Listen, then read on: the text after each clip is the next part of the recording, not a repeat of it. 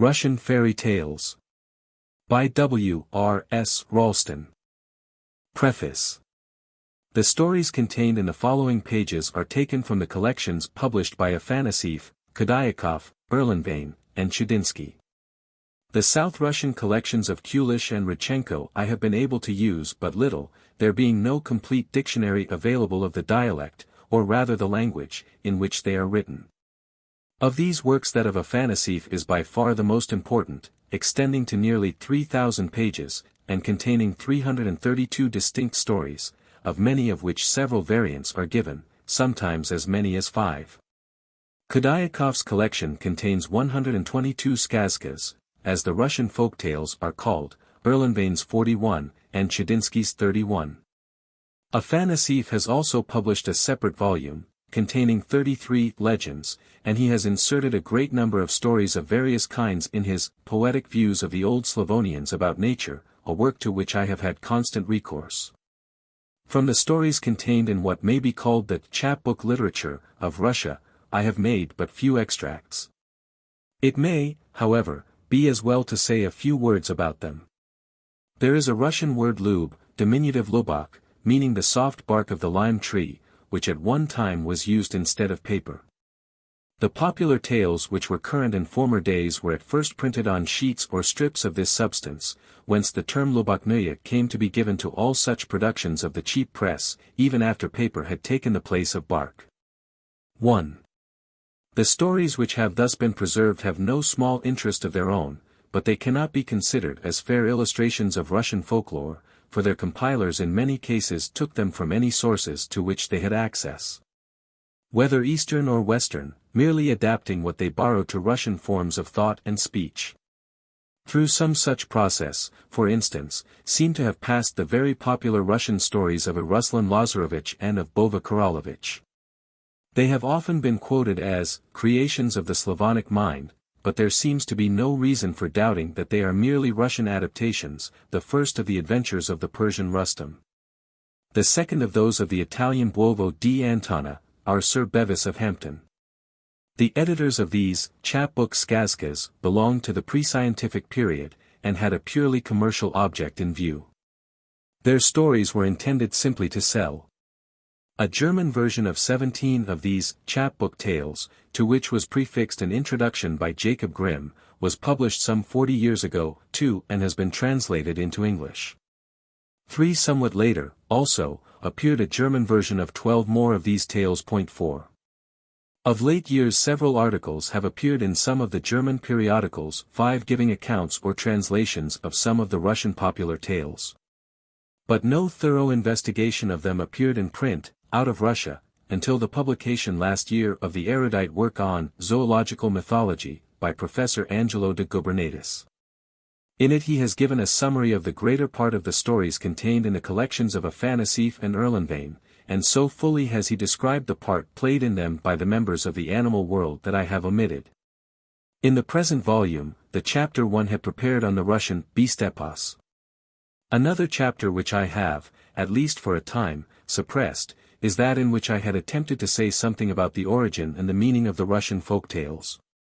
The subject is so extensive that it requires for its proper treatment more space than a single chapter could grant. And therefore, though not without reluctance, I have left the stories I have quoted to speak for themselves. Except in those instances in which I have given the chief parallels to be found in the 2 collections of foreign folk tales best known to the English reader, together with a few others which happen to fall within the range of my own reading. Professor de Gubernatis has discussed at length, and with much learning, the esoteric meaning of the skazkas, and their bearing upon the questions to which the solar theory of myth explanation has given rise. To his volumes, and to those of Mr. Cox, I refer all who are interested in those fascinating inquiries. My chief aim has been to familiarize English readers with the Russian folktale. The historical and mythological problems involved in it can be discussed at a later period. Before long, in all probability, a copious flood of light will be poured upon the connection of the popular tales of Russia with those of other lands by one of those scholars who are best qualified to deal with the subject. 6. Besides the stories about animals, I have left unnoticed two other groups of skazkas, those which relate to historical events, and those in which figure the heroes of the Russian epic poems, or metrical romances. My next volume will be devoted to the Balinas, as those poems are called, and in it the skazkas which are connected with them will find their fitting place. In it, also, I hope to find space for the discussion of many questions which in the present volume I have been forced to leave unnoticed. The 51 stories which I have translated at length I have rendered as literally as possible. In the very rare instances in which I have found it necessary to insert any words by way of explanation, I have, except in the case of such editions as "he said," or the like, enclosed them between brackets. In giving summaries, also, I have kept closely to the text, and always translated literally the passages marked as quotations. In the imitation of a finished work of art, elaboration and polish are meet and due, but in a transcript from nature what is most required is fidelity. An untouched photograph is in certain cases infinitely preferable to one which has been carefully worked upon. And it is, as it were, a photograph of the Russian storyteller that I have tried to produce, and not an ideal portrait. The following are the principal Russian books to which reference has been made. Afanasief, A.N. Narodные Russkiye Skazki 7, Russian Popular Tales. 8 points, Moscow, 1863-60-63. Narodные Russkiye Legendui 8, Russian Popular Legends. Moscow. 1859, Poeticheskaya Vozrienia Slavian na Prirodu, Poetic Views of the Slavonians About Nature, .93 volumes Moscow, 1865-69. Khudyakof, I.A. Velikoruskiye Skazki, Great Russian Tales. Moscow, 1860. Chudinsky, E.A. Russkiye Narodные Skazki, etc., Russian Popular Tales, etc. Moscow, 1864. Erlenvein, A.A. Narodные Skazki, etc., Popular Tales, collected by village schoolmasters in the government of Tula. Moscow, 1863. Rydchenko, I. Narodные Yuzhnorusskiye Skazki, South Russian Popular Tales, .10 Kiev, 1869. Most of the other works referred to are too well known to require a full setting out of their title. But it is necessary to explain that references to Grimm are as a general rule to the Kinder und Hausmarken, 9th edition Berlin, 1870. Those to Asbjornsen and Moe are to the Norsk Folkeeventyr, 3d edition Christiania, 1866, those to Asbjornsen only are to the new series of those tales, Christiania, 1871, those to Docent are to the Popular Tales from the Norse, 2d edition, 1859. The name Karadzic refers to the Srpski Narodni Pripovednik, published at Vienna in 1853 by Vuk Stefanovich Karadzic and translated by his daughter under the title of Volksmärchen der Serben, Berlin, 1854. By Schott is meant the Wallachische Märchen, Stuttgart und Tübingen, 1845, by Schleicher, the Litauische Märchen, Weimar, 1857, by Hahn, the Griechisch und Albanische Märchen, Leipzig, 1864. By Haltrich, the Deutsche Volksmärchen aus dem Sachsenland in Siebenbürgen, Berlin, 1856, and by Campbell, the Popular Tales of the West Highlands, 4 volumes. Edinburgh, 1860-62. A few of the ghost stories contained in the following pages appeared in the Cornhill magazine for August 1872, and an account of some of the legends was given in the Fortnightly Review for April 1, 1868. How do you find this book? Any thoughts about the book or the author? Any suggestion for improvement? Please take a moment to share your thoughts in a comment. If you like it, share it with your friends who might enjoy it as well. Subscribe to keep in touch. Visit CompleteAudiobooks.com for more quality content. Chapter 1. Introductory. There are but few among those inhabitants of fairyland of whom popular tales tell, who are better known to the outer world than Cinderella, the despised and flouted younger sister, who long sits unnoticed beside the hearth. then furtively visits the glittering halls of the great and gay, and at last is transferred from her obscure nook to the place of honor justly due to her tardily acknowledged merits. Somewhat like the fortunes of Cinderella have been those of the popular tale itself. Long did it dwell beside the hearths of the common people, utterly ignored by their superiors in social rank. Then came a period during which the cultured world recognized its existence, but accorded to it no higher rank than that allotted to nursery stories and bold wives' tales, except, indeed, on those rare occasions when the charity of a condescending scholar had invested it with such a garb as was supposed to enable it to make a respectable appearance in polite society.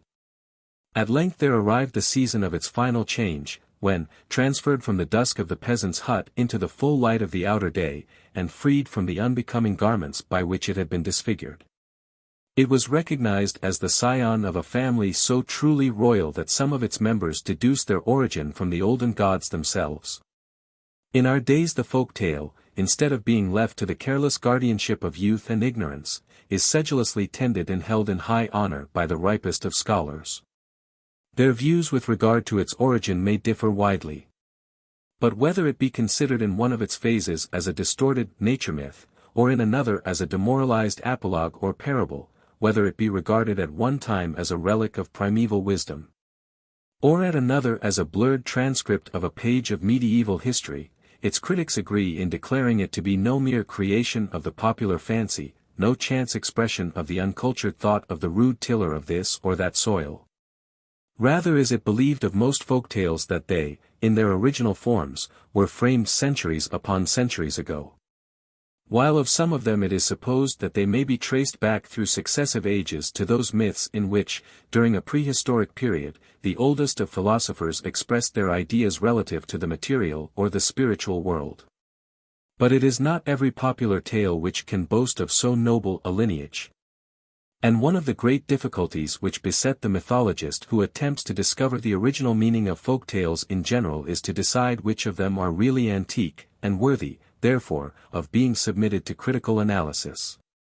Nor is it less difficult, when dealing with the stories of any one country in particular, to settle which may be looked upon as its own property, and which ought to be considered as borrowed and adapted.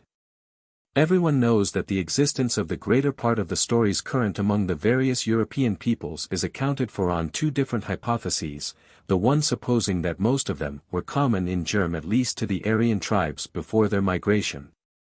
And that, therefore, these traditions are as much a portion of the common inheritance of our ancestors as their language unquestionably is, 11 the other regarding at least a great part of them as foreign importations.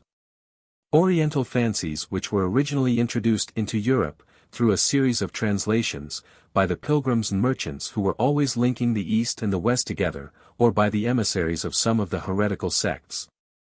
Or in the train of such warlike transferers as the Crusaders, or the Arabs who ruled in Spain, or the Tartars who so long held the Russia of old times in their grasp. According to the former supposition, these very stories, these Märchen, which nurses still tell, with almost the same words, in the Thuringian forest and in the Norwegian villages, and to which crowds of children listen under the pip-pal trees of India, 12 belong to the common heirloom of the Indo-European race. According to the latter, the majority of European popular tales are merely naturalized aliens in Europe, being as little the inheritance of its present inhabitants as were the stories and fables which, by a circuitous route, were transmitted from India to Boccaccio or La Fontaine. On the questions to which these two conflicting hypotheses give rise we will not now dwell. For the present, we will deal with the Russian folk tale as we find it, attempting to become acquainted with its principal characteristics to see in what respects it chiefly differs from the stories of the same class which are current among ourselves, or in those foreign lands with which we are more familiar than we are with Russia, rather than to explore its birthplace or to divine its original meaning. We often hear it said, that from the songs and stories of a country we may learn much about the inner life of its people, inasmuch as popular utterances of this kind always bear the stamp of the national character, offer a reflex of the national mind. So far as folk songs are concerned, this statement appears to be well founded, but it can be applied to the folk tales of Europe only within very narrow limits. Each country possesses certain stories which have special reference to its own manners and customs, and by collecting such tales as these, something approximating to a picture of its national life may be laboriously pieced together. But the stories of this class are often nothing more than comparatively modern adaptations of old and foreign themes. Nor are they sufficiently numerous, so far as we can judge from existing collections, to render by any means complete the national portrait for which they are expected to supply the materials.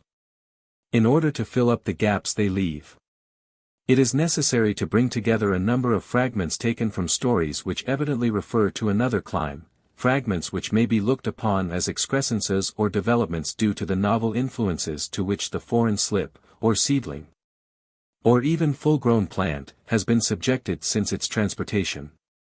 The great bulk of the Russian folk tales, and, indeed, of those of all the Indo-European nations, is devoted to the adventures of such fairy princes and princesses, such snakes and giants and demons, as are quite out of keeping with ordinary men and women, at all events with the inhabitants of modern Europe since the termination of those internecine struggles between aboriginals and invaders, which some commentators see typified in the combats between the heroes of our popular tales and the whole race of giants, trolls, ogres, snakes, dragons, and other monsters. The air we breathe in them is that of fairyland. The conditions of existence, the relations between the human race and the spiritual world on the one hand, the material world on the other, are totally inconsistent with those to which we are now restricted. There is boundless freedom of intercourse between mortals and immortals, between mankind and the brute creation, and, although there are certain conventional rules which must always be observed, they are not those which are enforced by any people known to anthropologists. The stories which are common to all Europe differ, no doubt, in different countries, but their variations, so far as their matter is concerned, seem to be due less to the moral character than to the geographical distribution of their reciters. The manner in which these tales are told, however, may often be taken as a test of the intellectual capacity of their tellers. For in style the folktale changes greatly as it travels. A story which we find narrated in one country with terseness and precision may be rendered almost unintelligible in another by vagueness or verbiage. By one race it may be elevated into poetic life, by another it may be degraded into the most prosaic dullness. Now, so far as style is concerned, the skazkas or Russian folk tales may justly be said to be characteristic of the Russian people. There are numerous points on which the lower classes of all the Aryan peoples in Europe closely resembled each other. But the Russian peasant has, in common with all his Slavonic brethren, a genuine talent for narrative which distinguishes him from some of his more distant cousins. And the stories which are current among the Russian peasantry are for the most part exceedingly well narrated. Their language is simple and pleasantly quaint, their humor is natural and unobtrusive, and their descriptions, whether of persons or of events, are often excellent. 13. A taste for acting is widely spread in Russia, and the Russian folk tales are full of dramatic positions which offer a wide scope for a display of their reciters' mimetic talents. Every here and there, indeed, a tag of genuine comedy has evidently been attached by the storyteller to a narrative which in its original form was probably devoid of the comic element. And thus from the Russian tales may be derived some idea of the mental characteristics of the Russian peasantry, one which is very incomplete, but, within its narrow limits, sufficiently accurate. And a similar statement may be made with respect to the pictures of Russian peasant life contained in these tales. So far as they go they are true to nature, and the notion which they convey to a stranger of the manners and customs of Russian villagers is not likely to prove erroneous, but they do not go very far. On some of the questions which are likely to be of the greatest interest to a foreigner they never touch. There is very little information to be gleaned from them, for instance, with regard to the religious views of the people, none with respect to the relations which, during the times of serfdom, existed between the lord and the thrall. But from the casual references to actual scenes and ordinary occupations which every here and there occur in the descriptions of fairyland and the narratives of heroic adventure, from the realistic vignettes which are sometimes inserted between the idealized portraits of invincible princes and irresistible princesses, some idea may be obtained of the usual aspect of a Russian village. and of the ordinary behavior of its inhabitants. Turning from one to another of these accidental illustrations, we by degrees create a mental picture which is not without its peculiar charm. We see the wide sweep of the level cornland, the gloom of the interminable forest, the gleam of the slowly winding river. We pass along the single street of the village, and glance at its wooden barn-like huts, 14 so different from the ideal English cottage with its windows set deep in ivy and its porch smiling with roses. We see the land around a slough of despond in the spring, an unbroken sea of green in the early summer, a blaze of gold at harvest time, in the winter one vast sheet of all but untrodden snow. On Sundays and holidays we accompany the villagers to their white-walled, green-domed church, and afterwards listen to the songs which the girls sing in the summer choral dances, or take part in the merriment of the social gatherings, which enliven the long nights of winter. Sometimes the quaint lyric drama of a peasant wedding is performed before our eyes, sometimes we follow a funeral party to one of those dismal and desolate nooks in which the Russian villagers deposit their dead.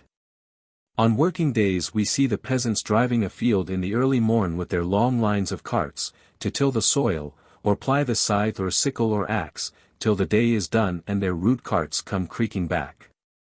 We hear the songs and laughter of the girls beside the stream or pool which ripples pleasantly against its banks in the summer time, but in the winter shows no sign of life, except at the spot, much frequented by the wives and daughters of the village, where an ice-hole has been cut in its massive pall. And at night we see the homely dwellings of the villagers assume a picturesque aspect to which they are strangers by the telltale light of day, their rough lines softened by the mellow splendor of a summer moon, or their unshapely forms looming forth mysteriously against the starlit snow of winter. Above all we become familiar with those cottage interiors to which the stories contain so many references. Sometimes we see the better class of homestead, surrounded by its fence through which we pass between the often-mentioned gates. After a glance at the barns and cattle sheds, and at the garden which supplies the family with fruits and vegetables, on flowers, alas, but little store is set in the northern provinces, we cross the threshold, a spot hallowed by many traditions, and pass, through what in more pretentious houses may be called the vestibule, into the living room. We become well acquainted with its arrangements, with the cellar beneath its wooden floor, with the corner of honor, in which are placed the holy pictures, and with the stove which occupies so large a share of space, within which daily beats, as it were, the heart of the house, above which is nightly taken the repose of the family. Sometimes we visit the hut of the poverty-stricken peasant, more like a shed for cattle than a human habitation, with a mud floor and a tattered roof, through which the smoke makes its devious way.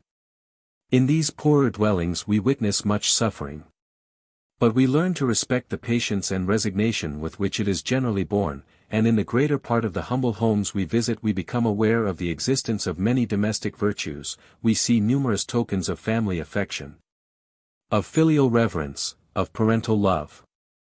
And when, as we pass along the village street at night, we see gleaming through the utter darkness the faint rays which tell that even in many a poverty-stricken home a lamp is burning before the holy pictures, we feel that these poor tillers of the soil, ignorant and uncouth though they too often are, may be raised at times by lofty thoughts and noble aspirations far above the low level of the dull and hard lives which they are forced to lead.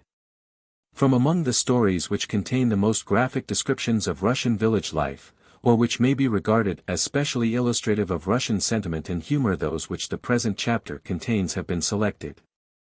Any information they may convey will necessarily be of a most fragmentary nature, but for all that it may be capable of producing a correct impression. A painter's rough notes and jottings are often more true to nature than the most finished picture into which they may be developed. The word skazka, or folktale, does not very often occur in the Russian popular tales themselves. Still there are occasions on which it appears. The allusions to it are for the most part indirect, as when a princess is said to be more beautiful than anybody ever was, except in a skazka, but sometimes it obtains direct notice. In a story, for instance, of a boy who had been carried off by a Baba Yaga, a species of witch, we are told that when his sister came to his rescue she found him sitting in an armchair, while the cat Jeremiah told him skazkas and sang him songs.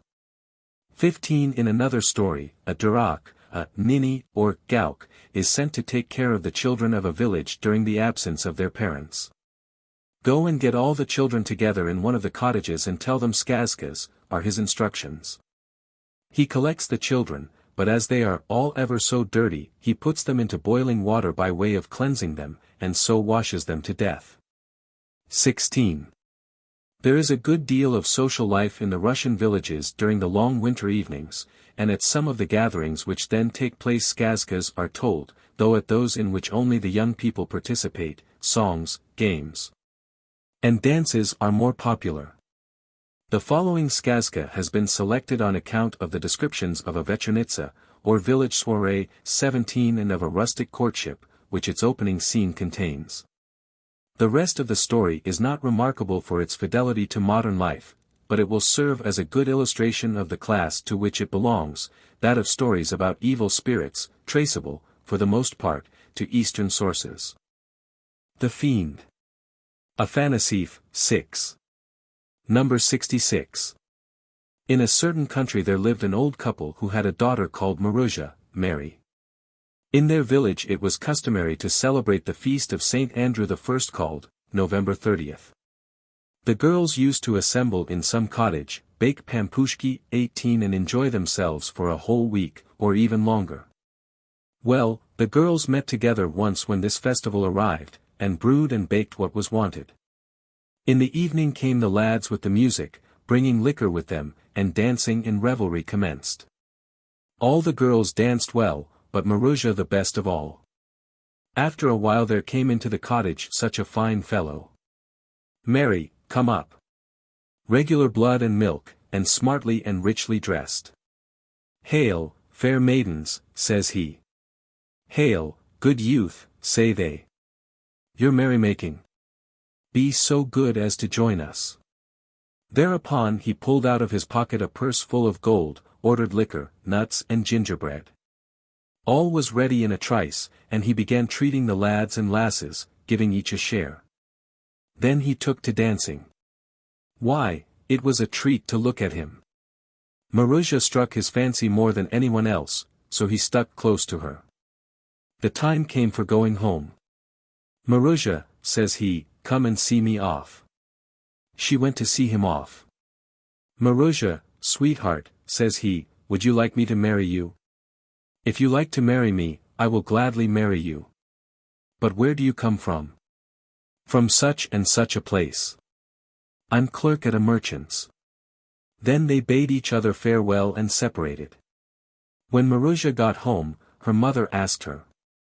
Well, daughter. Have you enjoyed yourself? Yes, mother. But I've something pleasant to tell you besides. There was a lad there from the neighborhood, good-looking and with lots of money, and he promised to marry me. Hark ye, Marya. When you go to where the girls are tomorrow, take a ball of thread with you, make a noose in it, and, when you are going to see him off, throw it over one of his buttons, and quietly unroll the ball. Then, by means of the thread, you will be able to find out where he lives. Next day Marya went to the gathering, and took a ball of thread with her. The youth came again. Good evening, Marya, said he. Good evening, said she. Games began and dances. Even more than before did he stick to Marya, not a step would he budge from her. The time came for going home. Come and see me off, Marya, says the stranger. She went out into the street, and while she was taking leave of him she quietly dropped the noose over one of his buttons. He went his way, but she remained where she was, unrolling the ball. When she had unrolled the whole of it, she ran after the thread to find out where her betrothed lived. At first the thread followed the road, then it stretched across hedges and ditches, and led Marya towards the church and right up to the porch. Marya tried the door, it was locked. She went round the church, found a ladder, set it against a window, and climbed up it to see what was going on inside. Having got into the church, she looked, and saw her betrothed standing beside a grave and devouring a dead body, for a corpse had been left for that night in the church. She wanted to get down the ladder quietly, but her fright prevented her from taking proper heed, and she made a little noise. Then she ran home, almost beside herself, fancying all the time she was being pursued.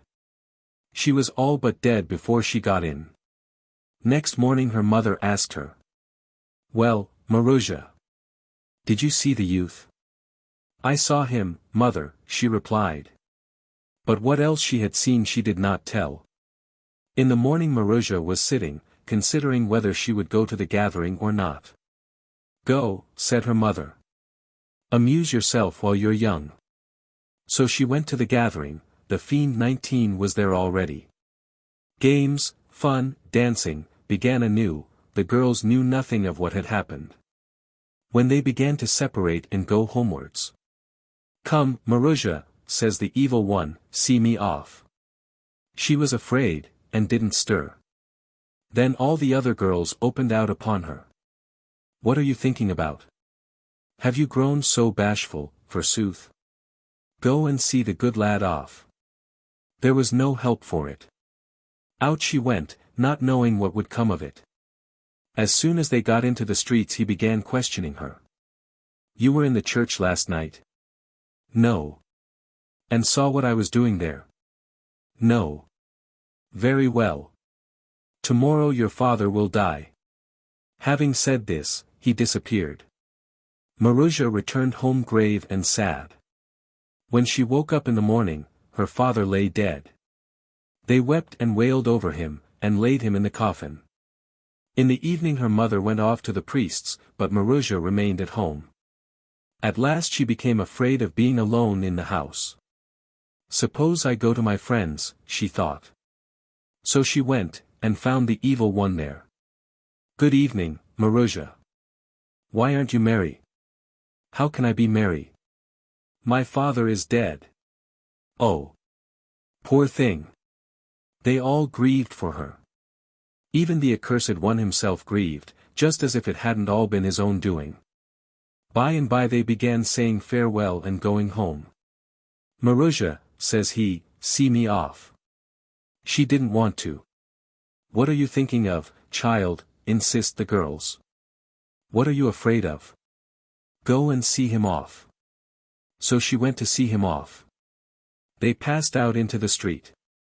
"Tell me, Maruzha," says he, "were you in the church?" "No." "Did you see what I was doing?" "No." "Very well. Tomorrow your mother will die." He spoke and disappeared. Maruzha returned home sadder than ever. The night went by. Next morning, when she awoke, her mother lay dead. She cried all day long. But when the sun set, and it grew dark around, Maruzha became afraid of being left alone, so she went to her companions. "Why, whatever's the matter with you? You're clean out of countenance," 20 say the girls. "How am I likely to be cheerful? Yesterday my father died, and today my mother. Poor thing. Poor unhappy girl," they all exclaimed sympathizingly. Well, the time came to say goodbye. "See me off, Maruzha," says the Fiend. So she went out to see him off. "Tell me. Were you in the church?" "No." "And saw what I was doing?" "No." "Very well. Tomorrow evening you will die yourself." Maruzha spent the night with her friends. In the morning she got up and considered what she should do. She bethought herself that she had a grandmother, an old, very old woman, who had become blind from length of years. "Suppose I go and ask her advice," she said, and then went off to her grandmother's. "Good day, Granny," says she. "Good day, granddaughter. What news is there with you? How are your father and mother?" "They are dead, Granny," replied the girl, and then told her all that had happened. The old woman listened, and said, "Oh dear me!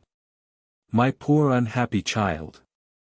Go quickly to the priest, and ask him this favor, that if you die, your body shall not be taken out of the house through the doorway, but that the ground shall be dug away from under the threshold.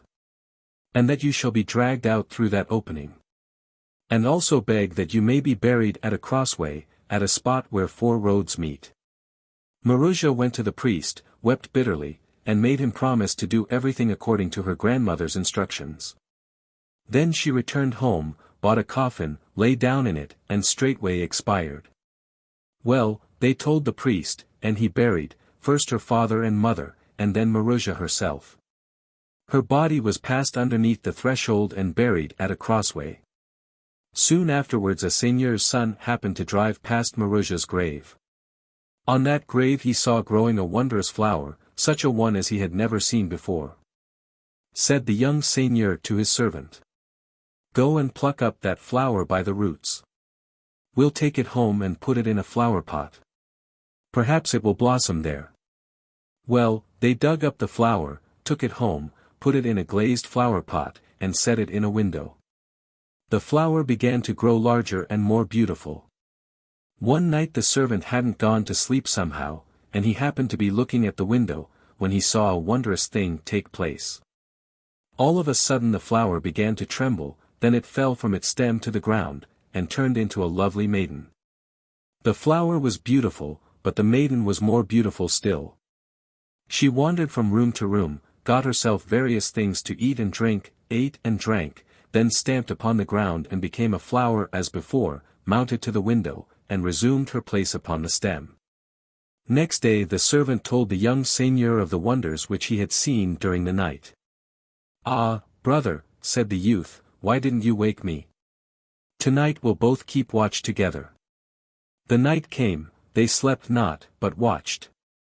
Exactly at 12 o'clock the blossom began to shake, flew from place to place, and then fell to the ground, and the beautiful maiden appeared, got herself things to eat and drink, and sat down to supper. The young seigneur rushed forward and seized her by her white hands. Impossible was it for him sufficiently to look at her, to gaze on her beauty.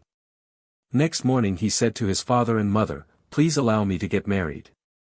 I've found myself a bride." His parents gave their consent. "As for Maruzha," she said, "only on this condition will I marry you, that for 4 years I need not go to church." "Very good," said he. Well, they were married, and they lived together 1 year, 2 years, and had a son. But one day they had visitors at their house, who enjoyed themselves, and drank, and began bragging about their wives. This one's wife was handsome. That one's was handsomer still. "You may say what you like," says the host, "but a handsomer wife than mine does not exist in the whole world." "Handsome, yes," reply the guests, "but a heathen." "How so?" "Why, she never goes to church." Her husband found these observations distasteful. He waited till Sunday, and then told his wife to get dressed for church. "I don't care what you may say," says he. "Go and get ready directly." Well, they got ready, and went to church. The husband went in, didn't see anything particular. But when she looked round, there was the fiend sitting at a window. "Ha! Here you are, at last," he cried. "Remember old times. Were you in the church that night?" "No." "And did you see what I was doing there?" "No." "Very well. Tomorrow both your husband and your son will die." Maruzha rushed straight out of the church and away to her grandmother. The old woman gave her 2 phials, the one full of holy water, the other of the water of life, and told her what she was to do. Next day both Maruzha's husband and her son died. Then the fiend came flying to her and asked, "Tell me. Were you in the church?" "I was." "And did you see what I was doing?" "You were eating a corpse." She spoke, and splashed the holy water over him. In a moment he turned into mere dust and ashes, which blew to the winds. Afterwards she sprinkled her husband and her boy with the water of life, straightway they revived. And from that time forward they knew neither sorrow nor separation, but they all lived together long and happily. 21. Another lively sketch of a peasant's love-making is given in the introduction to the story of Ivan the Widow's Son and Grisha. 22. The tale is one of magic and enchantment, of living clouds and 7-headed snakes. But the opening is a little piece of still life very quaintly portrayed. A certain villager, named Trofim, having been unable to find a wife, his Aunt Melania comes to his aid, promising to procure him an interview with a widow who has been left well provided for, and whose personal appearance is attractive, real blood and milk. When she's got on her holiday clothes, she's as fine as a peacock. Trofim grovels with gratitude at his aunt's feet. My own dear auntie, Melania Prokhorovna, get me married for heaven's sake. I'll buy you an embroidered kerchief in return, the very best in the whole market. The widow comes to pay Melania a visit, and is induced to believe, on the evidence of beans, frequently used for the purpose of divination, that her destined husband is close at hand. At this propitious moment Trofim appears. Melania makes a little speech to the young couple, ending her recommendation to get married with the words, I can see well enough by the bridegroom's eyes that the bride is to his taste, only I don't know what the bride thinks about taking him. I don't mind, says the widow. Well, then, glory be to God.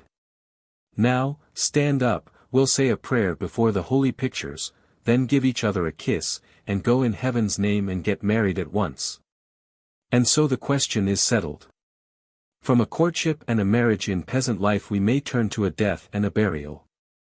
There are frequent allusions in the skazkas to these gloomy subjects, with reference to which we will quote two stories, the one pathetic, the other, unintentionally, grotesque. Neither of them bears any title in the original, but we may style the first. The Dead Mother. Afanasief, 6. Page 325. Wolf's Nederlandisch Sagen, number 326, quoted in Thorpe's Northern Mythology, I. 292. Note 4. In a certain village there lived a husband and wife, lived happily, lovingly, peaceably. All their neighbors envied them, the sight of them gave pleasure to honest folks. Well, the mistress bore a son, but directly after it was born she died. The poor mujik moaned and wept. Above all he was in despair about the babe. How was he to nourish it now? How to bring it up without its mother? He did what was best, and hired an old woman to look after it. Only here was a wonder. All day long the babe would take no food, and did nothing but cry. There was no soothing it anyhow.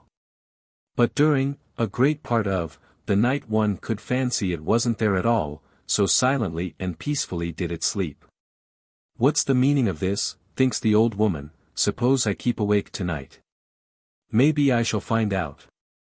Well, just at midnight she heard someone quietly open the door and go up to the cradle. The babe became still, just as if it was being suckled. The next night the same thing took place, and the third night, too. Then she told the mujik about it. He called his kinsfolk together, and held counsel with them. They determined on this, to keep awake on a certain night, and to spy out who it was that came to suckle the babe. So at eventide they all lay down on the floor, and beside them they set a lighted taper hidden in an earthen pot. At midnight the cottage door opened. Some one stepped up to the cradle. The babe became still. At that moment one of the kinsfolk suddenly brought out the light. They looked, and saw the dead mother, in the very same clothes in which she had been buried, on her knees besides the cradle, over which she bent as she suckled the babe at her dead breast. The moment the light shone in the cottage she stood up, gazed sadly on her little one, and then went out of the room without a sound, not saying a word to anyone. All those who saw her stood for a time terror-struck. And then they found the babe was dead. 23. The second story will serve as an illustration of one of the Russian customs with respect to the dead, and also of the ideas about witchcraft, still prevalent in Russia. We may create for it the title of The Dead Witch. Afanasief, 8. Page 165. There was once an old woman who was a terrible witch, and she had a daughter and a granddaughter. The time came for the old crone to die, so she summoned her daughter and gave her these instructions. Mind, daughter. When I'm dead, don't you wash my body with lukewarm water. But fill a cauldron, make it boil its very hottest, and then with that boiling water regularly scald me all over. After saying this, the witch lay ill 2 or 3 days, and then died. The daughter ran round to all her neighbors, begging them to come and help her to wash the old woman, and meantime the little granddaughter was left all alone in the cottage. And this is what she saw there. All of a sudden there crept out from beneath the stove two demons, a big one and a tiny one, and they ran up to the dead witch. The old demon seized her by the feet, and tore away at her so that he stripped off all her skin at one pull. Then he said to the little demon, "Take the flesh for yourself, and lug it under the stove." So the little demon flung his arms round the carcass, and dragged it under the stove. Nothing was left of the old woman but her skin. Into it the old demon inserted himself, and then he lay down just where the witch had been lying. Presently the daughter came back, bringing a dozen other women with her, and they all set to work laying out the corpse. "Mammy," says the child, "they've pulled Granny's skin off while you were away." "What do you mean by telling such lies?" "It's quite true, Mammy. There was ever such a blackie came from under the stove, and he pulled the skin off, and got into it himself." "Hold your tongue, naughty child. You're talking nonsense," cried the old crone's daughter. Then she fetched a big cauldron, filled it with cold water, put it on the stove, and heated it till it boiled furiously. Then the women lifted up the old crone, laid her in a trough, took hold of the cauldron, and poured the whole of the boiling water over her at once. The demon couldn't stand it. He leaped out of the trough, dashed through the doorway, and disappeared, skin and all. The women stared. "What marvel is this?" they cried. "Here was the dead woman, and now she isn't here. There's nobody left to lay out or to bury. The demons have carried her off before our very eyes." 24. A Russian peasant funeral is preceded or accompanied by a considerable amount of wailing, which answers in some respect to the Irish keening.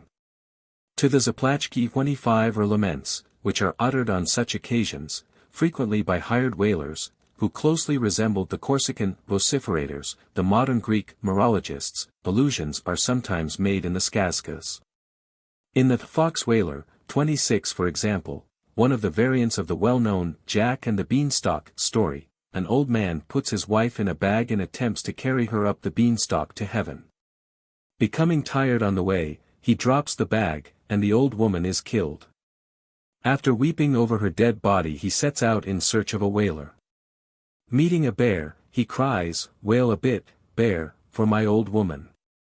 I'll give you a pair of nice white fowls." The bear growls out, "Oh, dear granny of mine.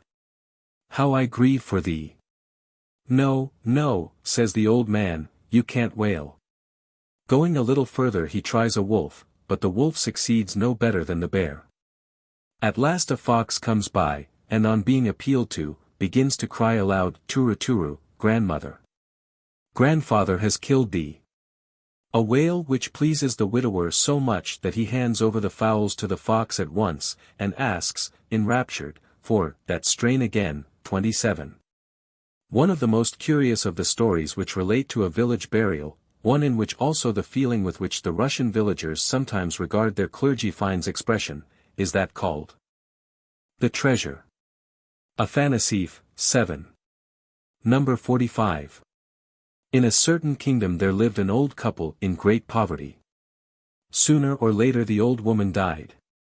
It was in winter, in severe and frosty weather. The old man went round to his friends and neighbors, begging them to help him to dig a grave for the old woman, but his friends and neighbors, knowing his great poverty, all flatly refused. The old man went to the Pope. 28, but in that village they had an awfully grasping Pope, one without any conscience, and says he, "Lend a hand, Reverend Father, to get my old woman buried. But have you got any money to pay for the funeral? If so, friend, pay up beforehand. It's no use hiding anything from you. Not a single kopeck have I at home. But if you'll wait a little, I'll earn some, and then I'll pay you with interest, on my word I'll pay you." The Pope wouldn't so much as listen to the old man. "If you haven't any money, don't you dare to come here," says he. "What's to be done?" thinks the old man.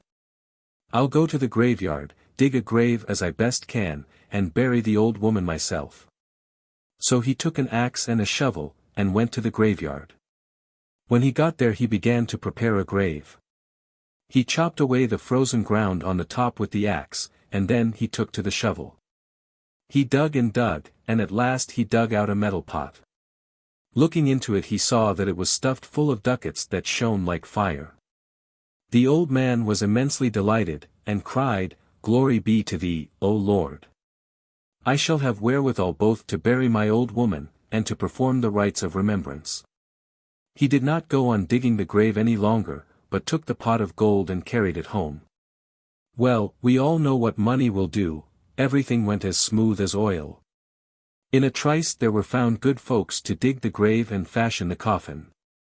The old man sent his daughter-in-law to purchase meat and drink and different kind of relishes, everything there ought to be at memorial feasts, and he himself took a ducat in his hand and hobbled back again to the Pope's. The moment he reached the door, out flew the Pope at him. "You were distinctly told, you old lout, that you were not to come here without money, and now you've slunk back again." "Don't be angry, Batyushka, 29, said the old man imploringly. "Here's gold for you. If you'll only bury my old woman, I'll never forget your kindness." The Pope took the money, and didn't know how best to receive the old man, where to seat him, with what words to smooth him down. "Well now, old friend. Be of good cheer, everything shall be done," said he.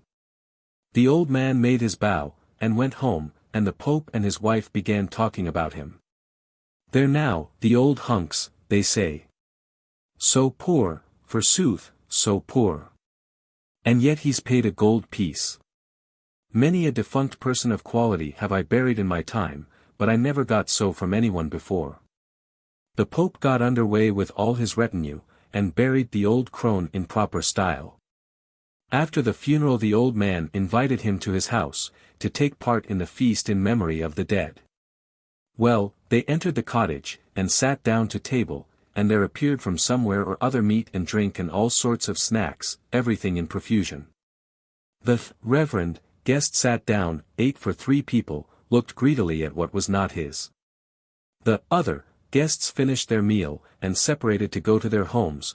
Then the Pope also rose from the table. The old man went to speed him on his way. As soon as they got into the farmyard, and the Pope saw they were alone at last, he began questioning the old man. "Listen, friend. Confess to me, don't leave so much as a single sin on your soul, it's just the same before me as before God. How have you managed to get on at such a pace? You used to be a poor muzhik, and now, Mary. Where did it come from?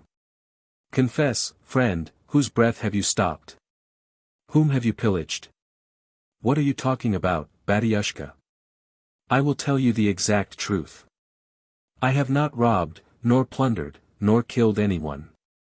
A treasure tumbled into my hands of its own accord." And he told him how it all happened. When the Pope heard these words he actually shook all over with greediness. Going home, he did nothing by night and by day but think, that such a wretched lout of a muzhik should have come in for such a lump of money. Is there any way of tricking him now, and getting this pot of money out of him? He told his wife about it, and he and she discussed the matter together, and held counsel over it. "Listen, mother," says he, "we've a goat, haven't we?" "Yes." "All right, then, we'll wait until it's night, and then we'll do the job properly." Late in the evening the Pope dragged the goat indoors, killed it, and took off its skin, horns, beard, and all complete.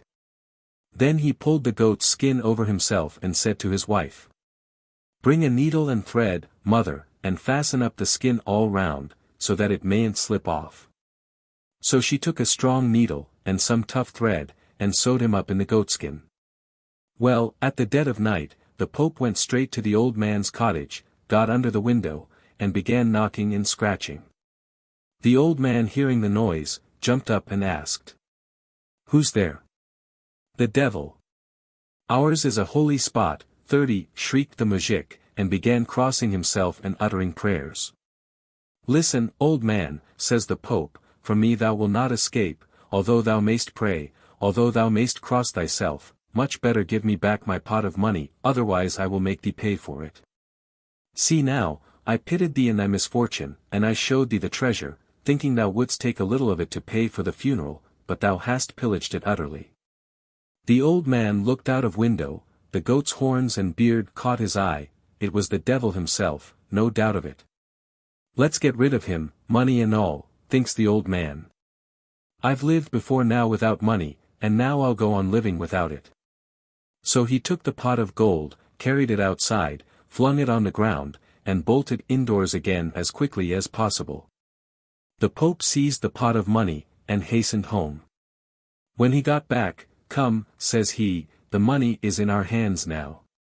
Here, mother, put it well out of sight, and take a sharp knife, cut the thread, and pull the goatskin off me before anyone sees it." She took a knife, and was beginning to cut the thread at the seam, when forth flowed blood, and the Pope began to howl. "Oh! It hurts, mother, it hurts. Don't cut, mother, don't cut." She began ripping the skin open in another place, but with just the same result. The goatskin had united with his body all round. And all that they tried, and all that they did, even to taking the money back to the old man, was of no avail. The goatskin remained clinging tight to the Pope all the same. God evidently did it to punish him for his great greediness. A somewhat less heathenish story with regard to money is the following, which may be taken as a specimen of the skazkas which bear the impress of the genuine reverence which the peasants feel for their religion, whatever may be the feelings they entertain towards its ministers. While alluding to this subject, by the way, it may be as well to remark that no great reliance can be placed upon the evidence contained in the folk tales of any land, with respect to the relations between its clergy and their flocks. The local parson of folklore is, as a general rule, merely the innocent inheritor of the bad reputation acquired by some ecclesiastic of another age and clime. The Cross-Surety. Afanasief, Skazki, 7. Number 49. Once upon a time two merchants lived in a certain town just on the verge of a stream. One of them was a Russian, the other a Tartar, both were rich. But the Russian got so utterly ruined by some business or other that he hadn't a single bit of property left. Everything he had was confiscated or stolen. The Russian merchant had nothing to turn to, he was left as poor as a rat. 31 So he went to his friend the Tartar, and besought him to lend him some money. "Get me a surety," says the Tartar. "But whom can I get for you, seeing that I haven't a soul belonging to me?" "Stay, though. There's a surety for you, the life-giving cross on the church." "Very good, my friend," says the Tartar. "I'll trust your cross. Your faith or ours, it's all one to me." And he gave the Russian merchant 50,000 rubles. The Russian took the money, bade the Tartar farewell, and went back to trade in divers places. By the end of 2 years he had gained 150,000 rubles by the 50,000 he had borrowed. Now he happened to be sailing one day along the Danube, going with wares from one place to another, when all of a sudden a storm arose, and was on the point of sinking the ship he was in. Then the merchant remembered how he had borrowed money, and given the life-giving cross as a surety, but had not paid his debt. That was doubtless the cause of the storm arising. No sooner had he said this to himself than the storm began to subside. The merchant took a barrel, counted out 50,000 rubles, wrote the Tartar a note, placed it, together with the money, in the barrel, and then flung the barrel into the water, saying to himself, "As I gave the cross as my surety to the Tartar, the money will be certain to reach him." The barrel straightway sank to the bottom, everyone supposed the money was lost. But what happened? In the Tartar's house there lived a Russian kitchen maid. One day she happened to go to the river for water, and when she got there she saw a barrel floating along. So she went a little way into the water and began trying to get hold of it. But it wasn't to be done. When she made at the barrel, it retreated from her, when she turned from the barrel to the shore, it floated after her. She went on trying and trying for some time, then she went home and told her master all that had happened. At first he wouldn't believe her, but at last he determined to go to the river and see for himself what sort of barrel it was that was floating there. When he got there, sure enough there was the barrel floating, and not far from the shore. The Tartar took off his clothes and went into the water. Before he had gone any distance the barrel came floating up to him of its own accord. He laid hold of it, carried it home, opened it, and looked inside. There he saw a quantity of money, and on top of the money a note. He took out the note and read it, and this is what was said in it. Dear friend, I return to you the 50,000 rubles for which, when I borrowed them from you, I gave the life-giving cross as a surety. The Tartar read these words and was astounded at the power of the life-giving cross. He counted the money over to see whether the full sum was really there. It was there exactly. Meanwhile, the Russian merchant, after trading some 5 years, made a tolerable fortune. Well, he returned to his old home, and, thinking that his barrel had been lost, he considered it his first duty to settle with the Tartar. So he went to his house and offered him the money he had borrowed. Then the Tartar told him all that had happened and how he had found the barrel in the river, with the money and the note inside it. Then he showed him the note, saying, Is that really your hand? It certainly is, replied the other. Everyone was astounded at this wondrous manifestation, and the Tartar said, Then I've no more money to receive from you, brother, take that back again. The Russian merchant had a service performed as a thank-offering to God, and next day the Tartar was baptized with all his household. The Russian merchant was his godfather, and the kitchen maid his godmother. After that they both lived long and happily, survived to a great age, and then died peacefully. 32. There is one marked feature in the Russian peasant's character to which the Skazkas frequently refer, his passion for drink. To him strong liquor is a friend, a comforter, a solace amid the ills of life. Intoxication is not so much an evil to be dreaded or remembered with shame, as a joy to be fondly anticipated, or classed with the happy memories of the past. By him drunkenness is regarded, like sleep, as the friend of woe, and a friend whose services can be even more readily commanded. On certain occasions he almost believes that to get drunk is a duty he owes either to the church, or to the memory of the dead. At times without the slightest apparent cause, he is seized by a sudden and irresistible craving for ardent spirits, and he commences a drinking bout which lasts, with intervals of coma, for days, or even weeks. After which he resumes his everyday life and his usual sobriety as calmly as if no interruption had taken place.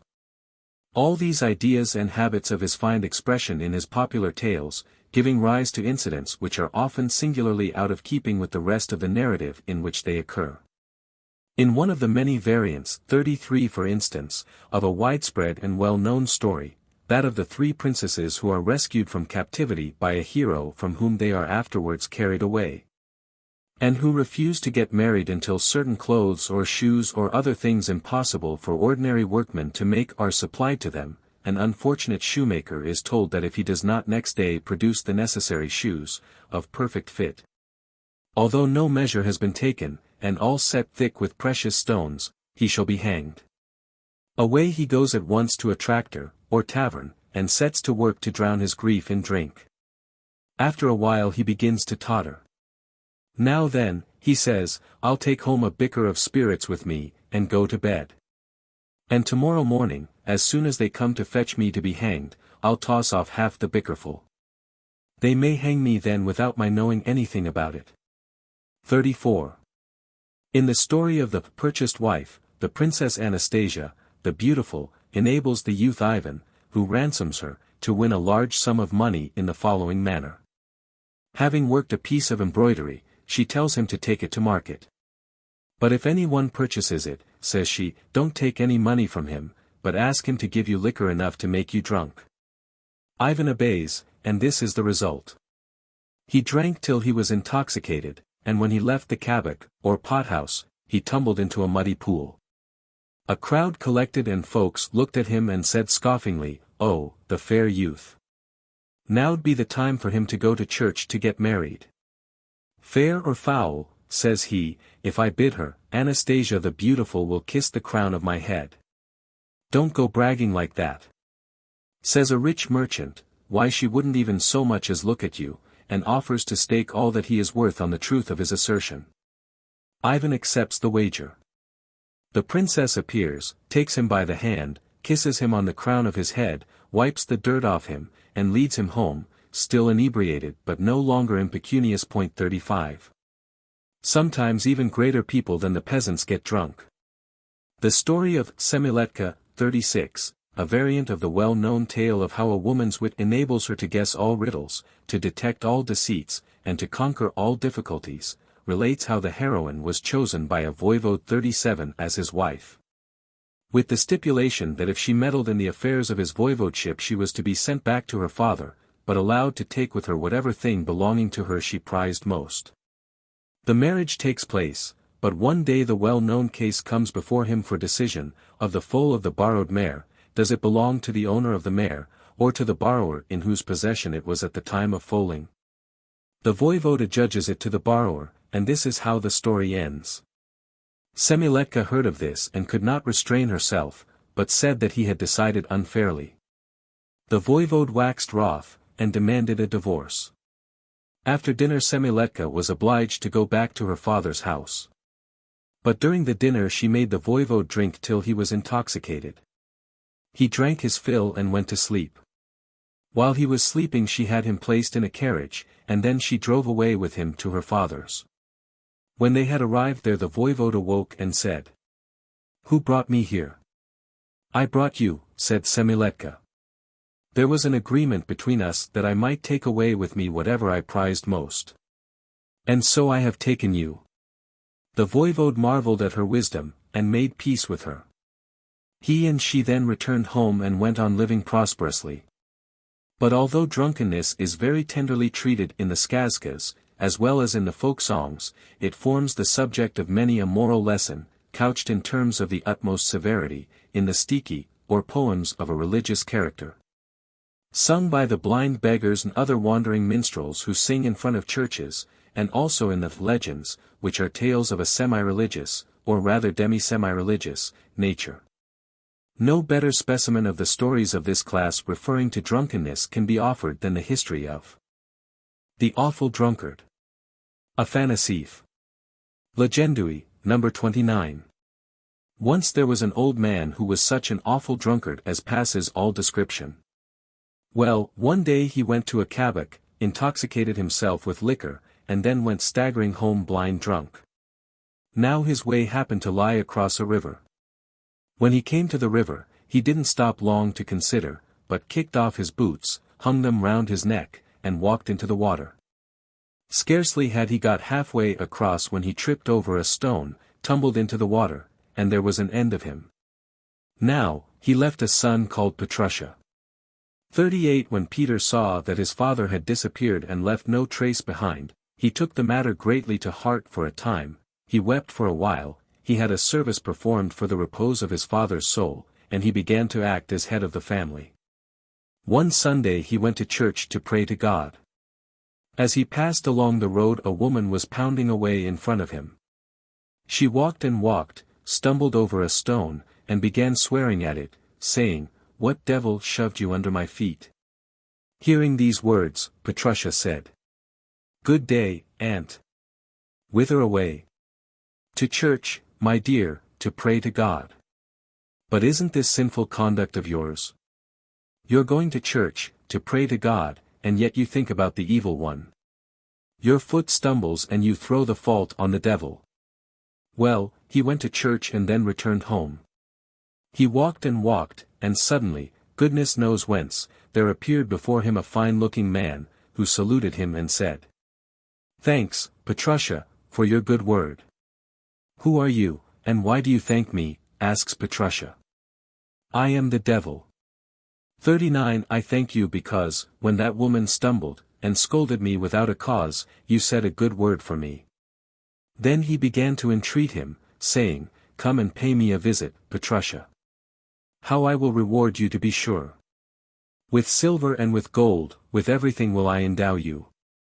"Very good," says Petrusha, "I'll come." Having told him all about the road he was to take, the devil straightway disappeared, and Petrusha returned home.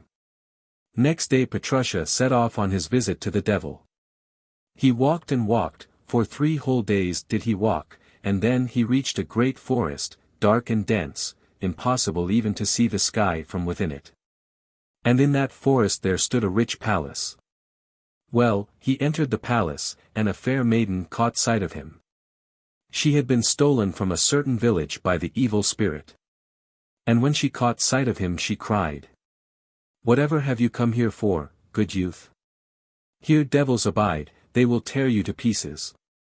Petrusha told her how and why he had made his appearance in that palace. "Well now, mind this," says the fair maiden, "the devil will begin giving you silver and gold. Don't take any of it, but ask him to give you the very wretched horse which the evil spirits use for fetching wood and water. That horse is your father. When he came out of the Kabak drunk, and fell into the water, the devils immediately seized him and made him their hack, and now they use him for fetching wood and water." Presently there appeared the gallant who had invited Petrusha, and began to regale him with all kinds of meat and drink. And when the time came for Petrusha to be going homewards, "Come," said the devil, "I will provide you with money and with a capital horse, so that you will speedily get home." "I don't want anything," replied Petrusha. "Only, if you wish to make me a present, give me that sorry jade which you use for carrying wood and water." "What good will that be to you? If you ride it home quickly, I expect it will die." "No matter, let me have it. I won't take any other." So the devil gave him that sorry jade. Petrusha took it by the bridle and led it away. As soon as he reached the gates there appeared the fair maiden, and asked, "Have you got the horse?" "I have." "Well then, good youth, when you get nigh to your village, take off your cross, trace a circle 3 times about this horse, and hang the cross round its neck." Petrusha took leave of her and went his way. When he came nigh to his village he did everything exactly as the maiden had instructed him. He took off his copper cross, traced a circle 3 times about the horse, and hung the cross round its neck. And immediately the horse was no longer there, but in its place there stood before Petrusha his own father. The son looked upon the father, burst into tears, and led him to his cottage. And for 3 days the old man remained without speaking, unable to make use of his tongue. And after that they lived happily and in all prosperity.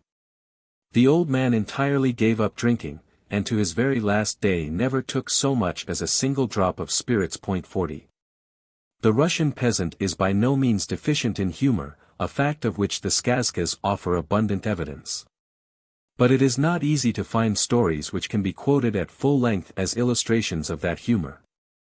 The jokes which form the themes of the Russian facetious tales are for the most part common to all Europe. And a similar assertion may be made with regard to the stories of most lands. An unfamiliar joke is but rarely to be discovered in the lower strata of fiction. He who has read the folk tales of one country only, is apt to attribute to its inhabitants a comic originality to which they can lay no claim. And so a Russian who knows the stories of his own land, but has not studied those of other countries, is very liable to credit the skazkas with the undivided possession of a number of merry jests, in which they can claim but a very small share, jests which in reality form the stock in trade of rustic wags among the vineyards of France or Germany, or on the hills of Greece, or beside the fjords of Norway, or along the coasts of Brittany or Argyllshire, which for centuries have set beards wagging in Cairo and Ispahan, and in the cool of the evening hour have cheered the heart of the villager weary with his day's toil under the burning sun of India. It is only when the joke hinges upon something which is peculiar to a people that it is likely to be found among that people only. But most of the Russian jests turn upon pivots which are familiar to all the world, and have for their themes such commonplace topics as the incorrigible folly of man, the inflexible obstinacy of woman. And in their treatments of these subjects they offer very few novel features. It is strange how far a story of this kind may travel, and yet how little alteration it may undergo. Take, for instance, the skits against women which are so universally popular. Far away in outlying districts of Russia we find the same time-honored quips which have so long figured in collections of English facetiae. There is the good old story, for instance, of the dispute between a husband and wife as to whether a certain rope has been cut with a knife or with scissors, resulting in the murder of the scissors-upholding wife.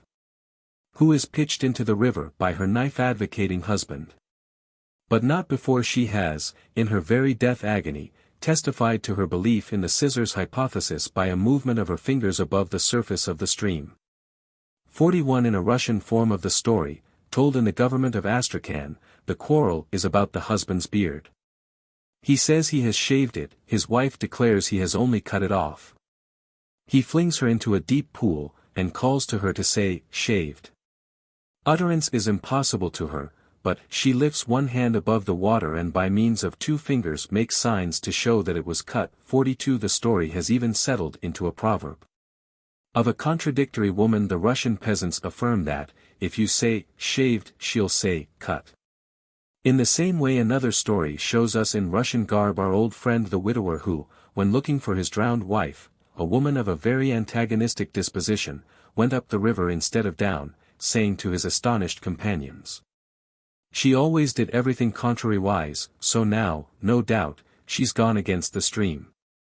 43 A common story again is that of the husband who, having confided a secret to his wife which he justly fears she will reveal, throws discredit on her evidence about things in general by making her believe various absurd stories which she hastens to repeat.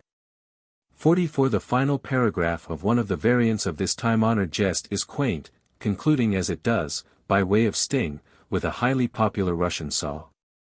The wife has gone to the seigneur of the village and accused her husband of having found a treasure and kept it for his own use. The charge is true, but the wife is induced to talk such nonsense, and the husband complains so bitterly of her, that the seigneur pitied the muzhik for being so unfortunate, so he set him at liberty. And he had him divorced from his wife and married to another, a young and good-looking one. Then the muzhik immediately dug up his treasure and began living in the best manner possible. Sure enough the proverb doesn't say without reason, women have long hair and short wits. 45. There is another story of this class which is worthy of being mentioned, as it illustrates a custom in which the Russians differ from some other peoples. A certain man had married a wife who was so capricious that there was no living with her. After trying all sorts of devices her dejected husband at last asked her how she had been brought up, and learnt that she had received an education almost entirely German and French, with scarcely any Russian in it. She had not even been wrapped in swaddling clothes when a baby, nor swung in a liolka. 46 Thereupon her husband determined to remedy the shortcomings of her early education, and, whenever she showed herself capricious, or took to squalling, he immediately had her swaddled and placed in a liolka, and began swinging her to and fro. By the end of a half-year she became quite silky, all her caprices had been swung out of her. But instead of giving mere extracts from any more of the numerous stories to which the fruitful subject of woman's caprice has given rise, we will quote a couple of such tales at length. The first is the Russian variant of a story which has a long family tree, with ramifications extending over a great part of the world. Dr. Ben Fay has devoted to it no less than 16 pages of his introduction to the Panchatantra, 47 tracing it from its original Indian home, and its subsequent abode in Persia, into almost every European land. The Bad Wife. Afanasief, No. 9. Written down in the Novgorod government. Its dialect renders it somewhat difficult to read. A bad wife lived on the worst of terms with her husband, and never paid any attention to what he said. If her husband told her to get up early, she would lie in bed 3 days at a stretch. If he wanted her to go to sleep, she couldn't think of sleeping. When her husband asked her to make pancakes, she would say, "You thief, you don't deserve a pancake." If he said, "Don't make any pancakes, wife, if I don't deserve them," she would cook a 2-gallon pot full, and say, "Eat away, you thief, till they're all gone." Now then, wife, perhaps he would say, "I feel quite sorry for you. Don't go toiling and moiling, and don't go out to the hay cutting." "No, no, you thief," she would reply, "I shall go, and do you follow after me." One day, after having had his trouble and bother with her, he went into the forest to look for berries and distract his grief, and he came to where there was a currant bush, and in the middle of that bush he saw a bottomless pit. He looked at it for some time and considered, "Why should I live in torment with a bad wife? Can't I put her into that pit? Can't I teach her a good lesson? So when he came home, he said, "Wife, don't go into the woods for berries." "Yes, you bugbear, I shall go. I've found a currant bush, don't pick it." "Yes, I will, I shall go and pick it clean, but I won't give you a single currant." The husband went out, his wife with him. He came to the currant bush, and his wife jumped into it, crying out at the top her voice, "Don't you come into the bush, you thief, or I'll kill you." And so she got into the middle of the bush, and went flop into the bottomless pit. The husband returned home joyfully, and remained there 3 days. On the 4th day he went to see how things were going on. Taking a long cord, he let it down into the pit, and out from thence he pulled a little demon. Frightened out of his wits, he was going to throw the imp back again into the pit, but it shrieked aloud, and earnestly entreated him, saying, "Don't send me back again, O peasant. Let me go out into the world. A bad wife has come, and absolutely devoured us all, pinching us, and biting us, we're utterly worn out with it. I'll do you a good turn, if you will." So the peasant let him go free, at large in Holy Russia. Then the imp said, "Now then, peasant, come along with me to the town of Vologda. I'll take to tormenting people, and you shall cure them." Well, the imp went to where there were merchants' wives and merchants' daughters. And when they were possessed by him, they fell ill and went crazy.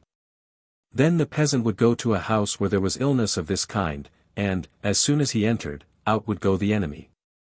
Then there would be blessing in the house, and everyone would suppose that the peasant was a doctor indeed, and would give him money, and treat him to pies. And so the peasant gained an incalculable sum of money. At last the demon said, "You've plenty now, peasant, aren't you content? I'm going now to enter into the boyar's daughter. Mind you don't go curing her. If you do, I shall eat you." The boyar's daughter fell ill, and went so crazy that she wanted to eat people. The boyar ordered his people to find out the peasant, that is to say, to look for such and such a physician.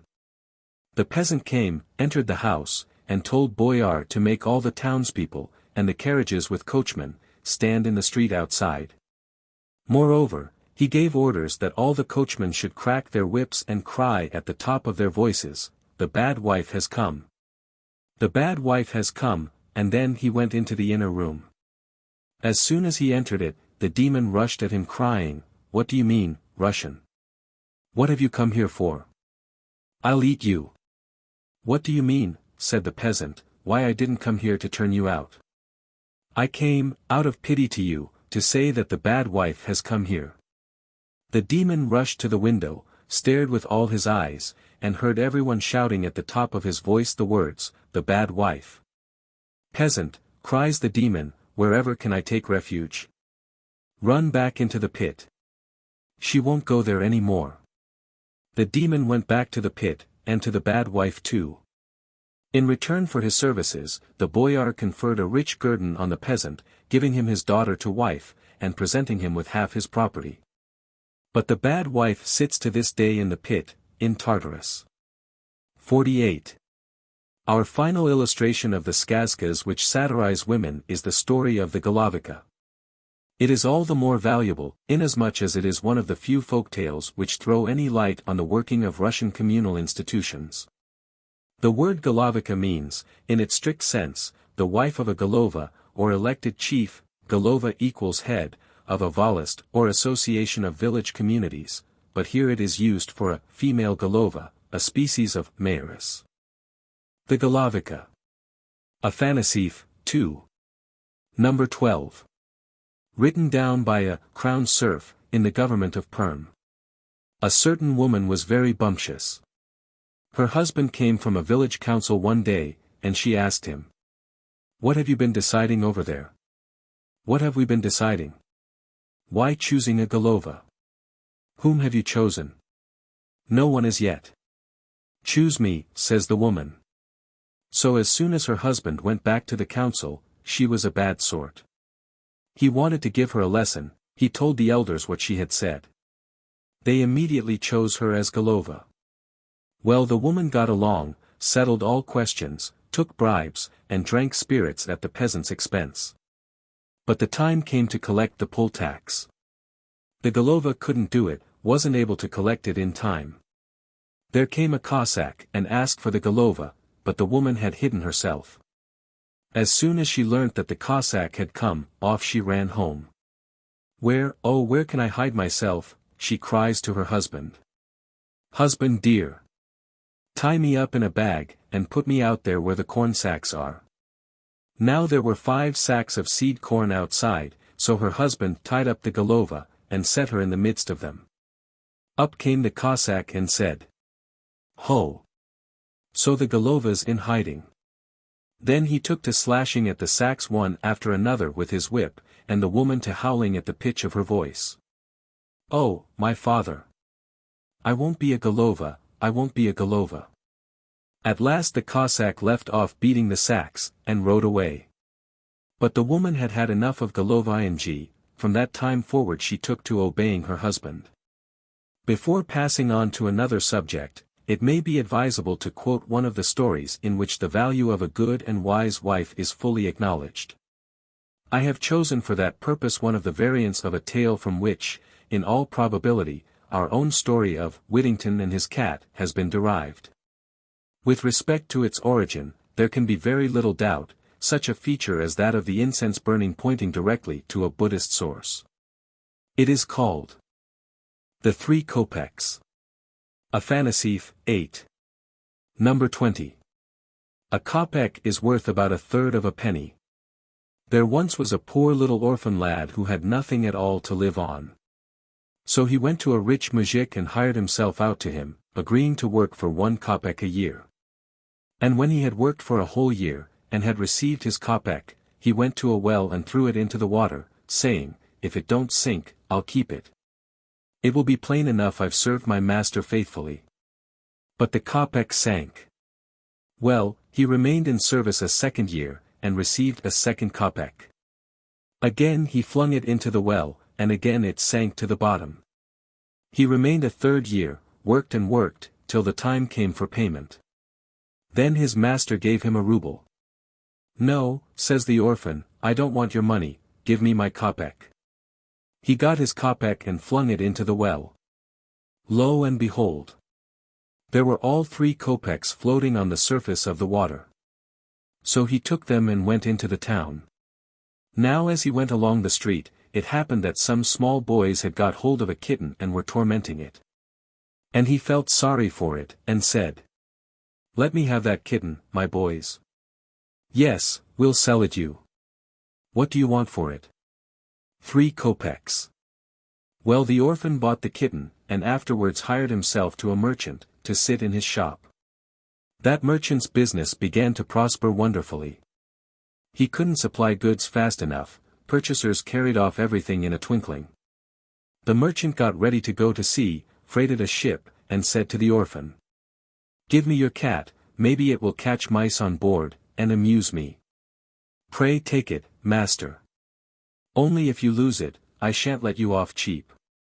The merchant arrived in a far-off land, and put up at an inn. The landlord saw that he had a great deal of money, so he gave him a bedroom which was infested by countless swarms of rats and mice, saying to himself, If they should happen to eat him up, his money will belong to me. For in that country they knew nothing about cats, and the rats and mice had completely got the upper hand. Well, the merchant took the cat with him to his room and went to bed. Next morning the landlord came into the room. There was the merchant alive and well, holding the cat in his arms, and stroking its fur. The cat was purring away, singing its song, and on the floor lay a perfect heap of dead rats and mice. Master merchant, sell me that beastie, says the landlord. Certainly. What do you want for it? A mere trifle. I'll make the beastie stand on his hind legs while I hold him up by his forelegs, and you shall pile gold pieces around him, so as just to hide him. I shall be content with that. The landlord agreed to the bargain. The merchant gave him the cat, received a sackful of gold, and as soon as he had settled his affairs, started on his way back. As he sailed across the seas, he thought, Why should I give the gold to that orphan? Such a lot of money in return for a mere cat. That would be too much of a good thing. No, much better keep it myself. The moment he had made up his mind to the sin, all of a sudden there arose a storm, such a tremendous one. The ship was on the point of sinking. Ah, accursed one that I am. I've been longing for what doesn't belong to me, O Lord, forgive me a sinner. I won't keep back a single kopeck. The moment the merchant began praying the winds were stilled, the sea became calm, and the ship went sailing on prosperously to the quay. Hail, master, says the orphan. But where's my cat? I've sold it, answers the merchant. There's your money, take it in full. The orphan received the sack of gold, took leave of the merchant, and went to the strand, where the shipmen were. From them he obtained a shipload of incense in exchange for his gold, and he strewed the incense along the strand, and burnt it in honor of God. The sweet savor spread through all that land, and suddenly an old man appeared, and he said to the orphan, Which desirest thou, riches, or a good wife? I know not, old man. Well then, go afield. 3 brothers are plowing over there. Ask them to tell thee. The orphan went afield. He looked, and saw peasants tilling the soil. God lend you aid, says he. Thanks, good man, say they. What dost thou want? An old man has sent me here, and told me to ask you which of the 2 I shall wish for, riches or a good wife. Ask our elder brother, he's sitting in that cart there. The orphan went to the cart and saw a little boy, one that seemed about 3 years old. Can this be their elder brother, thought he, however he asked him. Which dost thou tell me to choose, riches, or a good wife? Choose the good wife. So the orphan returned to the old man. I'm told to ask for the wife, says he. That's all right, said the old man, and disappeared from sight. The orphan looked round, by his side stood a beautiful woman. Hail, good youth, says she. I am thy wife, let us go and seek a place where we may live. 49. One of the sins to which the popular tale shows itself most hostile is that of avarice. The folk tales of all lands delight to gird at misers and skinflints, to place them in unpleasant positions, and to gloat over the sufferings which attend their death and embitter their ghostly existence.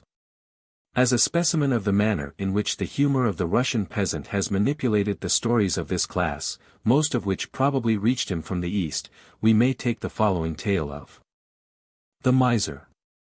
Afanasief, v. No. 3. From the Novgorod government.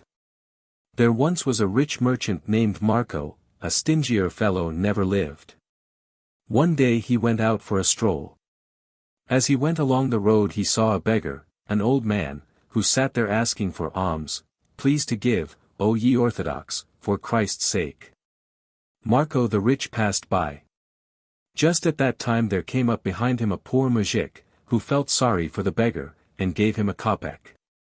The rich man seemed to feel ashamed, for he stopped and said to the muzhik, Harky, neighbor, lend me a kopeck. I want to give that poor man something, but I've no small change. The muzhik gave him one, and asked when he should come for his money. Come tomorrow, was the reply. Well, next day the poor man went to the rich man's to get his kopeck. He entered his spacious courtyard and asked, Is Marko the rich at home? Yes. What do you want? Replied Marko. I've come for my kopeck. Ah, brother. Come again. Really I've no change just now. The poor man made his bow and went away. I'll come tomorrow, said he. On the morrow he came again, but it was just the same story as before. I haven't a single copper. If you like to change me a note for 100, no. Well then come again in a fortnight. At the end of the fortnight the poor man came again, but Marko the rich saw him from the window, and said to his wife. Harky, wife. I'll strip myself naked and lie down under the holy pictures. Cover me up with a cloth, and sit down and cry, just as you would over a corpse. When the muzhik comes for his money, tell him I died this morning. Well, the wife did everything exactly as her husband directed her. While she was sitting there drowned in bitter tears, the muzhik came into the room. "What do you want?" says she. "The money Marko the Rich owes me," answers the poor man. "Ah, muzhik, Marko the Rich has wished us farewell. 50 he's only just dead. The kingdom of heaven be his. If you'll allow me, mistress, in return for my kopeck I'll do him a last service, just give his mortal remains a wash." So saying he laid hold of a pot full of boiling water and began pouring its scalding contents over Marko the Rich. Marko, his brows knit, his legs contorted, was scarcely able to hold out. 51. "Writhe away or not as you please," thought the poor man, "but pay me my kopeck." When he had washed the body, and laid it out properly, he said, "Now then, mistress, buy a coffin and have it taken into the church. I'll go and read psalms over it." So Marko the Rich was put in a coffin and taken into the church, and the muzhik began reading psalms over him. The darkness of night came on. All of a sudden a window opened, and a party of robbers crept through it into the church. The muzhik hid himself behind the altar. As soon as the robbers had come in they began dividing their booty, and after everything else was shared there remained over and above a golden saber. Each one laid hold of it for himself, no one would give up his claim to it. Out jumped the poor man, crying, "What's the good of disputing that way? Let the saber belong to him who will cut this corpse's head off." Up jumped Marko the Rich like a madman. The robbers were frightened out of their wits, flung away their spoil and scampered off.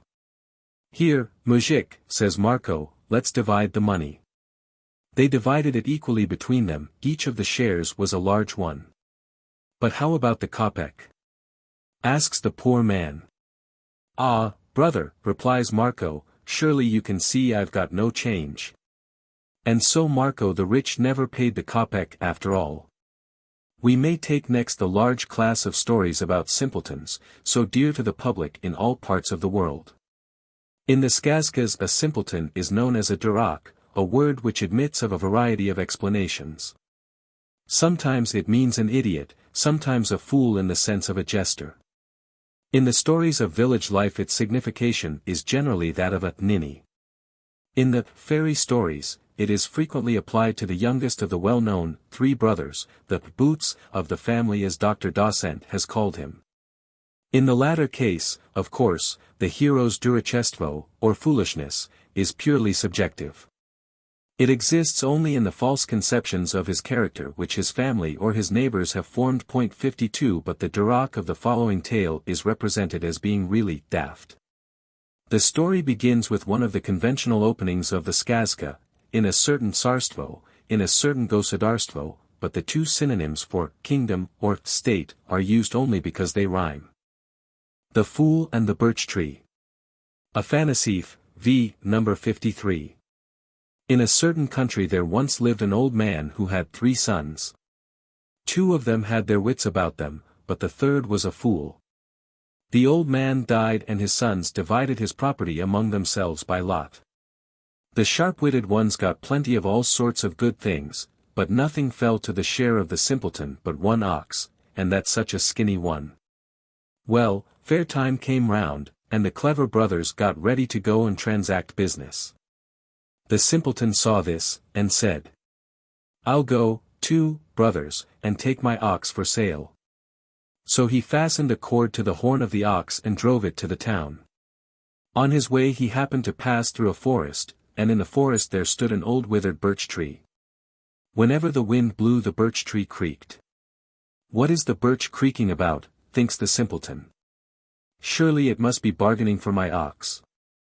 "Well," says he, "if you want to buy it, why buy it? I'm not against selling it. The price of the ox is 20 rubles. I can't take less. Out with the money."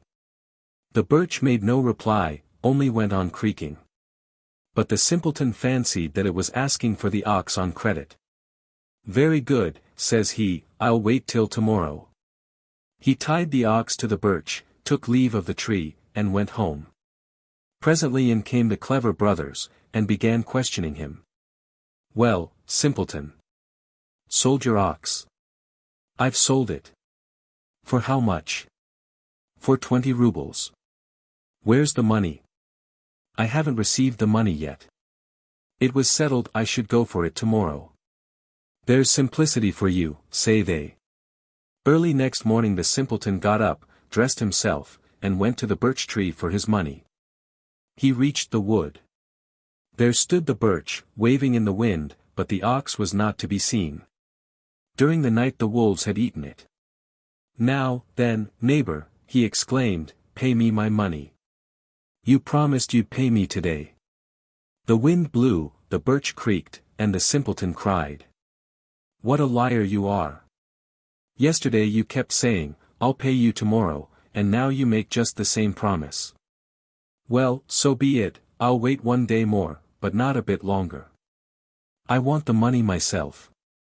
When he returned home, his brothers again questioned him closely. Have you got your money? No, brothers, I've got to wait for my money again. Whom have you sold it to? To the withered birch tree in the forest. Oh, what an idiot.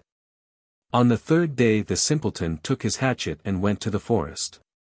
Arriving there, he demanded his money, but the birch tree only creaked and creaked. No, no, neighbor, says he.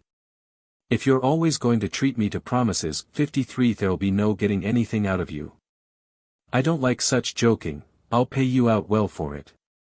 With that he pitched into it with his hatchet, so that its chips flew about in all directions. Now, in that birch tree there was a hollow, and in that hollow some robbers had hidden a pot full of gold.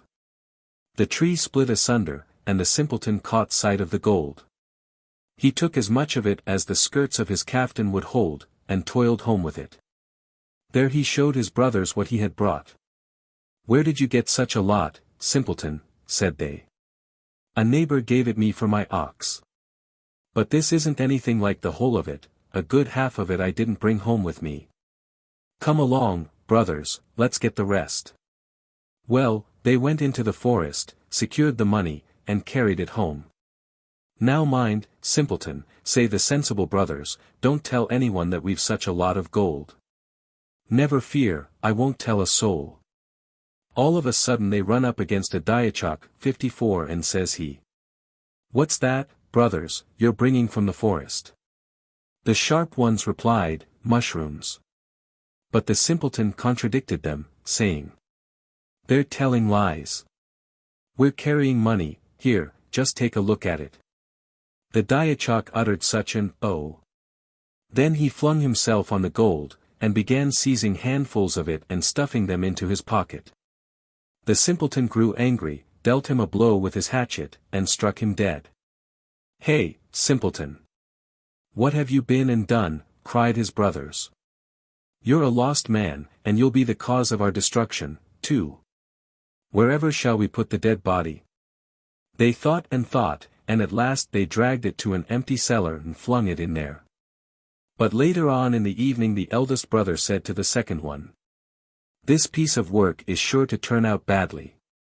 When they begin looking for the Dyachok, you'll see that simpleton will tell them everything. Let's kill a goat and bury it in the cellar, and hide the body of the dead man in some other place. Well, they waited till the dead of night. Then they killed a goat and flung it into the cellar, but they carried the Dyachok to another place and there hid him in the ground. Several days passed, and then people began looking everywhere for the Dyachok, asking everyone about him. What do you want him for? Said the simpleton, when he was asked.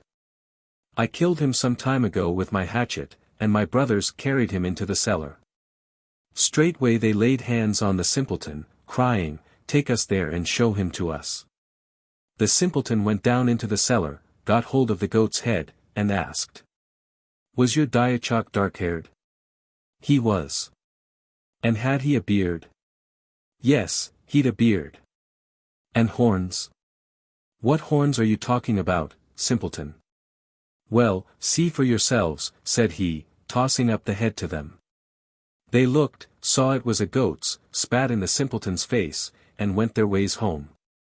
One of the most popular simpleton tales in the world is that of the fond parents who harrow their feelings by conjuring up the misfortunes which may possibly await their as yet unborn grandchildren. In Scotland it is told, in a slightly different form, of two old maids who were once found bathed in tears, and who were obliged to confess that they had been daydreaming in supposing, if they had been married. And one had had a boy and the other a girl. And if the children, when they grew up, had married, and had had a little child, and if it had tumbled out of the window and been killed, what a dreadful thing it would have been. At which terrible idea they both gave way to not unnatural tears. In one of its Russian forms, it is told of the old parents of a boy named Latonia, who weep over the hypothetical death of an imaginary grandchild. Thinking how sad it would have been if a log which the old woman has dropped had killed that as yet merely potential infant. The parent's grief appears to Latonia so uncalled for that he leaves home, declaring that he will not return until he has found people more foolish than they. He travels long and far, and witnesses several foolish doings, most of which are familiar to us. In one place, a cow is being hoisted on to a roof in order that it may eat the grass growing thereon. In another a horse is being inserted into its collar by sheer force, in a third, a woman is fetching milk from the cellar, a spoonful at a time. But the story comes to an end before its hero has discovered the surpassing stupidity of which he is in quest. In another Russian story of a similar nature Latonia goes from home in search of some one more foolish than his mother, who has been tricked by a cunning sharper. First he finds carpenters attempting to stretch a beam which is not long enough, and earns their gratitude by showing them how to add a piece to it. Then he comes to a place where sickles are unknown, and harvesters are in the habit of biting off the ears of corn, so he makes a sickle for them, thrusts it into a sheaf and leaves it there. They take it for a monstrous worm, tie a cord to it, and drag it away to the bank of the river. There they fasten one of their number to a log and set him afloat, giving him the end of the cord, in order that he may drag the worm after him into the water. The log turns over, and the muzhik with it, so that his head is under water while his legs appear above it. "Why, brother," they call to him from the bank, "why are you so particular about your leggings? If they do get wet, you can dry them at the fire." But he makes no reply, only drowns. Finally Latonia meets the counterpart of the well-known Irishman who, when counting the party to which he belongs, always forgets to count himself, and so gets into numerical difficulties. After which he returns home. 55. It would be easy to multiply examples of this style of humor, to find in the folktales current all over Russia the equivalents of our own facetious narratives about the wise men of Gotham. The old woman whose petticoats were cut short by the peddler whose name was Stout, and a number of other inhabitants of Foolland, to whom the heart of childhood is still closely attached, and also of the exaggeration stories. The German Lugemarchen, on which was founded the narrative of Baron Munchausen's surprising adventures. But instead of doing this, before passing on to the more important groups of the skazkas, I will quote, as this chapter's final illustrations of the Russian storyteller's art, an animal story, and a legend. Here is the former. The Mizgir. Afanasief, 2. Number 5. Written down by a crown peasant in the government of Perm. In the olden years, long long ago, with the springtide fair and the summer's heat there came on the world distress and shame. For gnats and flies began to swarm, biting folks and letting their warm blood flow. Then the spider 56 appeared, the hero bold, who, with waving arms, weaved webs around the highways and byways in which the gnats and flies were most to be found. A ghastly gadfly, coming that way, stumbled straight into the spider's snare. The spider, tightly squeezing her throat, prepared to put her out of the world. From the spider the gadfly mercy sought. "Good Father Spider, please not to kill me. I've ever so many little ones. Without me they'll be orphans left, and from door to door have to beg their bread and squabble with dogs." Well, the spider released her. Away she flew, and everywhere humming and buzzing about, told the flies and gnats of what had occurred. "Ho, ye gnats and flies! Meet here beneath this ash tree's roots. A spider has come, and, with waving of arms and weaving of nets, has set his snares in all the ways to which the flies and gnats resort. He'll catch them, every single one." They flew to the spot. Beneath the ash tree's roots they hid, and lay there as though they were dead. The spider came, and there he found a cricket, a beetle, and a bug. "O cricket," he cried, "upon this mound sit and take snuff. Beetle, do thou beat a drum. And do thou crawl, O bug, the bun-like, beneath the ash, and spread abroad this news of me, the spider, the wrestler, the hero bold, that the spider, the wrestler, the hero bold, no longer in the world exists, that they have sent him to Kazan. That in Kazan, upon a block, they've chopped his head off, and the block destroyed. On the mound sat the cricket and took snuff. The beetle smote upon the drum. The bug crawled in among the ash tree's roots, and cried. Why have ye fallen? Wherefore as in death do ye lie here? Truly no longer lives the spider, the wrestler, the hero bold. They've sent him to Kazan, and in Kazan they've chopped his head off on a block, and afterwards destroyed the block. The gnats and flies grew blithe and merry. Thrice they crossed themselves, then out they flew, and straight into the spider's snares. Said he.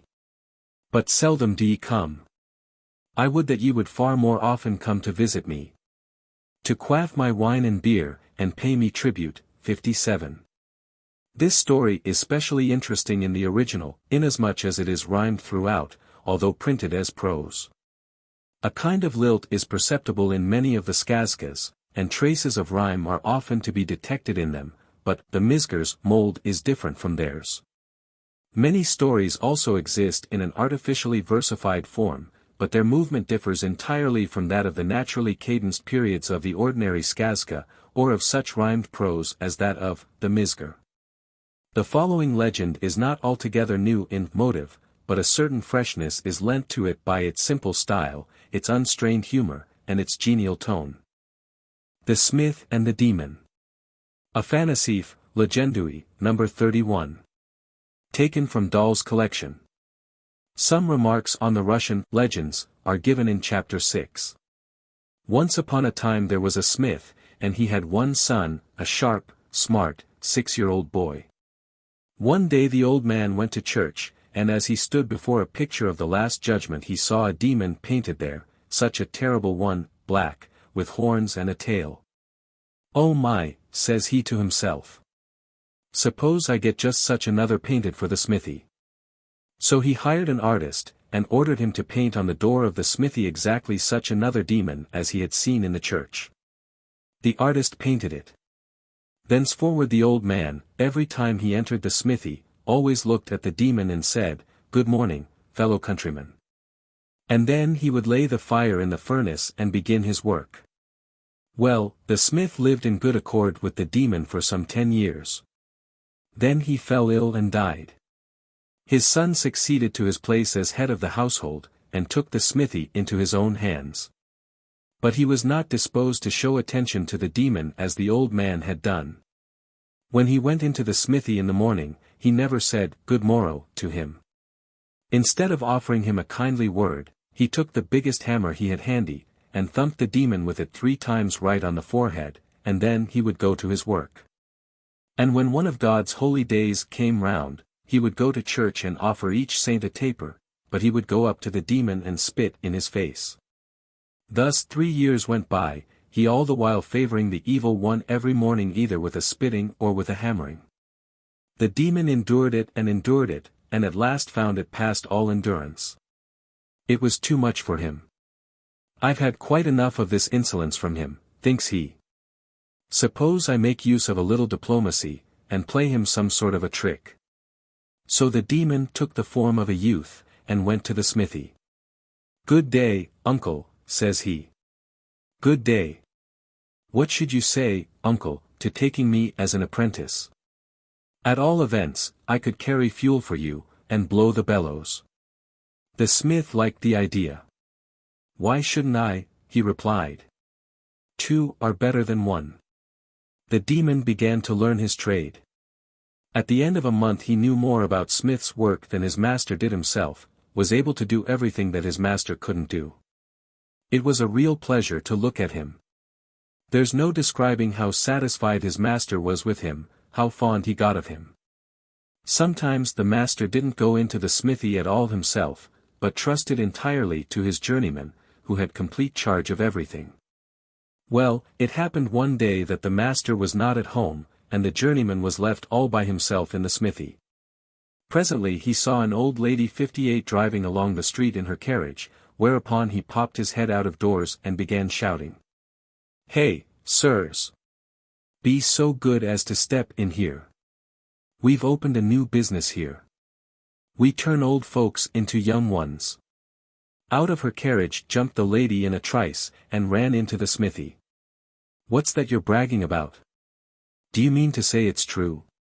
Can you really do it?" she asked the youth. "We haven't got to learn our business," answered the demon. "If I hadn't been able to do it, I wouldn't have invited people to try." "And how much does it cost?" asked the lady. 500 rubles altogether." "Well, then, there's your money. Make a young woman of me." The demon took the money, then he sent the lady's coachman into the village. "Go," says he, "and bring me here 2 buckets full of milk." After that he took a pair of tongs, caught hold of the lady by the feet, flung her into the furnace, and burnt her up. Nothing was left of her but her bare bones.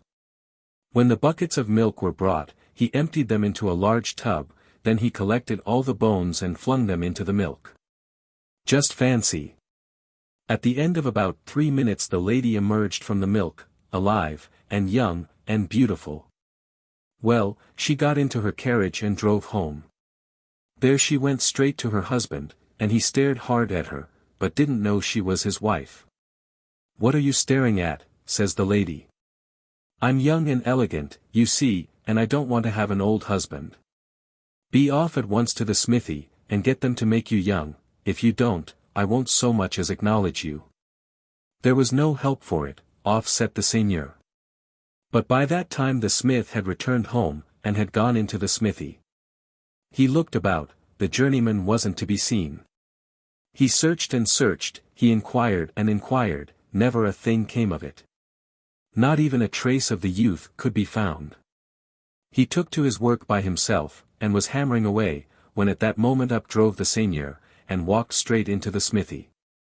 "Make a young man of me," says he. "Are you in your right mind, Baron? How can one make a young man of you? Come, now. You know all about that. I know nothing of the kind.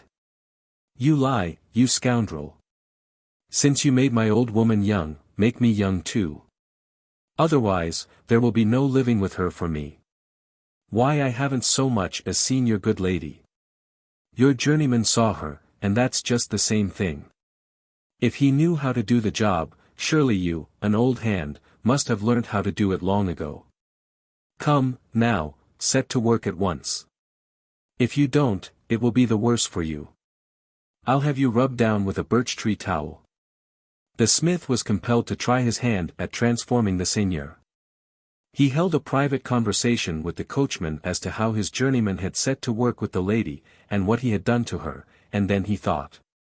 So be it. I'll do the same. If I fall on my feet, good, if I don't, well, I must suffer all the same. So he set to work at once, stripped the seigneur naked, laid hold of him by the legs with the tongs, popped him into the furnace, and began blowing the bellows.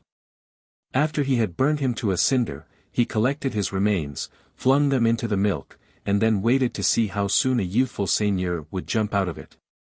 He waited 1 hour, 2 hours. But nothing came of it. He made a search in the tub. There was nothing in it but bones, and those charred ones. Just then the lady sent messengers to the smithy, to ask whether the seigneur would soon be ready.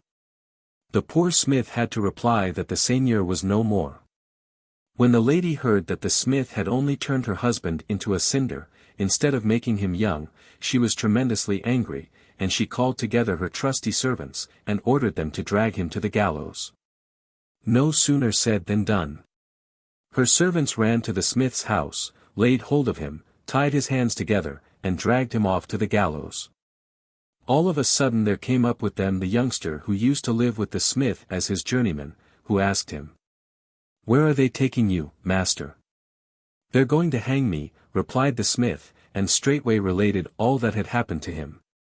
"Well, uncle," said the demon, "swear that you will never strike me with your hammer, but that you will pay me the same respect your father always paid, and the seigneur shall be alive, and young, too, in a trice." The smith began promising and swearing that he would never again lift his hammer against the demon, but would always pay him every attention. Thereupon the journeyman hastened to the smithy, and shortly afterwards came back again, bringing the seigneur with him, and crying to the servants, "Hold! Hold! Don't hang him! Here's your master." Then they immediately untied the cords, and let the smith go free. From that time forward the smith gave up spitting at the demon and striking him with his hammer. The journeyman disappeared, and was never seen again. But the seigneur and his lady entered upon a prosperous course of life, and if they haven't died, they're living still. 59. Chapter 2. Mythological. Principal incarnations of evil. The present chapter is devoted to specimens of those skazkas which most Russian critics assert to be distinctly mythical. The stories of this class are so numerous, that the task of selection has been by no means easy. But I have done my best to choose such examples as are most characteristic of that species of the mythical folk tale which prevails in Russia, and to avoid, as far as possible, the repetition of narratives which have already been made familiar to the English reader by translations of German and Scandinavian stories. There is a more marked individuality in the Russian tales of this kind, as compared with those of Western Europe, than is to be traced in the stories, especially those of a humorous cast, which relate to the events that chequer an ordinary existence. The actors in the comediettas of European peasant life vary but little either in title or in character, wherever the scene may be laid. Just as in the European beastepos the fox, the wolf, and the bear play parts which change but slightly with the regions they inhabit. But the supernatural beings which people the fairyland peculiar to each race, though closely resembling each other in many respects, differ conspicuously in others. They may, it is true, be nothing more than various developments of the same original type. They may be traceable to germs common to the prehistoric ancestors of the now widely separated Aryan peoples. Their peculiarities may simply be due to the accidents to which travelers from distant lands are liable. But at all events each family now has features of its own, typical characteristics by which it may be readily distinguished from its neighbors. My chief aim at present is to give an idea of those characteristics which lend individuality to the mythical beings in the skazkas. In order to effect this, I shall attempt a delineation of those supernatural figures, to some extent peculiar to Slavonic fairyland, which make their appearance in the Russian folk tales. I have given a brief sketch of them elsewhere. 60 I now propose to deal with them more fully, quoting at length, instead of merely mentioning, some of the evidence on which the proof of their existence depends. For the sake of convenience, we may select from the great mass of the mythical skazkas those which are supposed most manifestly to typify the conflict of opposing elements, whether of good and evil, or of light and darkness, or of heat and cold, or of any other pair of antagonistic forces or phenomena. The typical hero of this class of stories, who represents the cause of right, and who is resolved by mythologists into so many different essences, presents almost identically the same appearance in most of the countries wherein he has become naturalized. He is endowed with supernatural powers, but he remains a man, for all that. Whether as prince or peasant, he alters but very little in his wanderings among the Aryan races of Europe. And a somewhat similar statement may be made about his feminine counterpart, for all the types of fairyland life are of an epicene nature, admitting of a feminine as well as a masculine development, the heroine who in the skazkas, as well as in other folk tales, braves the wrath of female demons in quest of means whereby to lighten the darkness of her home, or rescues her bewitched brothers from the thraldom of an enchantress, or liberates her captive husband from a dungeon's gloom. But their antagonists, the dark or evil beings whom the hero attacks and eventually destroys, or whom the heroine overcomes by her virtues, her subtlety, or her skill, vary to a considerable extent with the region they occupy, or rather with the people in whose memories they dwell. The giants by killing whom our own Jack gained his renown, the Norse trolls, the ogres of southern romance, the Dracos and Lamia of modern Greece. The Lithuanian Lom, these and all the other groups of monstrous forms under which the imagination of each race has embodied its ideas about, according to one hypothesis, the powers of darkness it feared. Or, according to another, the aborigines it detested, differ from each other to a considerable and easily recognizable extent. An excellent illustration of this statement is offered by the contrast between the Slavonic group of supernatural beings of this class and their equivalents in lands tenanted by non-Slavonic members of the Indo-European family. A family likeness will, of course, be traced between all these conceptions of popular fancy. But the gloomy figures with which the folk tales of the Slavonians render us familiar may be distinguished at a glance among their kindred monsters of Latin, Hellenic, Teutonic, or Celtic extraction. Of those among the number to which the Russian skazkas relate I will now proceed to give a sketch, allowing the stories, so far as is possible, to speak for themselves. If the powers of darkness in the mythical skazkas are divided into two groups, the one male, the other female, there stand out as the most prominent figures in the former set, the snake or some other illustration of zoological mythology. Koshchei the Deathless, and the Morskoi Tsar or King of the Waters. In the latter group the principal characters are the Baba Yaga, or hag, her close connection the witch, and the female snake. On the forms and natures of the less conspicuous characters to be found in either class we will not at present dwell. An opportunity for commenting on some of them will be afforded in another chapter. To begin with the snake. His outline, like that of the cloud with which he is so frequently associated, and which he is often supposed to typify, is seldom well defined. Now in one form and now in another, he glides a shifting shape, of which it is difficult to obtain a satisfactory view. Sometimes he retains throughout the story an exclusively reptilian character. Sometimes he is of a mixed nature, partly serpent and partly man. In one story we see him riding on horseback, with hawk on wrist, or raven on shoulder, and hound at heel. In another he figures as a composite being with a human body in a serpent's head, in a third he flies as a fiery snake into his mistress's bower, stamps with his foot on the ground, and becomes a youthful gallant. But in most cases he is a serpent which in outward appearance seems to differ from other ophidians only in being winged and polycephalous, the number of his heads generally varying from 3 to 12. 61. He is often known by the name of Zmei, snake, Goruanuik, son of the Gora or mountain, and sometimes he is supposed to dwell in the mountain caverns. To his abode, whether in the bowels of the earth, or in the open light of day, whether it be a sumptuous palace or an izba on fowl's legs, a hut upheld by slender supports on which it turns as on a pivot, he carries off his prey. In one story he appears to have stolen, or in some way concealed, the daylight, in another the bright moon and the many stars come forth from within him after his death.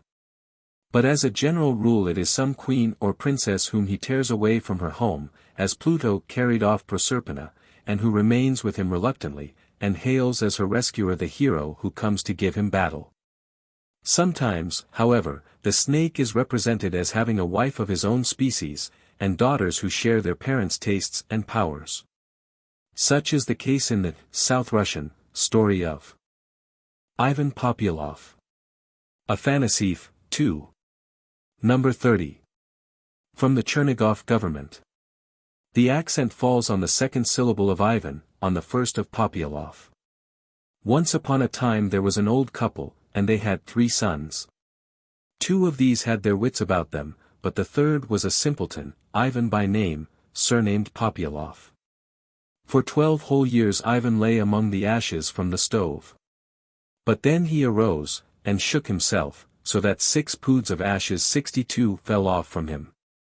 Now in the land in which Ivan lived there was never any day, but always night. That was a snake's doing. Well, Ivan undertook to kill that snake, so he said to his father, "Father, make me a mace 5 poods in weight." And when he had got the mace, he went out into the fields, and flung it straight up in the air, and then he went home. The next day he went out into the fields to the spot from which he had flung the mace on high, and stood there with his head thrown back. So when the mace fell down again it hit him on the forehead. And the mace broke in two. Ivan went home and said to his father, "Father, make me another mace, a 10-pud one." And when he had got it he went out into the fields, and flung it aloft. And the mace went flying through the air for 3 days and 3 nights. On the 4th day Ivan went out to the same spot, and when the mace came tumbling down, he put his knee in the way, and the mace broke over it into 3 pieces. Ivan went home and told his father to make him a third mace, one of 15 puds weight. And when he had got it, he went out into the fields and flung it aloft. And the mace was up in the air 6 days. On the 7th Ivan went to the same spot as before. Down fell the mace, and when it struck Ivan's forehead, the forehead bowed under it. Thereupon he said, "This mace will do for the snake." So when he had got everything ready, he went forth with his brothers to fight the snake. He rode, and presently there stood before him a hut on fowl's legs 63, and in that hut lived the snake. There all the party came to a standstill. Then Ivan hung up his gloves, and said to his brothers, "Should blood drop from my gloves, make haste to help me." When he had said this he went into the hut and sat down under the boarding point 64. Presently there rode up a snake with 3 heads. His steed stumbled, his hound howled, his falcon clamored. 65 Then cried the snake, "Wherefore hast thou stumbled, O steed? Hast thou howled, O hound? Hast thou clamored, O falcon?" "How can I but stumble," replied the steed, "when under the boarding sits Ivan Popyalof?" Then said the snake, "Come forth, Ivanushka. Let us try our strength together." Ivan came forth, and they began to fight. And Ivan killed the snake, and then sat down again beneath the boarding. Presently there came another snake, a 6-headed one, and him, too, Ivan killed. And then there came a third, which had 12 heads. Well, Ivan began to fight with him, and lopped off 9 of his heads. The snake had no strength left in him. Just then a raven came flying by, and it croaked. Croff. Croff. 66. Then the snake cried to the raven, "Fly, and tell my wife to come and devour Ivan Popyalof." But Ivan cried, "Fly, and tell my brothers to come, and then we will kill this snake, and give his flesh to thee." And the raven gave ear to what Ivan said, and flew to his brothers and began to croak above their heads. The brothers awoke, and when they heard the cry of the raven, they hastened to their brother's aid. And they killed the snake, and then, having taken his heads, they went into his hut and destroyed them. And immediately there was bright light throughout the whole land. After killing the snake, Ivan Popyalof and his brothers set off on their way home. But he had forgotten to take away his gloves, so he went back to fetch them, telling his brothers to wait for him meanwhile. Now when he had reached the hut and was going to take away his gloves, he heard the voices of the snake's wife and daughters, who were talking with each other. So he turned himself into a cat, and began to mew outside the door. They let him in, and he listened to everything they said. Then he got his gloves and hastened away. As soon as he came to where his brothers were, he mounted his horse, and they all started afresh. They rode and rode. Presently they saw before them a green meadow, and on that meadow lay silken cushions. Then the elder brother said, "Let's turn out our horses to graze here, while we rest ourselves a little." But Ivan said, "Wait a minute, brothers." And he seized his mace, and struck the cushions with it. And out of those cushions there streamed blood. So they all went on further. They rode and rode. Presently there stood before them an apple tree, and upon it were gold and silver apples. Then the elder brother said, "Let's eat an apple apiece." But Ivan said, "Wait a minute, brothers, I'll try them first," and he took his mace, and struck the apple tree with it. And out of the tree streamed blood. So they went on further. They rode, and by they saw a spring in front of them. And the elder brothers cried, "Let's have a drink of water." But Ivan Popyalof cried, "Stop, brothers," and he raised his mace and struck the spring, and its waters became blood. For the meadow, the silken cushions, the apple tree, and the spring, were all of them daughters of the snake. After killing the snake's daughters, Ivan and his brothers went on homewards. Presently came the snake's wife flying after them, and she opened her jaws from the sky to the earth, and tried to swallow up Ivan. But Ivan and his brothers threw 3 poods of salt into her mouth. She swallowed the salt, thinking it was Ivan Popyalof, but afterwards, when she had tasted the salt, and found out it was not Ivan, she flew after him again. Then he perceived that danger was at hand, and so he let his horse go free, and hid himself behind 12 doors in the forge of Kuzma and Damian. The snake's wife came flying up, and said to Kuzma and Damian, "Give me up Ivan Popyalof." But they replied, "Send your tongue through the 12 doors and take him." So the snake's wife began licking the doors. But meanwhile they all heated iron pincers, and as soon as she had sent her tongue through into the smithy, they caught tight hold of her by the tongue, and began thumping her with hammers. And when the snake's wife was dead they consumed her with fire, and scattered her ashes to the winds. And then they went home, and there they lived and enjoyed themselves, feasting and reveling, and drinking mead and wine. I was there, too, and had liquor to drink, it didn't go into my mouth, but only ran down my beard. 67. The Skazka of Ivan Bykovich, Bull's son, 68 contains a variant of part of this story, but the dragon which the Slavonic St. George kills is called, not a snake, but a Chudinyudo. 69 Ivan watches one night while his brothers sleep. Presently up rides a 6-headed Chudinyudo, which he easily kills. The next night he slays, but with more difficulty, a 9-headed specimen of the same family. On the 3rd night appears a 12-headed Chudinyudo, mounted on a horse, with 12 wings, its coat of silver, its mane and tail of gold. Ivan lops off 3 of the monster's heads, but they, like those of the Lernaean Hydra, become reattached to their necks at the touch of their owner's fiery finger. Ivan, whom his foe has driven into the ground up to his knees, hurls one of his gloves at the hut in which his brothers are sleeping. It smashes the windows, but the sleepers slumber on and take no heed. Presently Ivan smites off 6 of his antagonists' heads, but they grow again as before. 70 Half buried in the ground by the monster's strength, Ivan hurls his other glove at the hut, piercing its roof this time. But still his brothers slumber on. At last, after fruitlessly shearing off 9 of the Chudinyudo's heads, and finding himself embedded in the ground up to his armpits, Ivan flings his cap at the hut. The hut reels under the blow and its beams fall asunder. His brothers awake, and hasten to his aid, and the Chudinyudo is destroyed. The Chudinyudo wives, as the widows of the 3 monsters are called, then proceed to play the parts attributed in Ivan Popyalof to the snake's daughters. "I will become an apple tree with golden and silver apples," says the first, "whoever plucks an apple will immediately burst." Says the second, "I will become a spring, on the water will float 2 cups, the one golden, the other of silver. Whoever touches one of the cups, him will I drown." And the third says, "I will become a golden bed, whoever lies down upon that bed will be consumed with fire." Ivan, in a sparrow's form, overhears all this, and acts as in the preceding story. The 3 widows die, but their mother, an old witch, determines on revenge. Under the form of a beggar woman she asks alms from the retreating brothers. Ivan tenders her a ducat. She seizes, not the ducat, but his outstretched hand, and in a moment whisks him off underground to her husband, an aged one, whose appearance is that of the mythical being whom the Servians call the Vi. He lies on an iron couch, and sees nothing.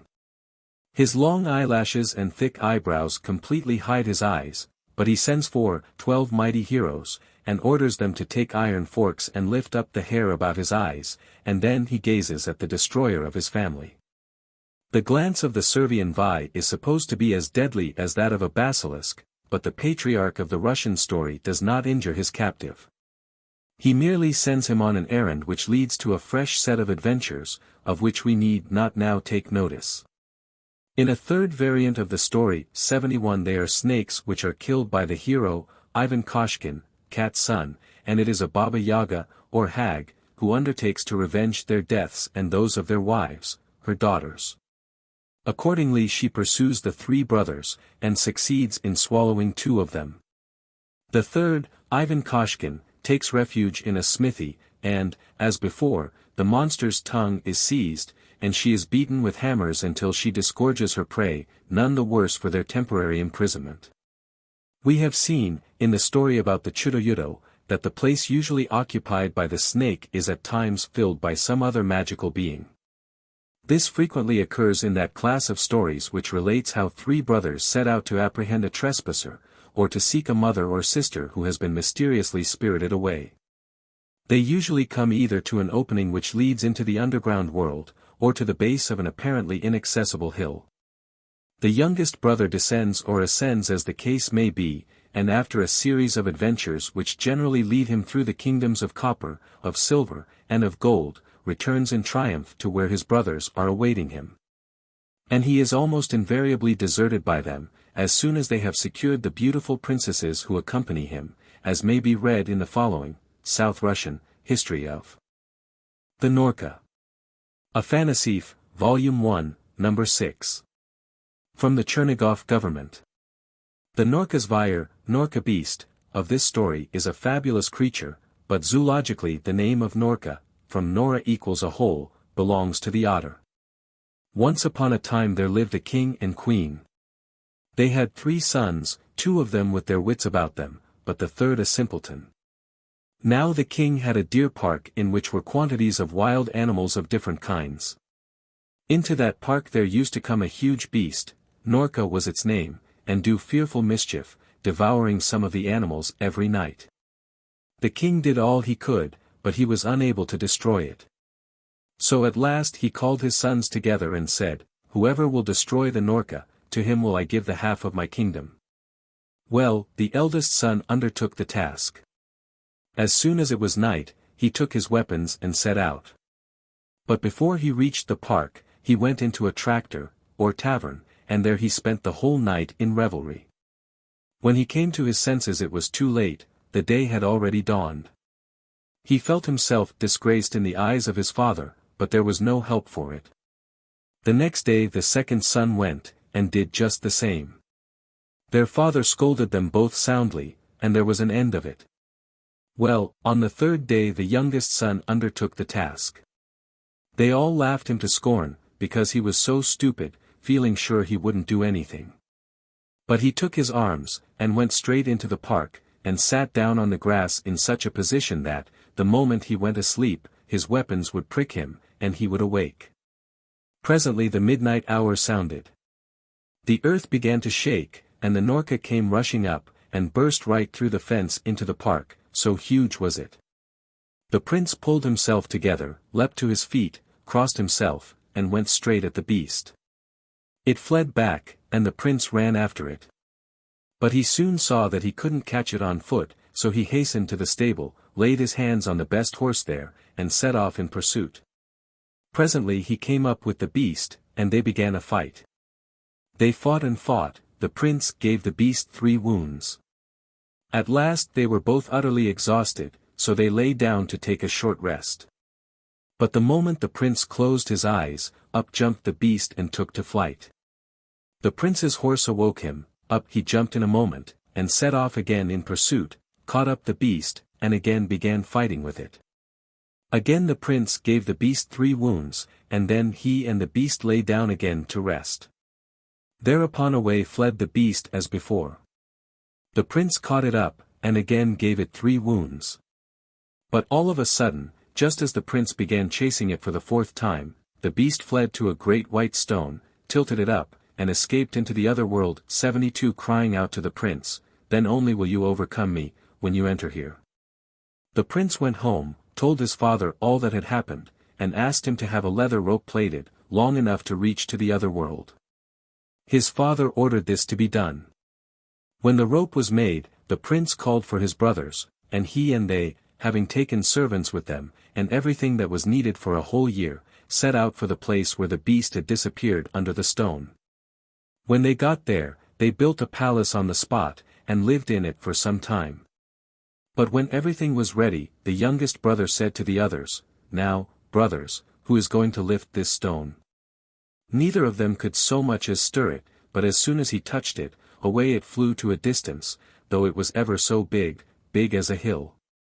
And when he had flung the stone aside, he spoke a second time to his brothers, saying, "Who is going into the other world, to overcome the Norka?" Neither of them offered to do so. Then he laughed at them for being such cowards, and said, "Well, brothers, farewell. Lower me into the other world, and don't go away from here, but as soon as the cord is jerked, pull it up." His brothers lowered him accordingly, and when he had reached the other world, underneath the earth, he went on his way. He walked and walked. Presently he espied a horse with rich trappings, and it said to him, "Hail, Prince Ivan! Long have I awaited thee." He mounted the horse and rode on, rode and rode, until he saw standing before him, a palace made of copper. He entered the courtyard, tied up his horse, and went indoors. In one of the rooms a dinner was laid out. He sat down and dined, and then went into a bedroom. There he found a bed, on which he lay down to rest. Presently there came in a lady, more beautiful than can be imagined anywhere but in a skazka, who said, "Thou who art in my house, name thyself. If thou art an old man, thou shalt be my father, if a middle-aged man, my brother. But if a young man, thou shalt be my husband dear. And if thou art a woman, and an old one, thou shalt be my grandmother, if middle-aged, my mother, and if a girl, thou shalt be my own sister." 73. Thereupon he came forth.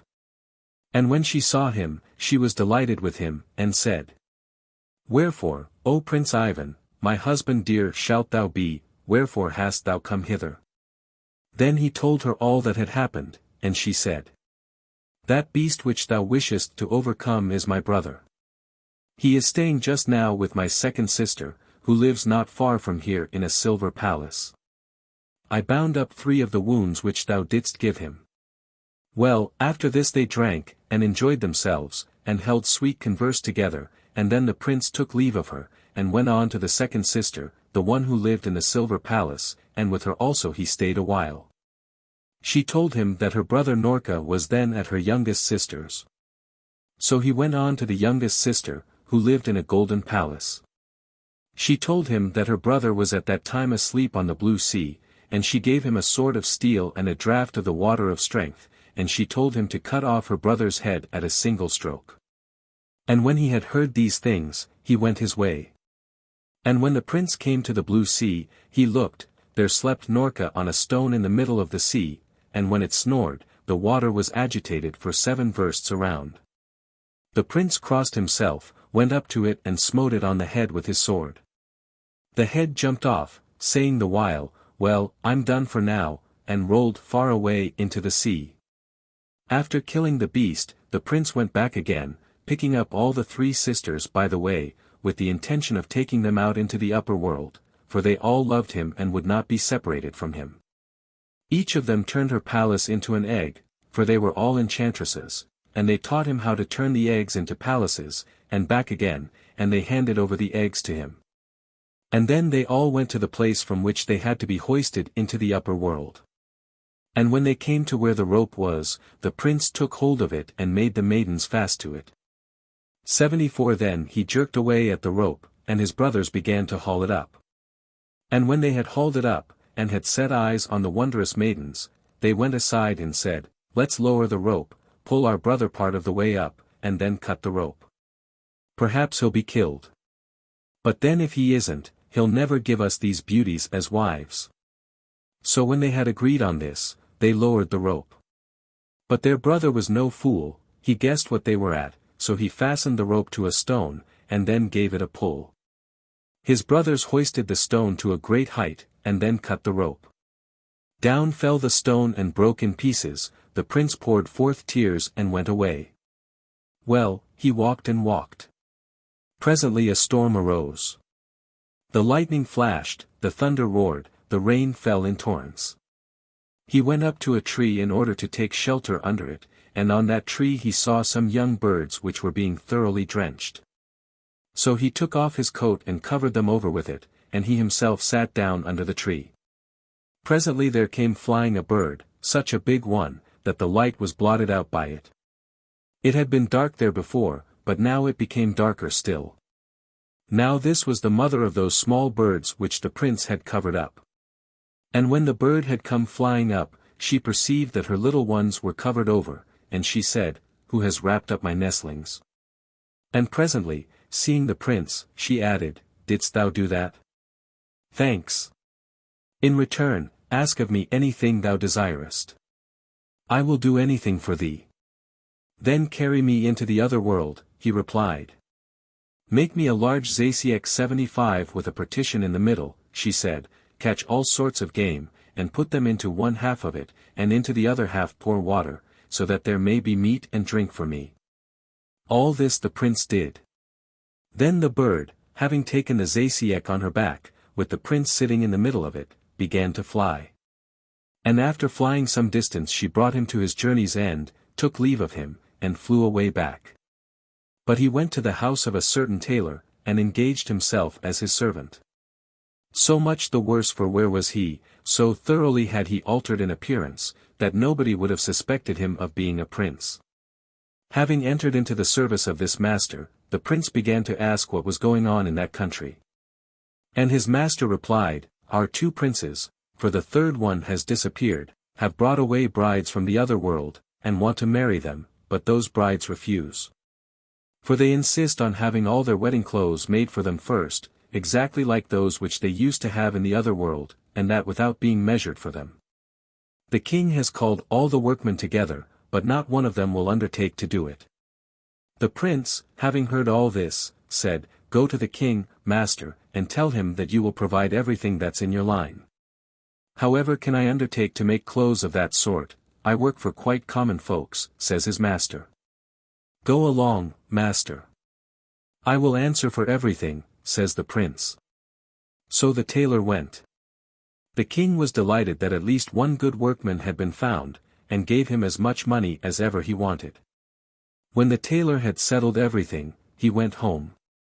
And the prince said to him, "Now then, pray to God, and lie down to sleep.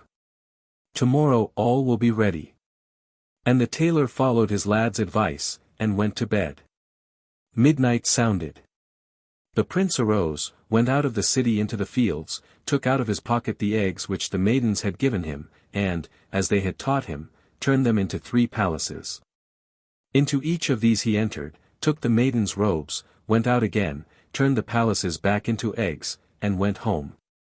And when he got there he hung up the robes on the wall, and lay down to sleep. Early in the morning his master awoke, and behold, there hung such robes as he had never seen before, all shining with gold and silver and precious stones. He was delighted, and he seized them and carried them off to the king.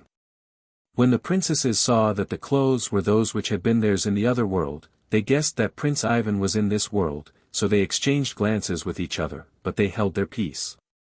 And the master, having handed over the clothes, went home, but he no longer found his dear journeyman there. For the prince had gone to a shoemaker's, and him too he sent to work for the king. And in the same way he went the round of all the artificers, and they all proffered him thanks, inasmuch as through him they were enriched by the king. By the time the princely workmen had gone the round of all the artificers, the princesses had received what they had asked for, all their clothes were just like what they had been in the other world. Then they wept bitterly because the prince had not come, and it was impossible for them to hold out any longer, it was necessary that they should be married. But when they were ready for the wedding, the youngest bride said to the king, "Allow me, my father, to go and give alms to the beggars." He gave her leave, and she went and began bestowing alms upon them, and examining them closely. And when she had come to one of them, and was going to give him some money, she caught sight of the ring which she had given to the prince in the other world, and her sister's rings too, for it really was he. So she seized him by the hand, and brought him into the hall, and said to the king, "Here is he who brought us out of the other world. His brothers forbade us to say that he was alive, threatening to slay us if we did. Then the king was wroth with those sons, and punished them as he thought best. And afterwards 3 weddings were celebrated." The conclusion of this story is somewhat obscure. Most of the variants represent the prince as forgiving his brothers, and allowing them to marry two of the three princesses, but the present version appears to keep closer to its original, in which the prince doubtless married all three. With this story may be compared, Grimm, number 166, Der Stark Hans, and number 91, Dat Erdmaniken. See also Volume 3. Page 165, where a reference is given to the Hungarian story in Gaul, number 5, Das Ent, number 55, The Big Bird Dan, and No. 56, Soria Moria Castle, Asbjornsen and Mo, numbers 3 and 2. A somewhat similar story, only the palaces are in the air, occurs in Asbjornsen's New York Samling, number 72, Campbell's Tales of the West Highlands, No. 58, Schleicher's Litauisch Märchen, number 38, The Polish Story, Wojcicki, Book 3. Number 6, in which Norka is replaced by a witch who breaks the windows of a church, and is wounded, in falcon shape, by the youngest brother, Han, No. 70, in which a Dracos, as a cloud, steals golden apples, a story closely resembling the Russian Skazka. See also number 26, very similar to which is the Servian story in Vuk Karadzic, No. 2, and a very interesting Tuscan story printed for the first time by A. de Gubernatis, Zoological Mythology, Volume 2. Page 187. See also Ibid page 391. But still more important than these are the parallels offered by Indian fiction.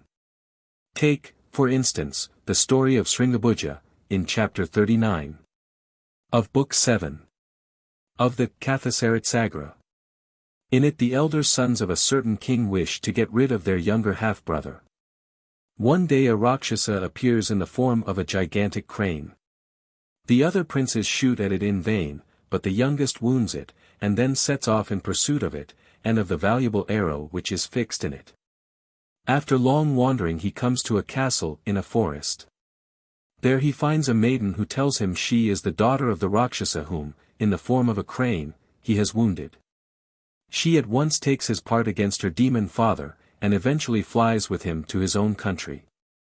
The perils which the fugitives have to encounter will be mentioned in the remarks on Skazka 19. See Professor Brockhaus's summary of the story in the Bericht der Phil. Hist. Klasse der K. Sachs. Gesellschaft der Wissenschaften, 1861, pages 223-6. Also Professor Wilson's version in his Essays on Sanskrit Literature, Volume 2. Pages 134-5. In two other stories in the same collection the hero gives chase to a boar of gigantic size. It takes refuge in a cavern into which he follows it. Presently he finds himself in a different world, wherein he meets a beauteous maiden who explains everything to him. In the first of these two stories the lady is the daughter of a Rakshasa, who is invulnerable except in the palm of the left hand, for which reason, our hero, Chandasena has been unable to wound him when in his boar disguise. She instructs Chandasena how to kill her father, who accordingly falls a victim to a well-aimed shaft.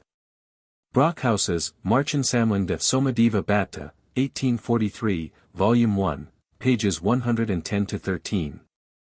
In the other story, the lady turns out to be a princess whom a demon with fiery eyes had carried off and imprisoned. She tells the hero, Saktadeva, that the demon has just died from a wound inflicted upon him, while transformed into a boar, by a bold archer. Saktadeva informs her that he is that archer. Whereupon she immediately requests him to marry her, Ibid. Volume 2. Page 175. In both stories the boar is described as committing great ravages in the upper world until the hero attacks it. The adventures of a prince, the youngest of three brothers, who has been lowered into the underground world or who has ascended into an enchanted upper realm, form the theme of numerous skazkas, several of which are variants of the story of Norka. The prince's elder brothers almost always attempt to kill him, when he is about to ascend from the gulf or descend from the steeps which separate him from them. In one instance, the following excuse is offered for their conduct. The hero has killed a snake in the underground world, and is carrying its head on a lance, when his brothers begin to hoist him up. His brothers were frightened at the sight of that head, and thinking the snake itself was coming, they let Ivan fall back into the pit. 76. But this apology for their behavior seems to be due to the storyteller's imagination. In some instances their unfraternal conduct may be explained in the following manner. In Oriental tales the hero is often the son of a king's youngest wife, and he is not unnaturally hated by his half-brothers, the sons of an older queen, whom the hero's mother has supplanted in their royal father's affections. Accordingly they do their best to get rid of him. Thus, in one of the Indian stories which correspond to that of Norka, the hero's success at court excited the envy and jealousy of his brothers, doubtless half-brothers. And they were not satisfied until they had devised a plan to effect his removal, and, as they hoped, accomplish his destruction. 77. We know also that Israel loved Joseph more than all his children, because he was the son of his old age, and the result was that, when his brethren, who were only his half-brothers, saw that their father loved him more than all his brethren, they hated him. 78. When such tales as these came west in Christian times, their references to polygamy were constantly suppressed, and their distinctions between brothers and half-brothers disappeared. In the same way the elder and jealous wife, who had behaved with cruelty in the original stories to the offspring of her rival, often became turned, under Christian influences, into a stepmother who hated her husband's children by a previous marriage. There may, however, be a mythological explanation of the behavior of the two elder brothers.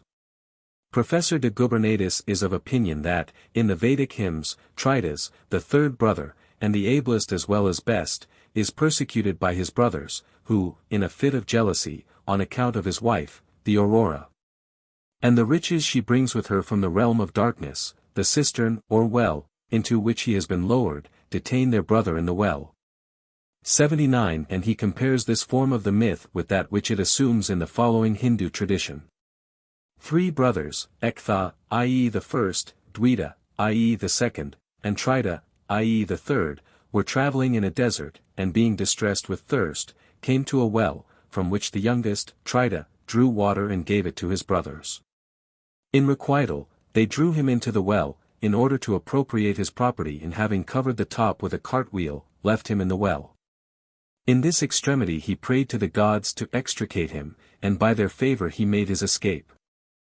80. This myth may, perhaps, be the germ from which have sprung the numerous folk tales about the desertion of a younger brother in some pit or chasm, into which his brothers have lowered him. 81. It may seem more difficult to account for the willingness of Norka's 3 sisters to aid in his destruction, unless, indeed, the whole story be considered to be mythological, as its Indian equivalents undoubtedly are. But in many versions of the same tale the difficulty does not arise. The princesses of the copper, silver, and golden realms, are usually represented as united by no ties of consanguinity with the snake or other monster whom the hero comes to kill. In the story of Usuinya, 82 for instance, there appears to be no relationship between these fair maidens and the Usuinya bird, which steals the golden apples from a monarch's garden and is killed by his youngest son Ivan. That monster is not so much a bird as a flying dragon. This Usuinya bird is a 12-headed snake, says one of the fair maidens. And presently it arrives, its wings stretching afar, while along the ground trail its mustaches, usually, whence its name. In a variant of the same story in another collection 83 the part of Norka is played by a white wolf. In that of Ivan Suchenko 84 it is divided among 3 snakes who have stolen as many princesses. For the snake is much given to abduction, especially when he appears under the terrible form of Koshchei, the Deathless. Koshchei is merely one of the many incarnations of the dark spirit which takes so many monstrous shapes in the folk tales of the class with which we are now dealing. Sometimes he is described as altogether serpent-like in form. Sometimes he seems to be of a mixed nature, partly human and partly Ophidian, but in some of the stories he is apparently framed after the fashion of a man. His name is by some mythologists derived from kost, a bone whence comes a verb signifying to become ossified, petrified, or frozen, either because he is bony of limb, or because he produces an effect akin to freezing or petrifaction. 85. He is called immortal, or the Deathless, 86 because of his superiority to the ordinary laws of existence. Sometimes, like Baldur, he cannot be killed except by one substance. Sometimes his death, that is, the object with which his life is indissolubly connected, does not exist within his body. Like the vital center of the giant who had no heart in his body, in the well-known Norse tale, it is something extraneous to the being whom it affects, and until it is destroyed he may set all ordinary means of annihilation at defiance.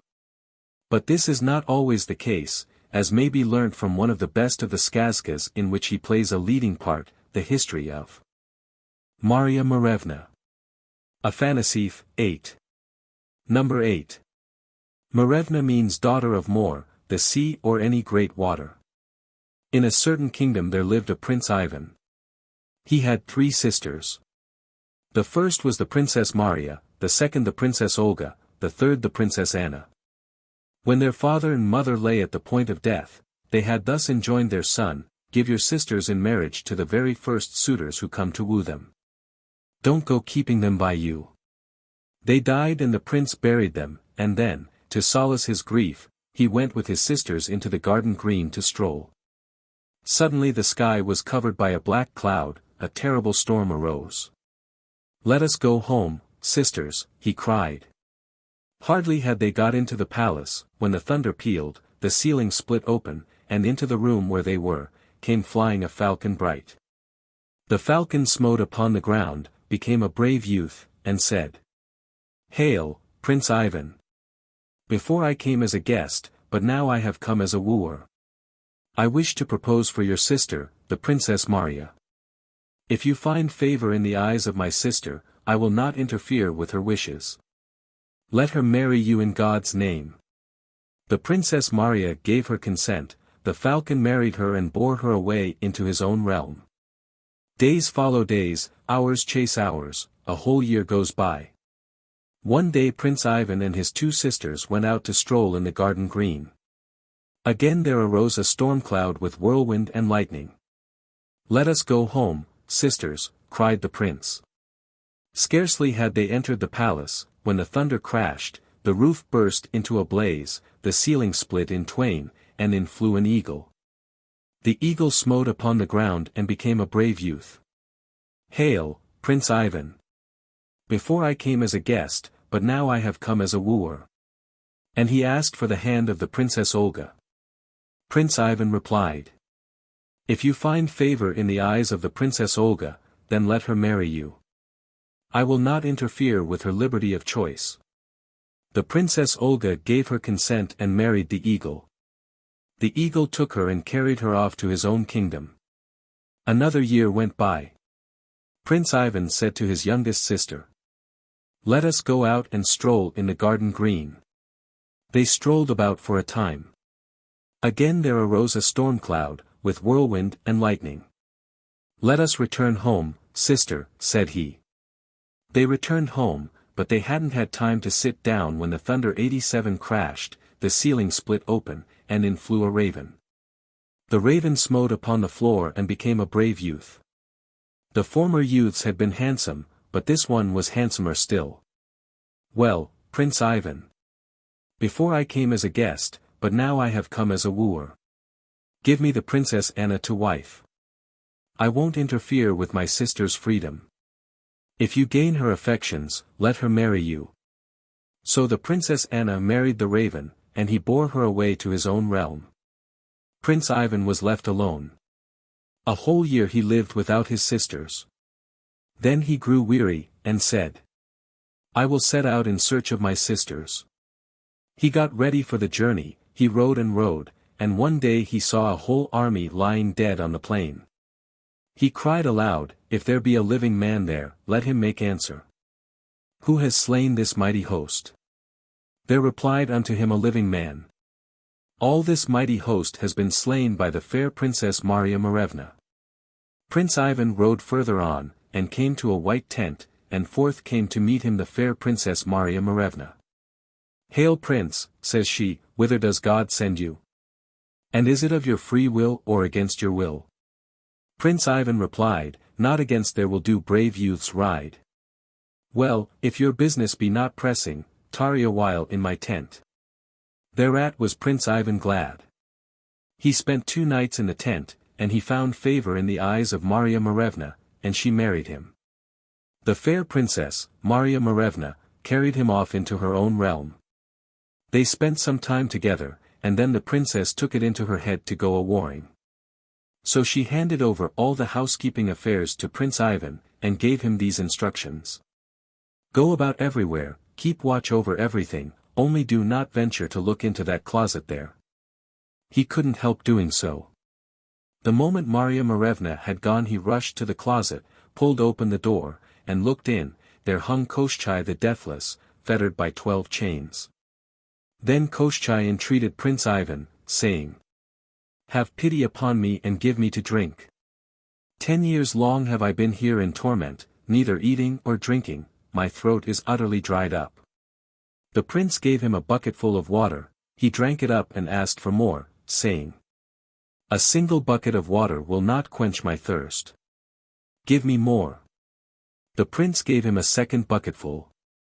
Koshchei drank it up and asked for a third, and when he had swallowed the third bucketful, he regained his former strength, gave his chains a shake, and broke all 12 at once. "Thanks, Prince Ivan," cried Koshchei the Deathless, "now you will sooner see your own ears than Marya Morevna," and out of the window he flew in the shape of a terrible whirlwind.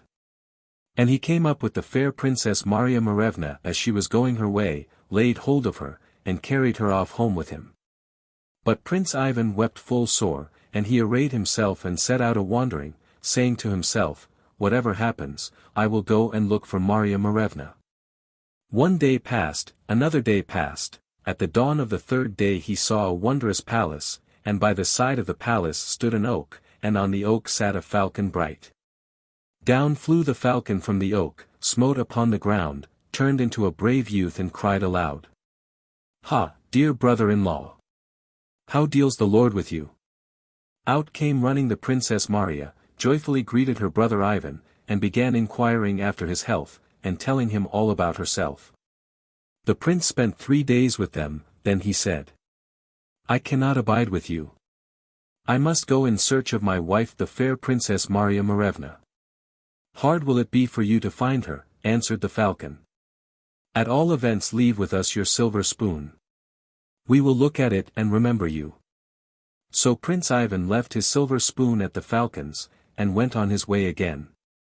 On he went one day, on he went another day, and by the dawn of the 3rd day he saw a palace still grander than the former one, and hard by the palace stood an oak, and on the oak sat an eagle. Down flew the eagle from the oak, smote upon the ground, turned into a brave youth, and cried aloud, "Rise up, Princess Olga! Hither comes our brother dear." The Princess Olga immediately ran to meet him, and began kissing him and embracing him, asking after his health and telling him all about herself. With them Prince Ivan stopped 3 days, then he said, "I cannot stay here any longer. I am going to look for my wife, the fair Princess Marya Morevna." "Hard will it be for you to find her," replied the eagle, "leave with us a silver fork. We will look at it and remember you." He left a silver fork behind, and went his way. He traveled 1 day, he traveled 2 days, at daybreak on the 3rd day he saw a palace grander than the first 2, and near the palace stood an oak, and on the oak sat a raven. Down flew the raven from the oak, smote upon the ground, turned into a brave youth, and cried aloud, "Princess Anna, come forth quickly. Our brother is coming." Out ran the Princess Anna, greeted him joyfully, and began kissing and embracing him, asking after his health and telling him all about herself. Prince Ivan stayed with them 3 days, then he said, "Farewell. I am going to look for my wife, the fair Princess Marya Morevna." "Hard will it be for you to find her," replied the raven, "anyhow, leave your silver snuff-box with us. We will look at it and remember you." The prince handed over his silver snuff-box, took his leave and went his way. One day he went, another day he went, and on the 3rd day he came to where Marya Morevna was. She caught sight of her love, flung her arms around his neck, burst into tears, and exclaimed, "Oh, Prince Ivan! Why did you disobey me, and go looking into the closet and letting out Koshchei the Deathless? Forgive me, Marya Morevna. Remember not the past, much better fly with me while Koshchei the Deathless is out of sight. Perhaps he won't catch us. So they got ready and fled. Now Koshchei was out hunting. Towards evening he was returning home, when his good steed stumbled beneath him. Why stumblest thou, sorry jade? Scentest thou some ill? The steed replied. Prince Ivan has come and carried off Marya Morevna. Is it possible to catch them? It is possible to sow wheat, to wait till it grows up, to reap it and thresh it, to grind it to flour, to make 5 pies of it, to eat those pies, and then to start in pursuit, and even then to be in time. Koshchei galloped off and caught up Prince Ivan. Now, says he, this time I will forgive you, in return for your kindness in giving me water to drink. And a second time I will forgive you, but the third time beware. I will cut you to bits. Then he took Marya Morevna from him, and carried her off. But Prince Ivan sat down on a stone and burst into tears. He wept, and then returned back again to Marya Morevna. Now Koshchei the Deathless happened not to be at home. Let us fly, Marya Morevna. Ah, Prince Ivan. He will catch us. Suppose he does catch us. At all events we shall have spent an hour or 2 together. So they got ready and fled. As Koshchei the Deathless was returning home, his good steed stumbled beneath him. Why stumblest thou, sorry jade? Scentest thou some ill? Prince Ivan has come and carried off Marya Morevna. Is it possible to catch them? It is possible to sow barley, to wait till it grows up, to reap it and thresh it, to brew beer, to drink ourselves drunk on it, to sleep our fill, and then to set off in pursuit, and yet to be in time. Koshchei galloped off, caught up Prince Ivan. Didn't I tell you that you should not see Marya Morevna any more than your own ears? And he took her away and carried her off home with him. Prince Ivan was left there alone. He wept. Then he went back again after Marya Morevna. Koshchei happened to be away from home at that moment. Let us fly, Marya Morevna. Ah, Prince Ivan. He is sure to catch us and hew you in pieces. Let him hew away. I cannot live without you. So they got ready and fled. Koshchei the Deathless was returning home when his good steed stumbled beneath him. Why stumblest thou? Scentest thou any ill? Prince Ivan has come and has carried off Marya Morevna. Koshchei galloped off, caught Prince Ivan, chopped him into little pieces, put them in a barrel, smeared it with pitch and bound it with iron hoops, and flung it into the blue sea. But Marya Morevna he carried off home. At that very time, the silver turned black which Prince Ivan had left with his brothers-in-law. Ah, said they, the evil is accomplished sure enough. Then the eagle hurried to the blue sea, caught hold of the barrel, and dragged it ashore. The falcon flew away for the water of life, and the raven for the water of death. Afterwards they all 3 met, broke open the barrel, took out the remains of Prince Ivan, washed them, and put them together in fitting order. The raven sprinkled them with the water of death, the pieces joined together, the body became whole. The falcon sprinkled it with the water of life. Prince Ivan shuddered, stood up, and said, Ah! What a time I've been sleeping! You'd have gone on sleeping a good deal longer, if it hadn't been for us, replied his brothers-in-law. Now come and pay us a visit. Not so, brothers, I shall go and look for Marya Morevna. And when he had found her, he said to her, Find out from Koshchei the Deathless whence he got so good a steed. So Marya Morevna chose a favorable moment, and began asking Koshchei about it. Koshchei replied, Beyond thrice 9 lands, in the 30th kingdom, on the other side of the fiery river, there lives a Baba Yaga. She has so good a mare that she flies right round the world on it every day. And she has many other splendid mares. I watched her herds for 3 days without losing a single mare, and in return for that the Baba Yaga gave me a foal. But how did you get across the fiery river? Why, I've a handkerchief of this kind, when I wave it thrice on the right hand, there springs up a very lofty bridge and the fire cannot reach it. Marya Morevna listened to all this, and repeated it to Prince Ivan, and she carried off the handkerchief and gave it to him. So he managed to get across the fiery river, and then went on to the Baba Yaga's. Long went he on without getting anything either to eat or to drink. At last he came across an outlandish 88 bird and its young ones. Says Prince Ivan, "I'll eat one of these chickens." "Don't eat it, Prince Ivan," begs the outlandish bird.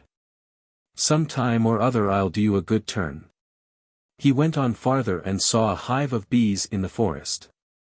"I'll get a bit of honeycomb," says he. "Don't disturb my honey, Prince Ivan," exclaims the queen bee. "Some time or other I'll do you a good turn." So he didn't disturb it, but went on. Presently there met him a lioness with her cub. "Anyhow I'll eat this lion cub," says he, "I'm so hungry, I feel quite unwell." "Please let us alone, Prince Ivan," begs the lioness, "some time or other I'll do you a good turn."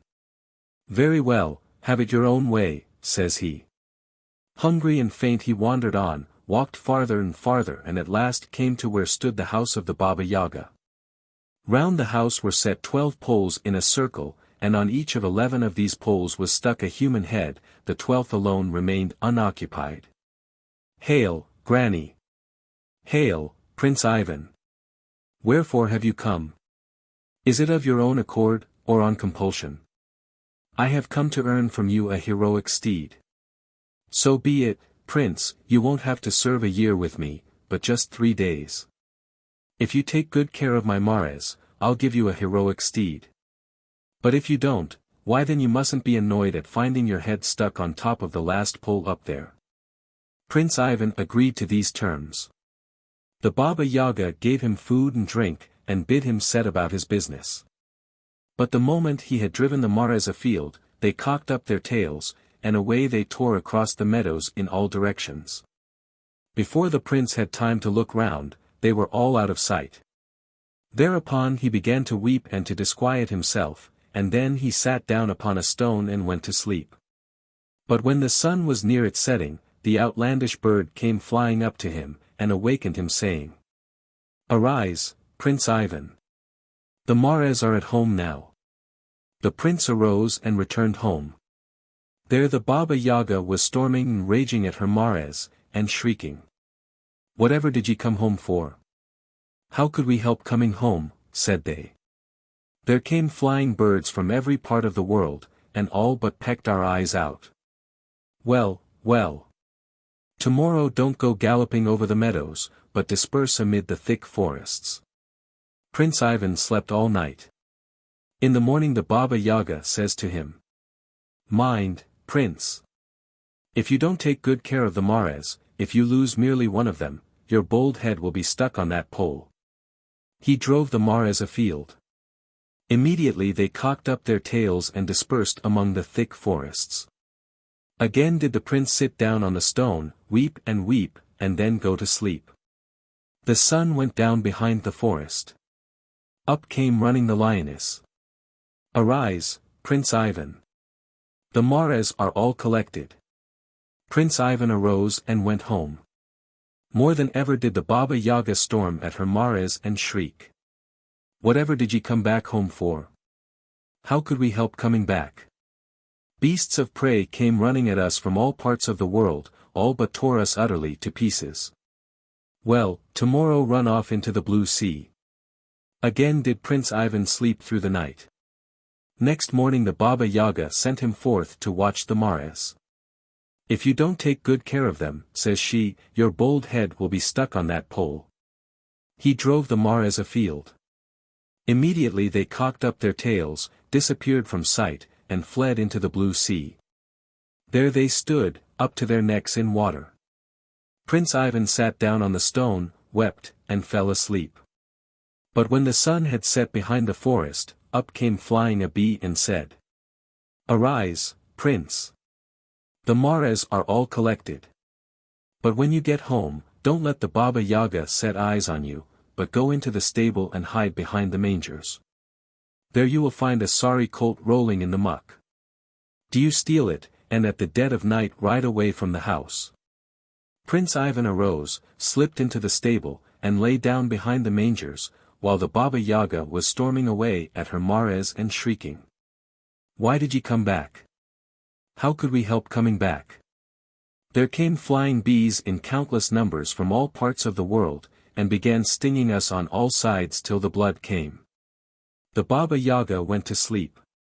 In the dead of the night Prince Ivan stole the sorry colt, saddled it, jumped on its back, and galloped away to the fiery river. When he came to that river he waved the handkerchief 3 times on the right hand, and suddenly, springing goodness knows whence, there hung across the river, high in the air, a splendid bridge. The prince rode across the bridge and waved the handkerchief twice only on the left hand. There remained across the river a thin, ever so thin a bridge. When the Baba Yaga got up in the morning, the sorry colt was not to be seen. Off she set in pursuit. At full speed did she fly in her iron mortar, urging it on with the pestle, sweeping away her traces with the broom. She dashed up to the fiery river, gave a glance, and said, "A capital bridge." She drove on to the bridge, but had only got halfway when the bridge broke in two, and the Baba Yaga went flop into the river. There truly did she meet with a cruel death. Prince Ivan fattened up the colt in the green meadows, and it turned into a wondrous steed. Then he rode to where Marya Morevna was. She came running out, and flung herself on his neck, crying, "By what means has God brought you back to life?" "Thus and thus," says he. "Now come along with me." "I am afraid, Prince Ivan. If Koshchei catches us, you will be cut in pieces again." "No, he won't catch us. I have a splendid heroic steed now, it flies just like a bird." So they got on its back and rode away. Koshchei the Deathless was returning home when his horse stumbled beneath him. "What art thou stumbling for, sorry jade? Dost thou scent any ill? Prince Ivan has come and carried off Marya Morevna. Can we catch them?" "God knows. Prince Ivan has a horse now which is better than I." "Well, I can't stand it," says Koshchei the Deathless. "I will pursue." After a time he came up with Prince Ivan, lighted on the ground, and was going to chop him up with his sharp sword. But at that moment Prince Ivan's horse smote Koshchei the Deathless full swing with its hoof, and cracked his skull, and the prince made an end of him with a club. Afterwards the prince heaped up a pile of wood, set fire to it, burnt Koshchei the Deathless on the pyre, and scattered his ashes to the wind. Then Marya Morevna mounted Koshchei's horse and Prince Ivan got on his own, and they rode away to visit first the raven, and then the eagle, and then the falcon. Wherever they went they met with a joyful greeting. "Ah, Prince Ivan! Why, we never expected to see you again. Well, it wasn't for nothing that you gave yourself so much trouble.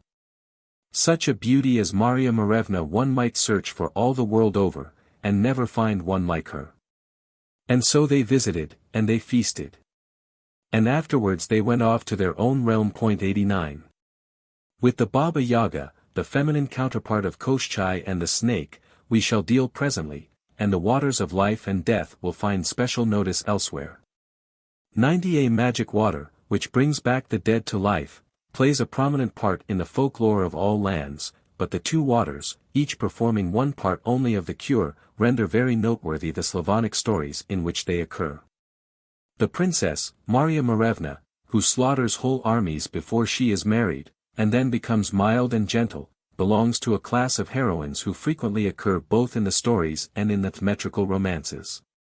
And to whom may be applied the remarks made by Kemble with reference to a similar Amazon. 91. In one of the variants of the story the representative of Marya Morevna fights the hero before she marries him. 92. The Bluebeard incident of the forbidden closet is one which often occurs in the Skazkas, as we shall see further on. And the same may be said about the gratitude of the bird, bee, and lioness. The story of immortal Koshchei is one of very frequent occurrence, the different versions maintaining a unity of idea, but varying considerably in detail. In one of them, 93, in which Koshchei's part is played by a snake, the hero's sisters are carried off by their feathered admirers without his leave being asked, an omission for which a full apology is afterwards made. In another, the history of Fedor Tugarin and Anastasia the Fair, 94 the hero's three sisters are wooed and won, not by the falcon, the eagle, and the raven, but by the wind, the hail, and the thunder. He himself marries the terrible heroine Anastasia the Fair, in the forbidden chamber of whose palace he finds a snake hung up by one of its ribs. He gives it a lift and it gets free from its hook and flies away, carrying off Anastasia the Fair. Fedor eventually finds her, escapes with her on a magic foal which he obtains, thanks to the aid of grateful wolves, bees, and crayfish, and destroys the snake by striking it on the forehead with the stone which was destined to be its death. In a third version of the story, 95 the hero finds in the forbidden chamber, Koshchei the Deathless, in a cauldron amid flames, boiling in pitch. There he has been, he declares, for 15 years, having been lured there by the beauty of Anastasia the Fair. In a fourth, 96 in which the hero's three sisters marry three beggars, who turn out to be snakes with 20, 30, and 40 heads apiece, Koshchei is found in the forbidden chamber, seated on a horse which is chained to a cauldron. He begs the hero to unloose the horse, promising, in return, to save him from 3 deaths. Into the mystery of the forbidden chamber I will not enter fully at present. Suffice to say that there can be little doubt as to its being the same as that in which Bluebeard kept the corpses of his dead wives. In the Russian, as well as in the Oriental stories, it is generally the curiosity of a man, not of a woman, which leads to the opening of the prohibited room. In the west of Europe the fatal inquisitiveness is more frequently ascribed to a woman. For parallels see the German stories of Marienkind, and Fichters Vogel. Grimm, K.M., Numbers 3 and 46, also the notes in BD 3. Pages 8, 76, 324. Less familiar than these is, probably, the story of Die Eisernen Stiefel, Wolf's Deutsche Hausmarken, 1851, No. 19, in which the hero opens a forbidden door, that of a summer house, and sees deep down below him the earth, and on the earth his father's palace, and is seized by a sudden longing after his former home. The Wallachian story of The Immured Mother, Shot, No. 2, resembles Grimm's Marienkind in many points. But its forbidden chamber differs from that of the German tale. In the latter the rash intruder sees Die Dreieinigkeit im Feuer und Glanz sitzen, in the former, the Holy Mother of God healing the wounds of her Son, the Lord Christ. In the Neapolitan story of L'Autre Coran, Pentameron, No. 36, the forbidden chamber contains 3 maidens, clothed all in gold, sitting and seeming to slumber upon as many thrones, Liebrecht's translation, 2. 76, the Estonian tale of the wife murderer, Los est nicht Märchen, No. 20, is remarkably, not to say suspiciously, like that French story of Bluebeard which has so often made our young blood run cold. Sister N is represented, and so are the rescuing brothers, the latter in the person of the heroine's old friend and playmate, Tawny's the gooseherd. Several very curious Gaelic versions of the story are given by Mr. Campbell, Tales of the West Highlands, No. 41, 2. 265 to 275. 2 of the 3 daughters of a poor widow look into a forbidden chamber, find it full of dead gentlewomen, get stained knee-deep in blood, and refuse to give a drop of milk to a cat which offers its services. So their heads are chopped off. The 3rd daughter makes friends with the cat, which licks off the telltale blood, so she escapes detection. In a Greek story, Han 2. p. 197, the hero discovers in the 140th room of a castle belonging to a Dracos, who had given him leave to enter 40 only, a magic horse, and before the door of the room he finds a pool of gold in which he becomes gilded. In another, Han, No. 15, a prince finds in the forbidden 40th a lake in which fairies of the swan maiden species are bathing. In a third, No. 45, the 40th room contains a golden horse and a golden dog which assist their bold releaser. In a fourth, No. 68, it imprisons a fair maiden, shining like the sun, whom the demon proprietor of the castle has hung up within it by her hair. As usual, all these stories are hard to understand. But one of the most important of their Oriental equivalents is perfectly intelligible. When Saktadeva, in the 5th book of the Kathasarit Sagara, comes after long travel to the Golden City, and is welcomed as her destined husband by its princess, she warns him not to ascend the central terrace of her palace. Of course he does so, and finds 3 chambers, in each of which lies the lifeless form of a fair maiden. After gazing at these seeming corpses, in one of which he recognizes his first love, he approaches a horse which is grazing beside a lake. The horse kicks him into the water, he sinks deep, and comes up again in his native land. The whole of the story is, towards its termination, fully explained by one of its principal characters, one of the 4 maidens whom Saktadeva simultaneously marries. With the version of this romance in the Arabian Nights, History of the Third Royal Mendicant, Lane, I. 160-173, everyone is doubtless acquainted. A less familiar story is that of Kandarpakitu, in the 2nd book of the Hydopadisa, who lives happily for a time as the husband of the beautiful semi-divine queen of the Golden City. At last, contrary to her express commands, he ventures to touch a picture of a Vidyadhari. In an instant the pictured demigoddess gives him a kick which sends him flying back into his own country. For an explanation of the myth which lies at the root of all these stories, see Cox's Mythology of the Aryan Nations, 2. 36, 330. See also Professor de Gubernatis's Zoological Mythology, I. 168. We will now take one of those versions of the story which describe how Koshchei's death is brought about by the destruction of that extraneous object on which his existence depends.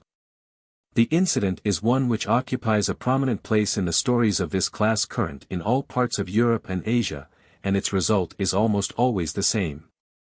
But the means by which that result is brought about differ considerably in different lands. In the Russian tales the death of the evil being with whom the hero contends, the substance, namely, the destruction of which involves his death, is usually the last of a sequence of objects either identical with, or closely resembling, those mentioned in the following story of Koshchei the Deathless. Afanasief, 2. Number 24. From the Perm government. In a certain country there once lived a king, and he had 3 sons, all of them grown up. All of a sudden Koshchei the Deathless carried off their mother. Then the eldest son craved his father's blessing, that he might go and look for his mother. His father gave him his blessing, and he went off and disappeared, leaving no trace behind.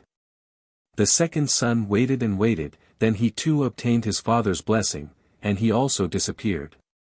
Then the youngest son, Prince Ivan, said to his father, "Father, give me your blessing, and let me go and look for my mother." But his father would not let him go, saying, "Your brothers are no more, if you likewise go away, I shall die of grief." "Not so, father. But if you bless me I shall go, and if you do not bless me I shall go." So his father gave him his blessing. Prince Ivan went to choose a steed, but every one that he laid his hand upon gave way under it. He could not find a steed to suit him, so he wandered with drooping brow along the road and about the town. Suddenly there appeared an old woman, who asked, "Why hangs your brow so low, Prince Ivan?" "Be off, old crone," he replied. "If I put you on one of my hands, and give it a slap with the other, there'll be a little wet left, that's all." 97. The old woman ran down a by-street, came to meet him a second time, and said, "Good day, Prince Ivan. Why hangs your brow so low?" Then he thought, "Why does this old woman ask me? Mightn't she be of use to me?" And he replied, "Well, mother. Because I cannot get myself a good steed." "Silly fellow," she cried, "to suffer, and not to ask the old woman's help. Come along with me." She took him to a hill, showed him a certain spot, and said, "Dig up that piece of ground." Prince Ivan dug it up and saw an iron plate with 12 padlocks on it. He immediately broke off the padlocks, tore open a door, and followed a path leading underground.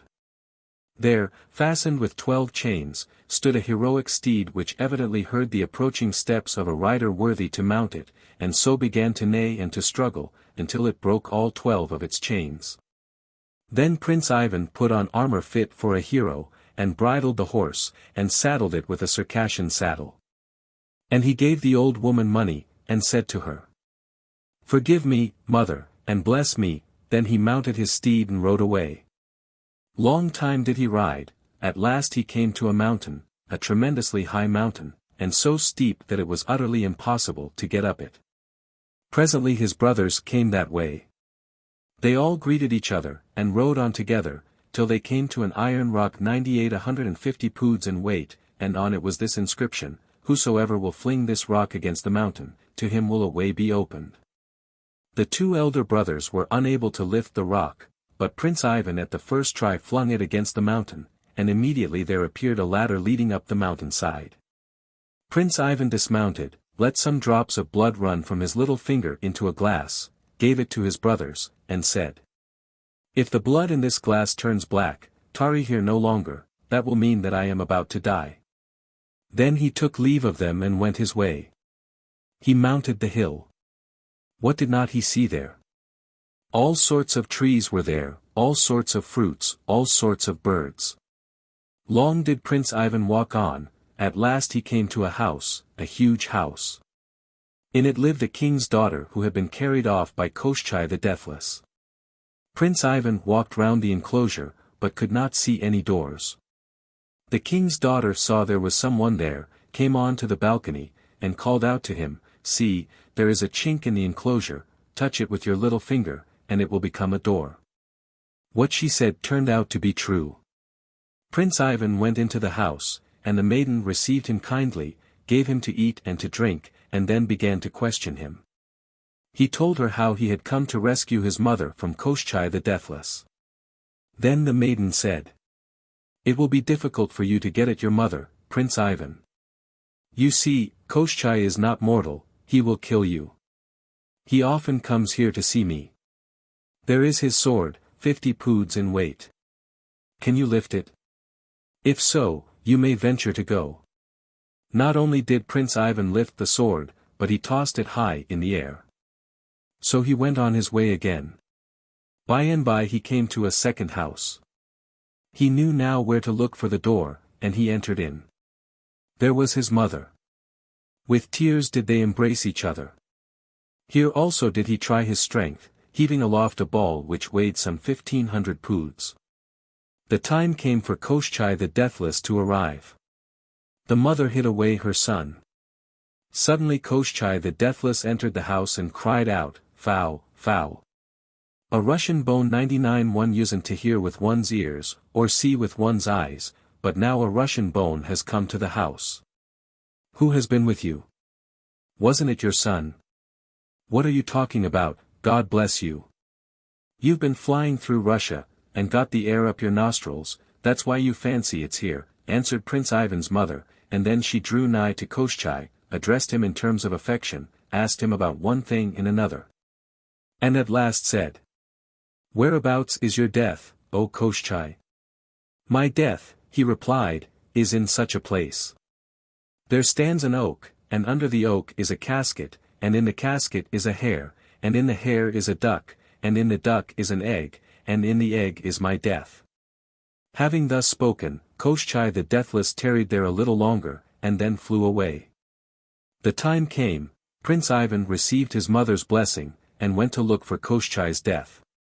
He went on his way a long time without eating or drinking. At last he felt mortally hungry, and thought, if only something would come my way. Suddenly there appeared a young wolf, he determined to kill it. But out from a hole sprang the she-wolf and said, "Don't hurt my little one, I'll do you a good turn." "Very good." Prince Ivan let the young wolf go. On he went and saw a crow.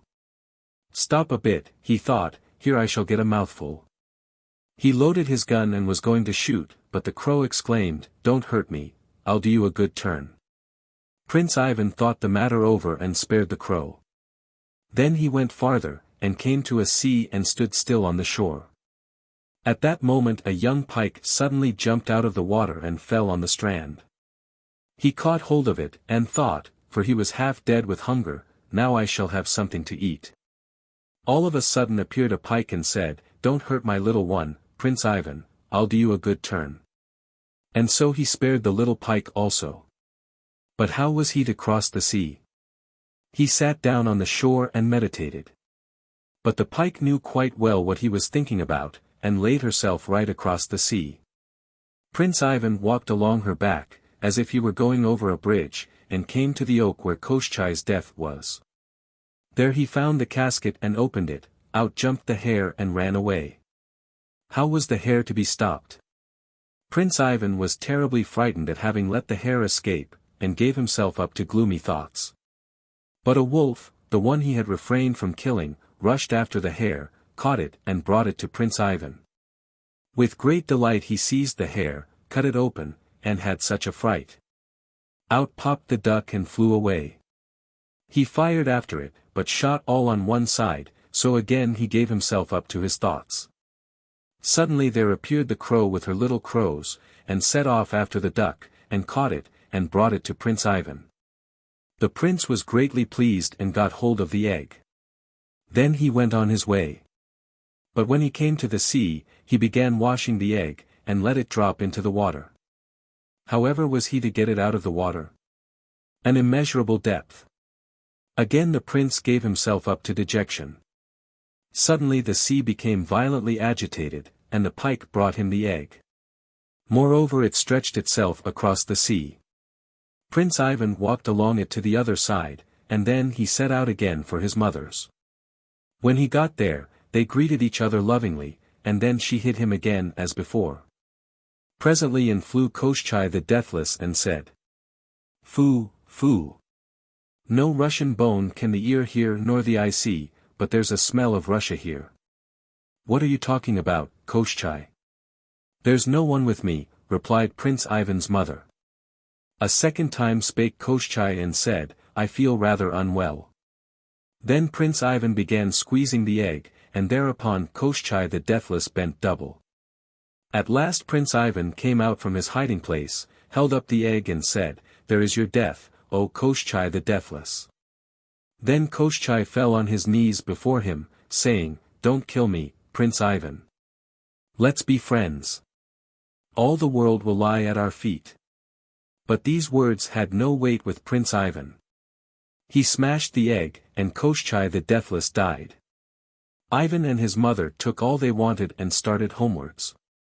On their way they came to where the king's daughter was whom Ivan had seen on his way, and they took her with them too. They went further, and came to the hill where Ivan's brothers were still waiting for him. Then the maiden said, Prince Ivan, do go back to my house. I have forgotten a marriage robe, a diamond ring, and a pair of seamless shoes. He consented to do so, but in the meantime he let his mother go down the ladder, as well as the princess, whom it had been settled he was to marry when they got home. They were received by his brothers, who then set to work and cut away the ladder, so that he himself would not be able to get down. And they used such threats to his mother and the princess, that they made them promise not to tell about Prince Ivan when they got home. And after a time they reached their native country. Their father was delighted at seeing his wife and his 2 sons, but still he was grieved about the other one, Prince Ivan.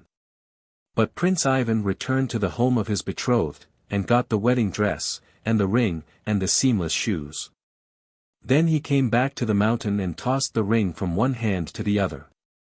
Immediately there appeared 12 strong youths, who said, What are your commands? Carry me down from this hill. The youths immediately carried him down. Prince Ivan put the ring on his finger, they disappeared. Then he went on to his own country, and arrived at the city in which his father and brothers lived. There he took up his quarters in the house of an old woman, and asked her, What news is there, mother, in your country? What news, lad?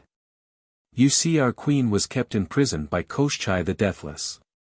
Her 3 sons went to look for her, and 2 of them found her and came back, but the third, Prince Ivan, has disappeared, and no one knows where he is.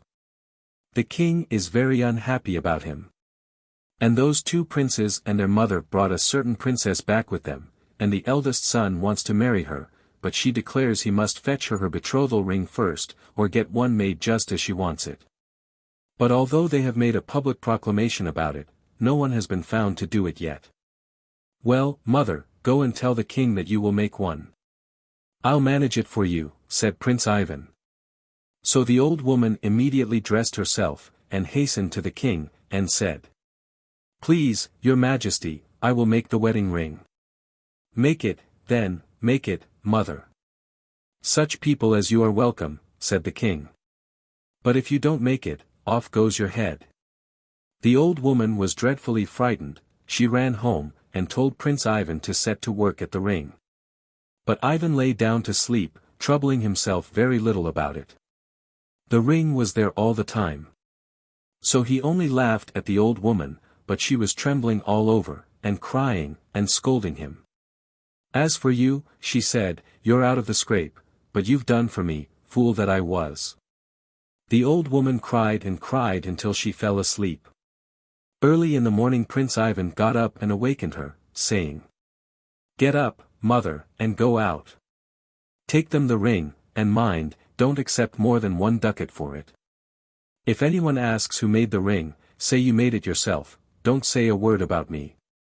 The old woman was overjoyed and carried off the ring.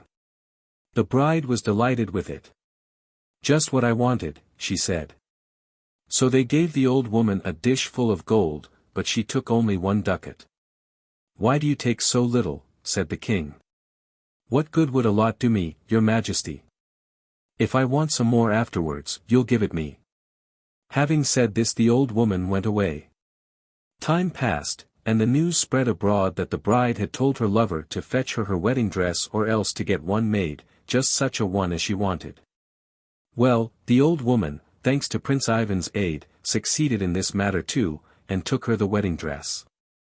And afterward she took her the seamless shoes also, and would only accept 1 ducat each time and always said that she had made the things herself. Well, the people heard that there would be a wedding at the palace on such and such a day. And the day they all anxiously awaited came at last. Then Prince Ivan said to the old woman, Look here, mother. When the bride is just going to be married, let me know. The old woman didn't let the time go by unheeded. Then Ivan immediately put on his princely raiment, and went out of the house. See, mother, this is what I'm really like, says he. The old woman fell at his feet. Pray forgive me for scolding you, said she. God be with you, said he. 100. So he went into the church and, finding his brothers had not yet arrived, he stood up alongside of the bride and got married to her. Then he and she were escorted back to the palace, and as they went along, the proper bridegroom, his eldest brother, met them. But when he saw that his bride and Prince Ivan were being escorted home together, he turned back again ignominiously. As to the king, he was delighted to see Prince Ivan again, and when he had learnt all about the treachery of his brothers, after the wedding feast had been solemnized, he banished the 2 elder princes, but he made Ivan heir to the throne. In the story of Prince Arakad, 101 the Queen Mother is carried off by the whirlwind 102 instead of by Koshchei. Her youngest son climbs the hill by the aid of iron hooks, kills Vicaire, and lowers his mother and 3 other ladies whom he has rescued, by means of a rope made of strips of hide. This his brothers cut to prevent him from descending. 103 They then obliged the ladies to swear not to betray them, the taking of the oath being accompanied by the eating of earth. 10 For the same formality is observed in another story in which an oath of a like kind is exacted. 105. The sacred nature of such an obligation may account for the singular reticence so often maintained, under similar circumstances, in stories of this class. In one of the descriptions of Koshchei's death, he is said to be killed by a blow on the forehead inflicted by the mysterious egg, that last link in the magic chain by which his life is darkly bound. 106 In another version of the same story, but told of a snake, the fatal blow is struck by a small stone found in the yolk of an egg, which is inside a duck, which is inside a hare, which is inside a stone, which is on an island, i.e. the fabulous island Bayan, 107. In another variant 108, Koshchei attempts to deceive his fair captive, pretending that his death resides in a besom, or in a fence, both of which she adorns with gold in token of her love. Then he confesses that his death really lies in an egg, inside a duck, inside a log which is floating on the sea. Prince Ivan gets hold of the egg and shifts it from one hand to the other. Koshchei rushes wildly from side to side of the room. At last the prince breaks the egg. Koshchei falls on the floor and dies. This heartbreaking episode occurs in the folktales of many lands. 109. It may not be amiss to trace it through some of its forms. In a Norse story 110, a giant's heart lies in an egg, inside a duck, which swims in a well, in a church, on an island. With this may be compared another Norse tale 111, in which a hogbas, or troll, who has carried off a princess, informs her that he and all his companions will burst asunder when above them passes the grain of sand that lies under the ninth tongue in the ninth head of a certain dead dragon. The grain of sand is found and brought, and the result is that the whole of the monstrous brood of trolls or hogbasser is instantaneously destroyed. In a Transylvanian Saxon story 112, a witch's life is a light which burns in an egg, inside a duck, which swims on a pond, inside a mountain, and she dies when it is put out. In the Bohemian story of the Sun Horse 113, a warlock's strength lies in an egg, which is within a duck, which is within a stag, which is under a tree. A seer finds the egg and sucks it. Then the warlock becomes as weak as a child, for all his strength had passed into the seer. In the Gaelic story of the Sea Maiden 114, the great beast with 3 heads, which haunts the loch, cannot be killed until an egg is broken, which is in the mouth of a trout, which springs out of a crow, which flies out of a hind, which lives on an island in the middle of the loch. In a modern Greek tale, the life of a dragon or other baleful being comes to an end simultaneously with the lives of 3 pigeons which are shut up in an all but inaccessible chamber 115, or enclosed within a wild boar. 116. Closely connected with the Greek tale is the Servian story of the dragon 117, whose strength, snaga, lies in a sparrow, which is inside a dove, inside a hare, inside a boar, inside a dragon, Adaya, which is in a lake, near a royal city. The hero of the story fights the dragon of the lake, and after a long struggle, being invigorated at the critical moment by a kiss which the heroine imprints on his forehead, he flings it high in the air. When it falls to the ground, it breaks in pieces, and out comes the boar. Eventually the hero seizes the sparrow and wrings its neck, but not before he has obtained from it the charm necessary for the recovery of his missing brothers and a number of other victims of the dragon's cruelty. To these European tales a very interesting parallel is afforded by the Indian story of Punchkin 118, whose life depends on that of a parrot, which is in a cage placed beneath the lowest of 6 jars of water, piled one on the other, and standing in the midst of a desolate country covered with thick jungle. When the parrot's legs and wings are pulled off, Punchkin loses his legs and arms, and when its neck is wrung, his head twists round and he dies. One of the strangest of the stories which turn on this idea of an external heart is the Samoyed tale 119, in which 7 brothers are in the habit, every night, of taking out their hearts and sleeping without them. A captive damsel whose mother they have killed, receives the extracted hearts and hangs them on the tent pole, where they remain till the following morning. One night her brother contrives to get the hearts into his possession. Next morning he takes them into the tent, where he finds the brothers at the point of death. In vain do they beg for their hearts, which he flings on the floor. And as he flings down the hearts, the brothers die. The legend to which I am now about to refer will serve as a proof of the venerable antiquity of the myth from which the folk tales, which have just been quoted, appear to have sprung. A papyrus, which is supposed to be of the age of the 19th dynasty, about BC 1300, has preserved an Egyptian tale about 2 brothers. The younger of these, Satu, leaves the elder, Anapu, Anubis, and retires to the valley of the acacia. But, before setting off, Satu states that he shall take his heart and place it in the flowers of the acacia tree, so that, if the tree is cut down, his heart will fall to the ground and he will die. Having given Anapu instructions what to do in such a case, he seeks the valley. There he hunts wild animals by day, and at night he sleeps under the acacia tree on which his heart rests. But at length Num, the Creator, forms a wife for him, and all the other gods endow her with gifts. To this Egyptian Pandora Satu confides the secret of his heart. One day a tress of her perfumed hair floats down the river, and is taken to the king of Egypt. He determines to make its owner his queen, and she, like Rhodope or Cinderella, is sought for far and wide.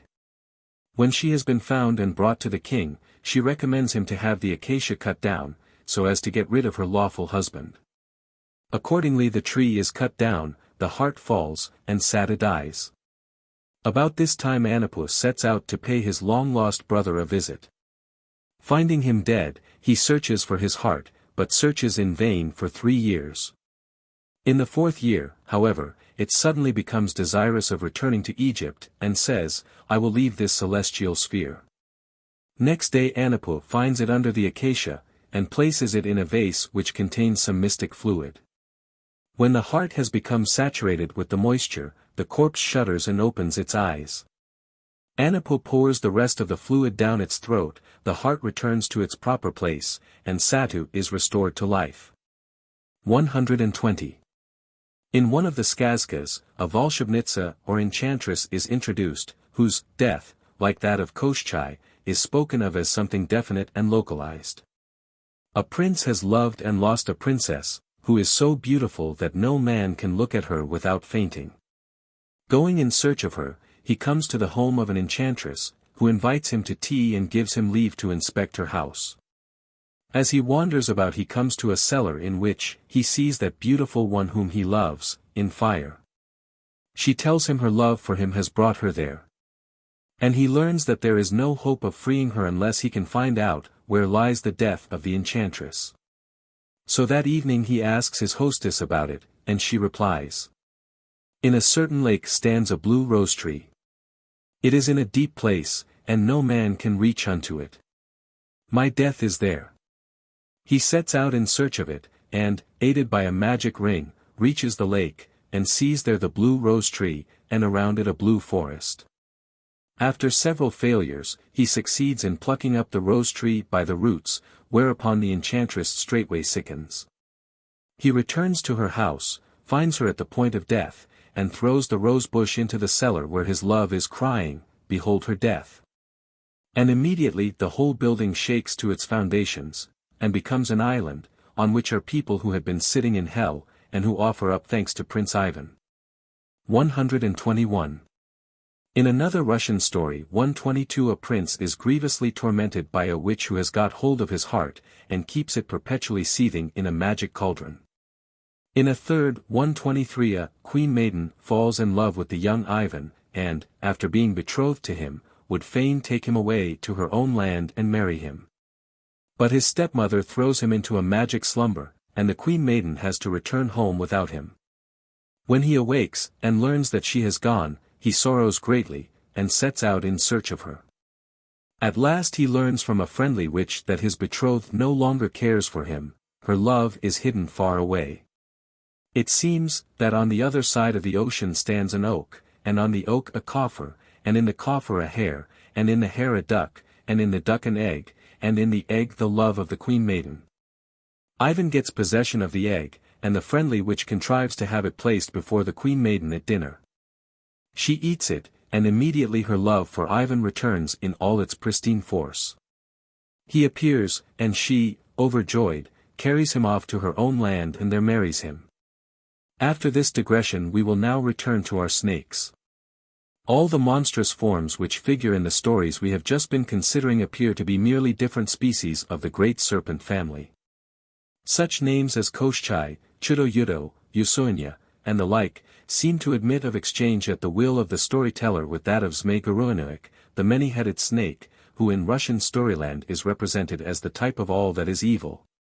But in the actual Russia of today, snakes bear by no means so bad a character.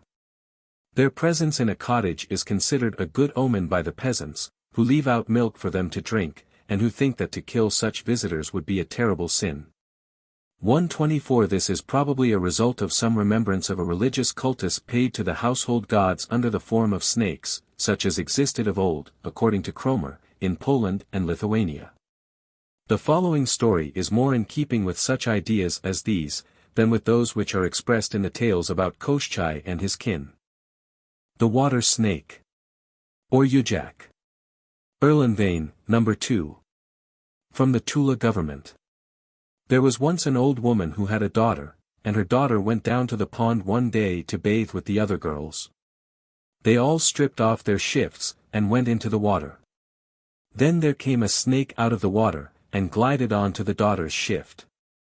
After a time the girls all came out, and began to put on their shifts, and the old woman's daughter wanted to put on hers, but there was the snake lying on it. She tried to drive him away, but there he stuck and would not move. Then the snake said, "If you'll marry me, I'll give you back your shift." Now she wasn't at all inclined to marry him, but the other girls said, "As if it were possible for you to be married to him. Say you will." So she said, "Very well, I will." Then the snake glided off from the shift, and went straight into the water. The girl dressed and went home. And as soon as she got there, she said to her mother, "Mammy, mammy, thus and thus, a snake got upon my shift, and says he, 'Marry me or I won't let you have your shift,' and I said, 'I will.'" "What nonsense are you talking, you little fool? As if one could marry a snake." And so they remained just as they were, and forgot all about the matter. A week passed by, and one day they saw ever so many snakes, a huge troop of them, wriggling up to their cottage. "Ah, mammy, save me," cried the girl, and her mother slammed the door and barred the entrance as quickly as possible. The snakes would have rushed in at the door, but the door was shut. They would have rushed into the passage, but the passage was closed. Then in a moment they rolled themselves into a ball, flung themselves at the window, smashed it to pieces, and glided in a body into the room. The girl got upon the stove, but they followed her, pulled her down, and bore her out of the room and out of doors. Her mother accompanied her, crying like anything. They took the girl down to the pond, and dived right into the water with her. And there they all turned into men and women. The mother remained for some time on the dike, wailed a little, and then went home. 3 years went by. The girl lived down there, and had 2 children, a son and a daughter. Now she often entreated her husband to let her go to see her mother. So at last one day he took her up to the surface of the water, and brought her ashore. But she asked him before leaving him, "What am I to call out when I want you?" "Call out to me, Ossip, Joseph, Ossip, come here, and I will come," he replied. Then he dived under water again, and she went to her mother's, carrying her little girl on one arm, and leading her boy by the hand. Out came her mother to meet her, was so delighted to see her.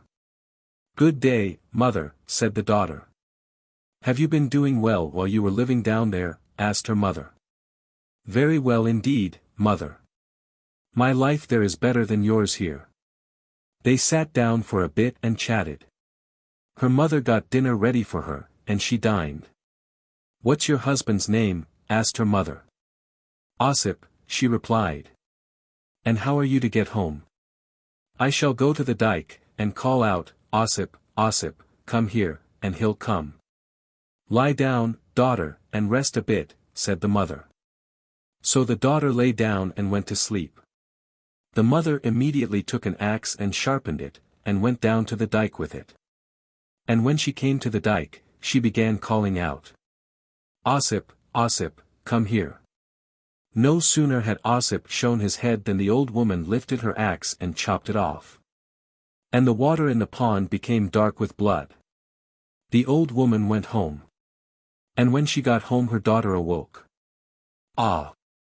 Mother," says she, "I'm getting tired of being here, I'll go home." "Do sleep here tonight, daughter, perhaps you won't have another chance of being with me." So the daughter stayed and spent the night there. In the morning she got up and her mother got breakfast ready for her, she breakfasted, and then she said goodbye to her mother and went away, carrying her little girl in her arms, while her boy followed behind her. She came to the dike, and called out, "Ossip, Ossip, come here."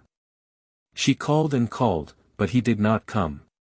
Then she looked into the water, and there she saw a head floating about. Then she guessed what had happened. "Alas! My mother has killed him," she cried. There on the bank she wept and wailed. And then to her girl she cried, "Fly about as a wren, henceforth and evermore." And to her boy she cried, "Fly about as a nightingale, my boy, henceforth and evermore." "But I," she said, "will fly about as a cuckoo, crying, cuckoo, henceforth and evermore." Stories about serpent spouses are by no means uncommon, but I can find no parallel to the above so far as the termination is concerned.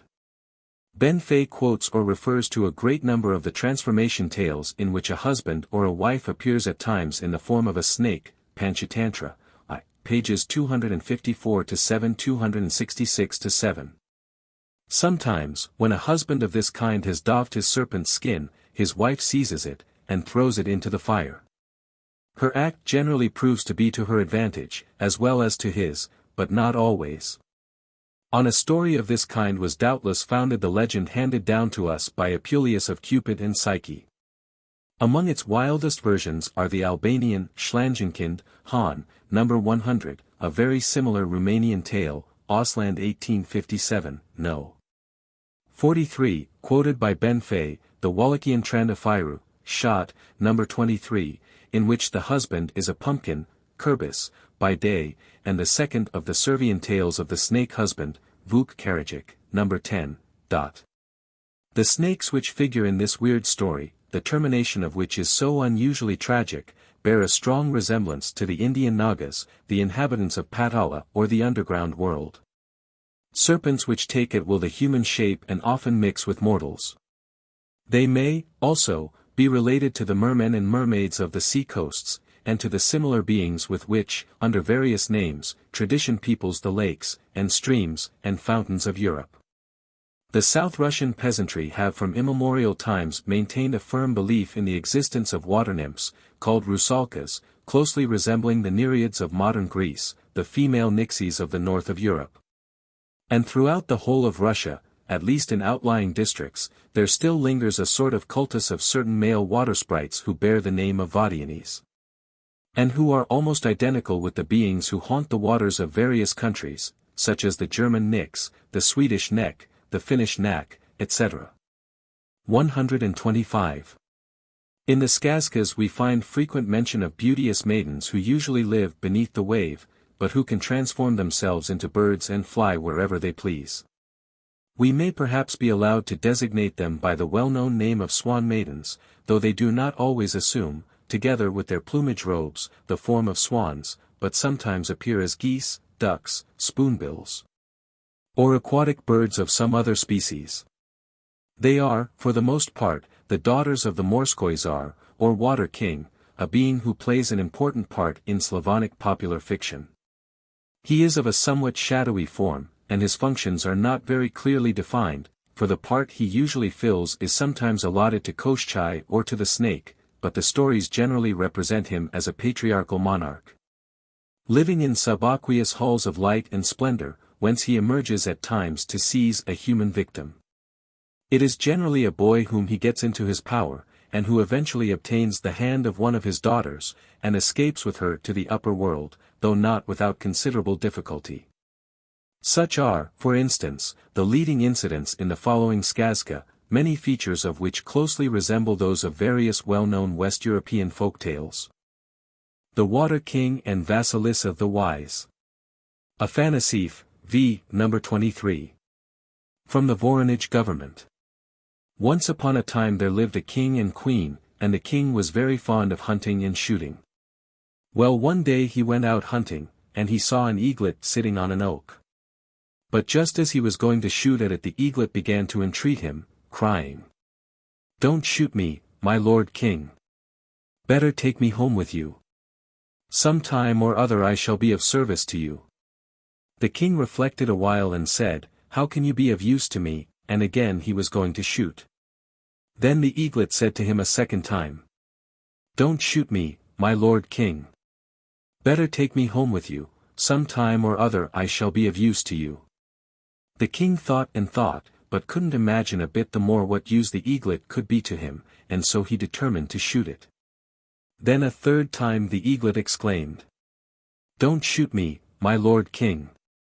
Better take me home with you and feed me for 3 years.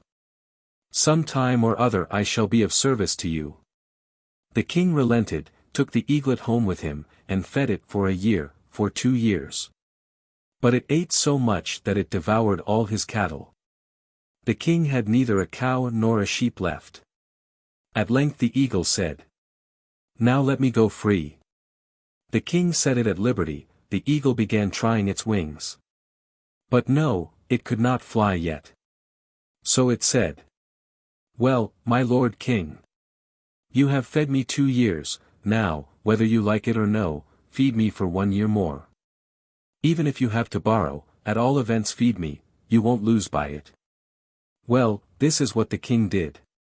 He borrowed cattle from everywhere round about, and he fed the eagle for the space of a whole year, and afterwards he set it at liberty. The eagle rose ever so high, flew, then dropped down again to the earth and said, Now then, my lord king. Take a seat on my back. We'll have a fly together. The king got on the eagle's back. Away they went flying. Before very long they reached the blue sea. Then the eagle shook off the king, who fell into the sea, and sank up to his knees. But the eagle didn't let him drown. It jerked him onto its wing, and asked, How now, my lord king? Were you frightened, perchance? I was, said the king, I thought I was going to be drowned outright. Again they flew till they reached another sea. The eagle shook off the king right in the middle of the sea. The king sank up to his girdle. The eagle jerked him onto its wing again, and asked, Well, my lord king, were you frightened, perchance?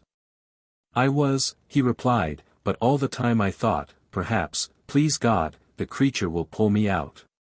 Away they flew again, and arrived at a third sea. The eagle dropped the king into a great gulf, so that he sank right up to his neck. And the third time the eagle jerked him onto its wing, and asked, Well, my lord king. Were you frightened, perchance? I was, says the king, but still I said to myself, perhaps it will pull me out. Well, my lord king. Now you have felt what the fear of death is like. What I have done was in payment of an old score. Do you remember my sitting on an oak, and your wanting to shoot me? 3 times you were going to let fly, but I kept on entreating you not to shoot, saying to myself all the time, perhaps he won't kill me. Perhaps he'll relent and take me home with him. Afterwards they flew beyond thrice 9 lands, long did they fly. Says the eagle, Look, my lord king. What is above us and what below us? The king looked. Above us, he says, is the sky, below us the earth. Look again, what is on the right hand and on the left? On the right hand is an open plain, on the left stands a house. We will fly thither, said the eagle. My youngest sister lives there. They went straight into the courtyard. The sister came out to meet them, received her brother cordially, and seated him at the oaken table. But on the king she would not so much as look, but left him outside, loosed greyhounds, and set them at him. The eagle was exceedingly wroth, jumped up from table, seized the king, and flew away with him again. Well, they flew. Presently the eagle said to the king, Look round, what is behind us? The king turned his head, looked, and said, Behind us is a red house. That is the house of my youngest sister, on fire, because she did not receive you, but set greyhounds at you. They flew. Again the eagle asked. Look again, my lord king, what is above us, and what below us? Above us is the sky, below us the earth. Look and see what is on the right hand and on the left. On the right is the open plain, on the left there stands a house. There lives my second sister, we'll go and pay her a visit. They stopped in a wide courtyard. The second sister received her brother cordially, and seated him at the oaken table, but the king was left outside, and she loosed greyhounds, and set them at him. The eagle flew into a rage, jumped up from table, caught up the king, and flew away farther with him. They flew and flew. Says the eagle, "My lord king, look round. What is behind us?" The king looked back. "There stands behind us a red house." "That's my second sister's house burning," said the eagle. "Now we'll fly to where my mother and my eldest sister live." Well, they flew there. The eagle's mother and eldest sister were delighted to see them, and received the king with cordiality and respect. "Now, my lord king," said the eagle, "tarry a while with us, and afterwards I will give you a ship, and will repay you for all I ate in your house, and then, God speed you home again." So the eagle gave the king a ship and 2 coffers, the one red, the other green, and said, "Mind now. Don't open the coffers until you get home. Then open the red coffer in the back court, and the green coffer in the front court." The king took the coffers, parted with the eagle, and sailed along the blue sea. Presently he came to a certain island, and there his ship stopped. He landed on the shore, and began thinking about the coffers, and wondering whatever there could be in them, and why the eagle had told him not to open them. He thought, and at last couldn't hold out any more, he longed so awfully to know all about it. So he took the red coffer, set it on the ground, and opened it, and out of it came such a quantity of different kinds of cattle that there was no counting them, the island had barely room enough for them. When the king saw that, he became exceedingly sorrowful, and began to weep and therewithal to say, "What is there now left for me to do? How shall I get all this cattle back into so little a coffer?" Lo! There came out of the water a man, came up to him, and asked, "Wherefore are you weeping so bitterly, O Lord King?" "How can I help weeping?" answers the king. "How shall I be able to get all this great herd into so small a coffer? If you like, I will set your mind at rest. I will pack up all your cattle for you. But on one condition only. You must give me whatever you have at home that you don't know of." The king reflected. "Whatever is there at home that I don't know of," says he. "I fancy I know about everything that's there." He reflected, and consented. "Pack them up," says he. "I will give you whatever I have at home that I know nothing about." So that man packed away all his cattle for him in the coffer. The king went on board ship and sailed away homewards. When he reached home, then only did he learn that a son had been born to him. And he began kissing the child, caressing it, and at the same time bursting into such floods of tears. "My lord king," says the queen, "tell me wherefore thou droppest bitter tears." "For joy," he replies. He was afraid to tell her the truth, that the prince would have to be given up. Afterwards he went into the back court, opened the red coffer, and thence issued oxen and cows, sheep and rams.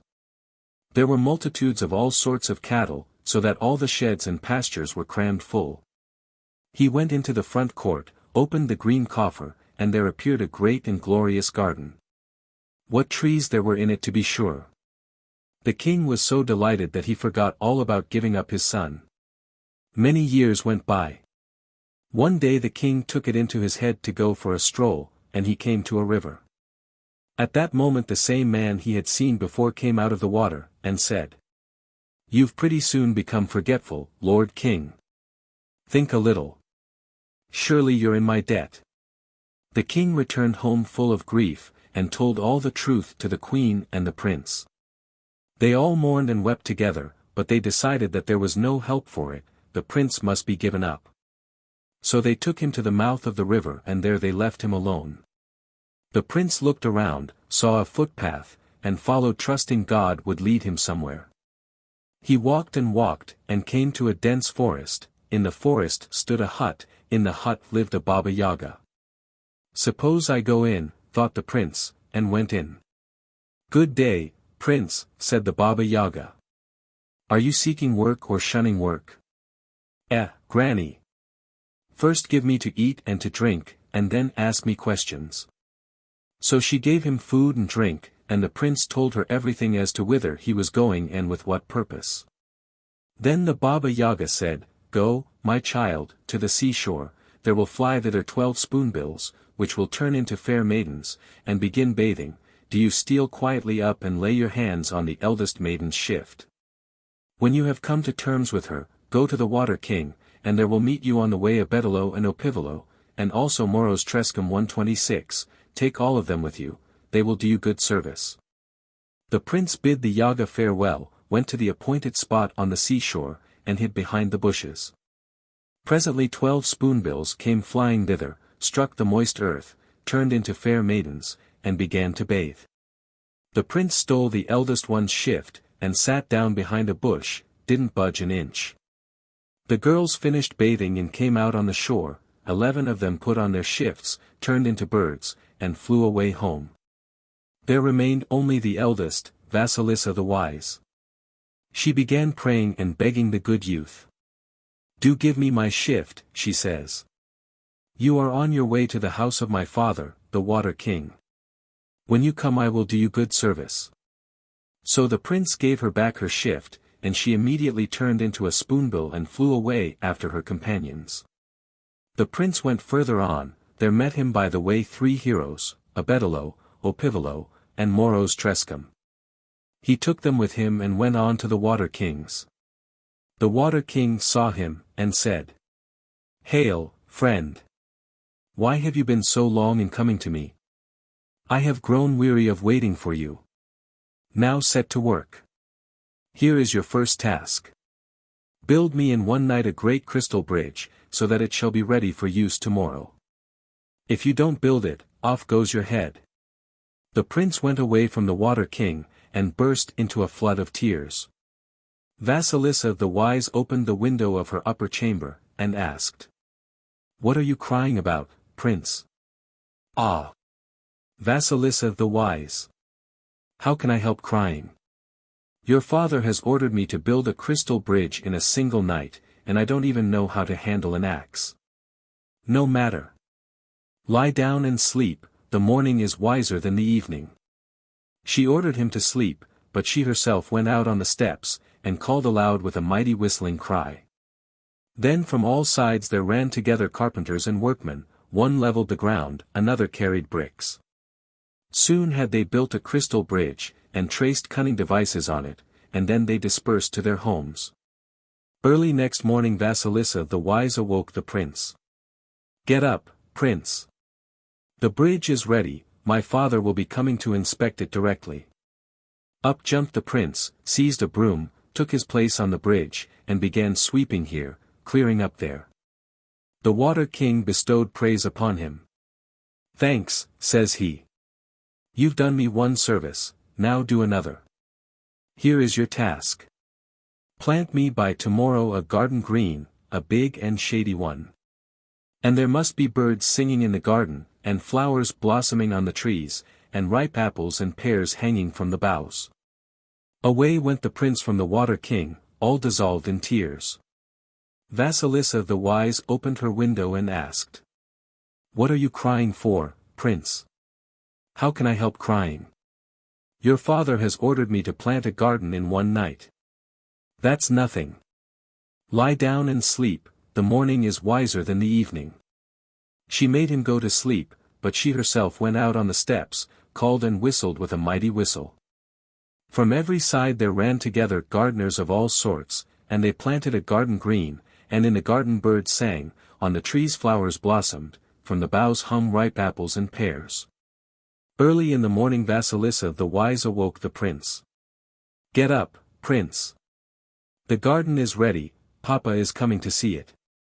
The prince immediately snatched up a broom, and was off to the garden. Here he swept a path, there he trained a twig. The Water King praised him and said, "Thanks, prince. You've done me right trusty service. So choose yourself a bride from among my 12 daughters. They are all exactly alike in face, in hair, and in dress. If you can pick out the same one 3 times running, she shall be your wife. If you fail to do so, I shall have you put to death."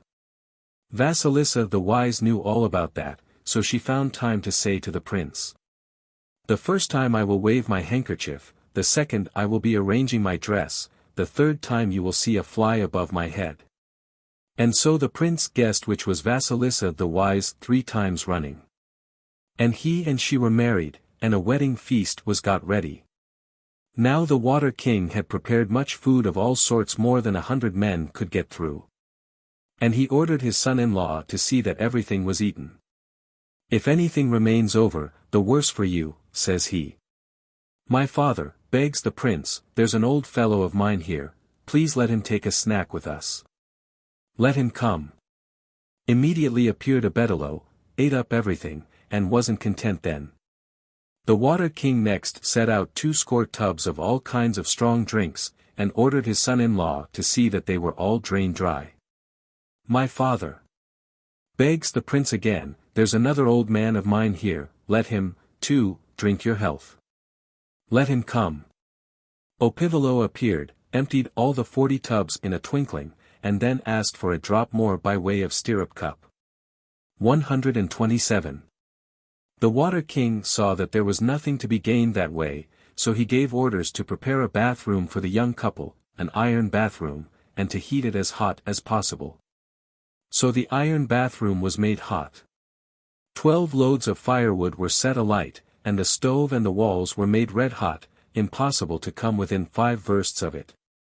"My father," says the prince, "let an old fellow of ours have a scrub first, just to try the bathroom." "Let him do so." Moros Trescom went into the bathroom, blew into one corner, blew in another, in a moment icicles were hanging there.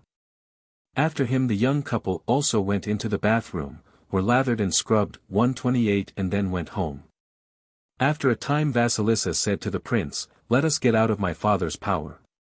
He's tremendously angry with you, perhaps he'll be doing you some hurt." "Let us go," says the prince. Straightway they saddled their horses and galloped off into the open plain. They rode and rode, many an hour went by. "Jump down from your horse, prince, and lay your ear close to the earth," said Vasilissa. "Cannot you hear a sound as of pursuers?" The prince bent his ear to the ground, but he could hear nothing. Then Vasilissa herself lighted down from her good steed, laid herself flat on the earth, and said, "Ah, prince! I hear a great noise as of chasing after us."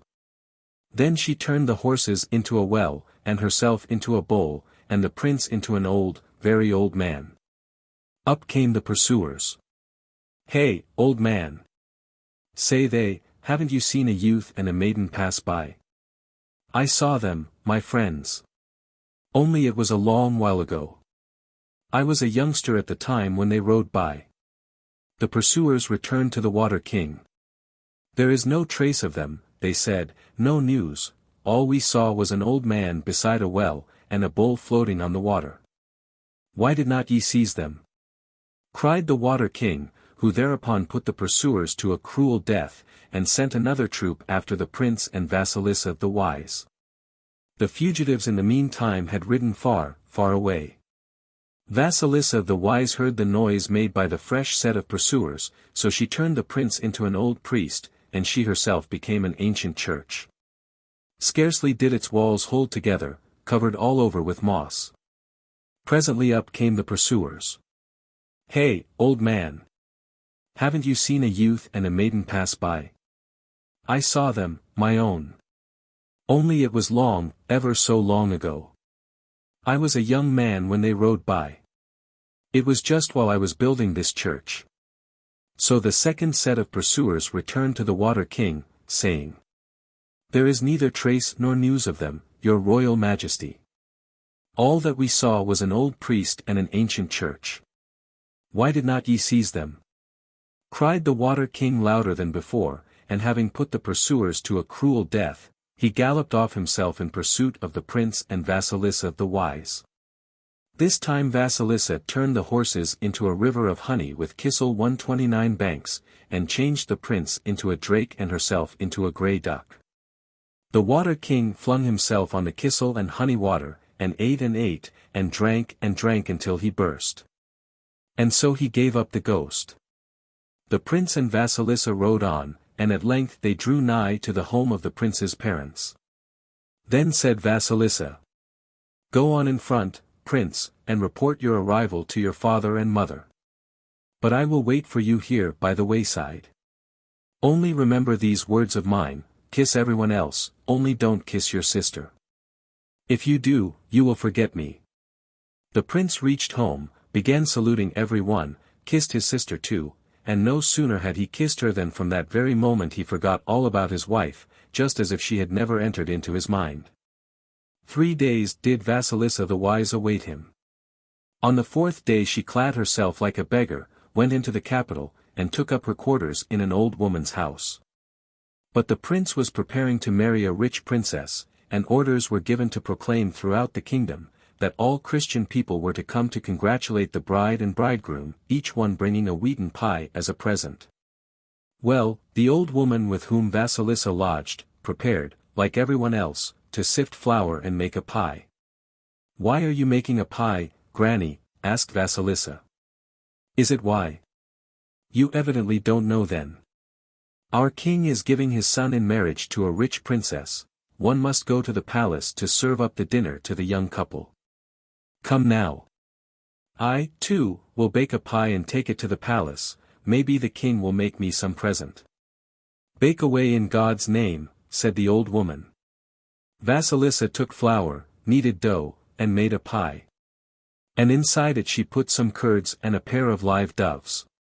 Well, the old woman and Vasilissa the wise reached the palace just at dinner time. There a feast was in progress, one fit for all the world to see.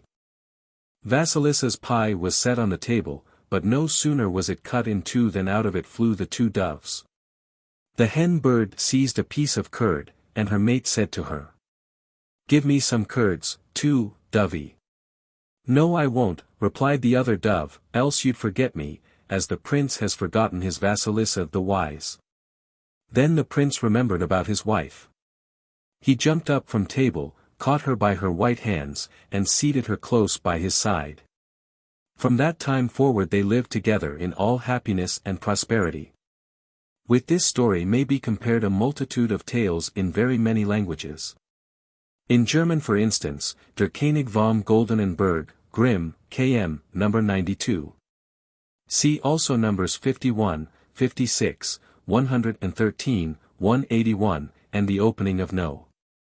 31, Der Königin und die Teufelstöchter, Haltrich, number 26, and Grünes Kravali, Wolfs, Deutsche Hausmarken, number 29, the Norse Mastermaid, Asbjornsen and Mo, number 46, Docent, number 11, and The Three Princesses of Whiteland, A. and M. Number 9, Docent, number 26, The Lithuanian Story, Schleicher, number 26, page 75, in which a field devil exacts from a farmer the promise of a child, the Wallachian Stories, Schott, Nos. 2 and 15, in which a devil obtains a like promise from a woodcutter and a fisherman, the modern Greek, Han, Nos. 4, 5, 54, and 68, in which a child is promised to a dervish, a Dracos, the devil, and a demon, and the Gaelic tales of The Battle of the Birds, and The Sea Maiden, Campbell, Nos. 2 and 4, in the former of which the child is promised to a giant, in the latter to a mermaid. The likeness between the Russian story and the Battle of the Birds is very striking. References to a great many other similar tales will be found in Grimm, KM 3. Pages 96-7, and 168-9. The group to which all these stories belong is linked with a set of tales about a father who apprentices his son to a wizard, sometimes to the devil, from whom the youth escapes with great difficulty. The principal Russian representative of the second set is called Giri Art, Katreya Nauka, Afanasief, v. number 22, 6. Number 45, 8. Page 339. To the hero's adventures while with the Water King, and while escaping from him, an important parallel is offered by the end of the already mentioned, at page 92, Indian story of Sringabuja. That prince asks Agnisika, the Rakshasa whom, in his crane form, he has wounded, to bestow upon him the hand of his daughter, the maiden who had met him on his arrival at the Rakshasa's palace.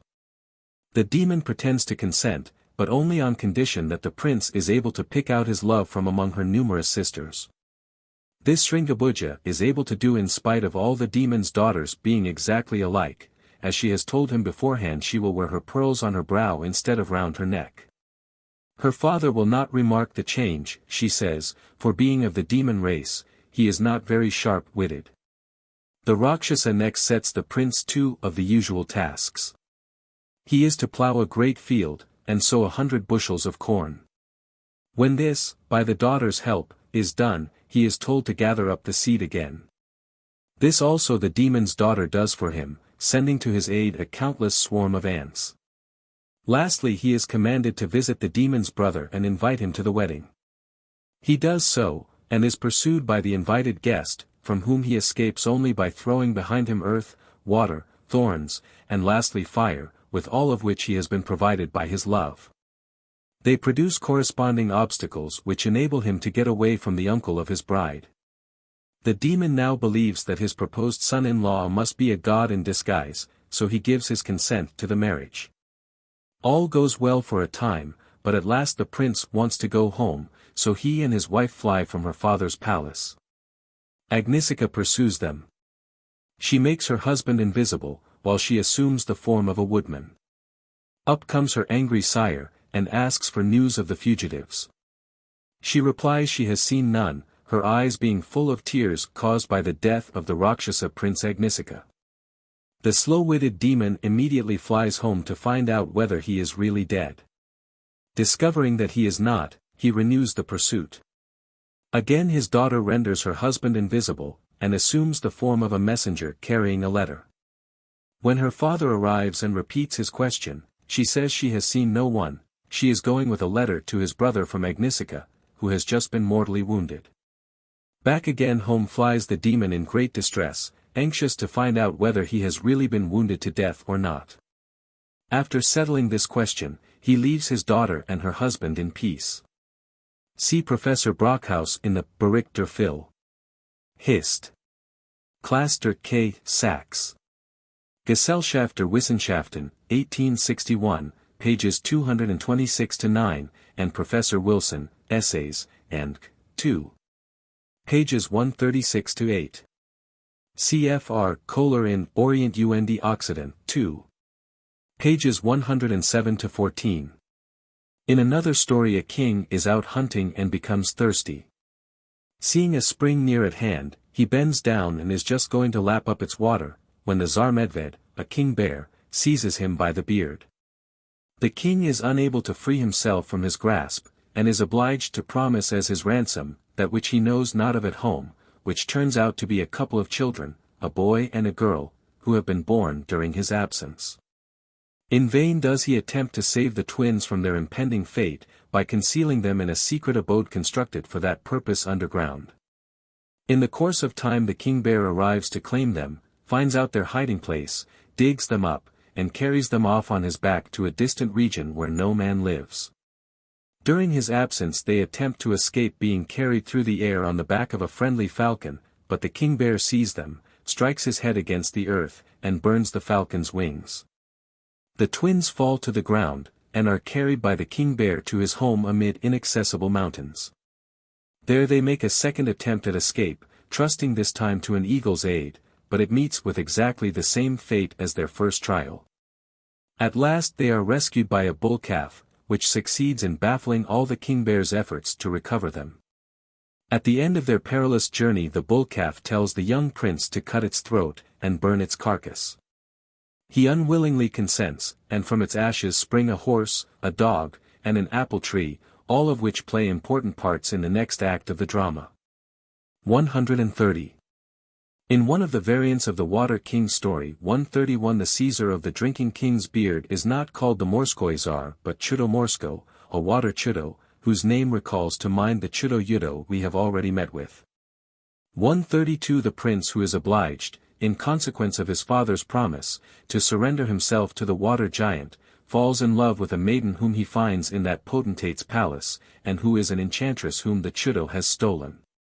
She turns herself into a ring, which he carries about with him, and eventually, after his escape from the Chudo, she becomes his bride. In another story, 133, the being who obtains a child from one of the incautious fathers of the Jephthah type who abound in popular fiction, is of a very singular nature. A merchant is flying across a river on the back of an eagle, when he drops a magic snuff-box, which had been entrusted to his charge by that bird, and it disappears beneath the waters. At the eagle's command, the crayfish search for it, and bring back word that it is lying on the knees of an idol. The eagle summons the idol, and demands the snuff-box. Thereupon the idol says to the merchant, "Give me what you do not know of at home." The merchant agrees and the idol gives him back his snuff-box. In some of the variants of the story, the influence of ideas connected with Christianity makes itself apparent in the names given to the actors. Thus in the Mujik and Anastasia Adovna, 134 it is no longer a king of the waters, but a devil's imp, 135 who bargains with the thirsting father for his child, and the swan maiden whose shift the devoted youth steals bears the name of Adovna, the daughter of Ad or Hades. In the youth, 136 a mujik, who has lost his way in a forest makes the rash promise to a man who enables him to cross a great river, and that man, says the story, was a devil. 137 We shall meet with other instances further on of parents whose hasty words condemn their children to captivity among evil spirits. In one of the stories of this class, 138 the father is a hunter who is perishing with cold one night, and who makes the usual promise as the condition of his being allowed to warm himself at a fire guarded by a devil.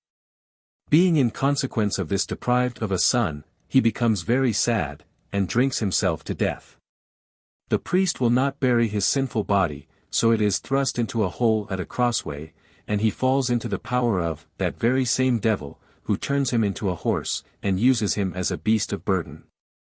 At last he is released by his son, who has forced the devil to free him after several adventures, one of them being a fight with the evil spirit in the shape of a three-headed snake. In the Hindu story of Brave 70 by 139 that heroine kills a very large cobra which comes out of a lake. Touching the waters with a magic diamond taken from the snake, she sees them roll back in a wall on either hand, between which she passes into a splendid garden. In it she finds a lovely girl who proves to be the cobra's daughter and who is delighted to hear of her serpent father's death. Demon-haunted waters, which prove fatal to mortals who bathe in or drink of them, often occur in Oriental fiction. In one of the Indian stories, for instance, 140 a king is induced to order his escort to bathe in a lake which is the abode of a Rakshasa or demon. They leap into the water simultaneously, and are all devoured by the terrible man-eater. From the assaults of such a Rakshasa as this it was that Buddha, who was at the time a monkey, preserved himself and 80,000 of his brother monkeys, by suggesting that they should drink from the tank in which the demon lay in wait for them, through reeds previously made completely hollow by their breath. 141. From these male personifications of evil, from the snake, Koshchei, and the water king, we will now turn to their corresponding female forms. By far the most important beings of the latter class are those malevolent enchantresses who form two closely related branches of the same family.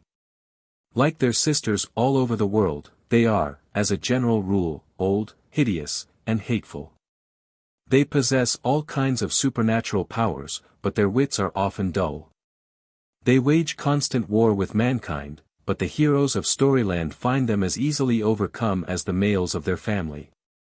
In their general character they bear a strong resemblance to the giantesses, lamias, female trolls, ogresses, dragonesses, and of Europe, but in some of their traits they differ from those well-known beings, and therefore they are worthy of a detailed notice. In several of the stories which have already been quoted, a prominent part is played by the Baba Yaga, a female fiend whose name has given rise to much philological discussion of a somewhat unsatisfactory nature. 142 Her appearance is that of a tall, gaunt hag, with disheveled hair. Sometimes she is seen lying stretched out from one corner to the other of a miserable hut, through the ceiling of which passes her long iron nose. The hut is supported by fowl's legs, and stands at the edge of a forest towards which its entrance looks. When the proper words are addressed to it, the hut revolves upon its slender supports, so as to turn its back instead of its front to the forest. Sometimes, as in the next story, the Baba Yaga appears as the mistress of a mansion, which stands in a courtyard enclosed by a fence made of dead men's bones. When she goes abroad she rides in a mortar, which she urges on with a pestle, while she sweeps away the traces of her flight with a broom. She is closely connected with the snake in different forms. In many stories, indeed, the leading part has been ascribed by one narrator to a snake and by another to a Baba Yaga. She possesses the usual magic apparatus by which enchantresses work their wonders. The day and the night, according to the following story, are among her servants, the entire animal world lies at her disposal. On the whole she is the most prominent among the strange figures with which the Skazkas make us acquainted. Of the stories which especially relate to her the following may be taken as a fair specimen. The Baba Yaga. Afanasief, I, No. 3b. From the Voronezh government. Once upon a time there was an old couple. The husband lost his wife and married again. But he had a daughter by the first marriage, a young girl, and she found no favor in the eyes of her evil stepmother, who used to beat her, and consider how she could get her killed outright. One day the father went away somewhere or other, so the stepmother said to the girl, "Go to your aunt, my sister, and ask her for a needle and thread to make you a shift." Now that aunt was a Baba Yaga. Well, the girl was no fool, so she went to a real aunt of hers first, and says she, "Good morning, auntie." "Good morning, my dear. What have you come for?" "Mother has sent me to her sister, to ask for a needle and thread to make me a shift." Then her aunt instructed her what to do. "There is a birch tree there, niece, which would hit you in the eye, you must tie a ribbon round it, there are doors which would creak and bang, you must pour oil on their hinges. There are dogs which would tear you in pieces, you must throw them these rolls, there is a cat which would scratch your eyes out, you must give it a piece of bacon." So the girl went away, and walked, till she came to the place. There stood a hut, and in it sat weaving the Baba Yaga, the bony shanks. "Good morning, auntie," says the girl. "Good morning, my dear," replies the Baba Yaga. "Mother has sent me to ask you for a needle and thread to make me a shift." "Very well, sit down and weave a little in the meantime." So the girl sat down behind the loom, and the Baba Yaga went outside, and said to her servant maid, "Go and heat the bath, and get my niece washed, and mind you look sharp after her. I want to breakfast off her." Well, the girl sat there in such a fright that she was as much dead as alive. Presently she spoke imploringly to the servant maid, saying, "Kinswoman dear, do please wet the firewood instead of making it burn. And fetch the water for the bath in a sieve." And she made her a present of a handkerchief. The Baba Yaga waited a while, then she came to the window and asked, "Are you weaving, niece? Are you weaving, my dear?" "Oh yes, dear aunt, I'm weaving." So the Baba Yaga went away again, and the girl gave the cat a piece of bacon, and asked, "Is there no way of escaping from here?" "Here's a comb for you and a towel," said the cat, "take them, and be off. The Baba Yaga will pursue you, but you must lay your ear on the ground, and when you hear that she is close at hand, first of all throw down the towel. It will become a wide, wide river. And if the Baba Yaga gets across the river, and tries to catch you, then you must lay your ear on the ground again, and when you hear that she is close at hand, throw down the comb. It will become a dense, dense forest. Through that she won't be able to force her way anyhow." The girl took the towel and the comb and fled. The dogs would have rent her, but she threw them the rolls, and they let her go by. The doors would have begun to bang, but she poured oil on their hinges, and they let her pass through. The birch tree would have poked her eyes out, but she tied the ribbon around it, and it let her pass on. And the cat sat down to the loom, and worked away, muddled everything about, if it didn't do much weaving. Up came the Baba Yaga to the window, and asked, "Are you weaving, niece? Are you weaving, my dear?" "I'm weaving, dear aunt, I'm weaving," gruffly replied the cat. The Baba Yaga rushed into the hut, saw that the girl was gone, and took to beating the cat, and abusing it for not having scratched the girl's eyes out.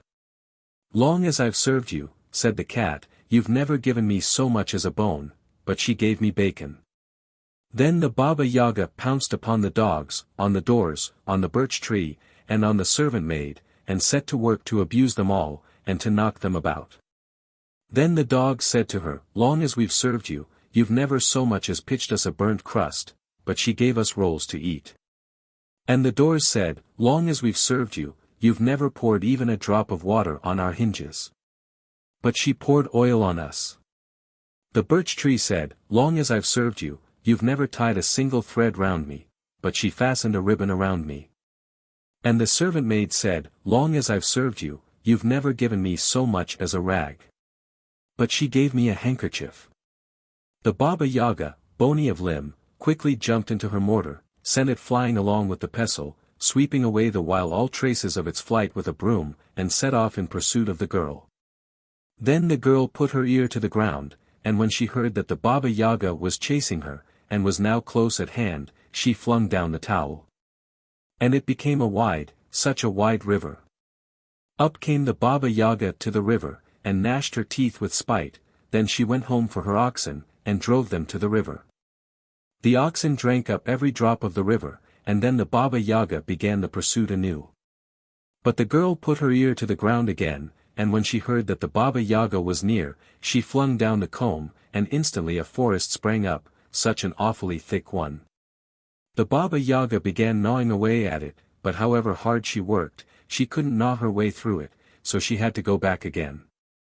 But by this time the girl's father had returned home, and he asked, "Where's my daughter?"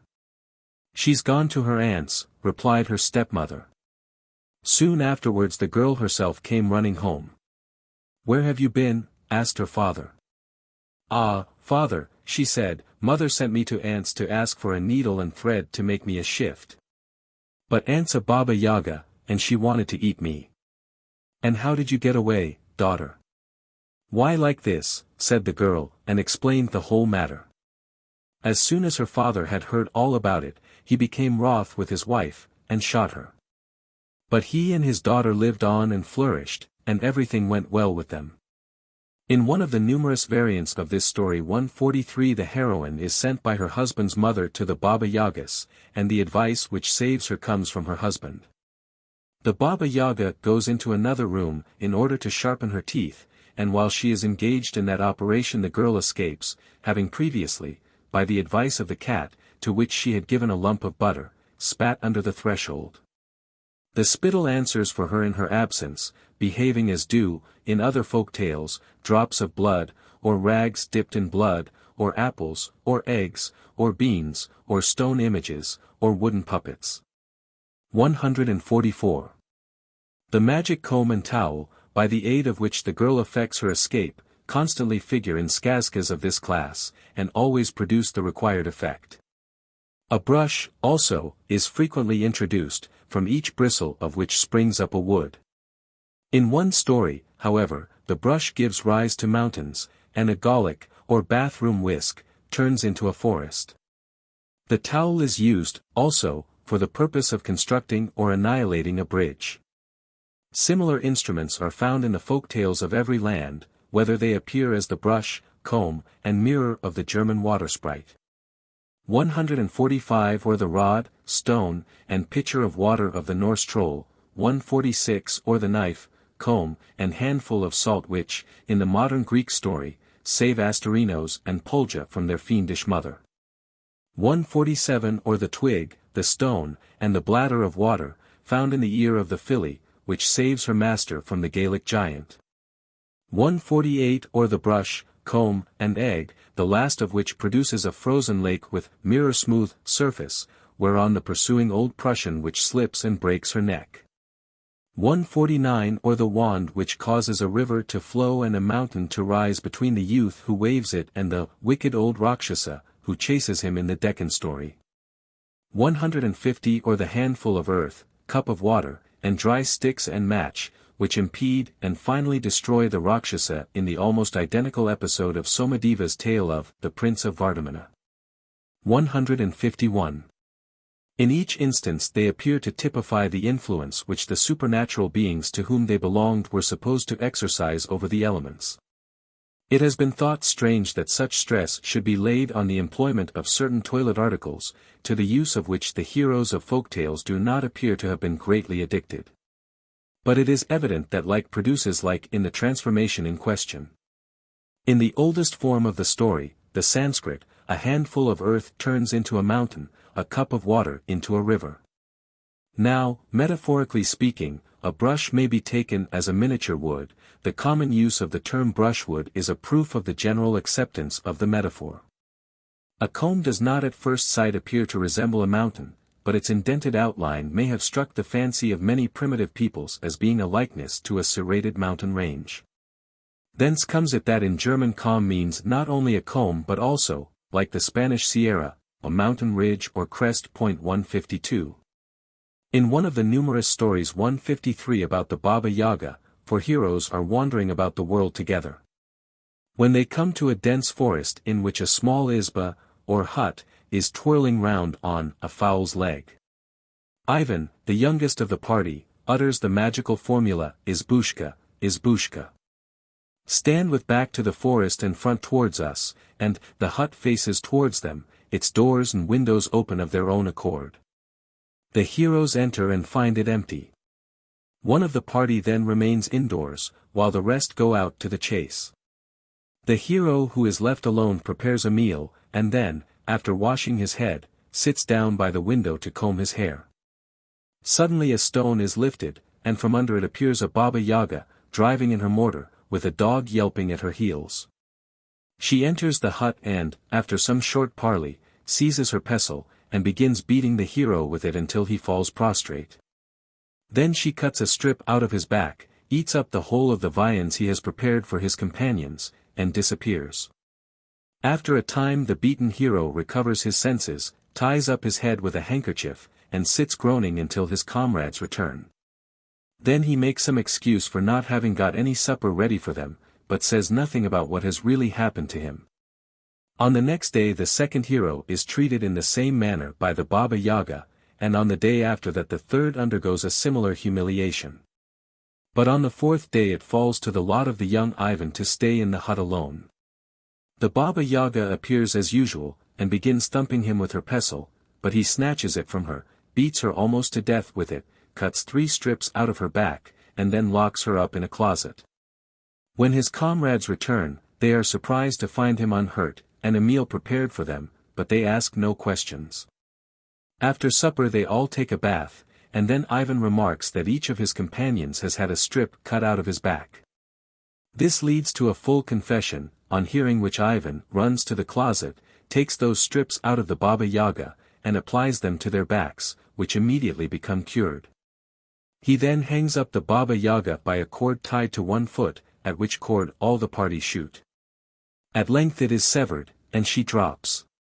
As soon as she touches the ground, she runs to the stone from under which she had appeared, lifts it, and disappears. 154. The rest of the story is very similar to that of Norka, which has already been given, only instead of the beast of that name we have the Baba Yaga, whom Ivan finds asleep, with a magic sword at her head.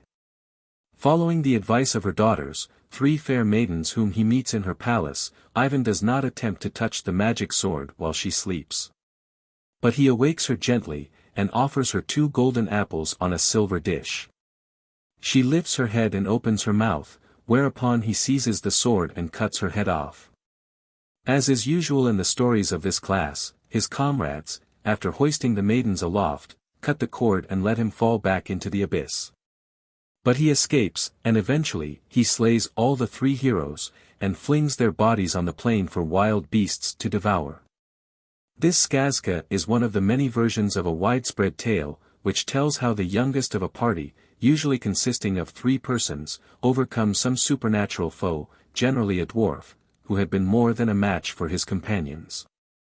The most important of these versions is the Lithuanian story of the carpenter who overcomes a laum, a being in many respects akin to the Baba Yaga, who has proved too strong for his comrades, Perkin and the Devil. 155. The practice of cutting strips from an enemy's back is frequently referred to in the Skazkas, much more frequently than in the German and Norse stories. It is not often that such strips are turned to good account, but in the Skazka with which we have just been dealing, Ivan finding the rope by which he is being lowered into the abyss too short, ties to the end of it the 3 strips he has cut from the Baba Yaga's back, and so makes it sufficiently long. They are often exacted as the penalty of losing a wager, as well in the Skazkas as elsewhere. 156 In a West Slavonian story about a wager of this kind, the winner cuts off the loser's nose. 157 In the Gaelic stories it is not an uncommon incident for a man to have a strip of skin cut off him from his crown to his soul. 158. The Baba Yaga generally kills people in order to eat them. Her house is fenced about with the bones of the men whose flesh she has devoured. In one story she offers a human arm, by way of a meal, to a girl who visits her. But she is also represented in one of the stories 159 as petrifying her victims. This trait connects her with Medusa, and the 3 sister Baba Yagas with the 3 Gorgons. The Russian Gorgo's method of petrifaction is singular. In the story referred to, Ivan Devich, Ivan the servant maid's son, meets a Baba Yaga, who plucks one of her hairs, gives it to him, and says, "Tie 3 knots and then blow." He does so, and both he and his horse turn into stone. The Baba Yaga places them in her mortar, pounds them to bits, and buries their remains under a stone. A little later comes Ivan Devich's comrade, Prince Ivan. Him also the Yaga attempts to destroy, but he feigns ignorance, and persuades her to show him how to tie knots and to blow. The result is that she becomes petrified herself. Prince Ivan puts her in her own mortar, and proceeds to pound her therein, until she tells him where the fragments of his comrade are, and what he must do to restore them to life. The Baba Yaga usually lives by herself, but sometimes she appears in the character of the house mother. One of the Skazkas 160 relates how a certain old couple, who had no children, were advised to get a number of eggs from the village, 1 from each house, and to place them under a sitting hen. From the 41 eggs thus obtained and treated are born as many boys, all but 1 of whom develop into strong men, but the 41st long remains a poor weak creature, a kind of hopomythum. They all set forth to seek brides, and eventually marry the 41 daughters of a Baba Yaga. On the wedding night she intends to kill her sons-in-law. But they, acting on the advice of him who had been the weakling of their party, but who has become a mighty hero, exchange clothes with their brides before lying down to sleep. Accordingly the Baba Yaga's trusty servants cut off the heads of her daughters instead of those of her sons-in-law. Those youths arise, stick the heads of their brides on iron spikes all round the house, and gallop away. When the Baba Yaga awakes in the morning, looks out of the window, and sees her daughters' heads on their spikes, she flies into a passion, calls for her burning shield, sets off in pursuit of her sons-in-law, and begins burning up everything on all 4 sides with her shield. A magic, bridge-creating kerchief, however, enables the fugitives to escape from their irritated mother-in-law. In one story 161 the heroine is ordered to swing the cradle in which reposes a Baba Yaga's infant son, whom she is ordered to address in terms of respect when she sings him lullabies. In others she is told to wash a Baba Yaga's many children, whose appearance is usually unprepossessing. One girl, for instance, is ordered by a Baba Yaga to heat the bath, but the fuel given her for the purpose turns out to be dead men's bones. Having got over this difficulty, thanks to the advice of a sparrow which tells her where to look for wood, she is sent to fetch water in a sieve. Again the sparrow comes to her rescue telling her to line the sieve with clay. Then she is told to wait upon the Baba Yaga's children in the bathroom. She enters it, and presently in come worms, frogs, rats, and all sorts of insects. These, which are the Baba Yaga's children, she soaps over and otherwise treats in the approved Russian bath style, and afterward she does as much for their mother. The Baba Yaga is highly pleased, calls for a samovar, or urn, and invites her young bathwoman to drink tea with her. And finally she sends her home with a blue coffer, which turns out to be full of money. This present excites the cupidity of her stepmother, who sends her own daughter to the Baba Yagas, hoping that she will bring back a similar treasure.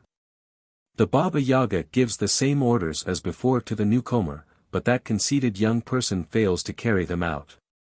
She cannot make the bones burn, nor the sieve hold water, but when the sparrow offers its advice she only boxes its ears. And when the rats, frogs, and all manner of vermin enter the bathroom, she crushed half of them to death, says the story. The rest ran home and complained about her to their mother. And so the Baba Yaga, when she dismisses her, gives her a red coffer instead of a blue one. Out of it, when it is opened, issues fire, which consumes both her and her mother. 162. Similar to this story in many of its features as well as in its catastrophe is one of the most spirited and dramatic of all the skazkas, that of Vasilissa the Fair. Afanasief, 4. Number 44.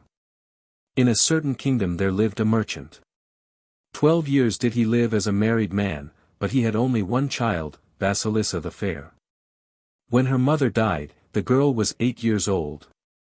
And on her deathbed the merchant's wife called her little daughter to her, took out from under the bedclothes a doll, gave it to her, and said, "Listen, Vasilissa, dear, remember and obey these last words of mine. I am going to die. And now, together with my parental blessing, I bequeath to you this doll. Keep it always by you, and never show it to anybody, and whenever any misfortune comes upon you, give the doll food, and ask its advice. When it has fed, it will tell you a cure for your troubles." Then the mother kissed her child and died.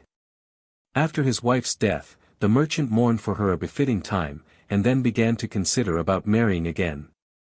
He was a man of means. It wasn't a question with him of girls, with dowries. More than all others, a certain widow took his fancy. She was middle-aged, and had a couple of daughters of her own just about the same age as Vasilissa. She must needs be both a good housekeeper and an experienced mother. Well, the merchant married the widow, but he had deceived himself, for he did not find in her a kind mother for his Vasilissa. Vasilissa was the prettiest girl 163 in all the village. But her stepmother and stepsisters were jealous of her beauty, and tormented her with every possible sort of toil, in order that she might grow thin from overwork, and be tanned by the sun and the wind. Her life was made a burden to her. Vasilissa bore everything with resignation, and every day grew plumper and prettier, while the stepmother and her daughters lost flesh and fell off in appearance from the effects of their own spite. Notwithstanding that they always sat with folded hands like fine ladies. But how did that come about? Why, it was her doll that helped Vasilissa. If it hadn't been for it, however could the girl have got through all her work? And therefore it was that Vasilissa would never eat all her share of a meal, but always kept the most delicate morsel for her doll. And at night, when all were at rest, she would shut herself up in the narrow chamber 164 in which she slept, and feast her doll, saying 165 the while. "There, dolly, feed, help me in my need. I live in my father's house, but never know what pleasure is. My evil stepmother tries to drive me out of the white world, teach me how to keep alive, and what I ought to do." Then the doll would eat, and afterwards give her advice, and comfort her in her sorrow, and next day it would do all Vasilissa's work for her. She had only to take her ease in a shady place and pluck flowers, and yet all her work was done in good time. The beds were weeded, and the pails were filled, and the cabbages were watered, and the stove was heated. Moreover, the doll showed Vasilissa herbs which prevented her from getting sunburnt. Happily did she and her doll live together. Several years went by. Vasilissa grew up and became old enough to be married. 166 All the marriageable young men in the town sent to make an offer to Vasilissa. At her stepmother's daughters not a soul would so much as look. Her stepmother grew even more savage than before, and replied to every suitor, "We won't let the younger marry before her elders." And after the suitors had been packed off, she used to beat Vasilissa by way of wreaking her spite. Well, it happened one day that the merchant had to go away from home on business for a long time. Thereupon the stepmother went to live in another house. And near that house was a dense forest, and in a clearing in that forest there stood a hut, 167, and in the hut there lived a Baba Yaga. She never let anyone come near her dwelling, and she ate up people like so many chickens.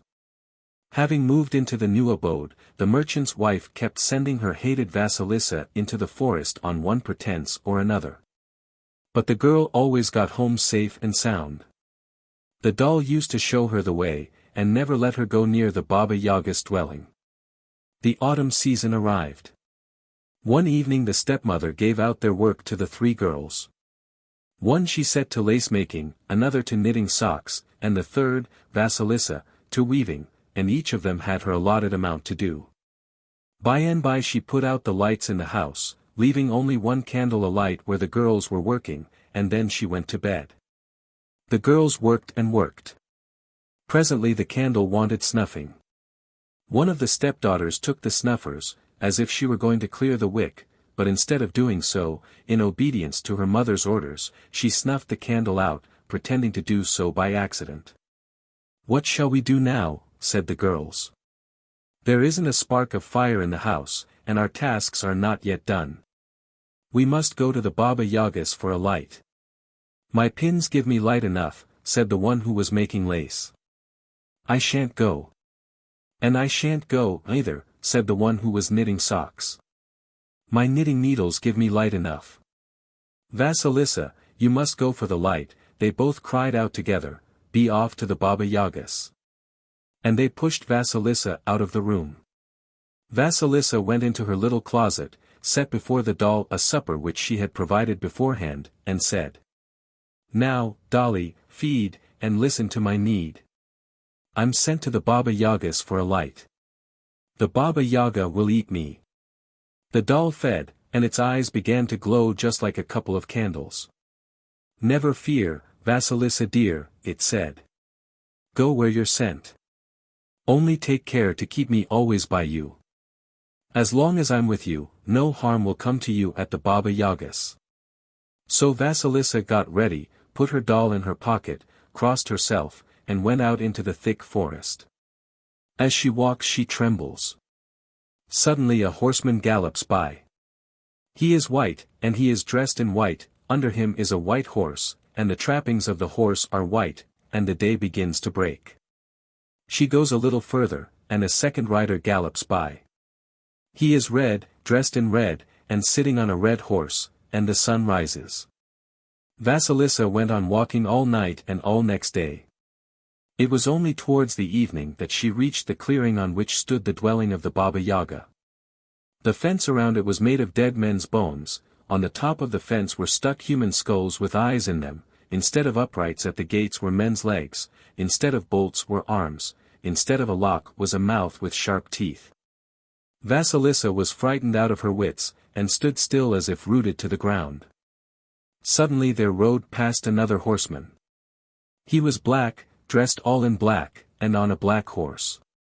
He galloped up to the Baba Yaga's gate and disappeared, just as if he had sunk through the ground, and night fell.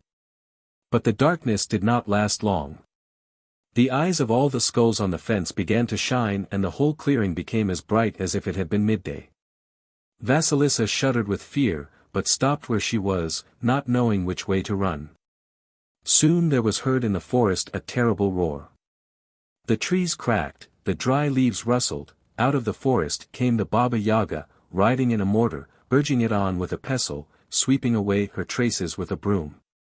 Up she drove to the gate, stopped short, and, snuffing the air around her, cried, "Faw! Faw! I smell Russian flesh, 168 who's there?" Vasilissa went up to the hag in a terrible fright, bowed low before her, and said, "It's me, Granny. My stepsisters have sent me to you for a light." "Very good," said the Baba Yaga, "I know them. If you'll stop a while with me first, and do some work for me, I'll give you a light. But if you won't, I'll eat you." Then she turned to the gates, and cried, "Ho, thou firm fence of mine, be thou divided. And ye, wide gates of mine, do ye fly open. The gates opened, and the Baba Yaga drove in, whistling as she went, and after her followed Vasilissa. And then everything shut to again. When they entered the sitting room, the Baba Yaga stretched herself out at full length, and said to Vasilissa, "Fetch out what there is in the oven, I'm hungry." Vasilissa lighted a splinter 169 at one of the skulls which were on the fence, and began fetching meat from the oven and setting it before the Baba Yaga, and meat enough had been provided for 12 people. Then she fetched from the cellar kvass, mead, beer, and wine. The hag ate up everything, drank up everything. All she left for Vasilissa was a few scraps, a crust of bread and a morsel of sucking pig. Then the Baba Yaga lay down to sleep, saying, "When I go out tomorrow morning, mind you cleanse the courtyard, sweep the room, cook the dinner, and get the linen ready. Then go to the corn bin, take out 4 quarters of wheat, and clear it of other seed. 170 in mind you have it all done, if you don't, I shall eat you." After giving these orders the Baba Yaga began to snore. But Vasilissa set the remnants of the hag's supper before her doll, burst into tears, and said, "Now, dolly, feed, listen to my need. The Baba Yaga has set me a heavy task, and threatens to eat me if I don't do it all. Do help me." The doll replied, "Never fear, Vasilissa the Fair. Sup, say your prayers, and go to bed. The morning is wiser than the evening."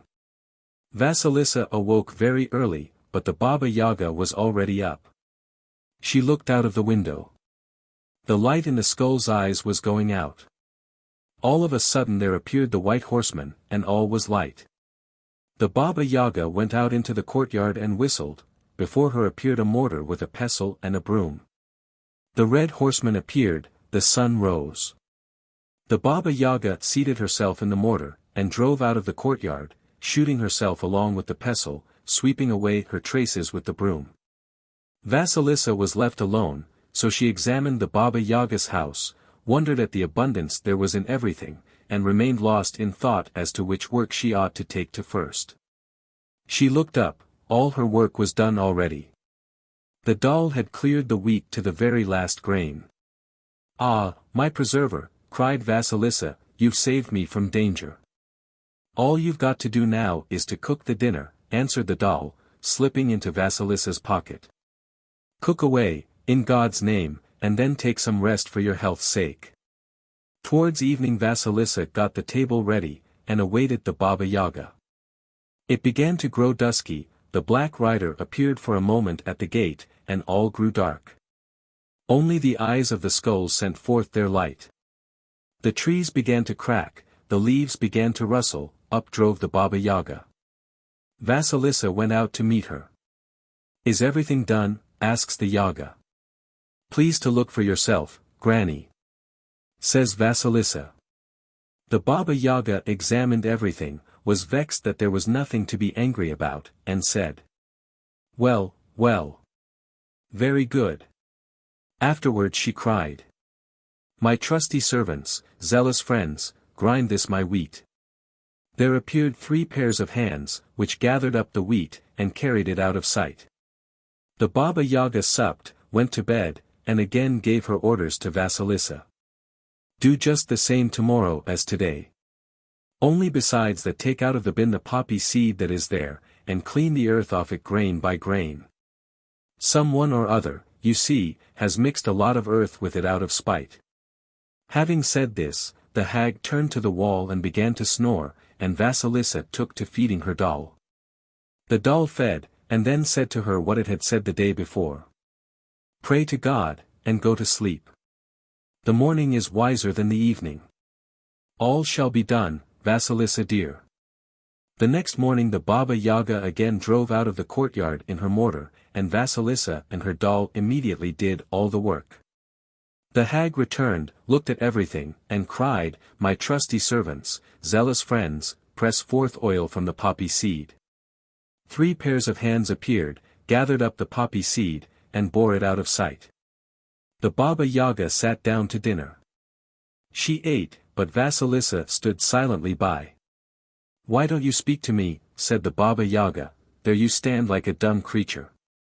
I didn't dare, answered Vasilissa, but if you give me leave, I should like to ask you about something. Ask away, only it isn't every question that brings good. Get much to know, and old soon you'll grow. I only want to ask you, Granny, about something I saw. As I was coming here, I was passed by one riding on a white horse. He was white himself, and dressed in white. Who was he? That was my bright day, answered the Baba Yaga. Afterwards there passed me another rider, on a red horse, red himself, and all in red clothes. Who was he? That was my red son. 171 answered the Baba Yaga. And who may be the black rider, Granny, who passed by me just at your gate? That was my dark knight, they are all trusty servants of mine. Vasilissa thought of the 3 pairs of hands, but held her peace.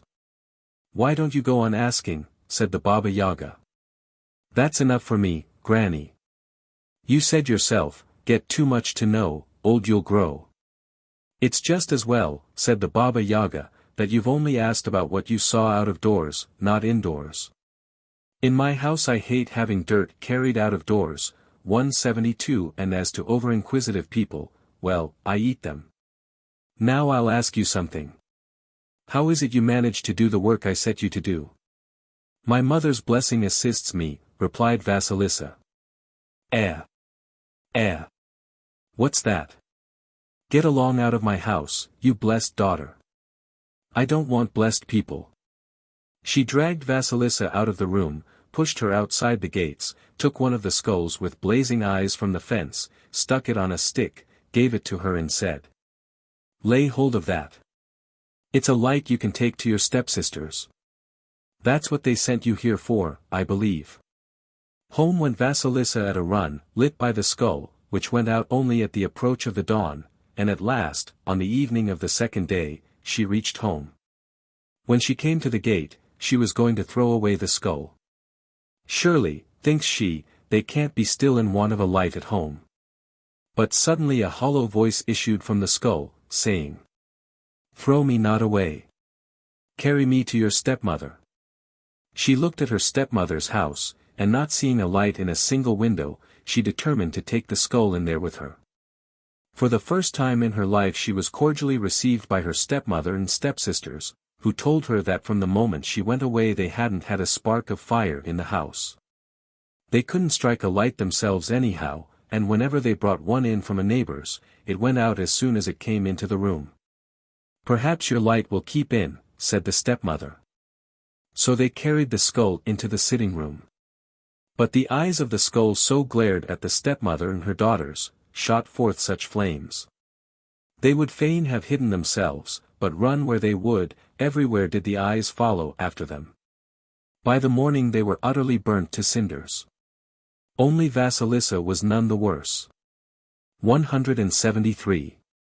Next morning Vasilissa buried the skull, locked up the house and took up her quarters in a neighboring town. After a time she began to work. Her doll made her a glorious loom, and by the end of the winter she had weaved a quantity of linen so fine that it might be passed like thread through the eye of a needle. In the spring, after it had been bleached, Vasilissa made a present of it to the old woman with whom she lodged.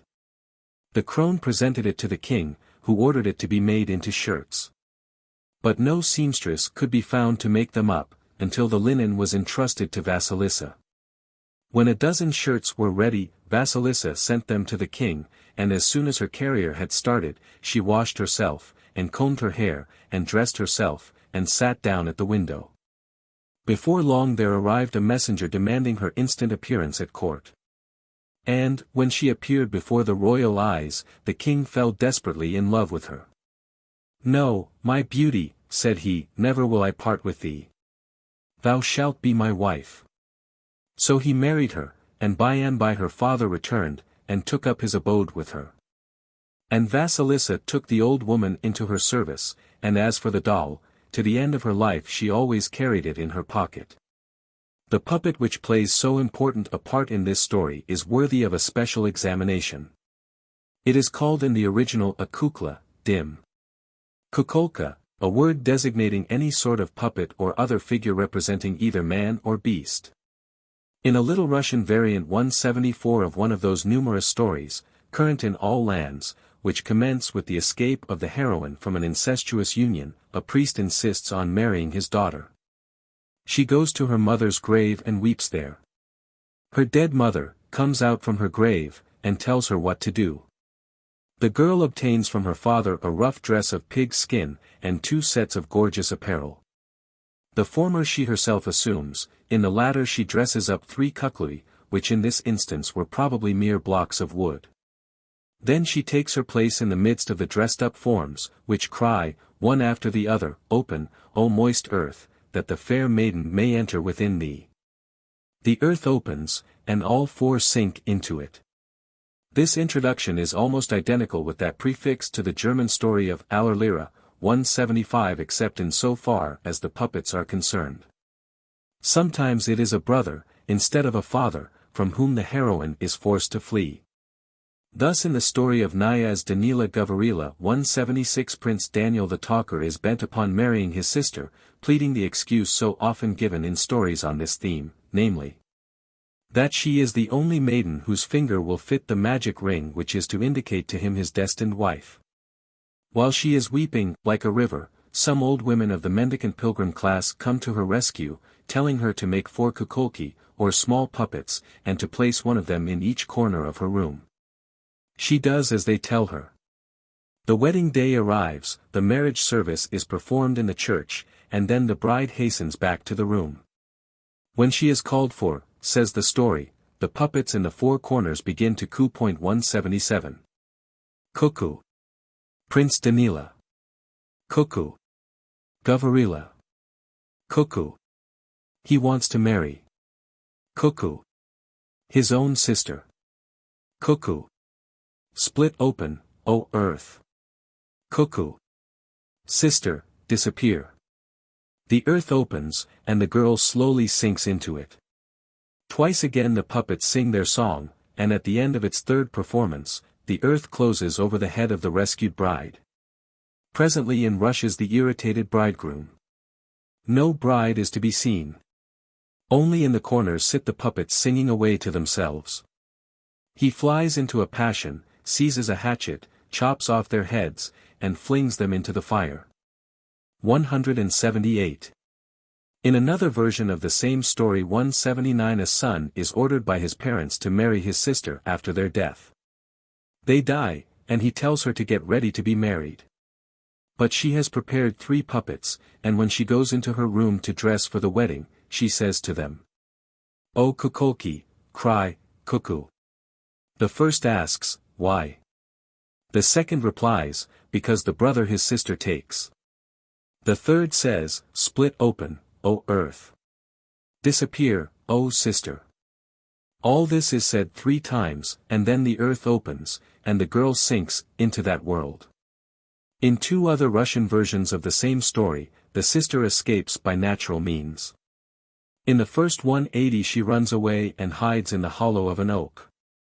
In the second 181 she persuades a fisherman to convey her across a sea or lake. In a Polish version 182 the sister obtains a magic car, which sinks underground with her, while the spot on which she has spat replies to every summons which is addressed to her.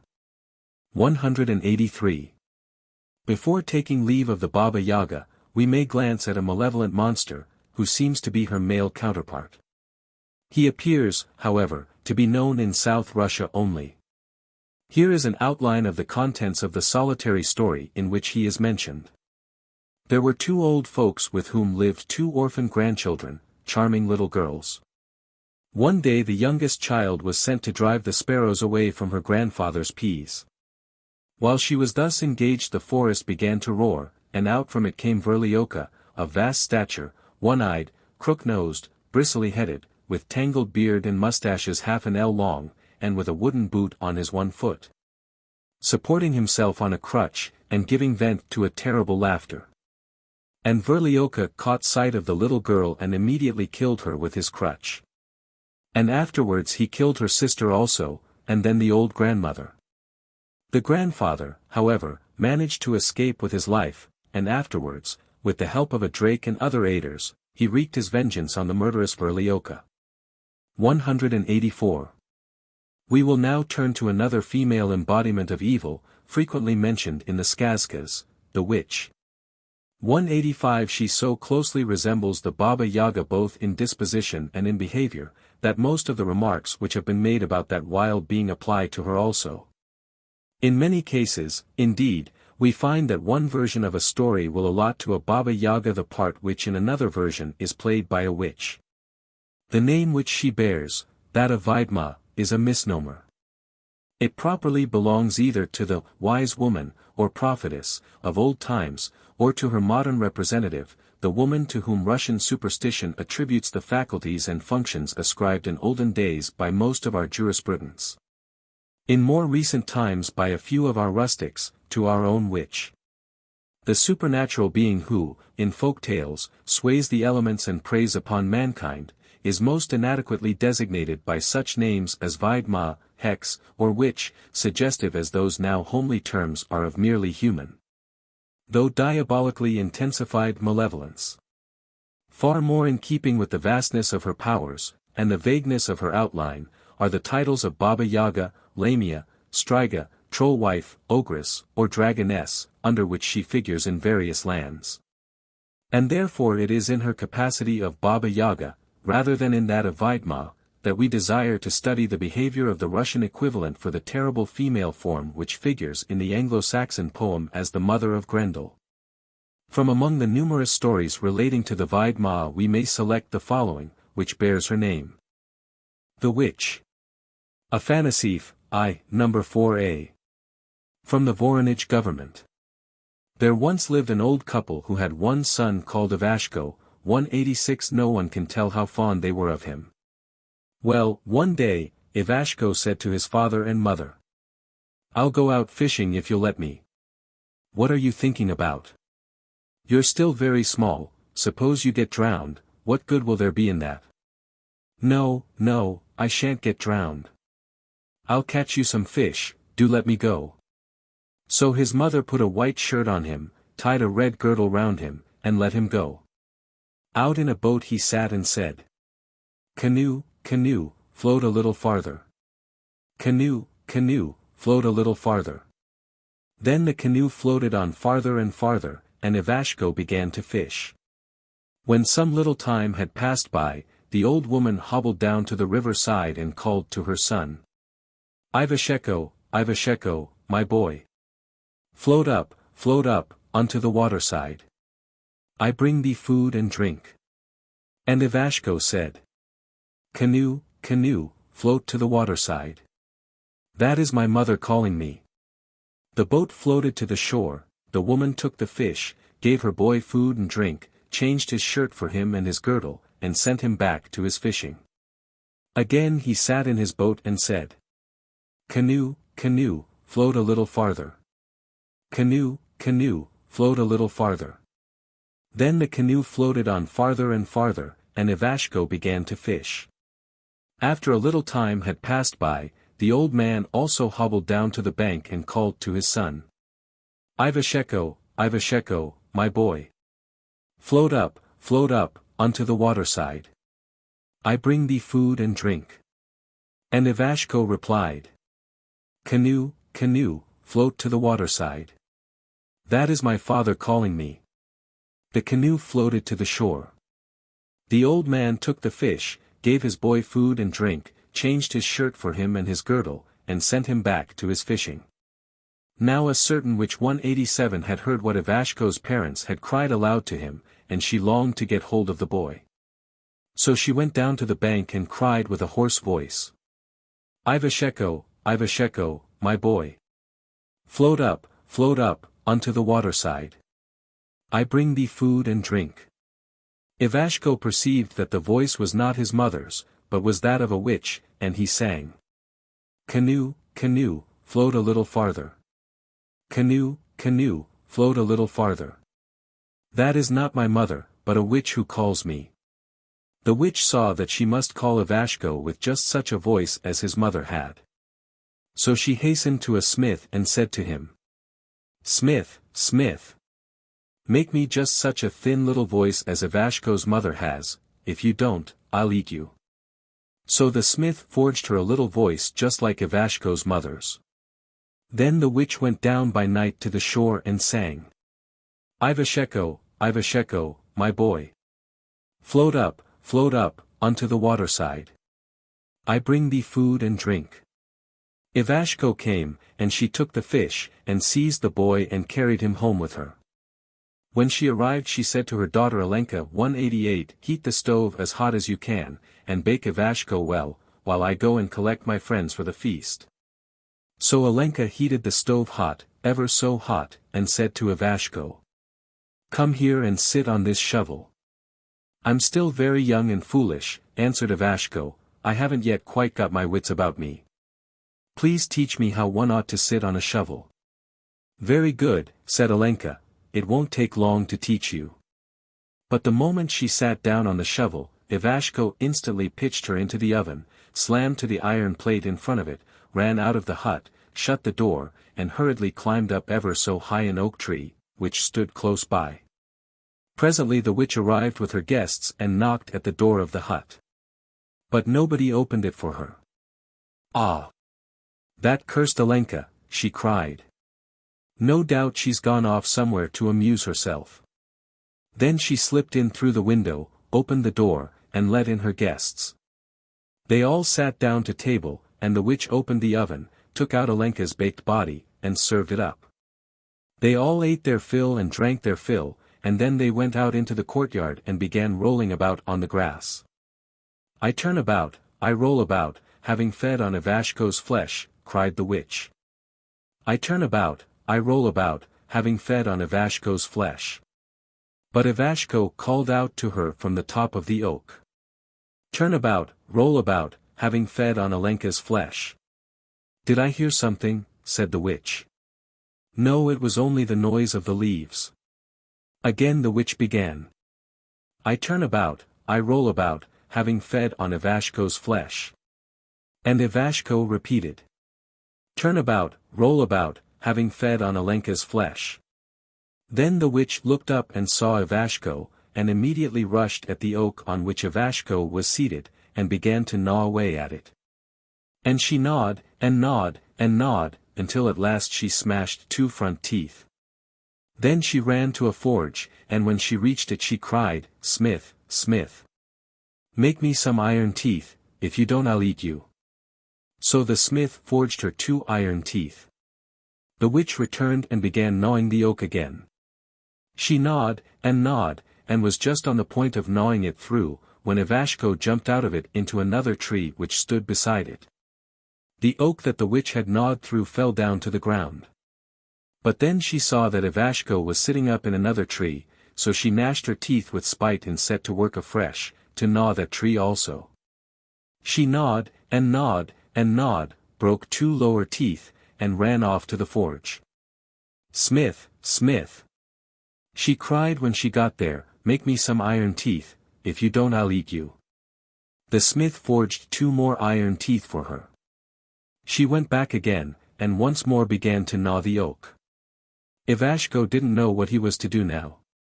He looked out, and saw that swans and geese 189 were flying by, so he called to them imploringly. Oh, my swans and geese! Take me on your pinions. Bear me to my father and my mother. To the cottage of my father and my mother. There to eat and drink and live in comfort.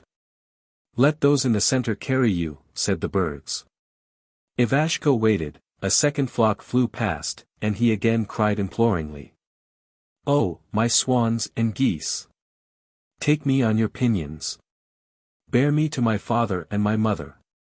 To the cottage of my father and my mother. There to eat and drink and live in comfort. Let those in the rear carry you, said the birds. Again Ivashko waited.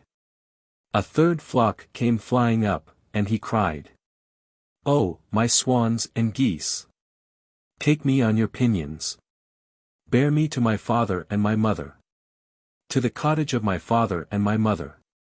There to eat and drink and live in comfort.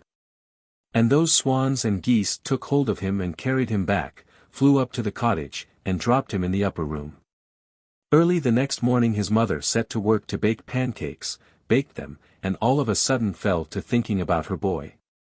"Where is my Ivashko?" she cried, "would that I could see him, were it only in a dream." Then his father said, "I dreamed that swans and geese had brought our Ivashko home on their wings." And when she had finished baking the pancakes, she said, "Now, then, old man, let's divide the cakes. There's for you, father. There's for me. There's for you, father. There's for me." "And none for me," called out Ivashko.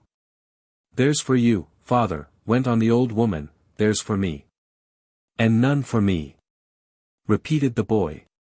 "Why, old man," said the wife, "go and see whatever that is up there." The father climbed into the upper room and there he found Ivashko. The old people were delighted, and asked their boy about everything that had happened. And after that he and they lived on happily together. That part of this story which relates to the baking and eating of the witch's daughter is well known in many lands. It is found in the German, Hansel und Gretel, Grimm. KM, number 15, and 3. Page 25, where a number of parallels are mentioned, in the Norse, Askeladd, Asbjornsen and Mo, number 1. Dasent, Boots and the Troll, number 32, where a troll's daughter is baked, and Smorbuk, ASB. And Mo, number 52. Dasent, Buttercup, No. 18, in which the victim is daughter of a Hawkjoring, another name for a troll wife, in the Servian story of the Stepmother, and Vuk Karadzic, number 35, pages 174-5, in which two Chavudi, or Jews, are tricked into eating their baked mother. In the modern Greek stories, Han, number 3 and 2. Page 181, in which the hero bakes, 1, a Dracana, while her husband, the Dracos, is at church, 2, a Lamiopula, during the absence of the Lamia, her mother. And in the Albanian story of Aujinhunden, Han, number 95, in which the heroine gets rid in a similar manner of Maro, the daughter of that four-eyed Sigma Upsilon Kappa Iota Nu Epsilon Zeta Alpha. See note, 2, 309. Afanasief also refers, page 121, to Haltrich, No. 37, and Haupt and Schmäler, 2. Pages 172-4. He also mentions a similar tale about a giantess existing among the Baltic Koshchei's. See also the end of the Song of Tardanak, showing how he killed the seven-headed Jelbajan, Radloff, page 31. A variant of this story, from the Chernigov government, 190 begins by telling how two old people were childless for a long time. At last the husband went into the forest, felled wood, and made a cradle. Into this his wife laid one of the logs he had cut, and began swinging it, crooning the while a rune beginning. Swing, blocky dear, swing. After a little time, behold, the block already had legs. The old woman rejoiced greatly and began singing anew, and went on singing until the block became a babe. In this variant the boy rows a silver boat with a golden oar, in another South Russian variant 191 the boat is golden, the oar of silver. In a White Russian variant quoted by Afanasief, page 118, the place of the witch's daughter is filled by her son, who had been in the habit of alluring to her den by gifts of toys, and their devouring, the children from the adjacent villages. Buslev's Historical Essays, pages 313-321, contain a valuable investigation of Kulish's version of this story, which he compares with the romance of The Night of the Swan. In another of the variants of this story 192 Ivanushka is the son of a Barunya or lady, and he is carried off in a whirlwind by a Baba Yaga. His three sisters go to look for him, and each of them in turn finds out where he is and attempts to carry him off, after sending the Baba Yaga to sleep and smearing her eyelids with pitch. But the two elder sisters are caught on their way home by the Baba Yaga, and terribly scratched and torn. The youngest sister, however, succeeds in rescuing her brother, having taken the precaution of propitiating with butter the cat Jeremiah, who was telling the boy stories and singing him songs. When the Baba Yaga awakes, she tells Jeremiah to scratch her eyes open, but he refuses, reminding her that, long as he has lived under her roof, she has never in any way regaled him. Whereas the fair maiden had no sooner arrived than she treated him to butter. In another variant 193 the bereaved mother sends 3 servant maids in search of her boy. 2 of them get torn to pieces. The third succeeds in saving Ivanushka from the Baba Yaga, who is so vexed that she pinches her butter-bribed cat to death for not having awakened her when the rescue took place. A comparison of these 3 stories is sufficient to show how closely connected are the witch and the Baba Yaga, how readily the name of either of the 2 may be transferred to the other. But there is one class of stories in which the Vidma is represented as differing from the Baba Yaga, in so far as she is the offspring of parents who are not in any way supernatural or inhuman. Without any apparent cause for her abnormal conduct, the daughter of an ordinary royal house will suddenly begin to destroy and devour all living things which fall in her way, her strength developing as rapidly as her appetite. Of such a nature, to be accounted for only on the supposition that an evil spirit has taken up its abode in a human body 194, is the witch who appears in the somewhat incomprehensible story that follows. The Witch and the Sun's Sister. Afanasief, 6. Number 57. From the Ukraine. In a certain far-off country there once lived a king and queen. And they had an only son, Prince Ivan, who was dumb from his birth.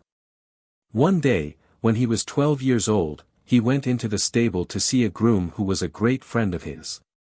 That groom always used to tell him tales, skazki, and on this occasion Prince Ivan went to him expecting to hear some stories, skazaki, but that wasn't what he heard. "Prince Ivan," said the groom, "your mother will soon have a daughter, and you a sister. She will be a terrible witch, and she will eat up her father, and her mother, and all their subjects. So go and ask your father for the best horse he has, as if you wanted a gallop, and then, if you want to be out of harm's way, ride away whithersoever your eyes guide you." Prince Ivan ran off to his father and, for the first time in his life, began speaking to him. At that the king was so delighted that he never thought of asking what he wanted a good steed for, but immediately ordered the very best horse he had in his stud to be saddled for the prince. Prince Ivan mounted, and rode off without caring where he went. 195 long did he ride. At length he came to where 2 old women were sewing and he begged them to let him live with them. But they said, "Gladly would we do so, Prince Ivan, only we have now but a short time to live. As soon as we have broken that trunkful of needles, and used up that trunkful of thread, that instant will death arrive." Prince Ivan burst into tears and rode on. Long did he ride. At length he came to where the giant Vertidub was, 196, and he besought him, saying, "Take me to live with you." "Gladly would I have taken you, Prince Ivan," replied the giant, "but now I have very little longer to live. As soon as I have pulled up all these trees by the roots, instantly will come my death." More bitterly still did the prince weep as he rode farther and farther on. By and by he came to where the giant Vertiger was, and made the same request to him, but he replied, "Gladly would I have taken you, Prince Ivan. But I myself have very little longer to live. I am set here, you know, to level mountains. The moment I have settled matters with these you see remaining, then will my death come." Prince Ivan burst into a flood of bitter tears, and rode on still farther. Long did he ride. At last he came to the dwelling of the Sun's sister. She received him into her house, gave him food and drink, and treated him just as if he had been her own son. The prince now led an easy life. But it was all no use, he couldn't help being miserable. He longed so to know what was going on at home. He often went to the top of a high mountain, and thence gazed at the palace in which he used to live, and he could see that it was all eaten away, nothing but the bare walls remained. Then he would sigh and weep. Once when he returned after he had been thus looking and crying, the Sun's sister asked him, "What makes your eyes so red today, Prince Ivan?" 197. "The wind has been blowing in them," said he. The same thing happened a second time. Then the Sun's sister ordered the wind to stop blowing. Again a third time did Prince Ivan come back with a blubbered face. This time there was no help for it. He had to confess everything, and then he took to entreating the sun's sister to let him go, that he might satisfy himself about his old home. She would not let him go, but he went on urgently entreating. So at last he persuaded her, and she let him go away to find out about his home. But first she provided him for the journey with a brush, a comb, and 2 youth-giving apples. However old any one might be, let him eat one of these apples, he would grow young again in an instant. Well, Prince Ivan came to where Vertiger was. There was only just one mountain left. He took his brush and cast it down on the open plain. Immediately there rose out of the earth, goodness knows whence, 198 high, ever so high mountains, their peaks touching the sky. And the number of them was such that there were more than the eye could see. 199 Vertiger rejoiced greatly and blithely recommenced his work. After a time Prince Ivan came to where Vertidub was, and found that there were only 3 trees remaining there. So he took the comb and flung it on the open plain. Immediately from somewhere or other there came a sound of trees. 204th from the ground arose dense oak forests, each stem more huge than the other. Vertidub was delighted, thanked the prince, and set to work uprooting the ancient oaks. By and by Prince Ivan reached the old women, and gave each of them an apple. They ate them, and straightway became young again. So they gave him a handkerchief, you only had to wave it, and behind you lay a whole lake. At last Prince Ivan arrived at home. Out came running his sister to meet him, caressed him fondly. "Sit thee down, my brother," she said, "play a tune on the lute while I go and get dinner ready." The prince sat down and strummed away on the lute, gusly. Then there crept a mouse out of a hole, and said to him in a human voice, "Save yourself, prince. Run away quick. Your sister has gone to sharpen her teeth." Prince Ivan fled from the room, jumped on his horse, and galloped away back. Meantime the mouse kept running over the strings of the lute. They twanged, and the sister never guessed that her brother was off. When she had sharpened her teeth she burst into the room. Lo and behold! Not a soul was there, nothing but the mouse bolting into its hole. The witch waxed wroth, ground her teeth like anything, and set off in pursuit. Prince Ivan heard a loud noise and looked back. There was his sister chasing him. So he waved his handkerchief, and a deep lake lay behind him. While the witch was swimming across the water, Prince Ivan got a long way ahead. But on she came faster than ever, and now she was close at hand. Vertidub guessed that the prince was trying to escape from his sister. So he began tearing up oaks and strewing them across the road. A regular mountain did he pile up. There was no passing by for the witch. So she set to work to clear the way. She gnawed, and at length contrived by hard work to bore her way through, but by this time Prince Ivan was far ahead. On she dashed in pursuit, chased and chased. Just a little more, and it would be impossible for him to escape. But Vertiger spied the witch, laid hold of the very highest of all the mountains, pitched it down all of a heap on the road, and flung another mountain right on top of it. While the witch was climbing and clambering, Prince Ivan rode, and found himself a long way ahead. At last the witch got across the mountain, and once more set off in pursuit of her brother. By and by she caught sight of him, and exclaimed, "You shan't get away from me this time." And now she is close, now she is just going to catch him. At that very moment Prince Ivan dashed up to the abode of the sun's sister and cried, "Sun, sun! Open the window." The sun's sister opened the window, and the prince bounded through it, horse and all. Then the witch began to ask that her brother might be given up to her for punishment. The sun's sister would not listen to her, nor would she give him up. Then the witch said, "Let Prince Ivan be weighed against me, to see which is the heavier.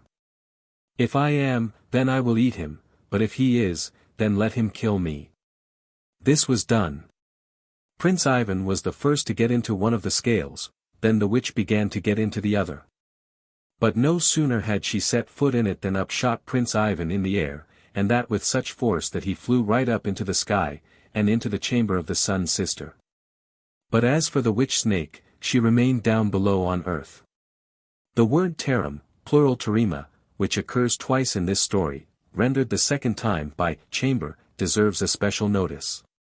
It is defined by Dahl, in its antique sense, as a raised, lofty habitation, or part of one, a boyar's castle, a seigneur's house, the dwelling place of a ruler within a fortress, and the terem of the women, sometimes styled of the girls, used to comprise the part of a seigneur's house, on the upper floor, set aside for the female members of his family. Dahl compares it with the Russian Tyerma, a prison, and the German Therm. But it seems really to be derived from the Greek tauro epsilon mu omicron nu, anything closely shut fast or closely covered, a room, chamber, and that part of the story which refers to the cannibal princess is familiar to the modern Greeks. In the Syriot tale of the Strigla, Han, number 65, a princess devours her father and all his subjects. Her brother, who had escaped while she was still a babe, visits her and is kindly received. But while she is sharpening her teeth with a view towards eating him, a mouse gives him a warning which saves his life. As in the Russian story the mouse jumps about on the strings of a lute in order to deceive the witch, so in the Greek it plays a fiddle. But the Greek hero does not leave his sister's abode. After remaining concealed one night, he again accosts her. She attempts to eat him, but he kills her. In a variant from Epirus, Han, 2. Pages 283-4, the cannibal princess is called a Chursasissa. Her brother climbs a tree, the stem of which she gnaws almost asunder. But before it falls, a Lamia comes to his aid and kills his sister. Afanasief, 8. Page 527, identifies the sun's sister with the dawn. The following explanation of the skazka, with the exception of the words within brackets, is given by A. De Gubernatis, Zol, Myth, I, 183. Ivan is the sun, the aurora, or dawn, is his, true, sister. At morning, near the abode of the aurora, that is, in the east, the shades of night, his witch, or false sister, go underground, and the sun arises to the heavens, this is the mythical pair of scales. Thus in the Christian belief, St. Michael weighs human souls, those who weigh much sink down into hell, and those who are light arise to the heavenly paradise. As an illustration of this story, Afanasief, PVS 3. 272, quotes a Little Russian skazka in which a man, who is seeking the isle in which there is no death, meets with various personages like those with whom the prince at first wished to stay on his journey, and at last takes up his abode with the moon. Death comes in search of him, after 100 years or so have elapsed, and engages in a struggle with the moon, the result of which is that the man is caught up into the sky, and there shines thenceforth, as a star near the moon. The sun's sister is a mythical being who is often mentioned in the popular poetry of the South Slavonians. A Servian song represents a beautiful maiden, with arms of silver up to the elbows, sitting on a silver throne which floats on water. A suitor comes to woo her. She waxes wroth and cries. Whom wishes he to woo? The sister of the sun. The cousin of the moon. The adopted sister of the dawn. Then she flings down 3 golden apples, which the marriage proposers attempt to catch, but 3 lightnings flash from the sky, and kill the suitor and his friends. In another Servian song a girl cries to the sun. O brilliant sun! I am fairer than thou. Then thy brother, the bright moon. Then thy sister, the moving star, Venus. In South Slavonian poetry the sun often figures as a radiant youth. But among the northern Slavonians, as well as the Lithuanians, the sun was regarded as a female being, the bride of the moon. Thou askest me of what race, of what family I am, says the fair maiden of a song preserved in the Tambov government. My mother is, the beauteous sun. And my father, the bright moon. My brothers are, the many stars. And my sisters, the white dawns. 201. A far more detailed account might be given of the witch and her near relation the Baba Yaga, as well as of those masculine embodiments of that spirit of evil which is personified in them, the snake, Koshchei, and other similar beings. But the stories which have been quoted will suffice to give at least a general idea of their moral and physical attributes.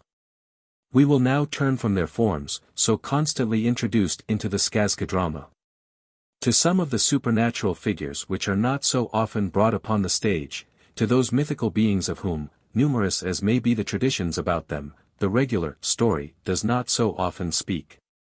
To such personifications of abstract ideas as are less frequently employed to set its conventional machinery in motion. Chapter 3. Mythological. Miscellaneous impersonifications. Somewhat resembling the picture usually drawn of the supernatural which in the Skazkas, is that which some of them offer of a personification of evil called Liko. 202 The following story, belonging to the familiar Polyphemus cycle, will serve to convey an idea of this baleful being, who in it takes a female form. One-eyed Liko. Once upon a time there was a smith. Well now, says he, I've never set eyes on any harm. They say there's evil, Liko, 203 in the world. I'll go and seek me out evil. So he went and had a goodish drink, and then started in search of evil. On the way he met a tailor. Good day, says the tailor. Good day. Where are you going? Asks the tailor. Well, brother, everybody says there is evil on earth. But I've never seen any, so I'm going to look for it. Let's go together. I'm a thriving man, too, and have seen no evil, let's go and have a hunt for some. Well, they walked and walked till they reached a dark, dense forest. In it they found a small path, and along it they went, along the narrow path. They walked and walked along the path, and at last they saw a large cottage standing before them. It was night, there was nowhere else to go to. Look here, they say, let's go into that cottage. In they went. There was nobody there. All looked bare and squalid. They sat down, and remained sitting there some time. Presently in came a tall woman, lank, crooked, with only one eye. Ah! Says she, I've visitors. Good day to you. Good day, grandmother. We've come to pass the night under your roof. Very good, I shall have something to sup on. Thereupon they were greatly terrified. As for her, she went and fetched a great heap of firewood. She brought in the heap of firewood, flung it into the stove, and set it alight. Then she went up to the two men, took one of them, the tailor, cut his throat, trussed him, and put him in the oven. Meantime the smith sat there, thinking, what's to be done? How's one to save one's life? When she had finished her supper, the smith looked at the oven and said, Granny, I'm a smith. What can you forge? Anything. Make me an eye. Good, says he, but have you got any cord? I must tie you up, or you won't keep still. I shall have to hammer your eye in. She went and fetched 2 cords, one rather thin, the other thicker. Well, he bound her with the one which was thinnest. Now then, Granny, says he, just turn over. She turned over, and broke the cord. That won't do, Granny, says he, that cord doesn't suit. He took the thick cord, and tied her up with it famously. Now then, turn away, Granny, says he. She turned and twisted, but didn't break the cord. Then he took an awl, heated it red hot, and applied it to her eye, her sound one. At the same moment he caught up a hatchet, and hammered away vigorously with the back of it at the awl. She struggled like anything, and broke the cord. Then she went and sat down at the threshold. Ah, villain, she cried. You shan't get away from me now. He saw that he was in an evil plight again. There he sat, thinking, what's to be done? By and by the sheep came home from a field, and she drove them into her cottage for the night. Well, the smith spent the night there, too. In the morning she got up to let the sheep out. He took his sheepskin pelisse and turned it inside out so that the wool was outside, passed his arms through its sleeves, and pulled it well over him, and crept up to her as he had been a sheep. She let the flock go out one at a time, catching hold of each by the wool on its back, and shoving it out. Well, he came creeping up like the rest. She caught hold of the wool on his back and shoved him out. But as soon as she had shoved him out, he stood up and cried. "Farewell, Liko. I have suffered much evil, Lika, at your hands. Now you can do nothing to me." "Wait a bit," she replied, "you shall endure still more. You haven't escaped yet." The smith went back through the forest along the narrow path. Presently he saw a golden-handled hatchet sticking in a tree, and he felt a strong desire to seize it. Well, he did seize that hatchet, and his hand stuck fast to it. What was to be done? There was no freeing it anyhow. He gave a look behind him. There was Liko coming after him, and crying. "There you are, villain. You've not got off yet." The smith pulled out a small knife which he had in his pocket, and began hacking away at his hand, cut it clean off and ran away. When he reached his village, he immediately began to show his arm as a proof that he had seen Liko at last. "Look," says he, "that's the state of things. Here am I," says he, "without my hand. And as for my comrade, she's eaten him up entirely." In a Little Russian variant of this story, quoted by Afanasief 204-3. p. 137, a man, who often hears evil or misfortune, Liko, spoken of, sets out in search of it. One day he sees an iron castle beside a wood, surrounded by a palisade of human bones tipped with skulls. He knocks at the door, and a voice cries, "What do you want?" "I want evil," he replies. "That's what I'm looking for." "Evil is here," cries the voice. So in he goes, and finds a huge, blind giant lying within, stretched on a couch of human bones. This was Liko, evil, says the story, and around him were seated Zluidni, woes, and Zerba, care. Finding that Liko intends to eat him, the misfortune seeker takes to flight. Liko hears the iron doors creak, and cries to them to stop the fugitive. But he had already passed out of doors. Only he lost his right hand, on which the door slammed, whereupon he exclaimed, "Here's misfortune, sure enough." The opening of the story of Liko is somewhat similar to that of one of the tales of Indian origin translated by Stanislas Julian from the Chinese. Once upon a time, we are told, a king grew weary of good fortune, so he sent messengers in search of misfortune. It a certain god sold to them, in the shape of a sow which devoured a peck of needles a day. The king's agents took to worrying his subjects for needles, and brought such trouble upon the whole kingdom, that his ministers entreated him to have the beast put to death.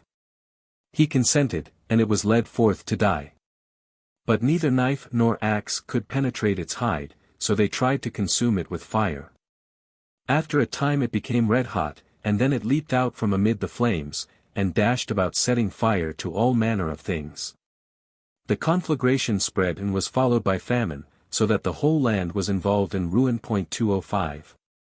The Polyphemus story has been so thoroughly investigated by Wilhelm Grimm 206 that there is no occasion to dwell upon it here. But the following statement is worthy of notice. The inhabitants of the Ukraine are said still to retain some recollection of the one-eyed nation of Arimaspians of whom Herodotus speaks, Book 4. c. 27. According to them the one-eyes 207 dwell somewhere far off, beyond the seas. The Tartars, during their inroads, used to burn towns and villages, kill old folks and infants, and carry off young people. The plumpest of these they used to sell to cannibals who had but one eye apiece, situated in the forehead. And the cannibals would drive away their purchases, like sheep, to their own land, and there fatten them up, kill them, and eat them. A similar tradition, says Afanasief, 8. 260, exists also among the Ural Cossacks. While on the subject of eyes, it may be remarked that the story of one eye, two eyes, and three eyes, rendered so familiar to juvenile English readers by translations from the German. 208 appears among the Russian tales in a very archaic and heathenish form. Here is the outline of a version of it found in the Archangel Government. 209. There once was a Princess Marya, whose stepmother had 2 daughters, one of whom was 3-eyed. Now her stepmother hated Marya, and used to send her out, with nothing to eat but a dry crust, to tend a cow all day. But the princess went into the open field, bowed down before the cow's right foot, and got plenty to eat and to drink, and fine clothes to put on. All day long she followed the cow about dressed like a great lady. When the day came to a close, she again bowed down to the cow's right foot, took off her fine clothes, went home and laid on the table the crust of bread she had brought back with her. Wondering at this, her stepmother sent her 2-eyed stepsister to watch her. But Marya uttered the words, "Sleep, sleep, one eye. Sleep, sleep, other eye," till the watcher fell asleep. Then the 3-eyed sister was sent, and Marya by the same spell sent 2 of her eyes to sleep, but forgot the third. So all was found out, and the stepmother had the cow killed. But Marya persuaded her father, who acted as the butcher, to give her a part of the cow's entrails, which she buried near the threshold, and from it there sprang a bush covered with berries, and haunted by birds which sang songs royal and rustic. After a time Prince Ivan heard of Marya, so he came riding up, and offered to marry whichever of the 3 princesses could fill with berries from the bush a bowl which he brought with him. The stepmother's daughters tried to do so, but the birds almost pecked their eyes out, and would not let them gather the berries. Then Marya's turn came, and when she approached the bush the birds picked the berries for her, and filled the bowl in a trice. So she married the prince, and lived happily with him for a time. But after she had borne him a son, she went to pay a visit to her father, and her stepmother availed herself of the opportunity to turn her into a goose, and to set her own 2-eyed daughter in her place. So Prince Ivan returned home with a false bride. But a certain old man took out the infant prince afield, and there his mother appeared, flung aside her feather covering, and suckled the babe, exclaiming the while with tears, "Today I suckle thee, tomorrow I shall suckle thee. But on the 3rd day I shall fly away beyond the dark forests, beyond the high mountains." This occurred on 2 successive days, but on the 2nd occasion Prince Ivan was a witness of what took place, and he seized her feather dress and burnt it, and then laid hold of her. She first turned into a frog, then assumed various reptile forms, and finally became a spindle. This he broke in 2, and flung one half in front and the other behind him, and the spell was broken along with it. So he regained his wife and went home with her. But as for the false wife, he took a gun and shot her. We will now return to the stories in which harm or misery figures as a living agent. To Liko is always attributed a character of unmitigated malevolence, and a similar disposition is ascribed by the songs of the people to another being in whom the idea of misfortune is personified. This is Gore, or Woe, who is frequently represented in popular poetry, sometimes under the name of Beta or Misery, as chasing and ultimately destroying the unhappy victims of destiny. In vain do the fugitives attempt to escape. If they enter the dark forest, Woe follows them there. If they rush to the pothouse, there they find Woe sitting. When they seek refuge in the grave, Woe stands over it with a shovel and rejoices. 2:10 In the following story, however, the gloomy figure of Woe has been painted in a less than usually somber tone. Woe. Afanasief, v. No. 34. From the Novgorod government.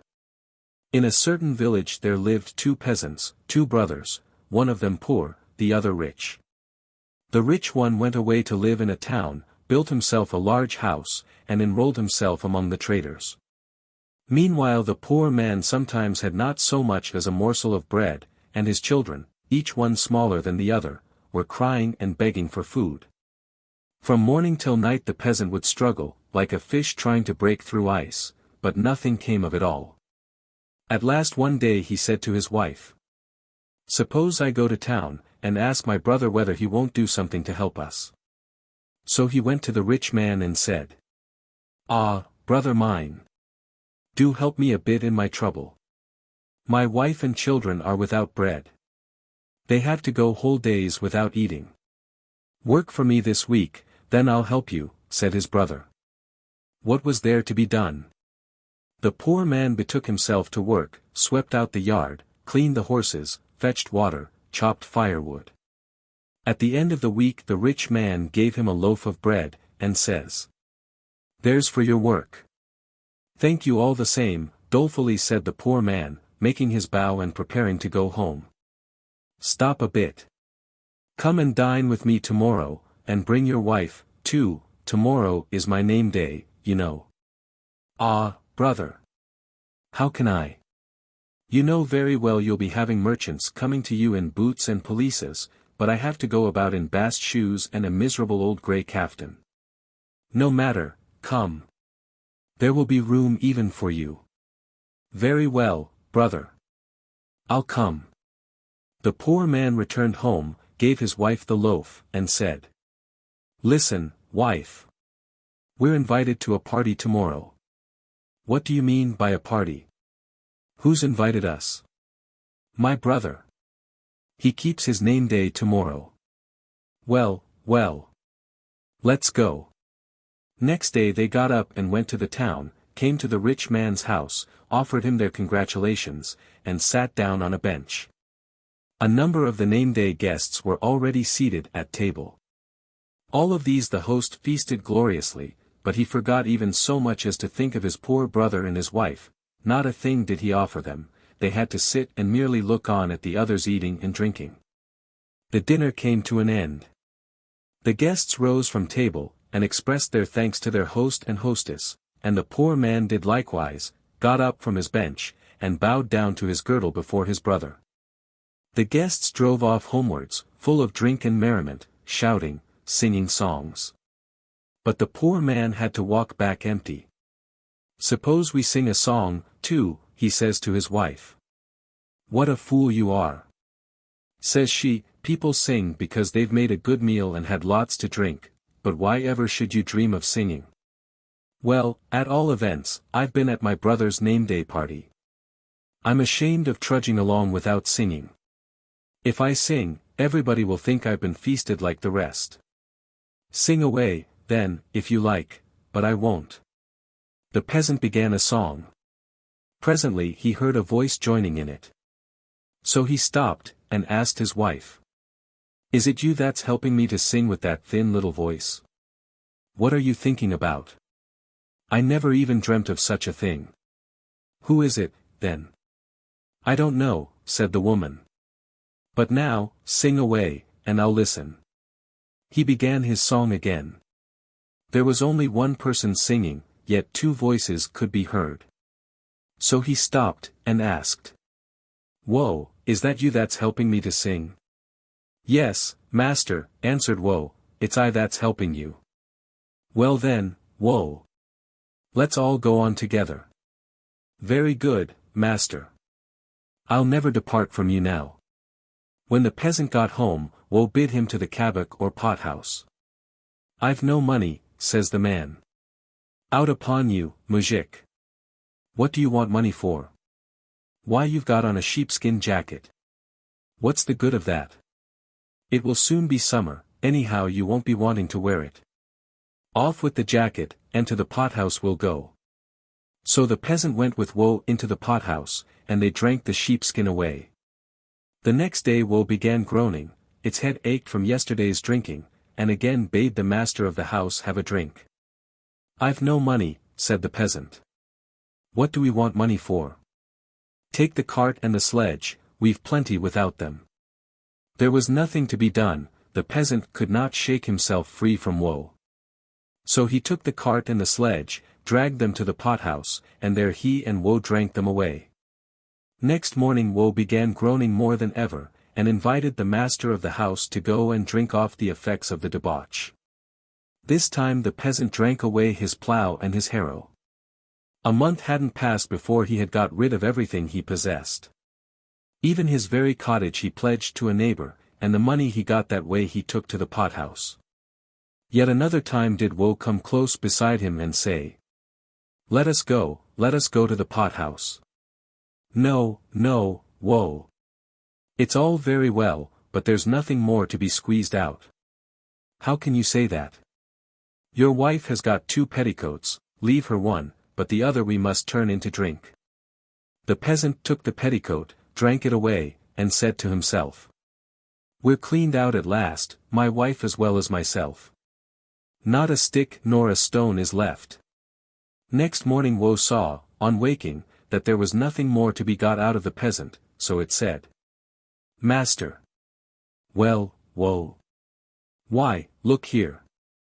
Go to your neighbor, and ask him to lend you a cart and a pair of oxen."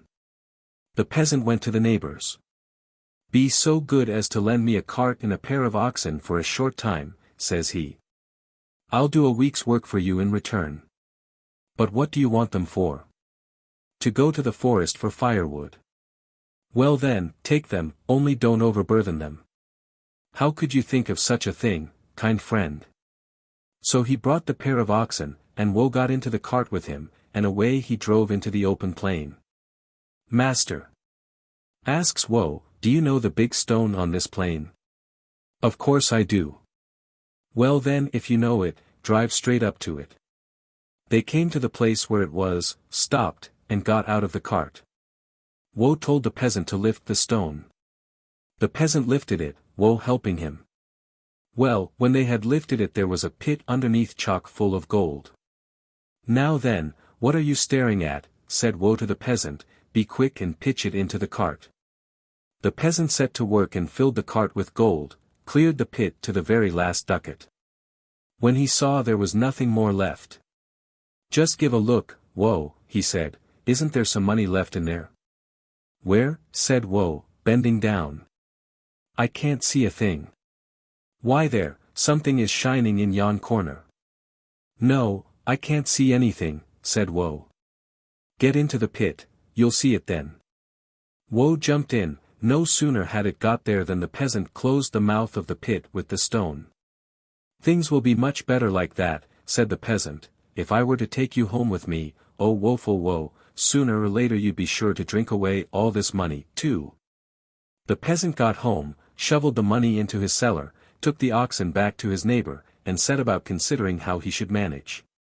It ended in his buying a wood, building a large homestead, and becoming twice as rich as his brother. After a time he went into the town to invite his brother and sister-in-law to spend his name day with him. "What an idea," said his rich brother, "you haven't a thing to eat, and yet you ask people to spend your name day with you." "Well, there was a time when I had nothing to eat, but now, thank God, I've as much as you. If you come, you'll see for yourself." "So be it." "I'll come," said his brother. Next day the rich brother and his wife got ready, and went to the name-day party. They could see that the former beggar had got a new house, a lofty one, such as few merchants had. And the mujik treated them hospitably, regaled them with all sorts of dishes, gave them all sorts of meads and spirits to drink. At length the rich man asked his brother, "Do tell me, by what good luck have you grown rich?" The peasant made a clean breast of everything, how Woe the woeful had attached itself to him, how he and Woe had drunk away all that he had, to the very last thread, so that the only thing that was left him was the soul in his body. How Woe showed him a treasure in the open field, how he took that treasure, and freed himself from Woe into the bargain. The rich man became envious.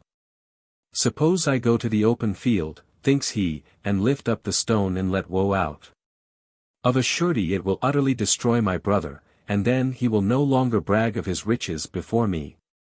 So he sent his wife home, but he himself hastened into the plain. When he came to the big stone, he pushed it aside, and knelt down to see what was under it. Before he had managed to get his head down low enough, Woe had already leapt out and seated itself on his shoulders. "Ha!" it cried, "you wanted to starve me to death in here. No, no. Now will I never on any account depart from you. Only hear me, Woe," said the merchant, "it wasn't I at all who put you under the stone." "Who was it then, if it wasn't you?" "It was my brother put you there, but I came on purpose to let you out." "No, no. That's a lie. You tricked me once, you shan't trick me a second time." Woe gripped the rich merchant tight by the neck. The man had to carry it home, and there everything began to go wrong with him. From the very first day woe began again to play its usual part, every day it called on the merchant to renew his drinking. 211 Many were the valuables which went in the pothouse. Impossible to go on living like this, says the merchant to himself. Surely I've made sport enough for woe. It's time to get rid of it, but how? He thought, and hit on an idea. Going into the large yard, he cut 2 oaken wedges, took a new wheel, and drove a wedge firmly into one end of its axle box. Then he went to where woe was. Hello, woe. Why are you always idly sprawling there? Why, what is there left for me to do? What is there to do? Let's go into the yard and play at hide and seek. Woe liked the idea. Out they went into the yard. First the merchant hid himself, woe found him immediately. Then it was woe's turn to hide. Now then, says woe, you won't find me in a hurry. There isn't a chink I can't get into. Get along with you, answered the merchant. Why you couldn't creep into that wheel there, and yet you talk about chinks. I can't creep into that wheel. See if I don't go clean out of sight in it. Woe slipped into the wheel, the merchant caught up the oaken wedge, and drove it into the axle box from the other side. Then he seized the wheel and flung it, with woe in it, into the river. Woe was drowned, and the merchant began to live again as he had been wont to do of old. In a variant of this story found in the Tula government we have, in the place of woe, nuzda, or need. The poor brother and his wife are returning home disconsolately from a party given by the rich brother in honor of his son's marriage. But a draught of water which they take by the way gets into their heads, and they set up a song. There are 2 of them singing, says the story, but 3 voices prolong the strain.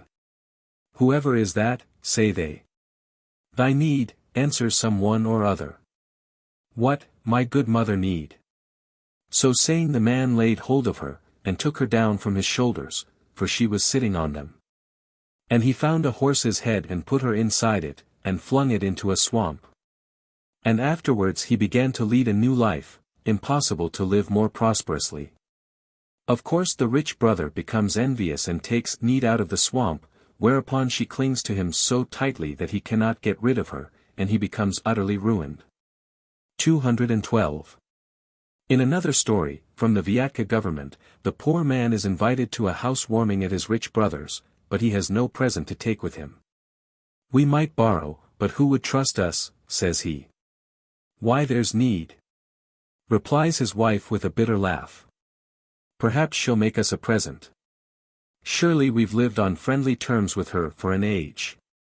Take the feast day Seraphan, 213 cries need from behind the stove. And with the money you get for it buy a ham and take it to your brothers. Have you been living here long, need, asks the mujik. Yes, ever since you and your brother separated. And have you been comfortable here? Thanks be to God, I get on tolerably. The mujik follows the advice of need, but meets with a cold reception at his brother's. On returning sadly home he finds a horse standing by the roadside, with a couple of bags slung across its back. He strikes it with his glove, and it disappears, leaving behind it the bags, which turn out to be full of gold. This he gathers up, and then goes indoors. After finding out from his wife where she has taken up her quarters for the night, he says. And where are you, need? In the pitcher which stands on the stove. After a time the mujik asks his wife if she is asleep. Not yet, she replies. Then he puts the same question to Need, who gives no answer, having gone to sleep. So he takes his wife's last sarafan, wraps up the pitcher in it, and flings the bundle into an ice hole. 214. In one of the chapbook stories, a Lobachnia Skazka, a poor man obtained a crust of bread and took it home to provide his wife and boy with a meal, but just as he was beginning to cut it, suddenly out from behind the stove jumped Krakina. 215 snatched the crust from his hands, and fled back again behind the stove. Then the old man began to bow down before Krakina and to beseech him 216 to give back the bread, seeing that he and his had nothing to eat.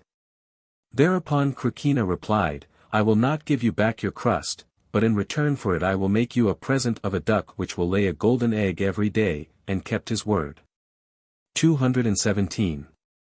In Little Russia the peasantry believe in the existence of small beings, of vaguely defined form, called Zluidni, who brings low or evil to every habitation in which they take up their quarters.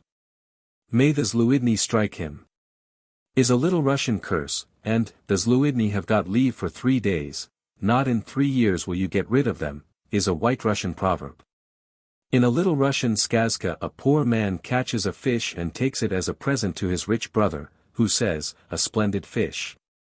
Thank you, brother, thank you, but evinces no other sign of gratitude. On his way home the poor man meets an old stranger and tells him his story, how he had taken his brother a fish and had got nothing in return but a thank ye. How, cries the old man. A spasibo 218 is no small thing. Sell it to me. How can one sell it, replies the mujik. Take it pray, as a present.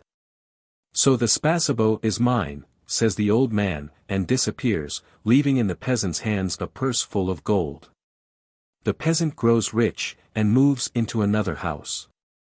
After a time his wife says to him, "We've been wrong, Ivan, in leaving our millstones in the old house.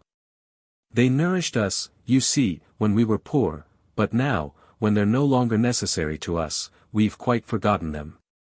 "Right you are," replies Ivan, and sets off to fetch them. When he reaches his old dwelling, he hears a voice saying, "A bad fellow, that Ivan. Now he's rich, he's abandoned us." "Who are you?" asks Ivan. "I don't know you a bit." "Not know us?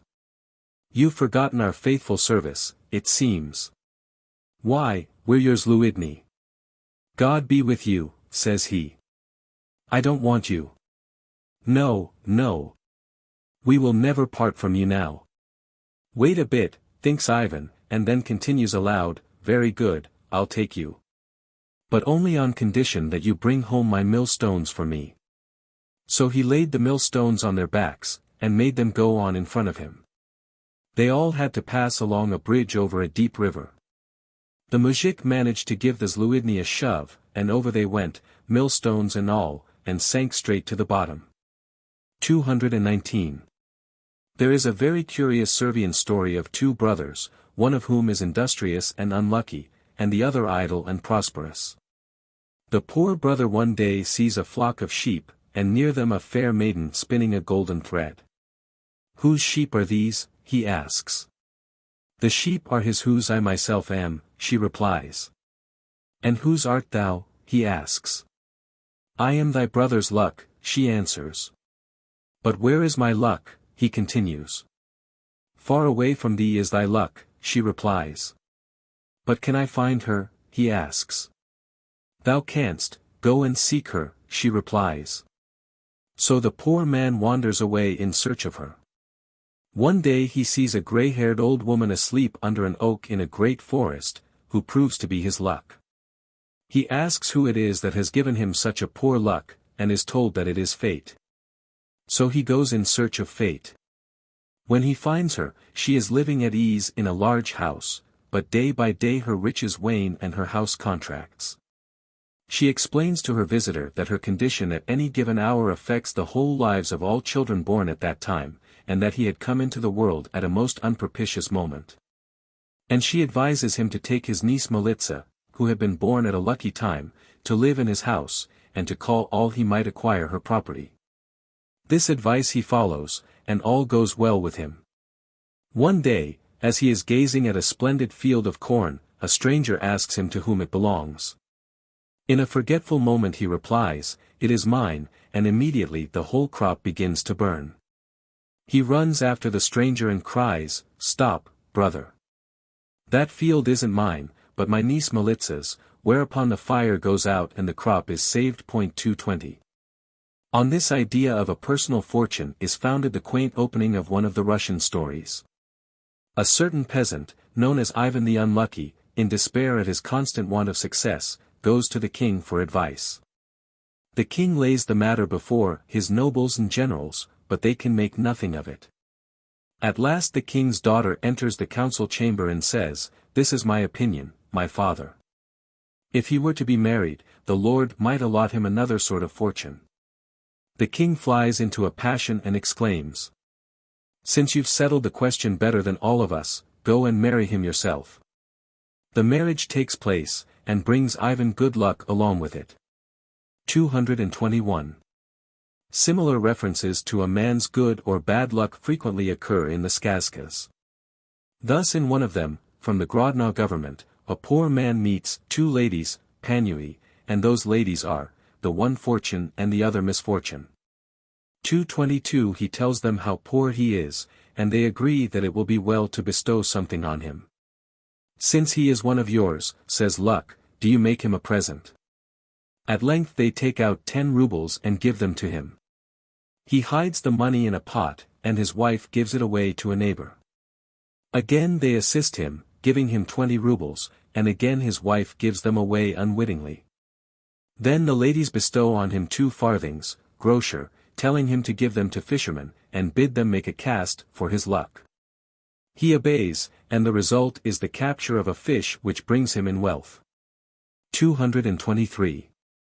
In another story 224 A young man, the son of a wealthy merchant, is so unlucky that nothing will prosper with him.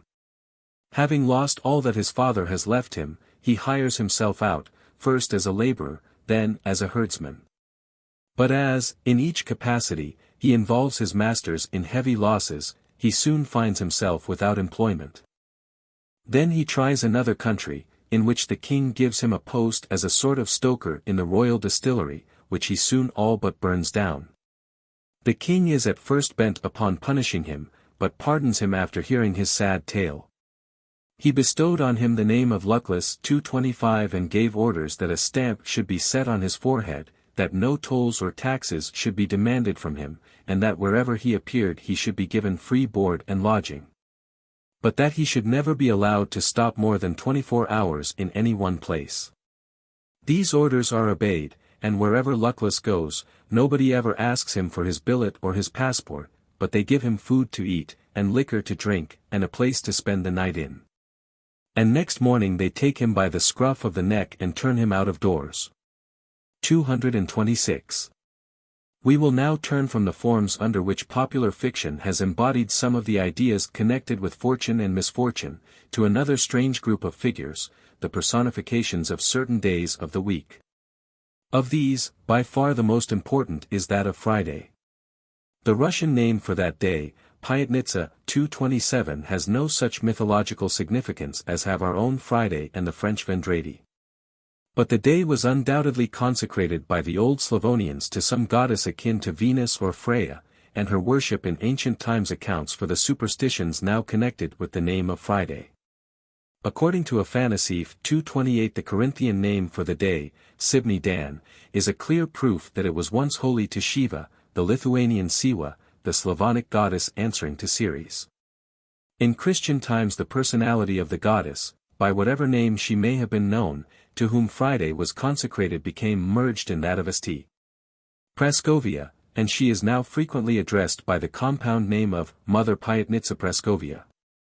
As she is supposed to wander about the houses of the peasants on her holy day, and to be offended if she finds certain kinds of work going on, they are, or at least they used to be, frequently suspended on Fridays.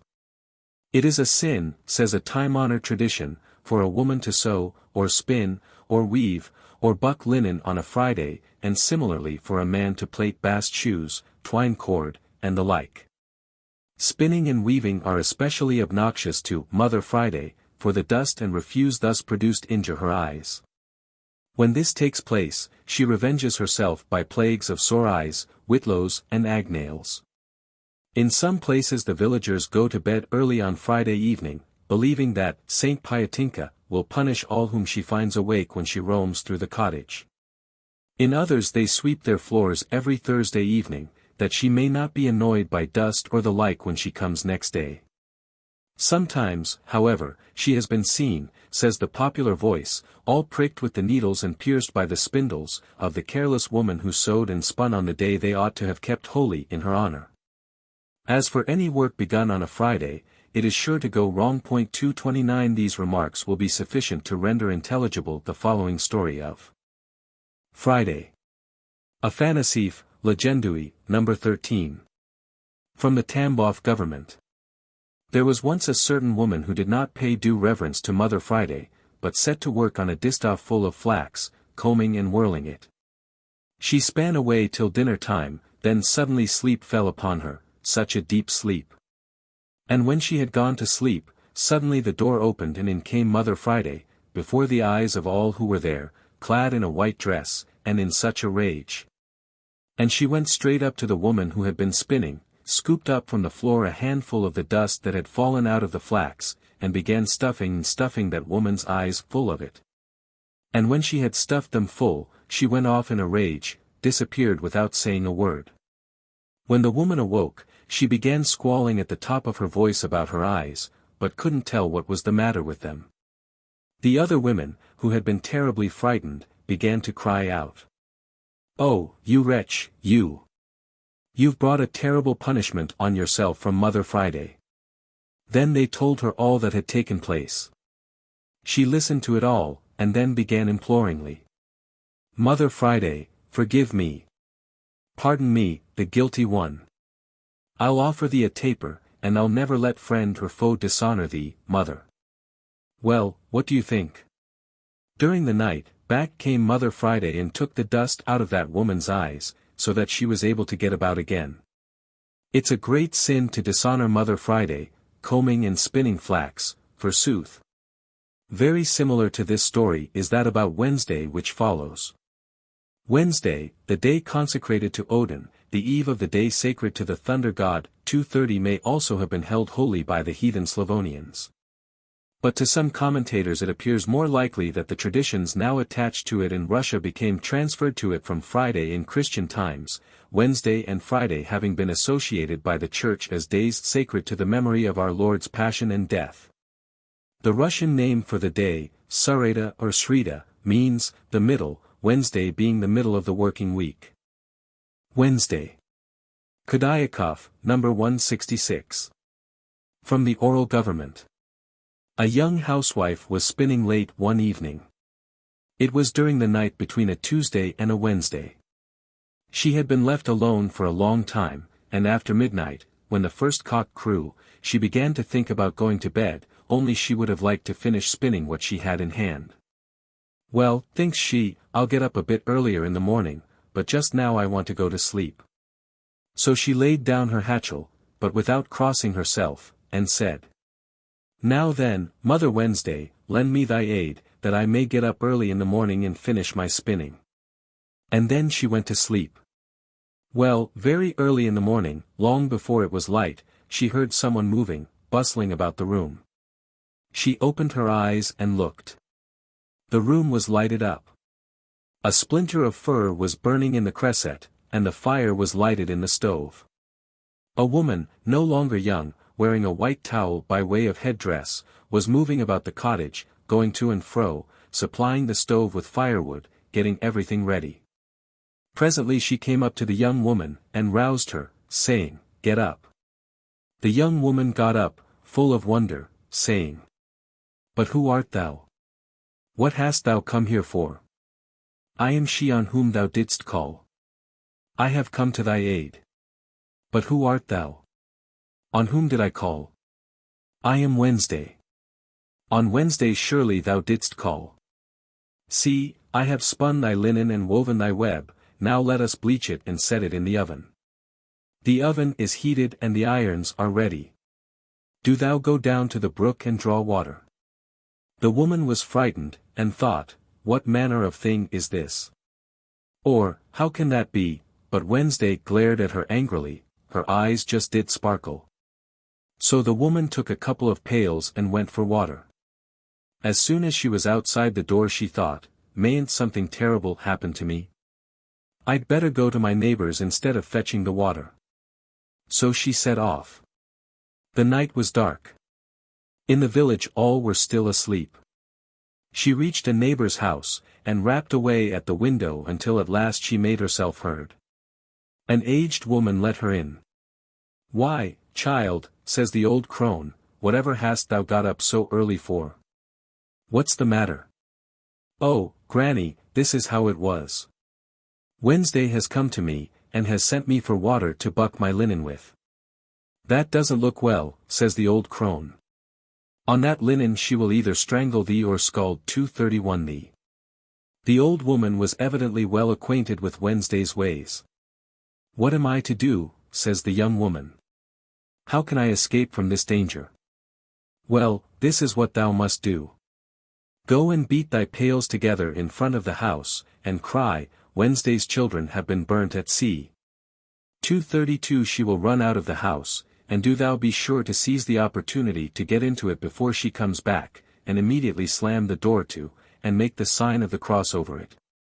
Then don't let her in, however much she may threaten you or implore you, but sign a cross with your hands, and draw one with a piece of chalk, and utter a prayer. The unclean spirit will have to disappear. Well, the young woman ran home, beat the pails together, and cried out beneath the window. Wednesday's children have been burnt at sea.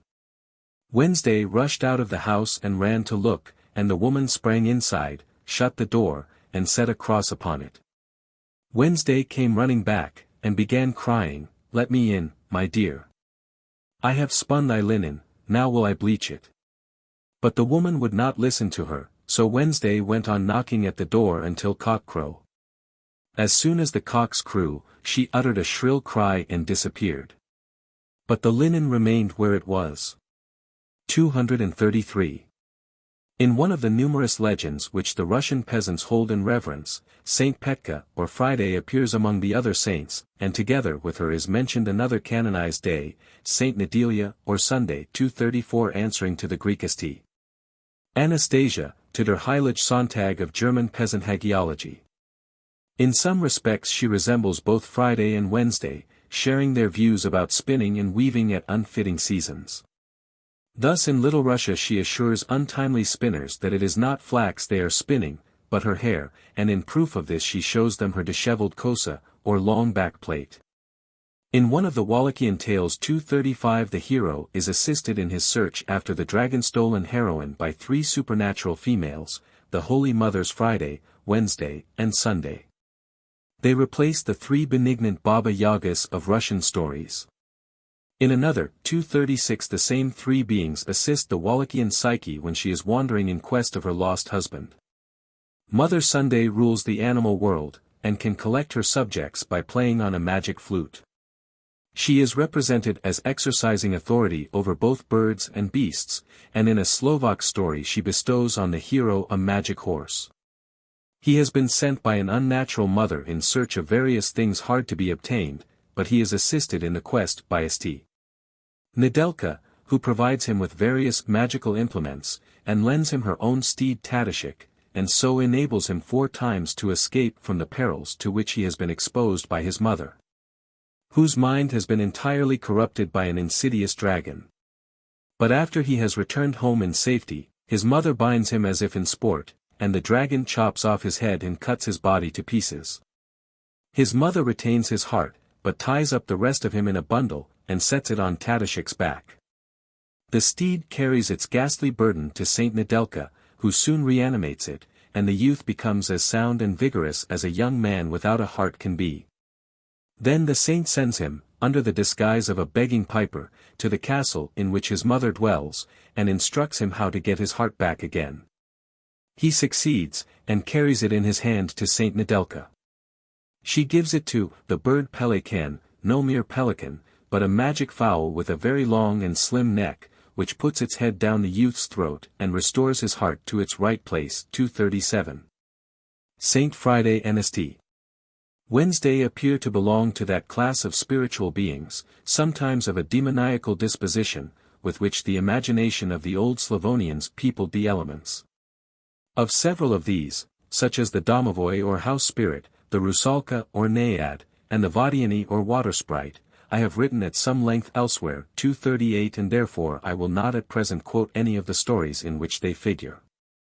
But, as a specimen of the class to which such tales as these belong, here is a skazka about one of the wood sprites or Slavonic satyrs, who are still believed by the peasants to haunt the forests of Russia.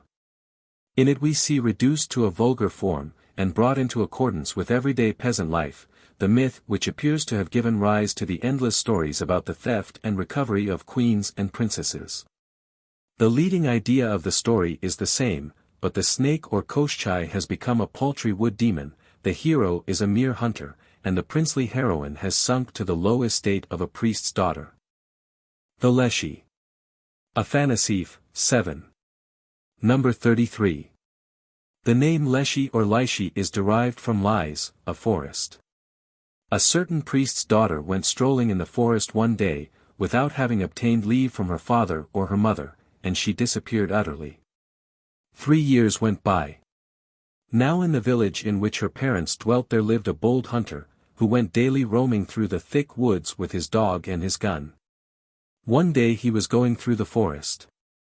All of a sudden his dog began to bark, and the hair of its back bristled up. The sportsman looked, and saw lying in the woodland path before him a log, and on the log there sat a muzhik plaiting a bast shoe. And as he plaited the shoe, he kept looking up at the moon, and saying with a menacing gesture, "Shine, shine, O bright moon." The sportsman was astounded. How comes it, thinks he, that the muzhik looks like that? He is still young. But his hair is grey as a badger's, 239. He only thought these words, but the other replied, as if guessing what he meant. Grey am I, being the devil's grandfather. 240. Then the sportsman guessed that he had before him no mere muzhik, but a leshy. He levelled his gun and, bang! He let him have it right in the paunch. The leshy groaned, and seemed to be going to fall across the log. But directly afterwards he got up and dragged himself into the thickets. After him ran the dog in pursuit, and after the dog followed the sportsman. He walked, and came to a hill. In that hill was a fissure, and in the fissure stood a hut. He entered the hut, there on a bench lay the leshy stone dead, and by his side a damsel, exclaiming, amid bitter tears, "Who now will give me to eat and to drink?" "Hail, fair maiden," says the hunter. "Tell me whence thou comest, and whose daughter thou art." "Ah, good youth! I know not that myself, any more than if I had never seen the free light, never known a father and mother." "Well, get ready as soon as you can. I will take you back to Holy Russia." So he took her away with him, and brought her out of the forest. And all the way he went along, he cut marks on the trees. Now this damsel had been carried off by the leshy, and had lived in his hut for 3 years. Her clothes were all worn out, or had got torn off her back, so that she was stark naked, but she wasn't a bit ashamed of that. When they reached the village, the sportsman began asking whether there was anyone there who had lost a girl. Up came the priest, and cried, "Why, that's my daughter." Up came running the priest's wife, and cried, "Oh thou dear child! Where hast thou been so long? I had no hope of ever seeing thee again." But the girl gazed and just blinked with her eyes, understanding nothing. After a time, however, she began slowly to come back to her senses. Then the priest and his wife gave her in marriage to the hunter, and rewarded him with all sorts of good things. And they went in search of the hut in which she had lived while she was with the leshy.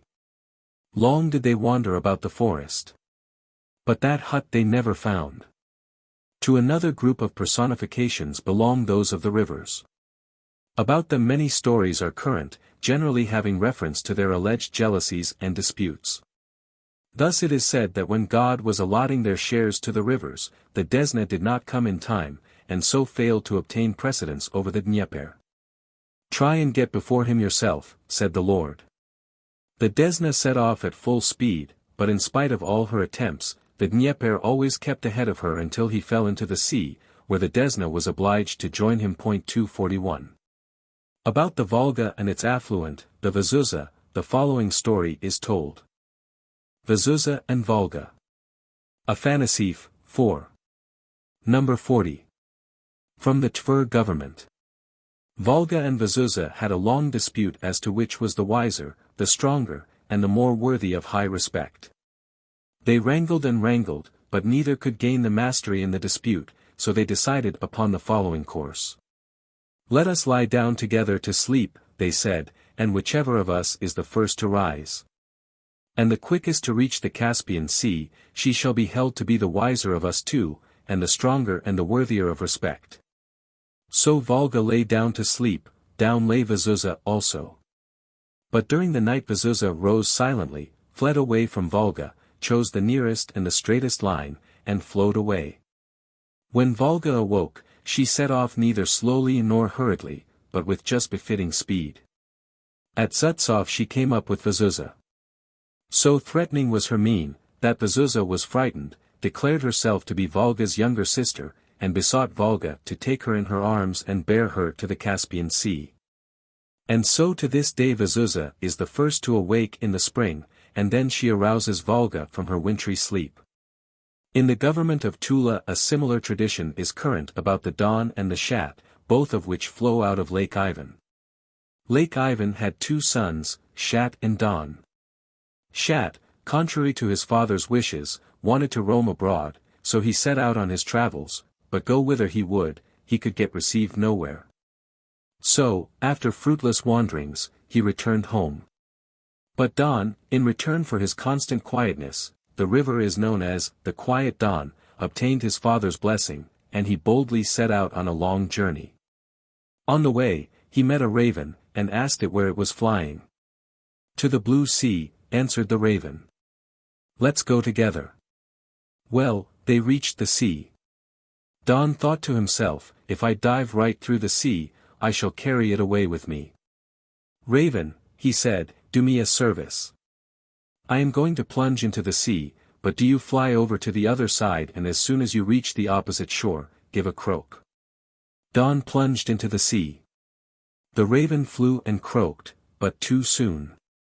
Don remained just as he appears at the present day. 242 In White Russia there is a legend about two rivers, the beginning of which has evidently been taken from the story of Jacob and Esau. Sozh and Dnieper.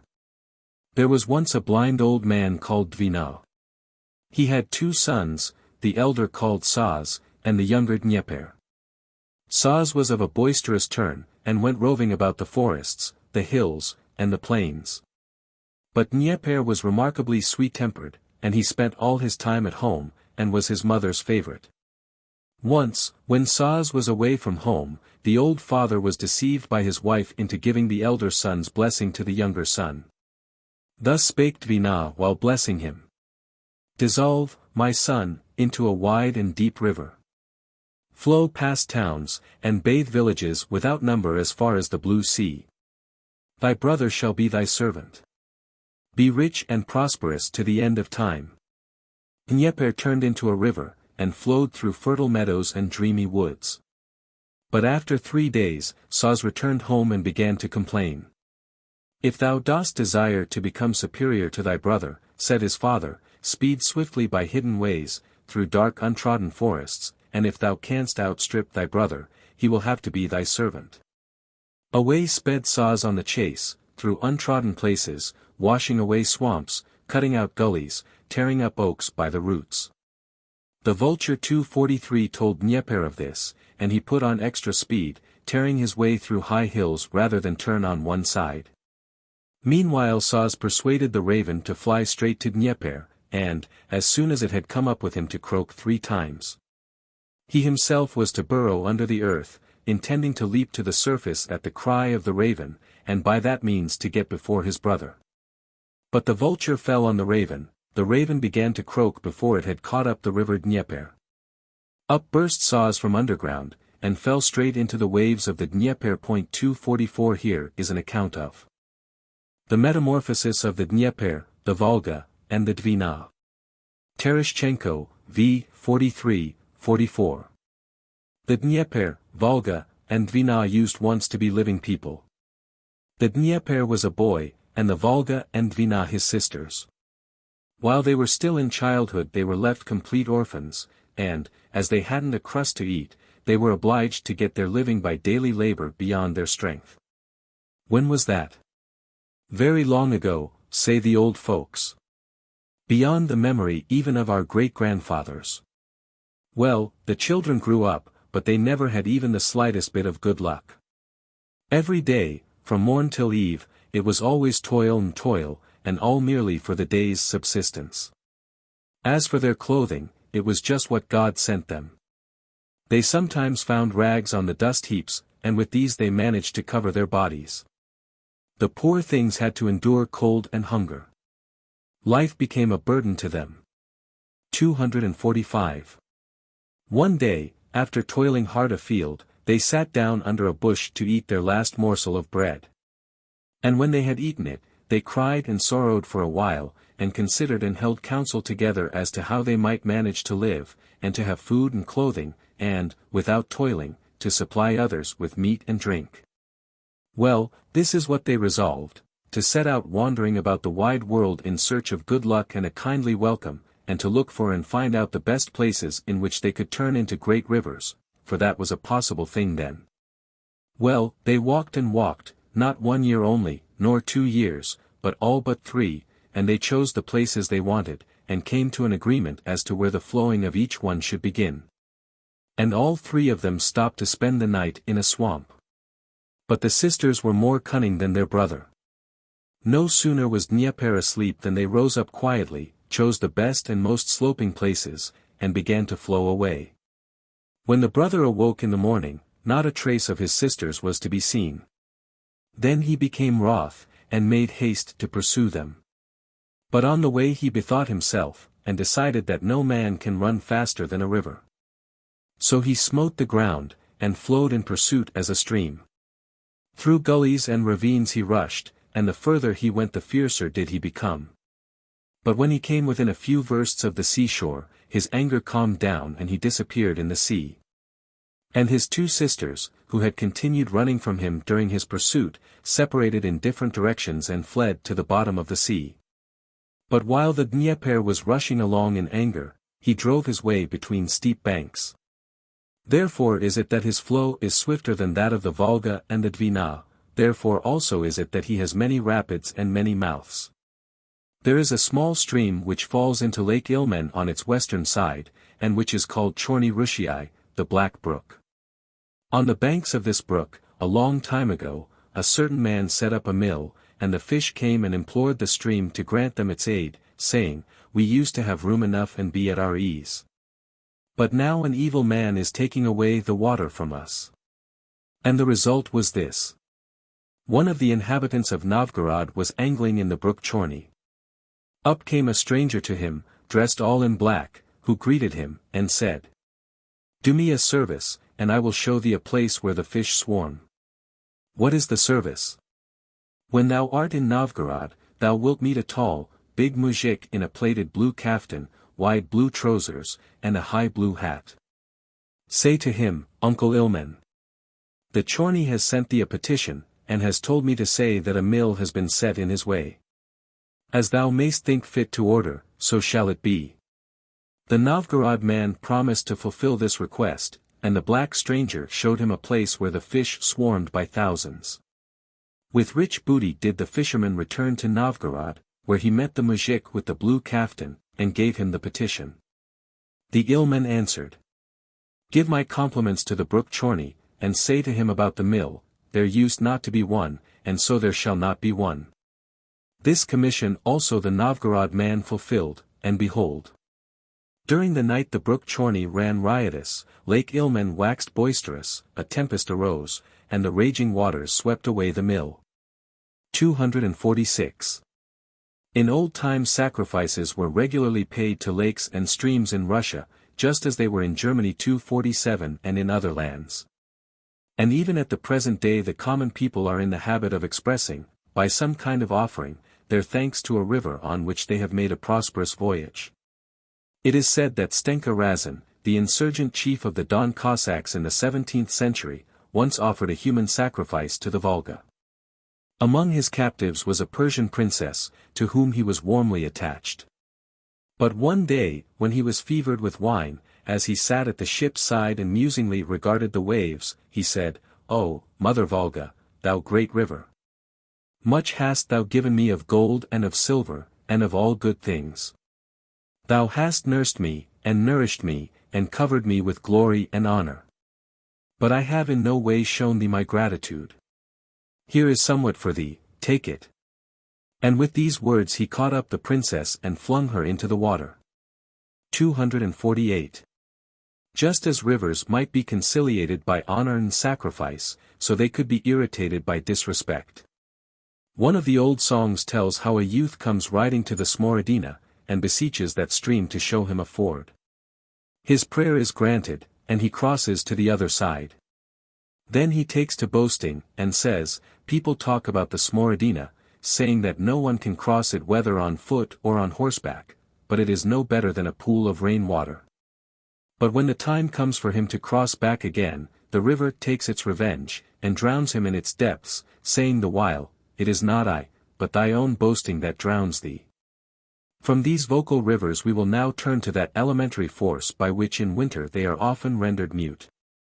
In the story which is now about to be quoted will be found a striking personification of frost. As a general rule, winter plays by no means so important a part as might have been expected in northern tales. As in other European countries, so in Russia, the romantic stories of the people are full of pictures bathed in warm sunlight, but they do not often represent the aspect of the land when the sky is gray, and the earth is a sheet of white. And outdoor life is somber and still. Here and there, it is true, glimpses of snowy landscapes are offered by the skazkas. But it is seldom that a wintry effect is so deliberately produced in them as is the case in the following remarkable version of a well-known tale. Frost. Afanasief, 4. Number 42. From the Vologda government. There was once an old man who had a wife and 3 daughters. The wife had no love for the eldest of the 3, who was her stepdaughter, but was always scolding her. Moreover, she used to make her get up ever so early in the morning, and gave her all the work of the house to do. Before daybreak the girl would feed the cattle and give them to drink, fetch wood and water indoors, light the fire in the stove, give the room a wash, mend the dresses, and set everything in order. Even then her stepmother was never satisfied, but would grumble away at Marfa, exclaiming, "What a lazybones! What a slut! Why here's a brush not in its place, and there's something put wrong, and she's left the muck inside the house." The girl held her peace, and wept. She tried in every way to accommodate herself to her stepmother, and to be of service to her stepsisters. But they, taking pattern by their mother, were always insulting Marfa, quarreling with her, and making her cry. That was even a pleasure to them. As for them, they lay in bed late, washed themselves in water got ready for them, dried themselves with a clean towel, and didn't sit down to work till after dinner. Well, our girls grew and grew, until they grew up and were old enough to be married. The old man felt sorry for his eldest daughter, whom he loved because she was industrious and obedient, never was obstinate, always did as she was bid, and never uttered a word of contradiction. But he didn't know how he was to help her in her trouble. He was feeble, his wife was a scold, and her daughters were as obstinate as they were indolent. Well, the old folks set to work to consider, the husband how he could get his daughters settled, the wife how she could get rid of the eldest one. One day she says to him, "I say, old man. Let's get Marfa married." "Gladly," says he, slinking off, to the sleeping place, above the stove. But his wife called after him. "Get up early tomorrow, old man, harness the mare to the sledge, and drive away with Marfa. And, Marfa, get your things together in a basket, and put on a clean shift, you're going away tomorrow on a visit." Poor Marfa was delighted to hear of such a piece of good luck as being invited on a visit, and she slept comfortably all night. Early next morning she got up, washed herself, prayed to God, got all her things together, packed them away in proper order, dressed herself, in her best things, and looked something like a lass, a bride fit for any place whatsoever. Now it was winter time, and out of doors was a rattling frost. Early in the morning, between daybreak and sunrise, the old man harnessed the mare to the sledge, and led it up to the steps. Then he went indoors, sat down on the window-sill, and said, "Now then. I've got everything ready. Sit down to table and swallow your victuals," replied the old woman. The old man sat down to table, and made his daughter sit by his side. On the table stood a pannier. He took out a loaf, 2.49, and cut bread for himself and his daughter. Meantime his wife served up a dish of old cabbage soup, and said, "There, my pigeon, eat and be off, I've looked at you quite enough. Drive Marfa to her bridegroom, old man. And look here, old greybeard. Drive straight along the road at first, and then turn off from the road to the right, you know, into the forest, right up to the big pine that stands on the hill, and there hand Marfa over to Morozko, Frost." The old man opened his eyes wide, also his mouth, and stopped eating, and the girl began lamenting. "Now then, what are you hanging your chaps and squealing about?" said her stepmother. "Surely your bridegroom is a beauty, and he's that rich. Why, just see what a lot of things belong to him, the firs, the pine tops, and the birches, all in their robes of down, ways and means that any one might envy, and he himself a bogatir." 250.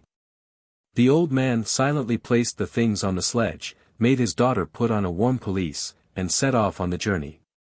After a time, he reached the forest, turned off from the road, and drove across the frozen snow. 251. When he got into the depths of the forest, he stopped, made his daughter get out, laid her basket under the tall pine, and said, "Sit here, and await the bridegroom. And mind you receive him as pleasantly as you can." Then he turned his horse round and drove off homewards. The girl sat and shivered. The cold had pierced her through. She would fain have cried aloud, but she had not strength enough, only her teeth chattered. Suddenly she heard a sound. Not far off, Frost was cracking away on a fir. From fir to fir was he leaping, and snapping his fingers. Presently he appeared on that very pine under which the maiden was sitting, and from above her head he cried, "Art thou warm, maiden?" "Warm, warm am I, dear Father Frost," she replied. Frost began to descend lower, all the more cracking and snapping his fingers. To the maiden said Frost, "Art thou warm, maiden?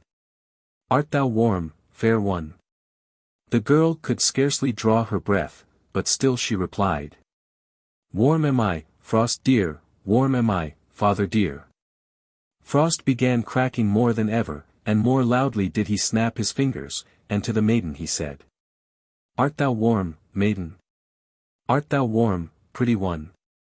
Art thou warm, my darling?"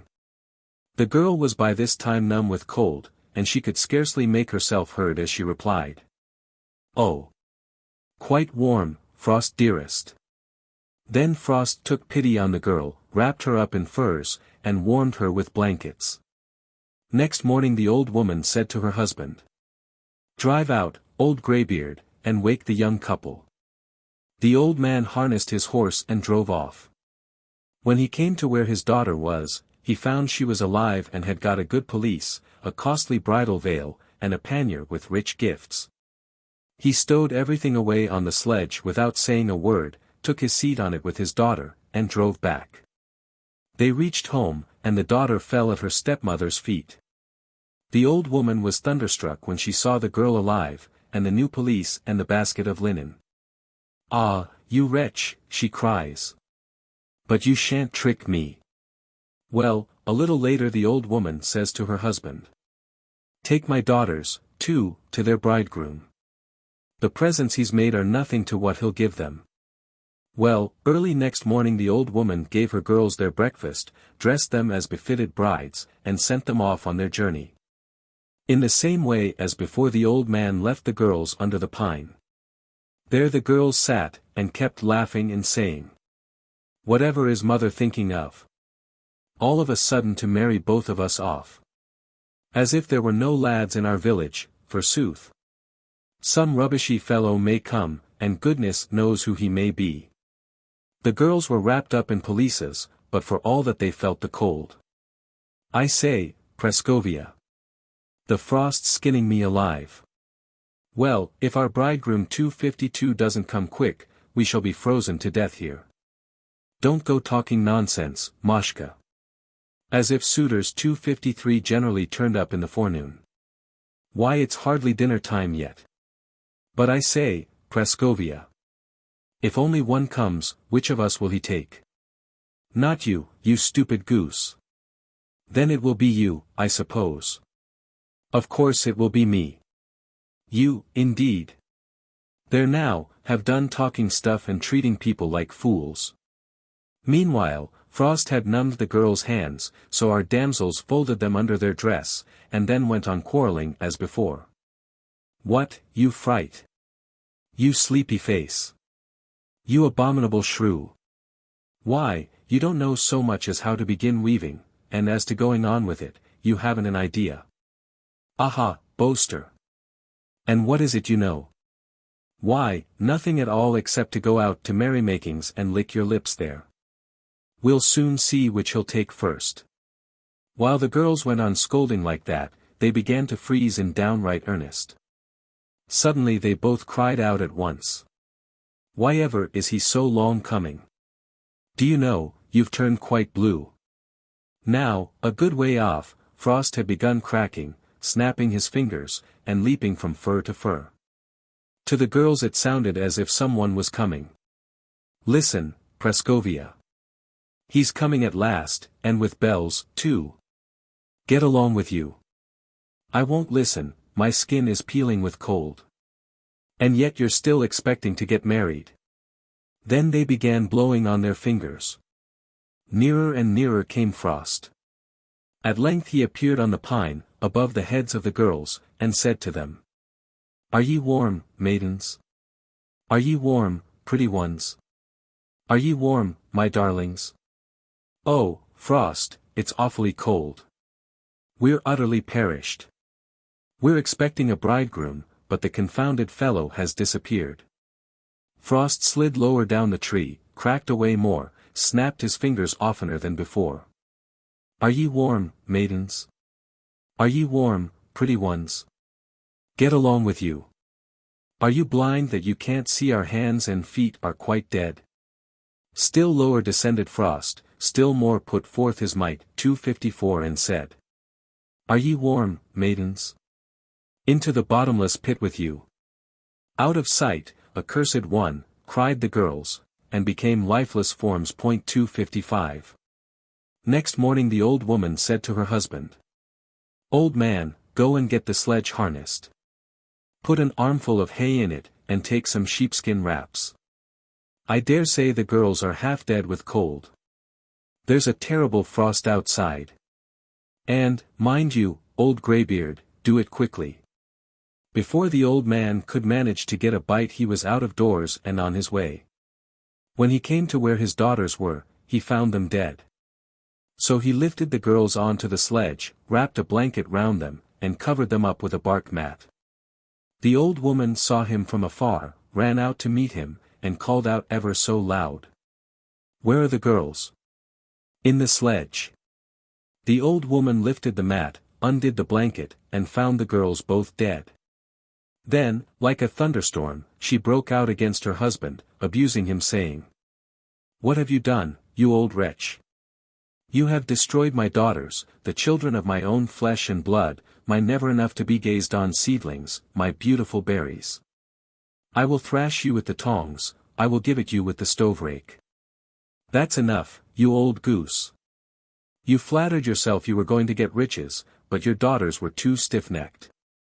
How was I to blame? It was you yourself would have it. The old woman was in a rage at first, and used bad language. But afterwards she made it up with her stepdaughter, and they all lived together peaceably, and thrived, and bore no malice. A neighbor made an offer of marriage, the wedding was celebrated, and Marfa is now living happily. The old man frightens his grandchildren with stories about Frost, and doesn't let them have their own way. In a variant from the Kursk government, Afanasief 4. Number 42, b. The stepdaughter is left by her father, in the open plain. There she sits, trembling and silently offering up a prayer. Frost draws near, intending to smite her and to freeze her to death. But when he says to her, Maiden, maiden, I am Frost the red-nosed, she replies, Welcome, Frost. Doubtless God has sent you for my sinful soul. Pleased by her wise words, Frost throws a warm cloak over her, and afterwards presents her with robes embroidered with silver and gold, and a chest containing rich dowry. The girl puts on the robes, and appears such a beauty. Then she sits on the chest and sings songs. Meantime her stepmother is baking cakes and preparing for her funeral. After a time her father sets out in search of her dead body. But the dog beneath the table barks, "Taff! Taff!" The master's daughter in silver and gold by the wedding party is borne along, but the mistress's daughter is wooed by none. In vain does its mistress throw it a cake, and order it to modify its remarks. It eats the cake, but it repeats its offensive observations, until the stepdaughter appears in all her glory. Then the old woman's own daughter is sent afield. Frost comes to have a look at his new guest, expecting wise words from her too. But as none are forthcoming, he waxes wroth, and kills her. When the old man goes to fetch her, the dog barks, "Taff! Taff!" The master's daughter will be borne along by the bridal train, but the bones of the mistress's daughter are being carried in a bag, and continues to bark in the same strain until the yard gates open. The old woman runs out to greet her daughter, and, instead of her embraces a cold corpse. To the Russian peasants, it should be observed, Moros, our own Jack Frost, is a living personage. On Christmas Eve it is customary for the oldest man in each family to take a spoonful of kissel, a sort of pudding, and then, having put his head through the window, to cry, "Frost, Frost, come and eat kissel.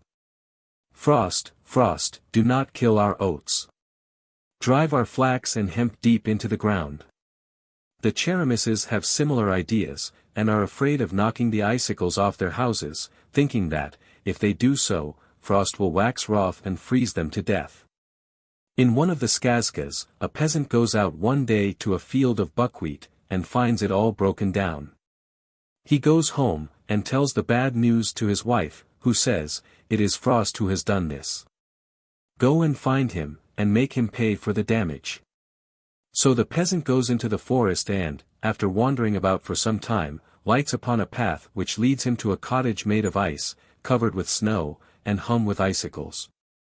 He knocks at the door, and out comes an old man, all white. This is Frost, who presents him with the magic cudgel and tablecloth which work wonders in so many of the tales. 256 In another story, a peasant meets the sun, the wind, and the frost. He bows to all three, but adds an extra salutation to the wind. This enrages the two others, and the sun cries out that he will burn up the peasant. But the wind says, "I will blow cold, and temper the heat." Then the frost threatens to freeze the peasant to death, but the wind comforts him, saying, "I will blow warm, and will not let you be hurt." 257. Sometimes the frost is described by the people as a mighty smith who forges strong chains with which to bind the earth and the waters, as in the saying, "The old one has built a bridge without axe and without knife," i.e. the river is frozen over. Sometimes Moros Treskin, the crackling frost, is spoken of without disguise as the preserver of the hero who is ordered to enter a bath which has been heated red-hot. Frost goes into the bath, and breathes with so icy a breath that the heat of the building turns at once to cold. 258. The story in which Frost so singularly figures is one which is known in many lands, and of which many variants are current in Russia. The jealous hatred of a stepmother, who exposes her stepdaughter to some great peril, has been made the theme of countless tales. What gives it special importance, as well as its poetical charm, to the skazka which has been quoted, is the introduction of Frost as the power to which the stepmother has recourse for the furtherance of her murderous plans, and by which she, in the persons of her own daughters, is ultimately punished. We have already dealt with one specimen of the skazkas of this class, the story of Vasilissa, who is sent to the Baba Yagas for a light. Another, still more closely connected with that of Frost, occurs in Khudyakov's collection. 259. A certain woman ordered her husband, says the story, to make away with his daughter by a previous marriage. So he took the girl into the forest, and left her in a kind of hut, telling her to prepare some soup while he was cutting wood. At that time there was a gale blowing. The old man tied a log to a tree. When the wind blew, the log rattled. She thought the old man was going on cutting wood, but in reality he had gone away home. When the soup was ready, she called out to her father to come to dinner. No reply came from him, but there was a human head in the forest, and it replied, "I'm coming immediately." And when the head arrived, it cried, "Maiden, open the door." She opened it. "Maiden, maiden, lift me over the threshold." She lifted it over. "Maiden, maiden, put the dinner on the table." She did so, and she and the head sat down to dinner. When they had dined, "Maiden, maiden," said the head, "take me off the bench." She took it off the bench, and cleared the table. It lay down to sleep on the bare floor. She lay on the bench. She fell asleep, but it went into the forest after its servants. The house became bigger. Servants, horses, everything one could think of suddenly appeared. The servants came to the maiden, and said, "Get up. It's time to go for a drive." So she got into a carriage with the head, but she took a cock along with her. She told the cock to crow, it crowed. Again she told it to crow, it crowed again. And a third time she told it to crow. When it had crowed for the third time, the head fell to pieces, and became a heap of golden coins. 260. Then the stepmother sent her own daughter into the forest. Everything occurred as before, until the head arrived. Then she was so frightened that she tried to hide herself, and she would do nothing for the head, which had to dish up its own dinner, and eat it by itself. And so, when she lay down to sleep, it ate her up. In a story in Chudinsky's collection, the stepdaughter is sent by night to watch the rye in an oven, 261 or corn kiln. Presently a stranger appears and asks her to marry him. She replies that she has no wedding clothes, upon which he brings her everything she asks for. But she is very careful not to ask for more than one thing at a time, and so the cock crows before her list of indispensable necessaries is exhausted. The stranger immediately disappears, and she carries off her presents in triumph. The next night her stepsister is sent to the oven, and the stranger appears as before, and asks her to marry him. She, also, replies that she has no wedding clothes, and he offers to supply her with what she wants. Whereupon, instead of asking for a number of things one after the other, she demands them all at once: stockings, garters, a petticoat, a dress, a comb, earrings, a mirror, soap, white paint and rouge, and everything which her stepsister had got. Then follows the catastrophe. The stranger brought her everything, all at once. "Now then," says he, "will you marry me now?" "Wait a bit," said the stepmother's daughter, "I'll wash and dress, and whiten myself and rouge myself, and then I'll marry you." And straightway she set to work washing and dressing, and she hastened and hurried to get all that done. She wanted so awfully to see herself decked out as a bride. By and by she was quite dressed, but the cock had not yet crowed. "Well, maiden," says he, "will you marry me now?" "I'm quite ready," says she. Thereupon he tore her to pieces. 262.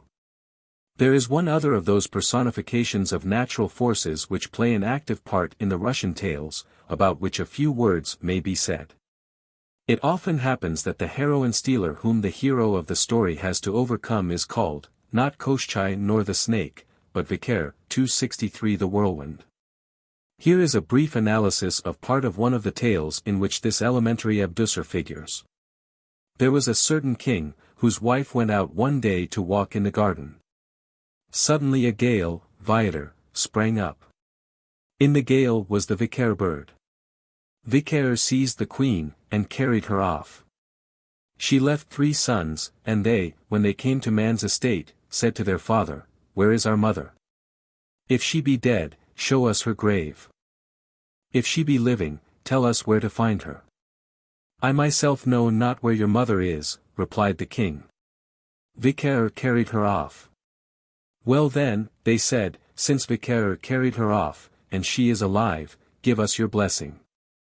We will go in search of our mother." All 3 set out, but only the youngest, Prince Vasily, succeeded in climbing the steep hill, whereon stood the palace in which his mother and vicar lived. Entering it during vicar's absence, the prince made himself known to his mother, who straightway gave him to eat, and concealed him in a distant apartment, hiding him behind a number of cushions, so that vicar might not easily discover him. And she gave him these instructions. If vicar comes, and begins quarreling, don't come forth, but if he takes to chatting, come forth and say, Hail Father. And seize hold of the little finger of his right hand, and wherever he flies do you go with him. Presently vicar came flying in, and addressed the queen angrily. Prince Vasily remained concealed until his mother gave him a hint to come forth. This he did, and then greeted vicar, and caught hold of his right little finger. Vicar tried to shake him off, flying first about the house and then out of it, but all in vain. At last vicar, after soaring on high, struck the ground, and fell to pieces, becoming a fine yellow sand. But the little finger remained in the possession of Prince Vasily, who scraped together the sand and burnt it in the stove. 264. With a mention of two other singular beings who occur in the Skazkas, the present chapter may be brought to a close. The first is a certain Morpheus, who figures in the following variant of a well-known tale. There was a king, and he had a daughter with whom a general who lived over the way fell in love. But the king would not let him marry her unless he went where none had been, and brought back thence what none had seen. After much consideration the general set out and travelled over swamps, hill, and rivers. At last he reached a wood in which was a hut, and inside the hut was an old crone. To her he told his story, after hearing which, she cried out, Ho, there! Morpheus, dish up the meal. And immediately a dinner appeared of which the old crone made the general partake.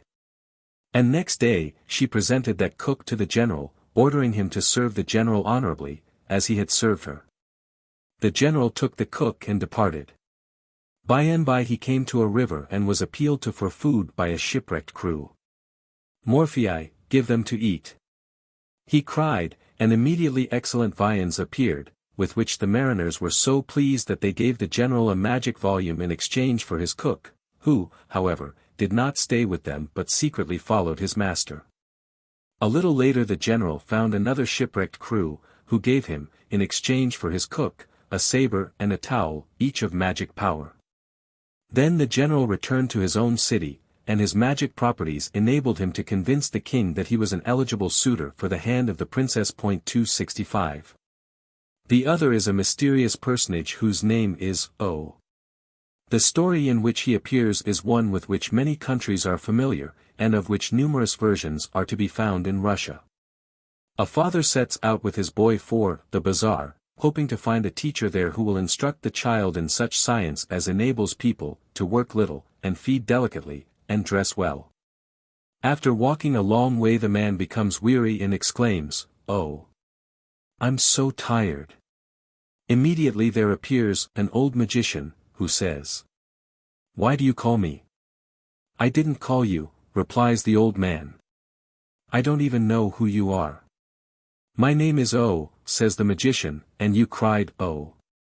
Where are you taking that boy?"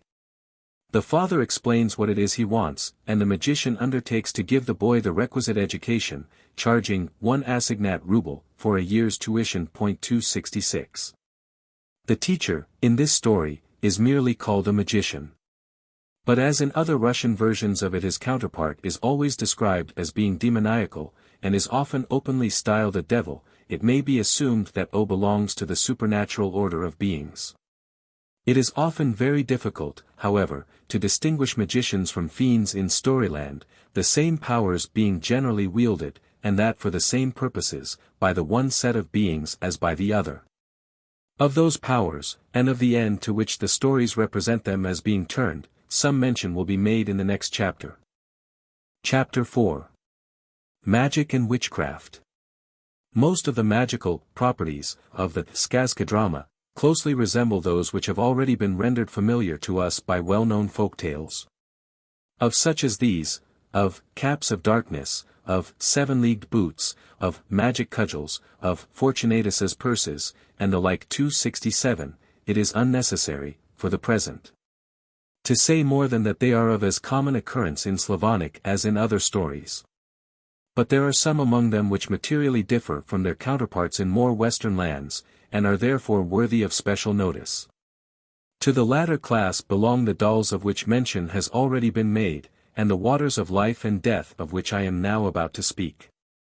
A water of life plays an important part in the folk tales of every land. 268 When the hero of a fairy story has been done to death by evil hands, his resuscitation by means of a healing and vivifying lotion or ointment. 269 follows almost as a matter of course. And by common consent the raven, or some sort of crow, is supposed to know where this invaluable specific is to be found. 270 A knowledge which it shares with various supernatural beings as well as with some human adepts in magic.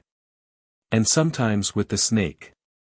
In all these matters the Russian and the Western tales agree, but the Skazka differs from most stories of its kind in this respect, that it almost invariably speaks of two kinds of magic waters as being employed for the restoration of life. We have already seen in the story of Marya Morevna, that one of these, sometimes called the Mrtvaya Voda, the dead water, or water of death, when sprinkled over a mutilated corpse, heals all its wounds. While the other, which bears the name of the Zavaya Voda, the living water, or water of life, endows it once more with vitality. In a Norse tale in Asbjornsson's new series, No. 72, mention is made of a water of death, as opposed to a water of life.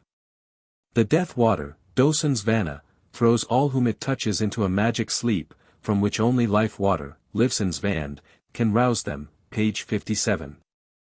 In the Ramayana, Hanuman fetches 4 different kinds of herbs in order to resuscitate his dead monkeys. The first restore the dead to life, the second drive away all pain, the third join broken parts, the fourth cure all wounds, and Talboys Wheeler, History of India, 2. 368, in the Egyptian story already mentioned, at page 113, Sadhu's corpse quivers and opens its eyes when his heart has become saturated with a healing liquid. But he does not actually come to life till the remainder of the liquid has been poured down his throat. In a Kyrgyz story, quoted by Brunevsky, 271 a golden-haired hero finds, after long search, the maiden to whom he had in very early life been betrothed. Her father has him murdered.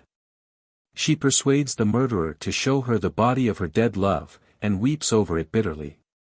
A spirit appears and tells her to sprinkle it with water from a neighboring well. The well is very deep, but she induces the murderer to allow her to lower him into it by means of her remarkably long hair.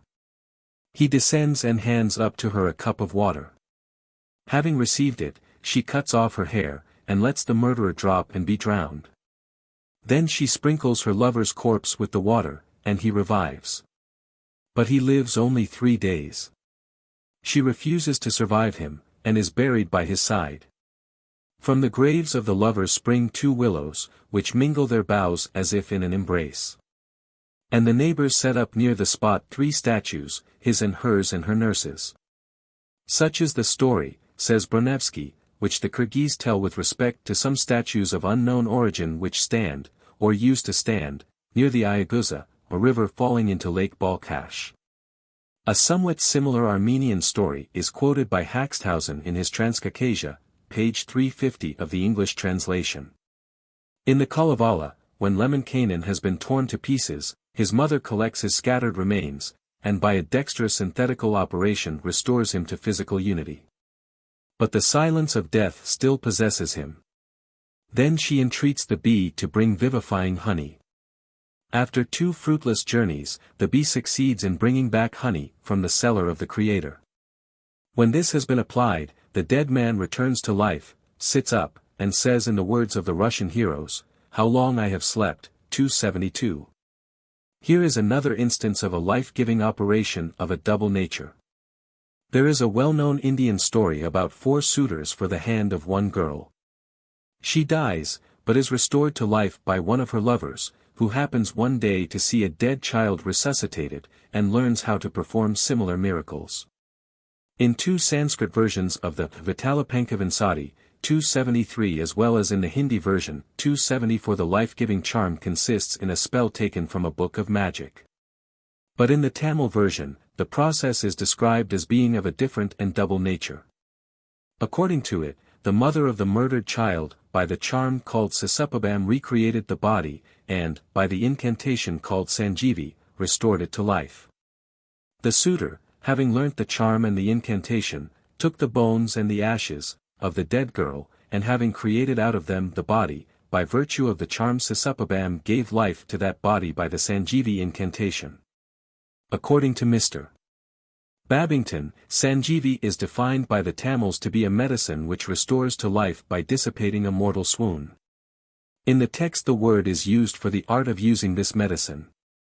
275. As a general rule, the two waters of which mention is made in the skazkas possess the virtues, and are employed in the manner, mentioned above, but there are cases in which their powers are of a different nature. Sometimes we meet with two magic fluids, one of which heals all wounds, and restores sight to the blind and vigor to the cripple, while the other destroys all that it touches. Sometimes, also, recourse is had to magic draughts of two kinds, the one of which strengthens him who quaffs it, while the other produces the opposite effect. Such liquors as these are known as the waters of strength and weakness, and are usually described as being stowed away in the cellar of some many-headed snake. For the snake is often mentioned as the possessor, or at least the guardian, of magic fluids. Thus one of the skazkas 276 speaks of a wondrous garden, in which are two springs of healing and vivifying water, and around that garden is coiled like a ring a mighty serpent. Another tells how a flying snake brought two heroes to a lake, into which they flung a green bough, and immediately the bough broke into flame and was consumed.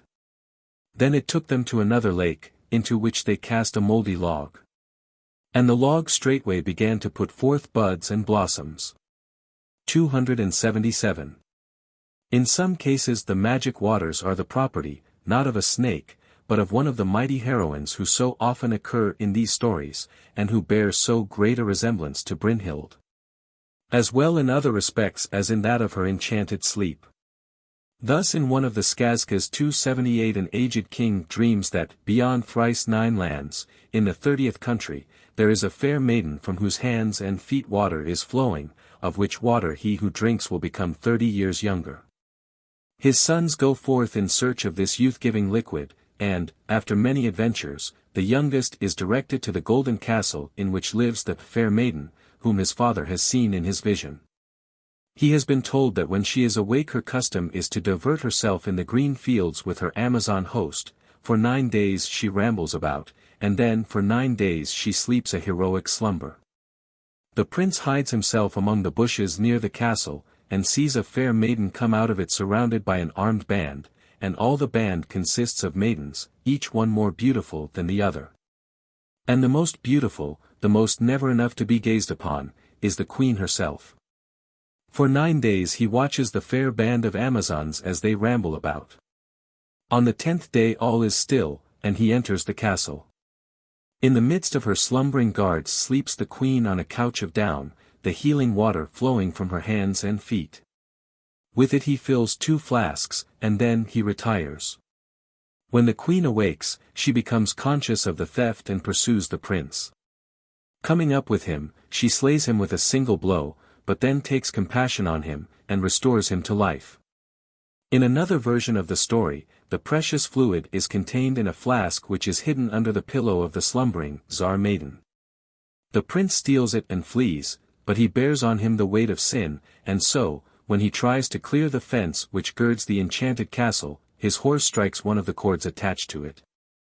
And the spell is broken which maintains the magic sleep in which the realm is locked. The Tsar maiden pursues the thief, but does not succeed in catching him.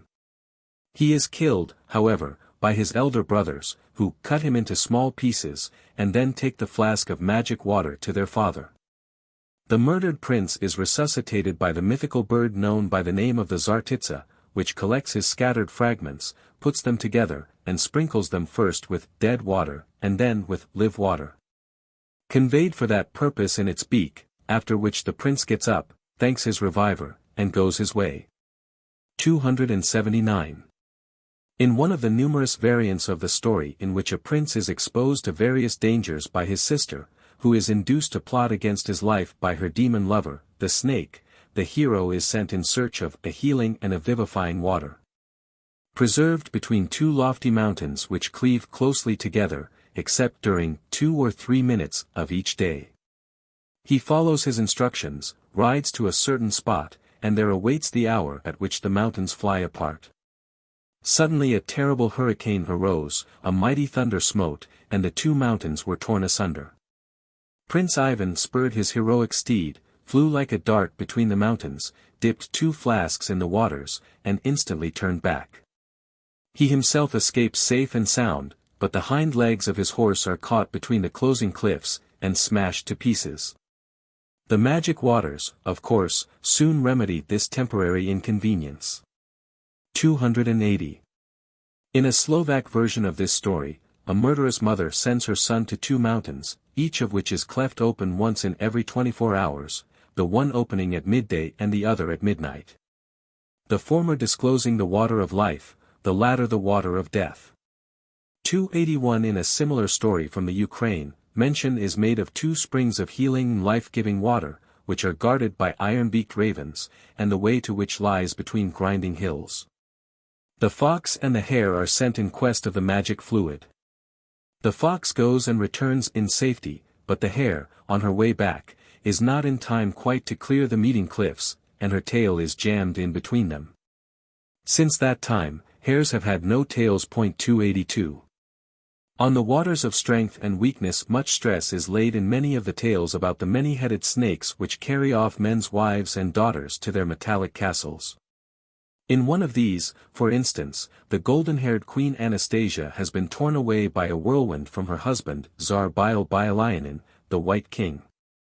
As in the variant of the story already quoted, her sons go in search of her, and the youngest of them, after finding 3 palaces, the first of copper, the second of silver, the third of gold, each containing a princess held captive by Vicaire. The whirlwind comes to a 4th palace gleaming with diamonds and other precious stones. In it he discovers his long-lost mother, who gladly greets him, and at once takes him into Vicaire's cellar. Here is the account of what ensued. Well, they entered the cellar. There stood 2 tubs of water, the one on the right hand, the other on the left. Says the queen. Take a draught of the water that stands on the right hand. Prince Ivan drank of it. Now then, how strong do you feel, said she. So strong that I could upset the whole palace with one hand, he replied. Come now, drink again. The prince drank once more. How strong do you feel now, she asked. Why now, if I wanted, I could give the whole world a jolt. Oh, that's plenty then.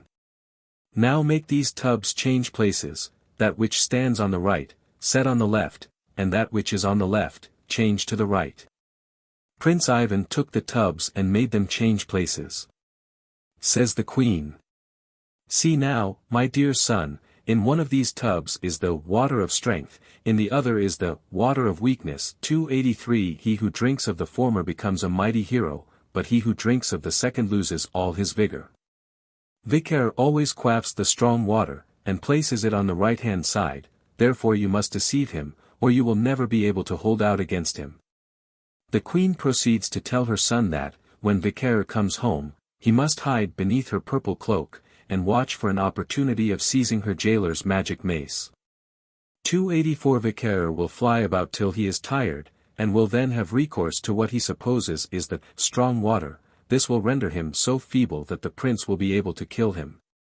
Having received these instructions, and having been warned not to strike Vicaire after he is dead, the prince conceals himself. Suddenly the day becomes darkened, the palace quivers, and Vicaire arrives.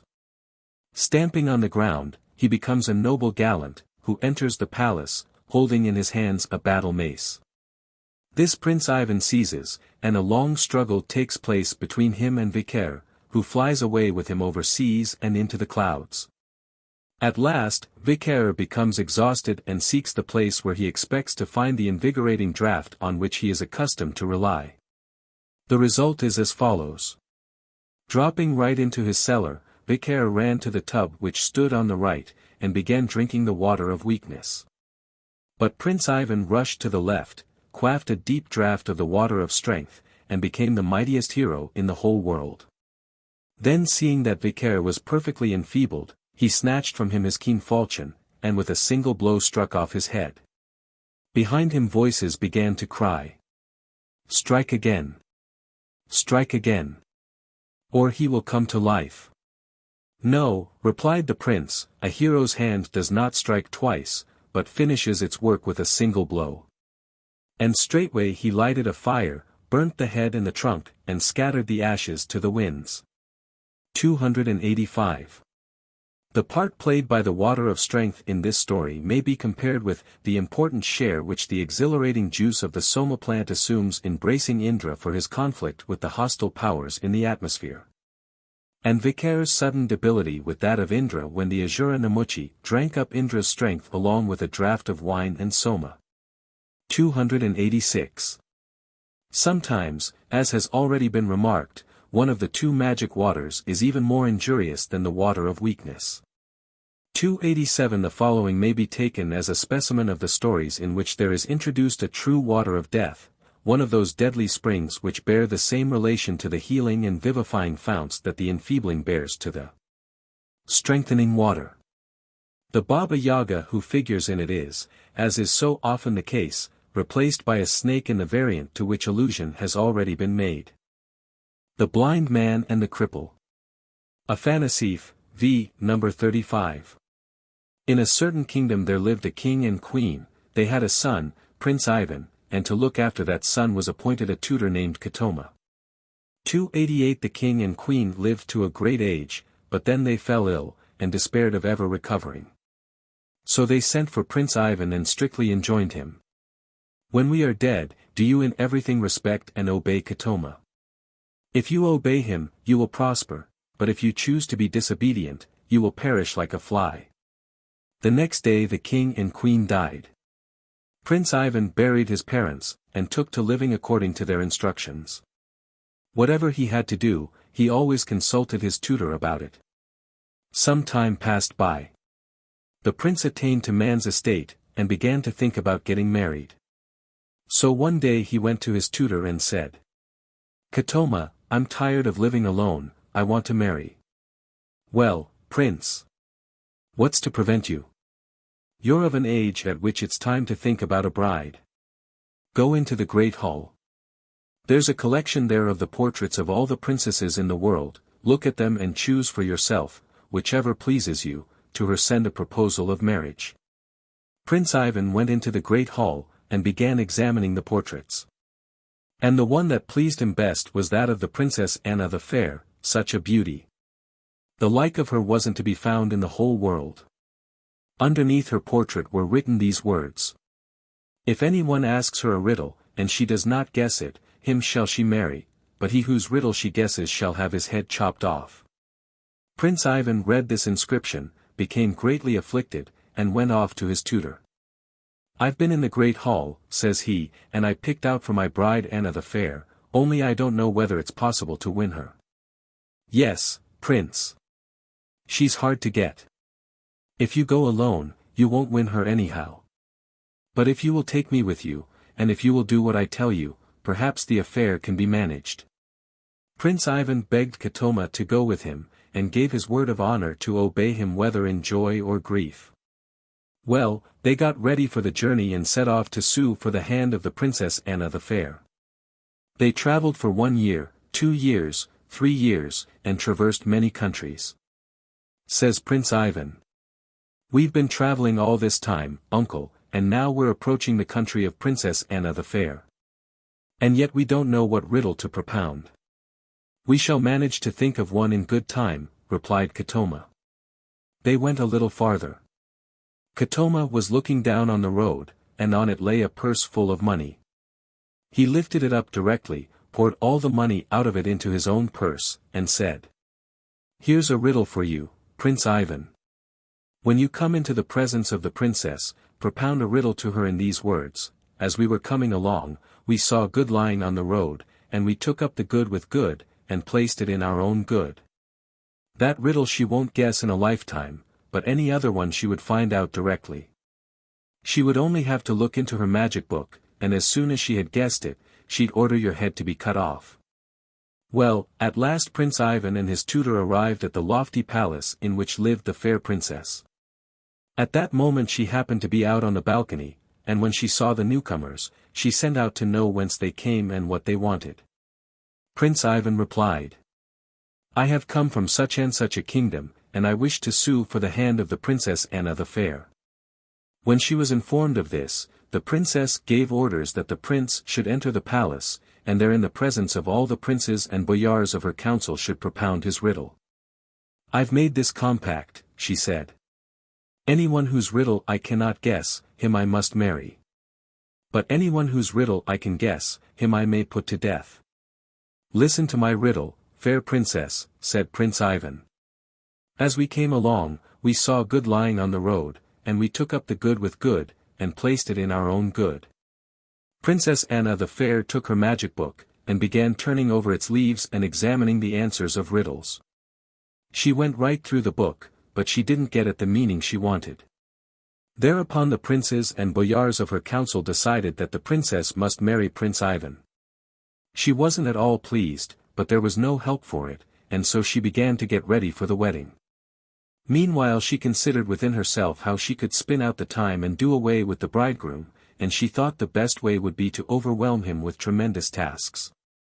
So she called Prince Ivan and said to him, "My dear Prince Ivan, my destined husband. It is meet that we should prepare for the wedding, pray do me this small service. On such and such a spot of my kingdom there stands a lofty iron pillar. Carry it into the palace kitchen, and chop it into small chunks by way of fuel for the cook." "Excuse me, princess," replied the prince. "Was it to chop fuel that I came here? Is that the proper sort of employment for me? I have a servant for that kind of thing, Katoma Dyadka, of the oaken shapka." The prince straightway called for his tutor, and ordered him to drag the iron pillar into the kitchen, and to chop it into small chunks by way of fuel for the cook. Katoma went to the spot indicated by the princess, seized the pillar in his arms, brought it into the palace kitchen, and broke it into little pieces, but 4 of the iron chips he put into his pocket, saying, "They'll prove useful by and by." Next day the princess says to Prince Ivan, "My dear prince, my destined husband. Tomorrow we have to go to the wedding. I will drive in a carriage, but you should ride on a heroic steed, and it is necessary that you should break him in beforehand. I break a horse in myself. I keep a servant for that." Prince Ivan called Katoma, and said, "Go into the stable and tell the grooms to bring forth the heroic steed, sit upon him and break him in, tomorrow I've got to ride him to the wedding." Katoma fathomed the subtle device of the princess, but, without stopping long to talk, he went into the stable and told the grooms to bring forth the heroic steed. 12 grooms were mustered, they unlocked 12 locks, opened 12 doors, and brought forth a magic horse bound in 12 chains of iron. Katoma went up to him. No sooner had he managed to seat himself than the magic horse leaped up from the ground and soared higher than the forest, higher than the standing forest, lower than the flitting cloud. Firm sat Katoma, with one hand grasping the mane. With the other he took from his pocket an iron chunk, and began taming the horse with it between the ears. When he had used up one chunk, he betook himself to another, when 2 were used up, he took to a third. When 3 were used up, the 4th came into play. And so grievously did he punish the heroic steed that it could not hold out any longer, but cried aloud with a human voice, "Batyushka Katoma! Don't utterly deprive me of life in the white world. Whatever you wish, that do you order, all shall be done according to your will." "Listen, O meat for dogs," answered Katoma, "tomorrow Prince Ivan will ride you to the wedding. Now mind. When the grooms bring you out into the wide courtyard, and the prince goes up to you and lays his hand on you, do you stand quietly, not moving so much as an ear. And when he is seated on your back, do you sink into the earth right up to your fetlocks, and then move under him with a heavy step, just as if an immeasurable weight had been laid upon your back. The heroic steed listened to the order and sank to earth scarcely alive. Katoma seized him by the tail, and flung him close to the stable, crying, "Ho there! Coachman and grooms, carry off this dog's meat to its stall." The next day arrived. The time drew near for going to the wedding. The carriage was brought round for the princess, and the heroic steed for Prince Ivan. The people were gathered together from all sides, a countless number. The bride and bridegroom came out from the white stone halls. The princess got into the carriage and waited to see what would become of Prince Ivan. Whether the magic horse would fling his curls to the wind, and scatter his bones across the open plain. Prince Ivan approached the horse, laid his hand upon its back, placed his foot in the stirrup. The horse stood just as if petrified, didn't so much as wag an ear. The prince got on its back, the magic horse sank into the earth up to its fetlocks. The 12 chains were taken off the horse, it began to move with an even heavy pace, while the sweat poured off it just like hail. "What a hero! What immeasurable strength!" cried the people as they gazed upon the prince. So the bride and bridegroom were married, and then they began to move out of the church, holding each other by the hand. The princess took it into her head to make one more trial of Prince Ivan, so she squeezed his hand so hard that he could not bear the pain. His face became suffused with blood, his eyes disappeared beneath his brows. "A fine sort of hero you are," thought the princess. "Your tutor has tricked me splendidly, but you shan't get off for nothing." Princess Anna the Fair lived for some time with Prince Ivan as a wife ought to live with a God-given 289 husband, flattered him in every way in words, but in reality never thought of anything except by what means she might get rid of Katoma. With the prince, without the tutor, there'd be no difficulty in settling matters. She said to herself. But whatever slanders she might invent, Prince Ivan never would allow himself to be influenced by what she said, but always felt sorry for his tutor. At the end of a year he said to his wife one day, "Beauteous princess, my beloved spouse, I should like to go with you to my own kingdom." "By all means," replied she, "let us go. I myself have long been wishing to see your kingdom." Well, they got ready and went off. Katoma was allotted the post of coachman. They drove, and as they drove along Prince Ivan went to sleep. Suddenly the Princess Anna the Fair awoke him, uttering loud complaints. "Listen, Prince, you're always sleeping, you hear nothing. But your tutor doesn't obey me a bit, drives the horses on purpose over hill and dale, just as if he wanted to put an end to us both. I tried speaking him fair, but he jeered at me. I won't go on living any longer if you don't punish him." Prince Ivan, twixt sleeping and waking, waxed very wroth with his tutor, and handed him over entirely to the princess, saying, "Deal with him as you please." The princess ordered his feet to be cut off. Katoma submitted patiently to the outrage. "Very good, he thinks, I shall suffer, it's true, but the prince also will know what to lead a wretched life is like." When both of Katoma's feet had been cut off, the princess glanced around, and saw that a tall tree stump stood on one side. So she called her servants and ordered them to set him on that stump. But as for Prince Ivan, she tied him to the carriage by a cord, turned the horses round, and drove back to her own kingdom.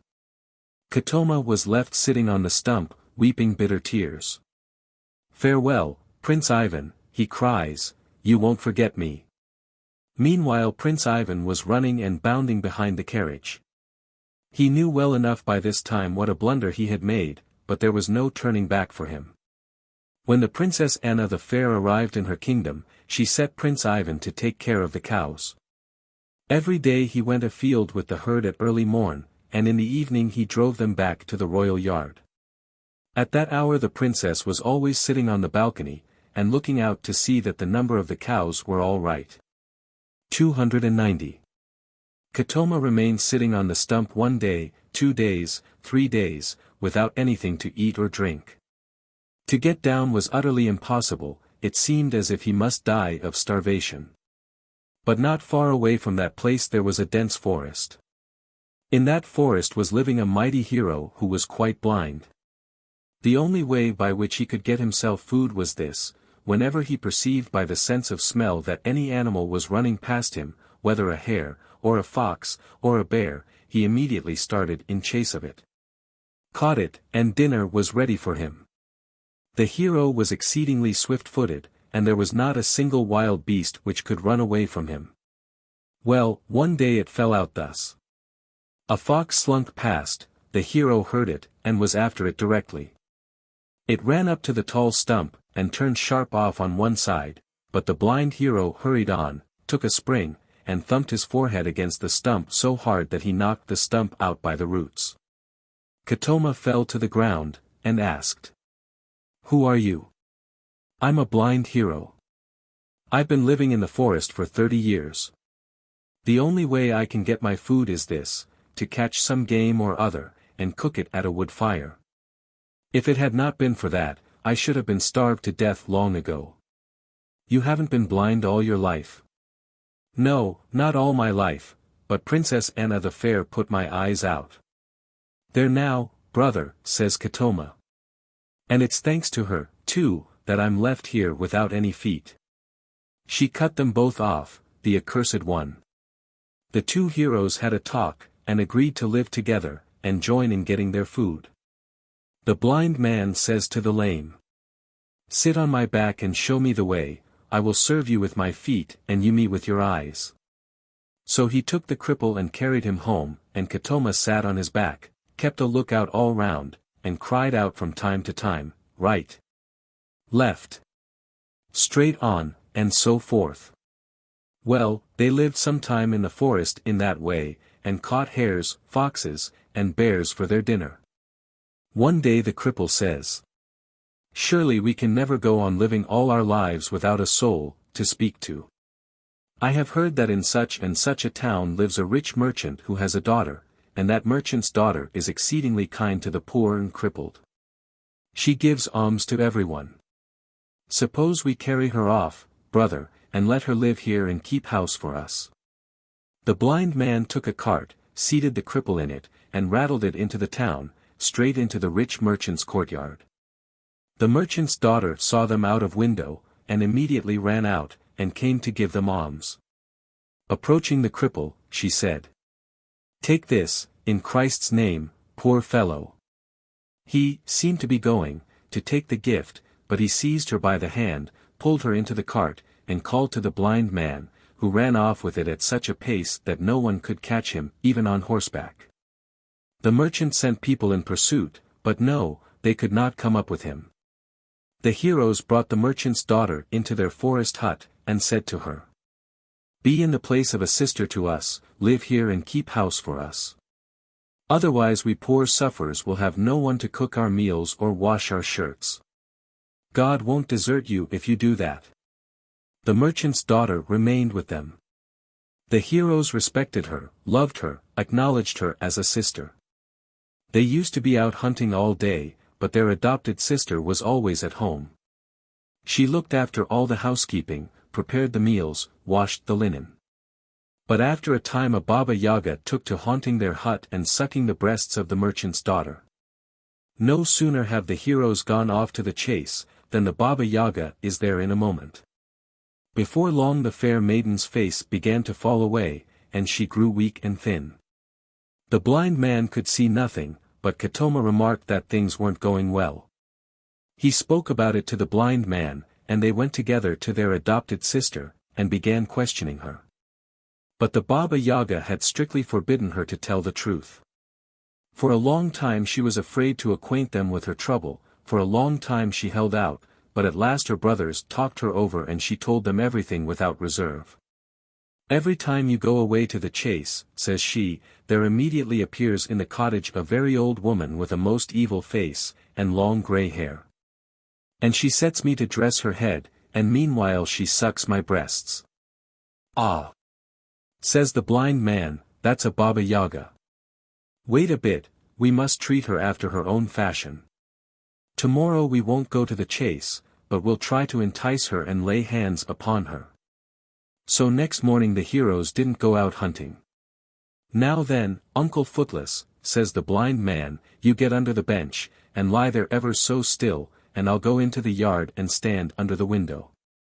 And as for you, sister, when the Baba Yaga comes, sit down just here, close by the window. And as you dress her hair, quietly separate the locks and throw them outside through the window. Just let me lay hold of her by those grey hairs of hers." What was said was done. The blind man laid hold of the Baba Yaga by her grey hair, and cried, "Ho there, Uncle Katoma! Come out from under the bench, and lay hold of this viper of a woman, while I go into the hut." The Baba Yaga hears the bad news and tries to jump up to get her head free. "Where are you off to?" "That's no go, sure enough." 291, she tugs and tugs, but cannot do herself any good. Just then from under the bench crawled Uncle Katoma, fell upon her like a mountain of stone, took to strangling her until the heavens seemed to her to disappear.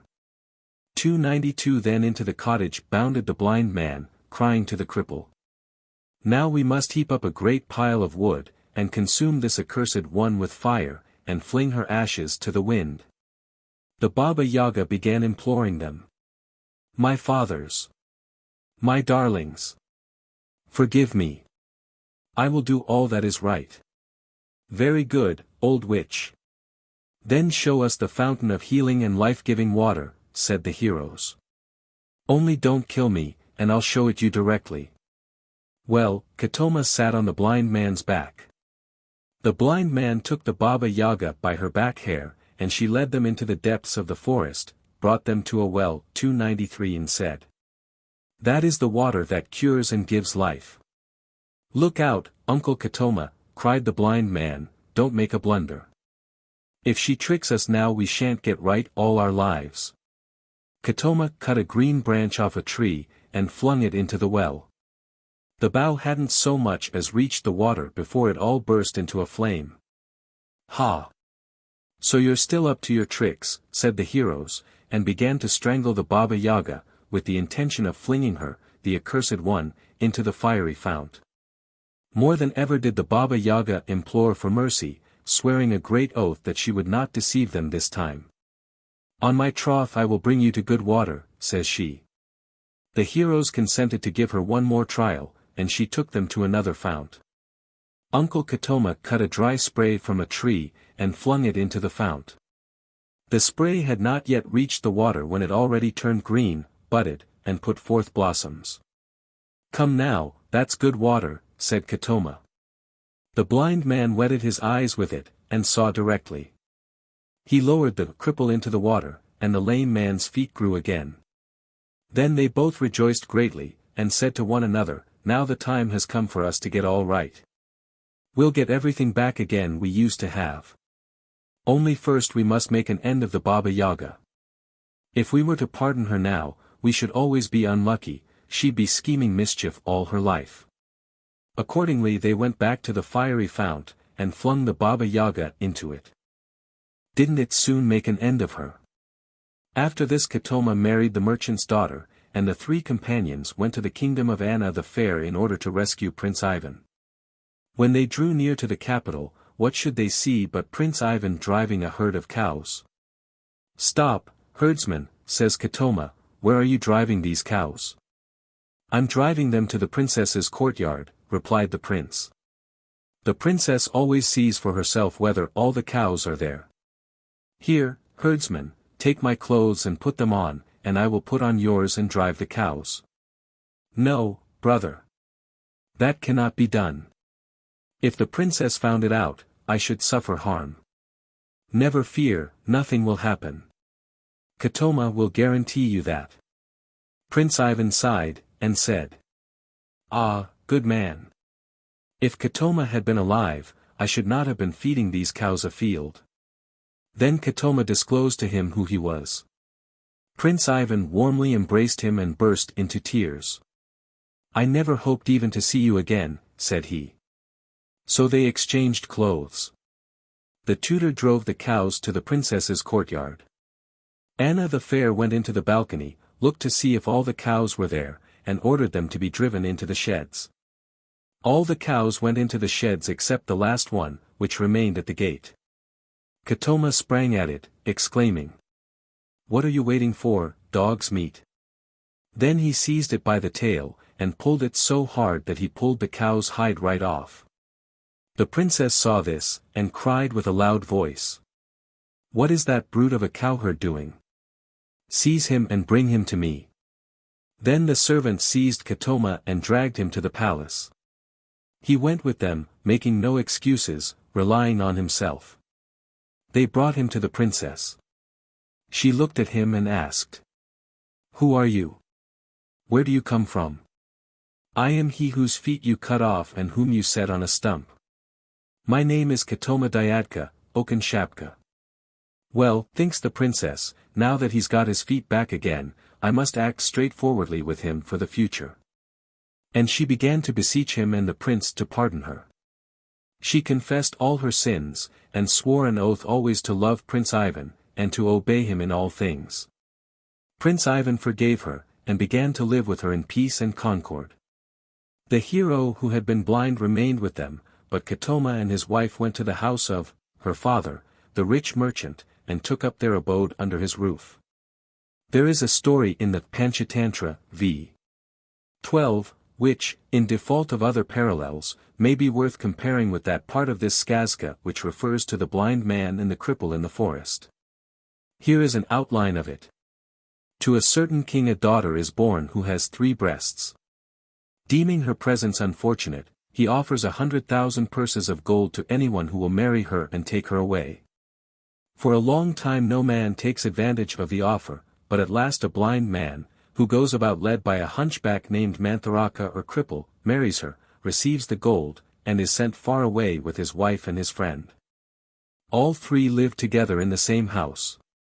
After a time the wife falls in love with the hunchback and conspires with him to kill her husband. For this purpose she boils a snake, intending to poison her husband with it.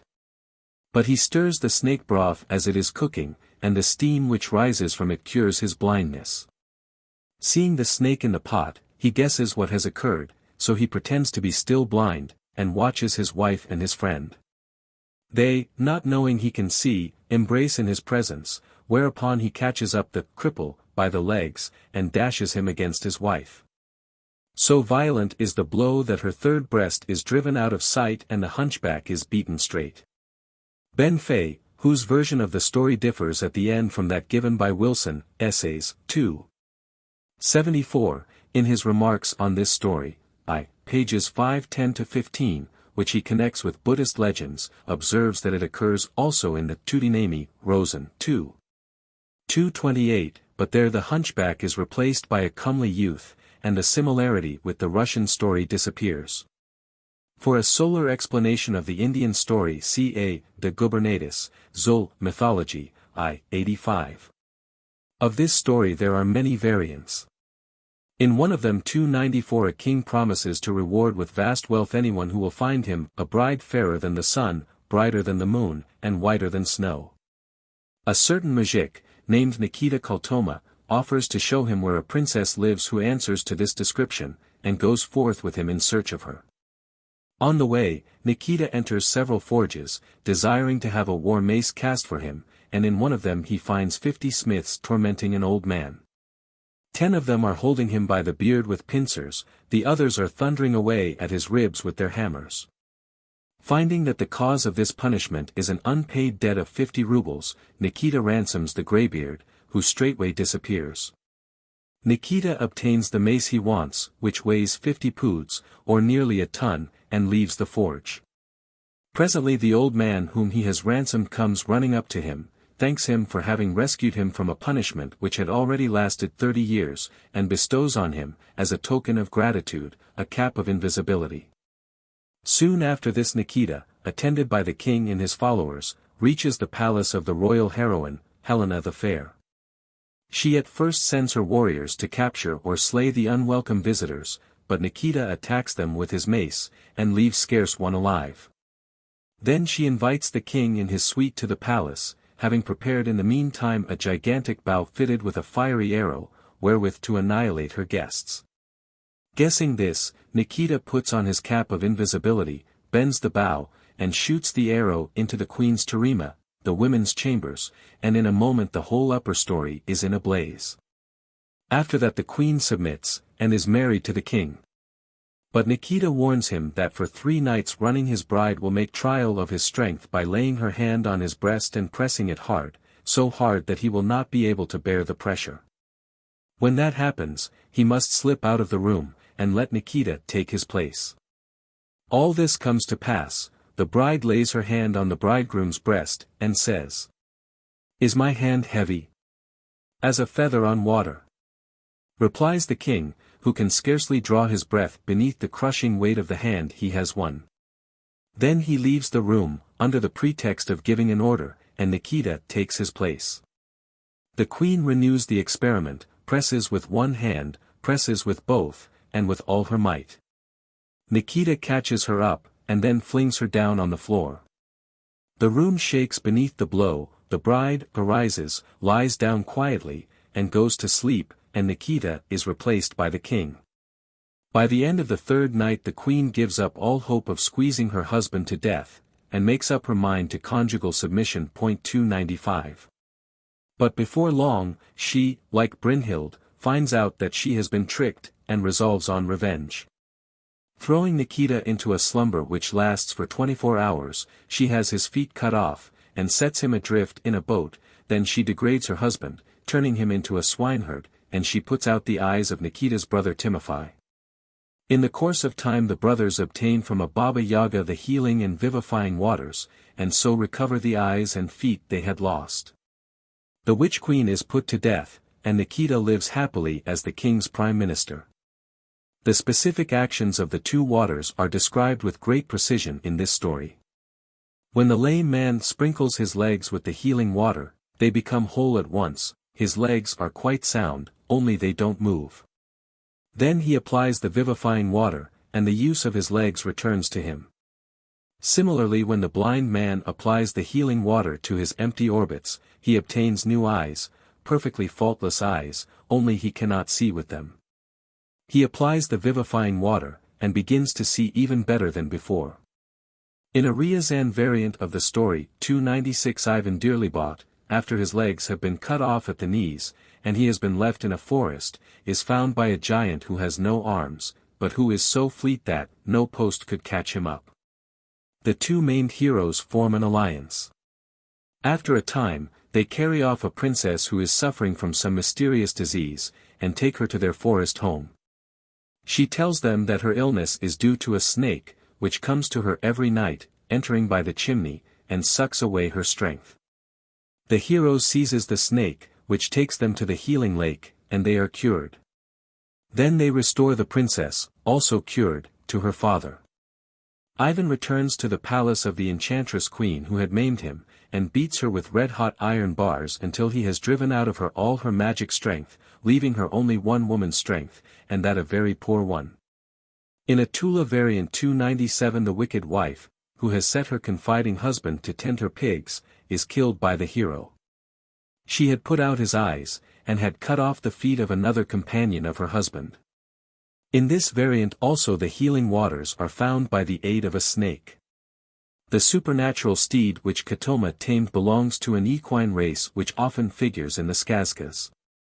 A good account of one of these horses is given in the following story of Princess Helena the Fair. Afanasief, 6. Number 26. From the Kursk government. We say that we are wise folks, but our old people dispute the fact, saying, "No, no, we were wiser than you are." But skazkas tell that, before our grandfathers had learnt anything, before their grandfathers 298 were born, 299. There lived in a certain land an old man of this kind who instructed his 3 sons in reading and writing 300 and all book learning. Then said he to them, "Now, my children, when I die, mind you come and read prayers over my grave." "Very good, father, very good," they replied. The 2 elder brothers were such fine strapping fellows, so tall and stout. But as for the youngest one, Ivan, he was like a half-grown lad or a half-fledged duckling, terribly inferior to the others. Well, their old father died. At that very time there came tidings from the king, that his daughter, the Princess Helena the Fair, had ordered a shrine to be built for her with 12 columns, with 12 rows of beams. In that shrine she was sitting upon a high throne, and awaiting her bridegroom, the bold youth who, with a single bound of his swift steed, should reach high enough to kiss her on the lips. A stir ran through the whole youth of the nation. They took to licking their lips, and scratching their heads, and wondering to whose share so great an honor would fall. "Brothers," said Vanyusha 301, "our father is dead, which of us is to read prayers over his grave?" "Whoever feels inclined, let him go," answered the brothers. So Vanya went. But as for his elder brothers, they did nothing but exercise their horses, and curl their hair, and dye their mustaches. The second night came. "Brothers," said Vanya, "I've done my share of reading. It's your turn now, which of you will go? Whoever likes can go and read. We've business to look after, don't you meddle."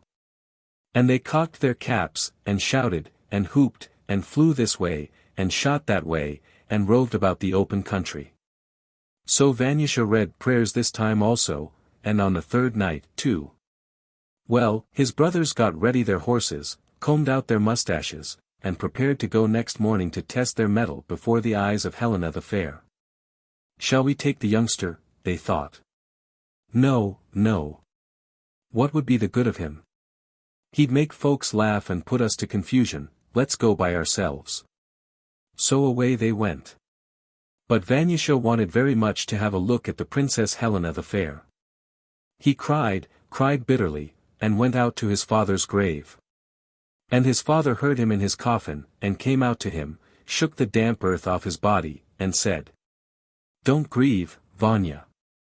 I'll help you in your trouble." And immediately the old man drew himself up and straightened himself, and called aloud and whistled with a ringing voice, with a shrill 302 whistle.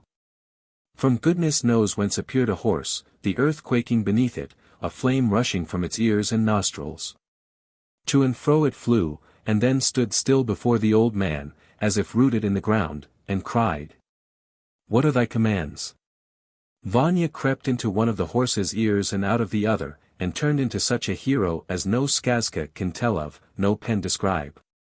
He mounted the horse, set his arms akimbo, and flew, just like a falcon, straight to the home of the Princess Helena. With a wave of his hand, with a bound aloft, he only failed by the breadth of 2 rows of beams. Back again he turned, galloped up, leapt aloft, and got within 1 beam row's breadth.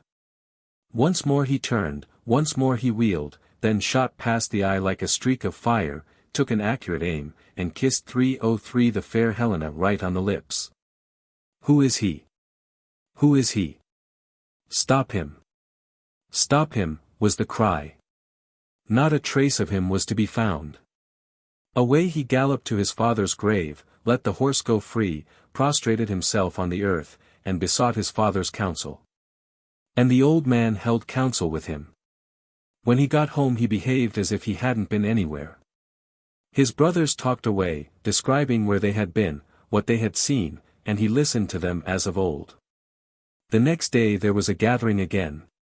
In the princely halls there were more boyars and nobles than a single glance could take in. The elder brothers rode there. Their younger brother went there too, but on foot, meekly and modestly, just as if he hadn't kissed the princess, and seated himself in a distant corner. The Princess Helena asked for her bridegroom, wanted to show him to the world at large, wanted to give him half her kingdom, but the bridegroom did not put in an appearance. Search was made for him among the boyars, among the generals. Everyone was examined in his turn, but with no result. Meanwhile, Vanya looked on, smiling and chuckling, and waiting till the bride should come to him herself. "I pleased her then," says he, "when I appeared as a gay gallant. Now let her fall in love with me in my plain caftan." Then up she rose, looked around with bright eyes that shed a radiance on all who stood there, and saw and knew her bridegroom, and made him take his seat by her side, and speedily was wedded to him. And he, good heavens! How clever he turned out, and how brave, and what a handsome fellow! Only see him mount his flying steed, give his cap a cock, and stick his elbows akimbo. Why, you'd say he was a king, a born king. You'd never suspect he once was only Vanyusha. The incident of the midnight watch by a father's grave, kept by a son to whom the dead man appears and gives a magic horse, often occurs in the Skazkas. It is thoroughly in accordance with Slavonic ideas about the residence of the dead in their tombs, and their ability to assist their descendants in time of trouble. Appeals for aid to a dead parent are of frequent occurrence in the songs still sung by the Russian peasantry at funerals or over graves. Especially in those in which orphans express their grief, calling upon the grave to open, and the dead to appear and listen and help. 304 So in the Indian story of Punchkin, the 7 hungry stepmother persecuted princesses go out every day and sit by their dead mother's tomb, and cry, and say, "Oh, mother, mother, cannot you see your poor children, how unhappy we are," etc. Until a tree grows up out of the grave laden with fruits for their relief. 305 So in the German tale, 306 Cinderella is aided by the white bird, which dwells in the hazel tree growing out of her mother's grave. In one of the Skazkas 307 a stepdaughter is assisted by her cow. The girl, following its instructions, gets in at one ear and out of the other, and finds all her tasks performed, all her difficulties removed. When it is killed, there springs from its bones a tree which befriends the girl, and gains her a lordly husband. In a Servian variant of the story, it is distinctly stated that the protecting cow had been the girl's mother, manifestly in a previous state of existence, a purely Buddhistic idea. 308. In several of the Skazkas we find an account of a princess who is won in a similar manner to that described in the story of Helena the Fair. In one case, 309 a king promises to give his daughter to anyone who can pluck her portrait from the house, from the other side of ever so many beams. The youngest brother, Ivan the Simpleton, carries away the portrait and its cover at the third trial. In another, a king offers his daughter and half his kingdom to him, who can kiss the princess through 12 sheets of glass. 310 The usual youngest brother is carried towards her so forcibly by his magic steed that, at the first trial, he breaks through 6 of the sheets of glass. At the second, says the story, he smashed all 12 of the sheets of glass, and he kissed the princess' priceless beauty, and she immediately stamped a mark upon his forehead. By this mark, after he has disappeared for some time, he is eventually recognized, and the princess is obliged to marry him. 311 In a third story, 312 The conditions of winning the princely bride are easier, for, he who takes a leap on horseback, and kisses the king's daughter on the balcony, to him will they give her to wife. In a fourth, the princess is to marry the man, who, on horseback, bounds up to her on the 3rd floor. At the first trial, the durak, or fool, reaches the 1st floor, at the next, the 2nd. And the 3rd time, he bounds right up to the princess, and carries off from her a ring. 313.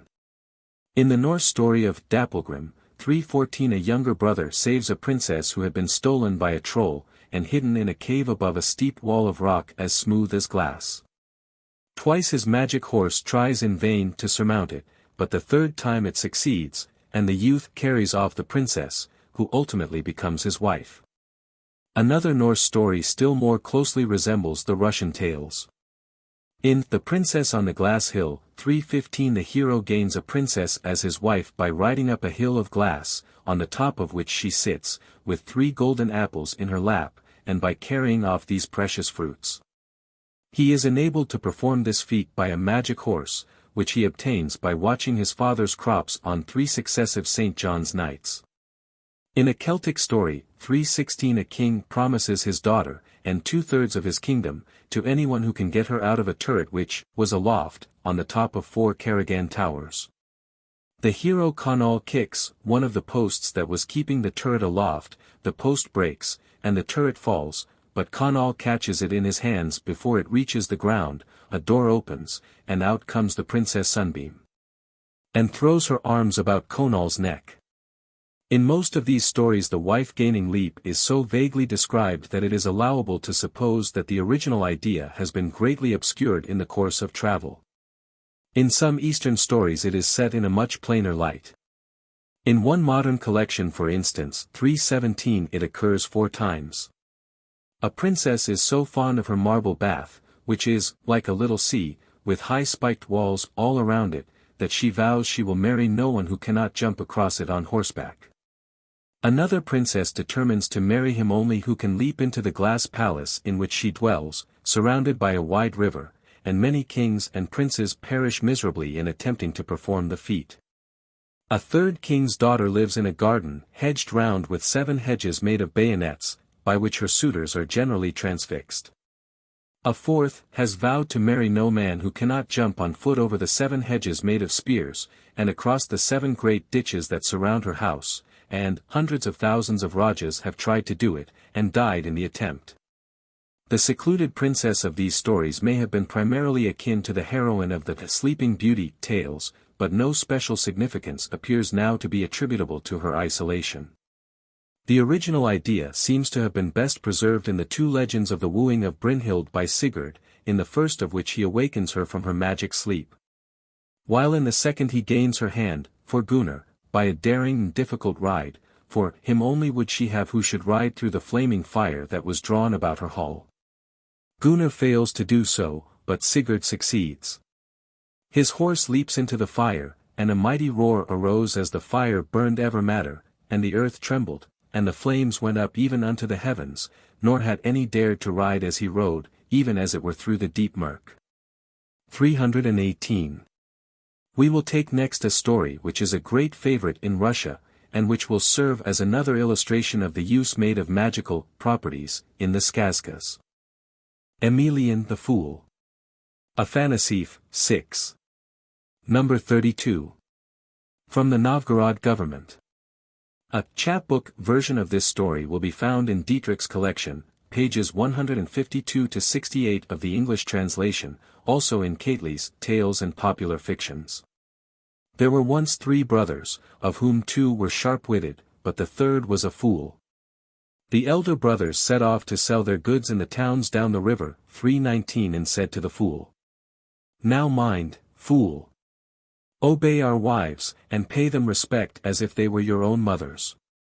We'll buy you red boots, and a red kaftan, and a red shirt." The fool said to them, "Very good, I will pay them respect."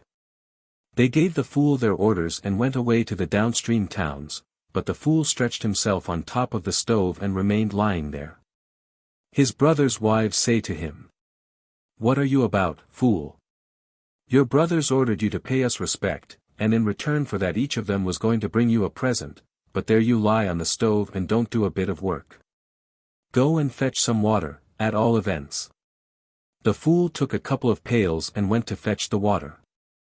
As he scooped it up, a pike happened to get into his pail.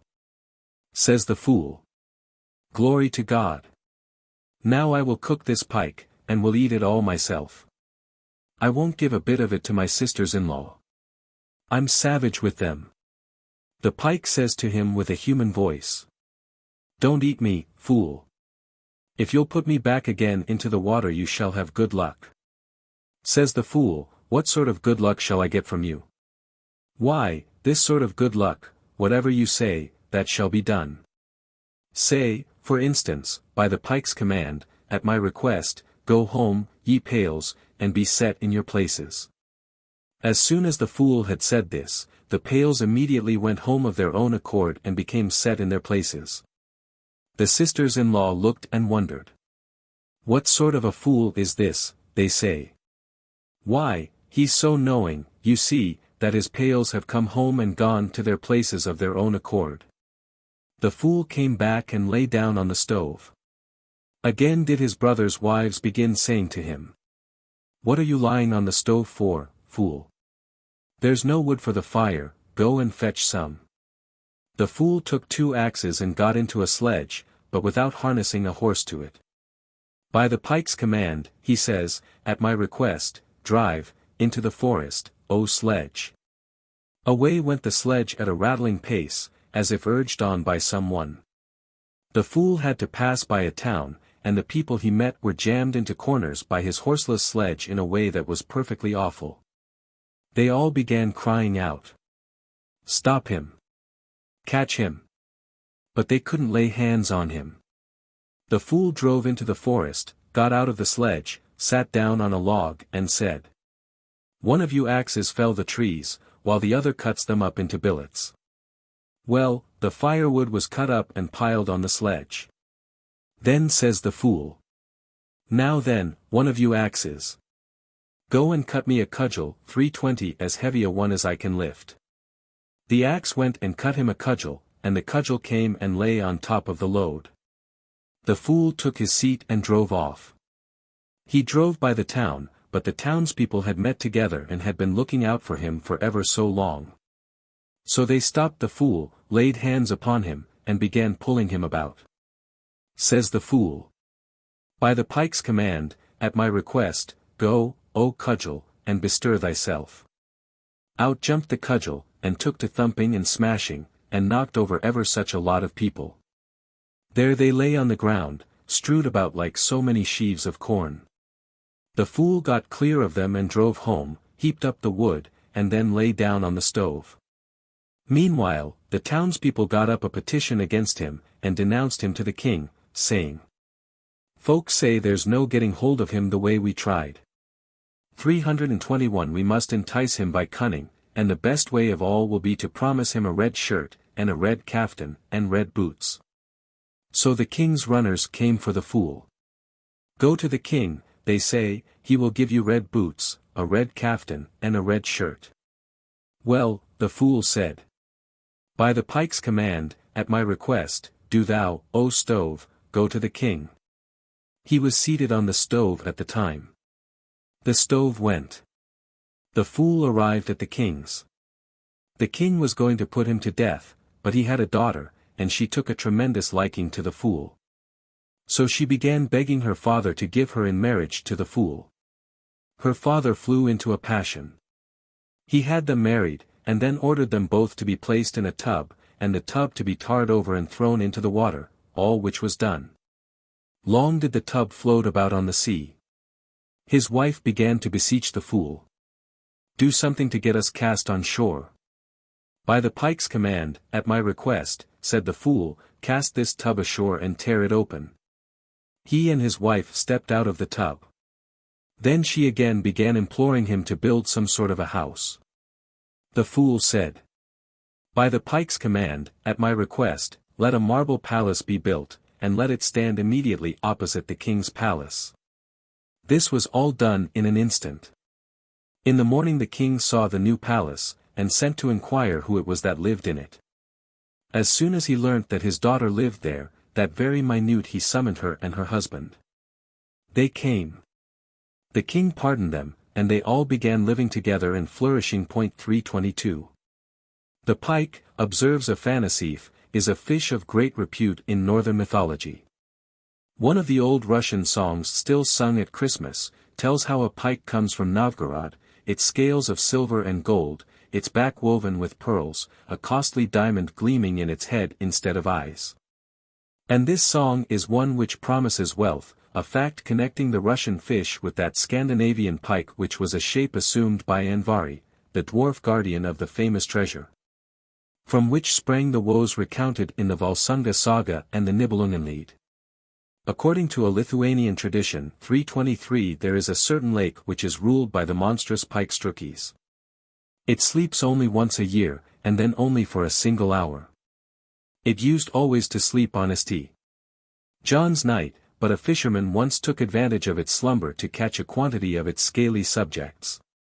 Strukis awoke in time to upset the fisherman's boat. But fearing a repetition of the attempt, it now changes each year the hour of its annual sleep. A gigantic pike figures also in the Kalevala. It would be easy to fill with similar stories, not only a section of a chapter, but a whole volume. But instead of quoting any more of them, I will take a few specimens from a different, though a somewhat kindred group of tales, those which relate to the magic powers supposed to be wielded in modern times by dealers in the black art. Such narratives as these are to be found in every land, but Russia is specially rich in them, the faith of the peasantry in the existence of witches and wizards, turnskins and vampires, not having been as yet seriously shaken. Some of the stories relating to the supernatural witch, who evidently belongs to the demon world, have already been given. In those which I am about to quote, the wizard or witch who is mentioned is a human being, but one who has made a compact with evil spirits, and has thereby become endowed with strange powers. Such monsters as these are, throughout their lives, a terror to the district they inhabit. Nor does their evil influence die with them, for after they have been laid in the earth, they assume their direst aspect, and as vampires bent on blood, night after night, they go forth from their graves to destroy. As I have elsewhere given some account of Slavonic beliefs in witchcraft, 324, I will do little more at present than allow the stories to speak for themselves. They will be recognized as being akin to the tales about sorcery current farther west, but they are of a more savage nature. The rustic warlocks and witches of whom we are accustomed to hear have little, if any, of that thirst for blood which so unfavorably characterizes their Slavonic counterparts. Here is a story, by way of example, of a most gloomy nature. The Witch Girl. Afanasief, 7. Number 36a. This story has no special title in the original.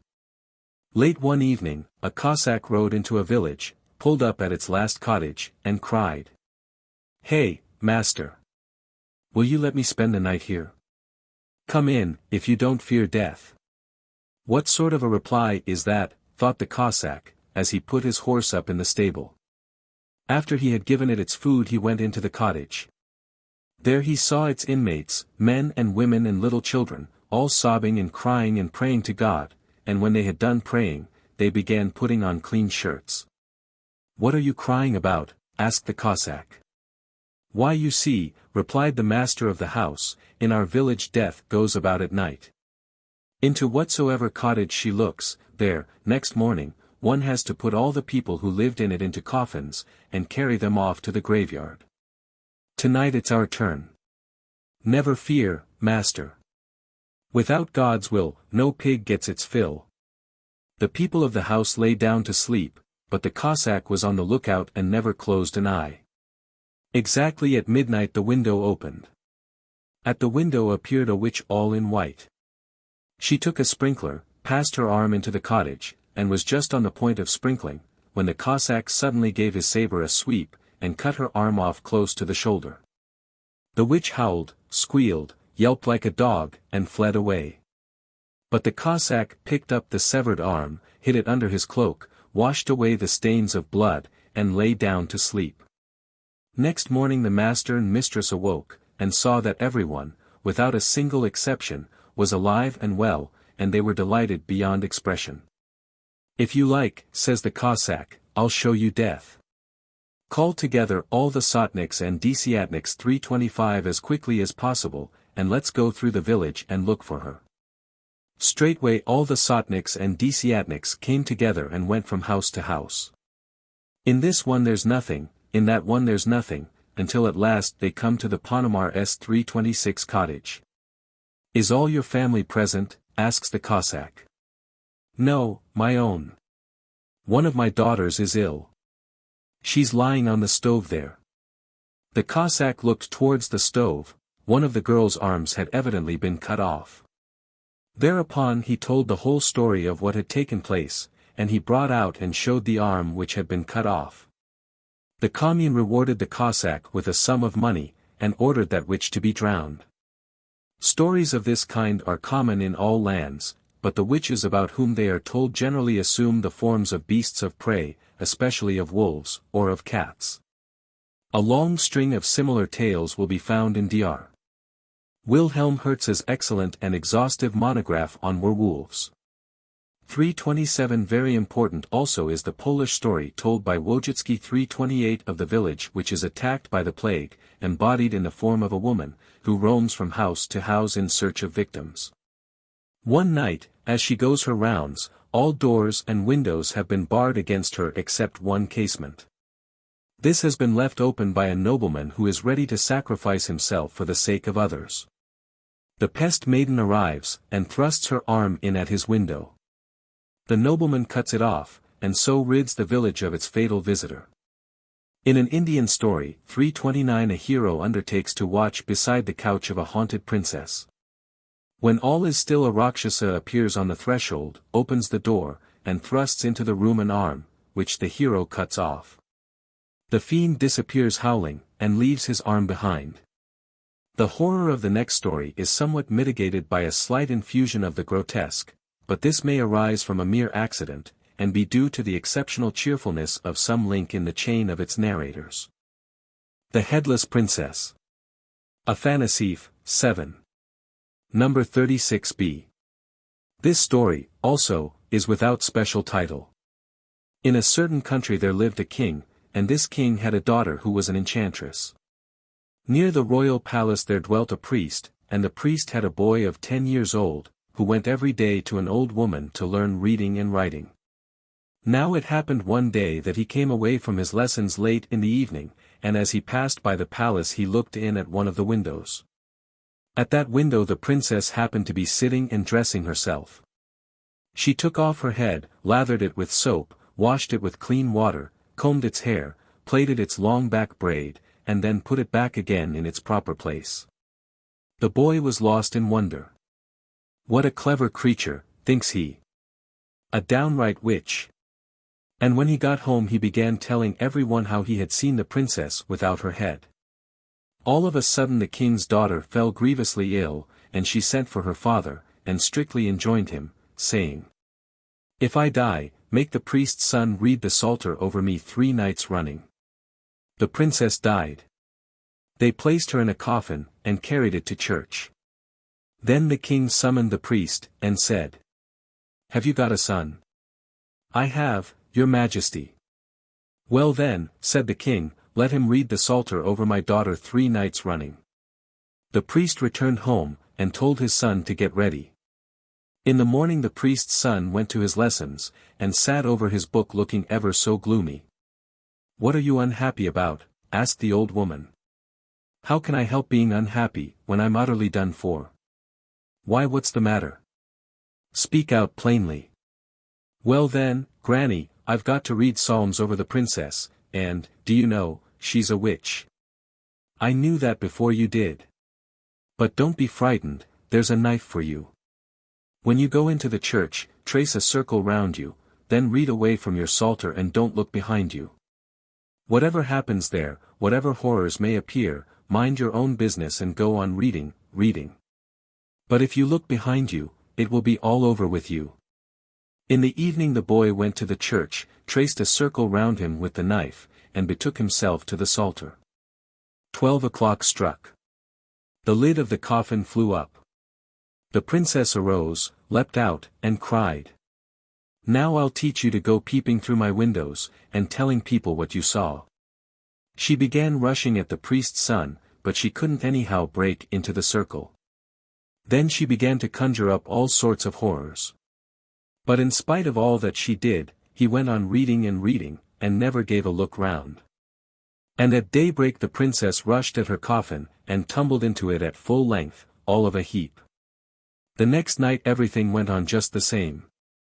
The priest's son wasn't a bit afraid, went on reading without a stop right up to daybreak, and in the morning went to the old woman. She asked him, "Well, have you seen horrors?" "Yes, Granny. It will be still more horrible this time. Here's a hammer for you and 4 nails. Knock them into the 4 corners of the coffin, and when you begin reading the Psalter, stick up the hammer in front of you." In the evening the priest's son went to the church, and did everything just as the old woman had told him. 12 o'clock struck, the coffin lid fell to the ground, the princess jumped up and began tearing from side to side, and threatening the youth. Then she conjured up horrors, this time worse than before. It seemed to him as if a fire had broken out in the church, all the walls were wrapped in flames. But he held his ground and went on reading, never once looking behind him. Just before daybreak the princess rushed to her coffin, then the fire seemed to go out immediately, and all the deviltry vanished. In the morning the king came to the church, and saw that the coffin was open, and in the coffin lay the princess, face downwards. "What's the meaning of all this?" says he. The lad told him everything that had taken place. Then the king gave orders that an aspen stake should be driven into his daughter's breast, and that her body should be thrust into a hole in the ground. But he rewarded the priest's son with a heap of money and various lands. Perhaps the most remarkable among the stories of this class is the following, which comes from Little Russia. Those readers who are acquainted with the works of Gogol, the great Russian novelist, who was a native of that part of the country, will observe how closely he has kept to popular traditions in his thrilling story of the Vi, which has been translated into English, from the French, under the title of The King of the Gnomes. 330. The Soldier's Midnight Watch. Afanasief, 7. Number 36c. Also without special title. Once upon a time there was a soldier who served God and the great Gosudar for 15 years, without ever setting eyes on his parents. At the end of that time there came an order from the Tsar to grant leave to the soldiers, to 25 of each company at a time, to go and see their families. Together with the rest our soldier, too, got leave to go, and set off to pay a visit to his home in the government of Kiev. After a time he reached Kiev, visited the Lavra, prayed to God, bowed down before the holy relics, and then started again for his birthplace, a provincial town not far off. Well, he walked and walked. Suddenly there happens to meet him a fair maiden who was the daughter of a merchant in that same town, a most remarkable beauty. Now everyone knows that if a soldier catches sight of a pretty girl, nothing will make him pass her by quietly, but he hooks on to her somehow or other. And so this soldier gets alongside of the merchant's daughter, and says to her jokingly, "How now, fair damsel? Not broken into harness yet?" "God knows, soldier, who breaks in whom," replies the girl. "I may do it to you, or you to me." So saying she laughed and went her way. Well, the soldier arrived at home, greeted his family, and rejoiced greatly at finding they were all in good health. Now he had an old grandfather, as white as a Lewin, who had lived 100 years and a bit. The soldier was gossiping with him, and said, "As I was coming home, grandfather, I happened to meet an uncommonly fine girl, and, sinner that I am, I chaffed her, and she said to me, 'God knows, soldier, whether you'll break me into harness. Or I'll break you.' Sirs. Whatever have you done?" "Why, that's the daughter of our merchant here, an awful witch. She's sent more than one fine young fellow out of the white world." "Well, well. I'm not one of the timid ones, either. You won't frighten me in a hurry. We'll wait and see what God will send." "No, no, grandson," says the grandfather. "If you don't listen to me, you won't be alive tomorrow." "Here's a nice fix," says the soldier. "Yes, such a fix that you've never known anything half so awful, even when soldiering." "What must I do then, grandfather?" "Why this. Provide yourself with a bridle, and take a thick aspen cudgel, and sit quietly in the izba, don't stir a step anywhere. During the night she will come running in, and if she manages to say before you can stand still, my steed, you will straightway turn into a horse. Then she will jump upon your back, and will make you gallop about until she has ridden you to death.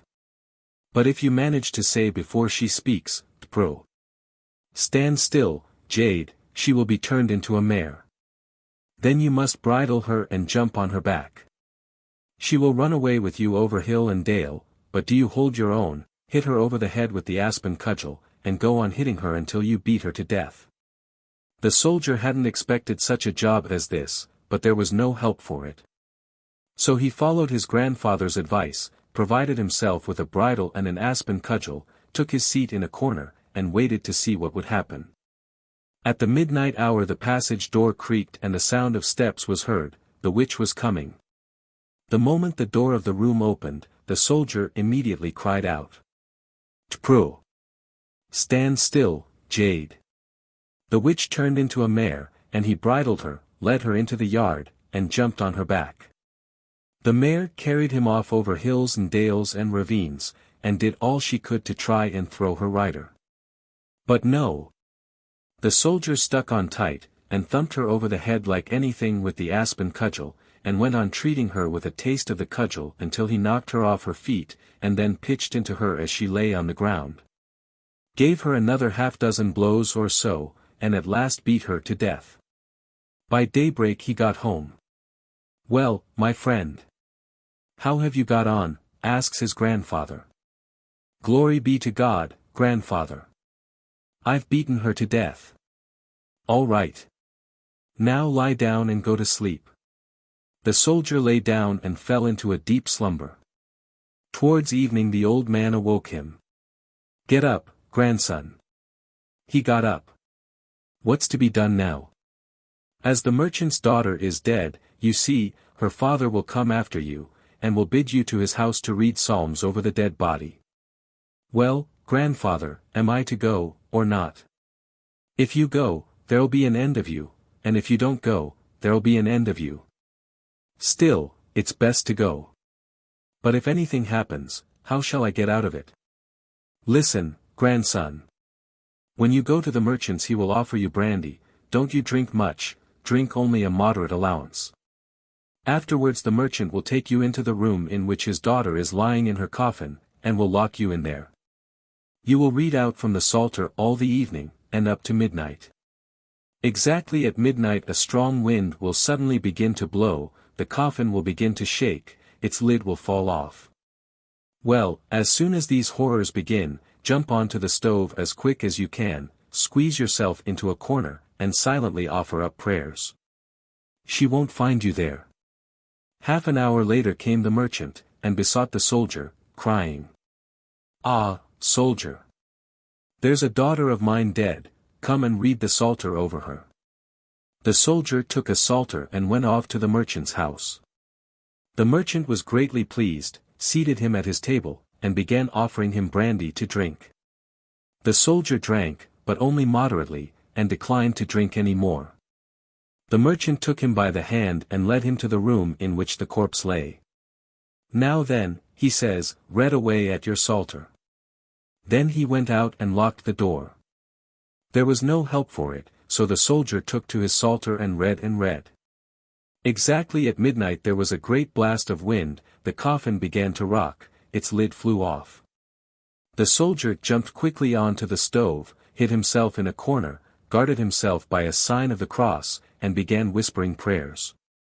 Meanwhile the witch had leapt out of the coffin, and was rushing about from side to side, now here, now there. Then there came running up to her countless swarms of evil spirits, the room was full of them. "What are you looking for?" say they. "A soldier. He was reading here a moment ago, and now he's vanished." The devils eagerly set to work to hunt him up. They searched and searched, they rummaged in all the corners. At last they cast their eyes on the stove. At that moment, luckily for the soldier, the cocks began to crow. In the twinkling of an eye all the devils had vanished, and the witch lay all of a heap on the floor. The soldier got down from the stove, laid her body in the coffin, covered it up all right with the lid, and betook himself again to his psalter. At daybreak came the master of the house, opened the door, and said, "Hail, soldier! I wish you good health, master merchant. Have you spent the night comfortably?" "Glory be to God. Yes. There are 50 rubles for you, but come again, friend, and read another night." "Very good, I'll come." The soldier returned home, lay down on the bench, and slept till evening. Then he awoke and said, "Grandfather, the merchant bid me go and read the Psalter another night. Should I go or not?" "If you go, you won't remain alive, and if you don't go, just the same. But you'd better go. Don't drink much brandy, drink just what is right, and when the wind blows, and the coffin begins to rock, slip straight into the stove. There no one will find you." The soldier got ready and went to the merchant's, who seated him at table, and began plying him with brandy. Afterwards he took him to where the corpse was, and locked him into the room. The soldier went on reading. Midnight came, the wind blew, the coffin began to rock, the coffin lid fell afar off on the ground. He was into the stove in a moment.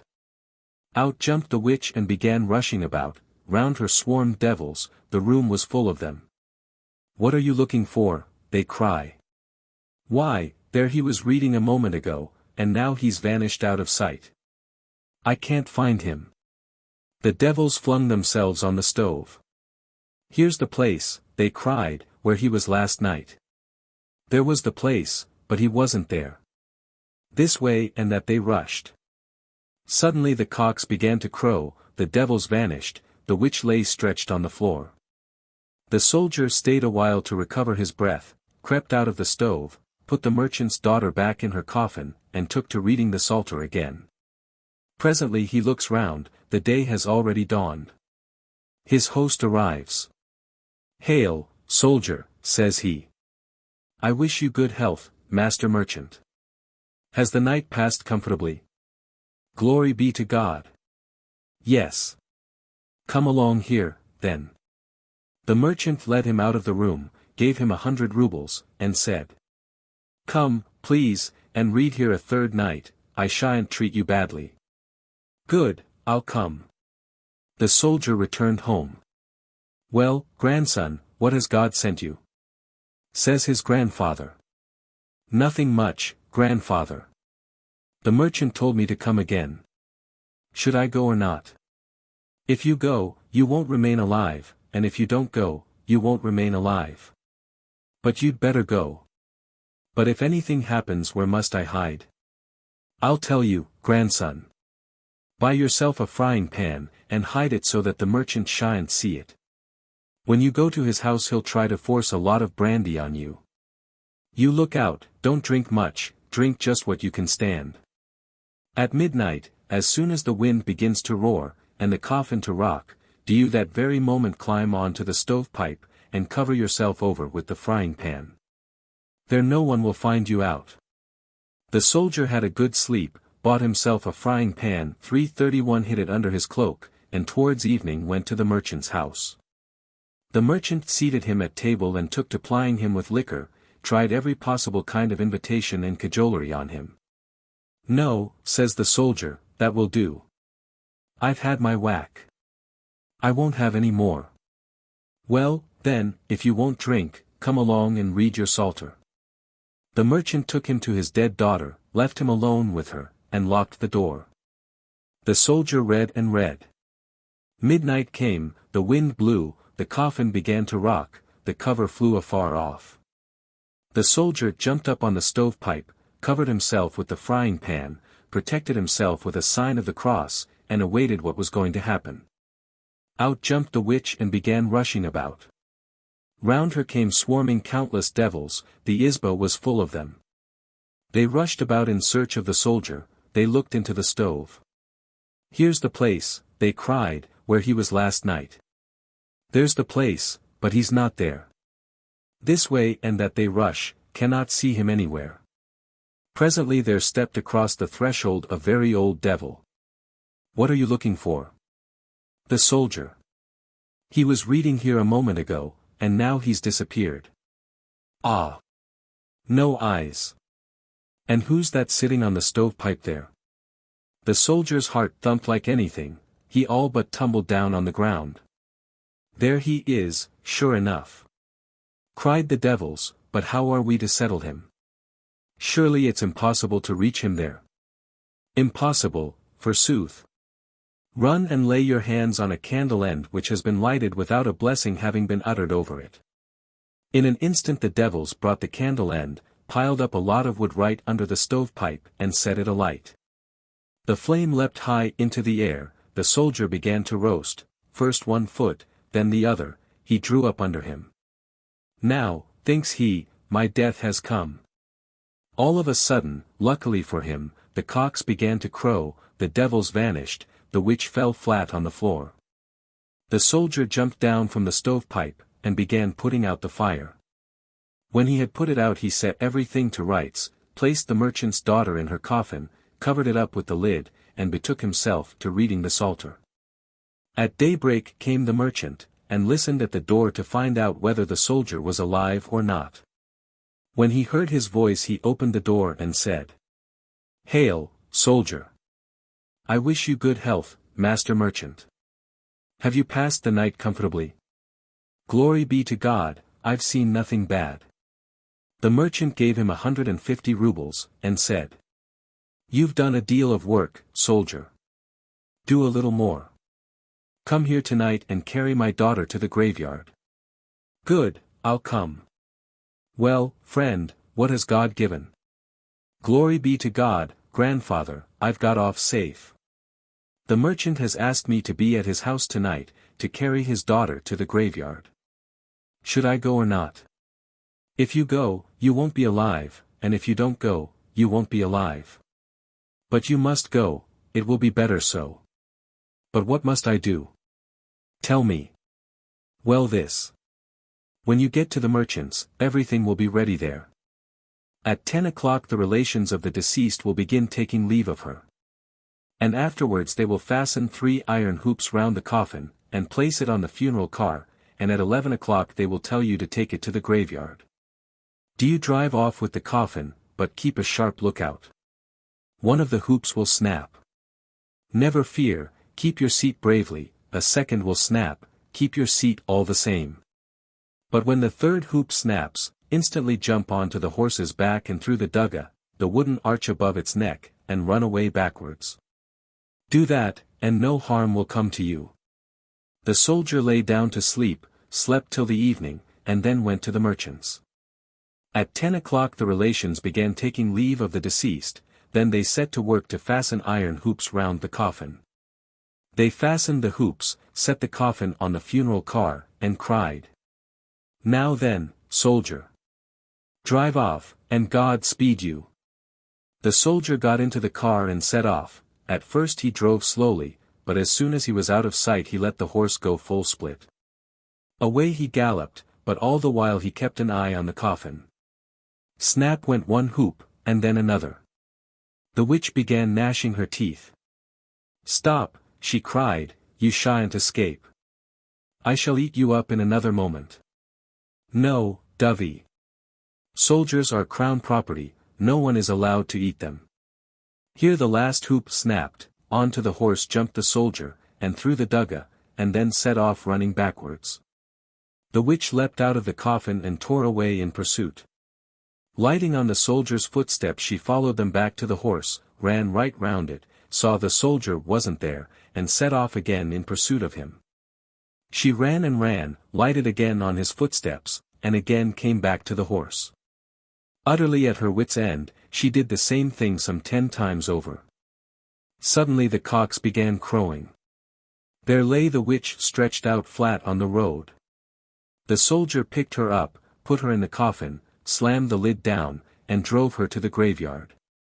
When he got there he lowered the coffin into the grave, shoveled the earth on top of it, and returned to the merchant's house. I've done it all, says he, catch hold of your horse. When the merchant saw the soldier he stared at him with wide-open eyes. Well, soldier, said he, I know a good deal. And as to my daughter, we needn't speak of her. She was awfully sharp, she was. But, really, you know more than we do. Come now, master merchant. Pay me for my work. So the merchant handed him over 200 rubles. The soldier took them, thanked him, and then went home, and gave his family a feast. The next chapter will contain a number of vampire stories which, in some respects, resemble these tales of homicidal corpses. But most of them belong, I think, to a separate group, due to a different myth or superstition from that which has given rise to such tales as those quoted above. The vampire is actuated by a thirst which can be quenched only by blood, and which impels it to go forth from the grave and destroy. But the enchanted corpses which rise at midnight, and attempt to rend their watchers, appear to owe their ferocity to demoniacal possession. After the death of a witch her body is liable, says popular tradition, to be tenanted by a devil, as may be seen from number 3. And to corpses thus possessed have been attributed by the storytellers the terrible deeds which Indian tales relate of Rakshasas and other evil spirits. Thus in the story of Niskayadatta, in the 7th book of the Kathasarat the hero and the 4 pilgrims, his companions, have to pass a night in a deserted temple of Shiva.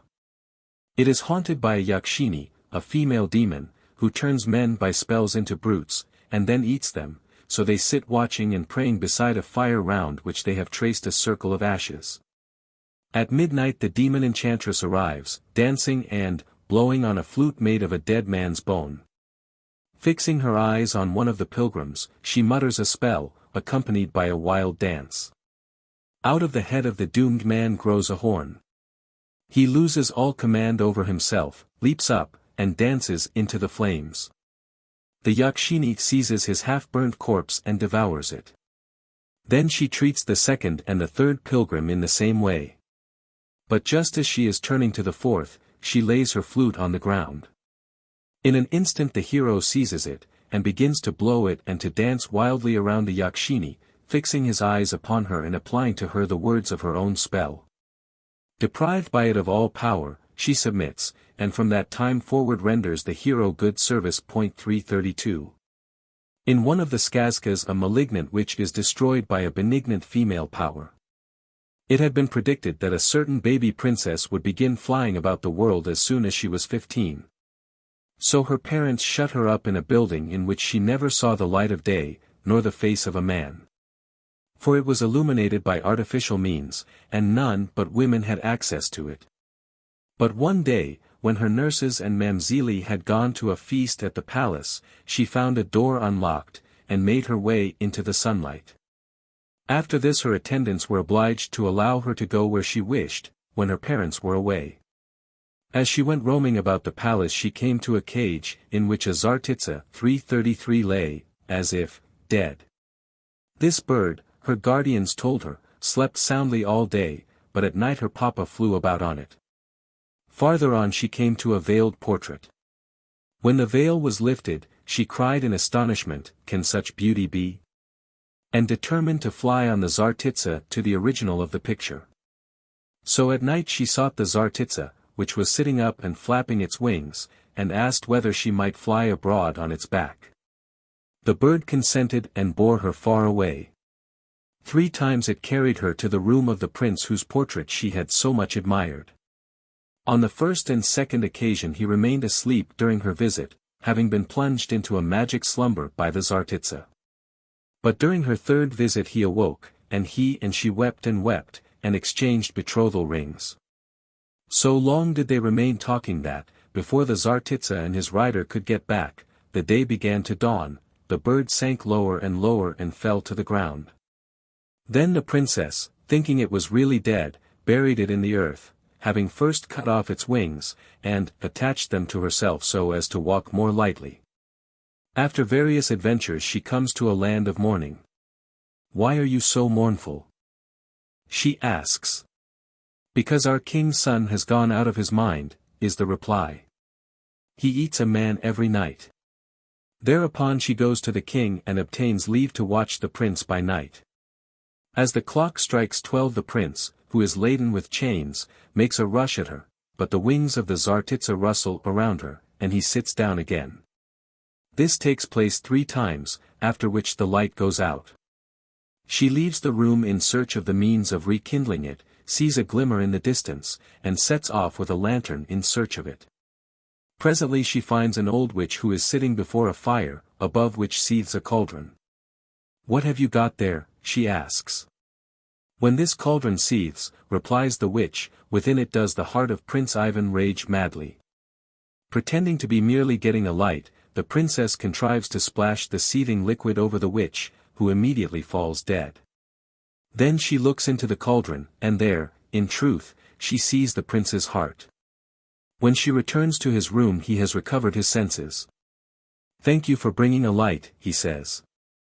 "Why am I in chains?" "Thus and thus," says she. "You went out of your mind and ate people." Whereat he wonders greatly. 334. The Tsartitsa, or firebird, which plays so important a part in this story, is worthy of special notice. Its name is sufficient to show its close connection with flame or light, 335, and its appearance corresponds with its designation. Its feathers blaze with silvery or golden sheen, its eyes shine like crystal, it dwells in a golden cage. In the depth of the night it flies into a garden, and lights it up as brightly as could 1,000 burning fires. A single feather from its tail illuminates a dark room. It feeds upon golden apples which have the power of bestowing youth and beauty, or according to a Croatian version, on magic grasses. Its song, according to Bohemian legends, heals the sick and restores sight to the blind. We have already seen that, as the phoenix, of which it seems to be a Slavonic counterpart, dies in the flame from which it springs again into life, so the Tsartitsa sinks into a death-like slumber when the day dawns, to awake to fresh life after the sunset. One of the skazkas 336 about the Tsartitsa closely resembles the well-known German tale of the Golden Bird. 337, but it is a chapbook story, and therefore of doubtful origin. King Vyacheslav has an apple tree which bears golden fruits. These are stolen by a Tsartitsa which flies every night into the garden, so he orders his sons to keep watch there by turns. The elder brothers cannot keep awake, and see nothing. But the youngest of the three, Prince Ivan, though he fails to capture the bird, secures one of its tail feathers. After a time he leaves his home and goes forth in search of the bird. Aided by a wolf, he reaches the garden in which the Tsartitsa lives, and succeeds in taking it out of its golden cage. But trying, in spite of the wolf's warning, to carry off the cage itself, an alarm is sounded, and he is taken prisoner. After various other adventures he is killed by his envious brothers, but of course all comes right in the end. In a version of the story which comes from the Bukovina, one of the incidents is detailed at greater length than in either the German or the Russian tale. When the hero has been killed by his brothers, and they have carried off the Tsartitsa, and their victim's golden steed, and his betrothed princess, as long as he lies dead, the princess remains mute and mournful, the horse refuses to eat. The bird is silent, and its cage is lusterless. But as soon as he comes back to life, the princess regains her spirits, and the horse its appetite. The Tsartitsa recommences its magic song, and its cage flashes anew like fire. In another skazka 338 a sportsman finds in a forest a golden feather of the Tsartitsa, like fire does the feather shine. Against the advice of his heroic steed, he picks up the feather and takes it to the king, who sends him in search of the bird itself. Then he has wheat scattered on the ground, and at dawn he hides behind a tree near it. Presently the forest begins to roar, the sea rises in waves, and the Tsartitsa flies up, lights upon the ground and begins to peck the wheat. Then the heroic steed gallops up, sets its hoof upon the bird's wing, and presses it to the ground, so that the shooter is able to bind it with cords, and take it to the king. In a variant of the story the bird is captured by means of a trap, a cage in which pearls large and small have been strewed. I had intended to say something about the various golden-haired or golden-horned animals which figure in the skazkas, but it will be sufficient for the present to refer to the notices of them which occur in Prof. De Gubernatis's Zoological Mythology. And now I will bring this chapter to a close with the following weird story of the Warlock. Khudyakof, number 104. From the Oral Government. There was once a mujik, and he had 3 married sons. He lived a long while, and was looked upon by the village as a koldan, or wizard. When he was about to die, he gave orders that his sons' wives should keep watch over him, after his death, for 3 nights, taking 1 night apiece. That his body should be placed in the outer chamber 339 and that his sons' wives should spin wool to make him a kaftan. He ordered, moreover, that no cross should be placed upon him, and that none should be worn by his daughters-in-law. Well, that same night the eldest daughter-in-law took her seat beside him with some grey wool, and began spinning. Midnight arrives. Says the father-in-law from his coffin. Daughter-in-law, art thou there? She was terribly frightened, but answered, I am. Art thou sitting? I sit. Dost thou spin? I spin. Grey wool. Grey. For a kaftan. For a kaftan. He made a movement towards her. Then a second time he asked again. Daughter-in-law, art thou there? I am. Art thou sitting? I sit. Dost thou spin? I spin. Grey wool. Grey. For a caftan. For a caftan. She shrank into the corner. He moved again, came a couple of yards nearer her. A third time he made a movement. She offered up no prayer. He strangled her, and then lay down again in his coffin.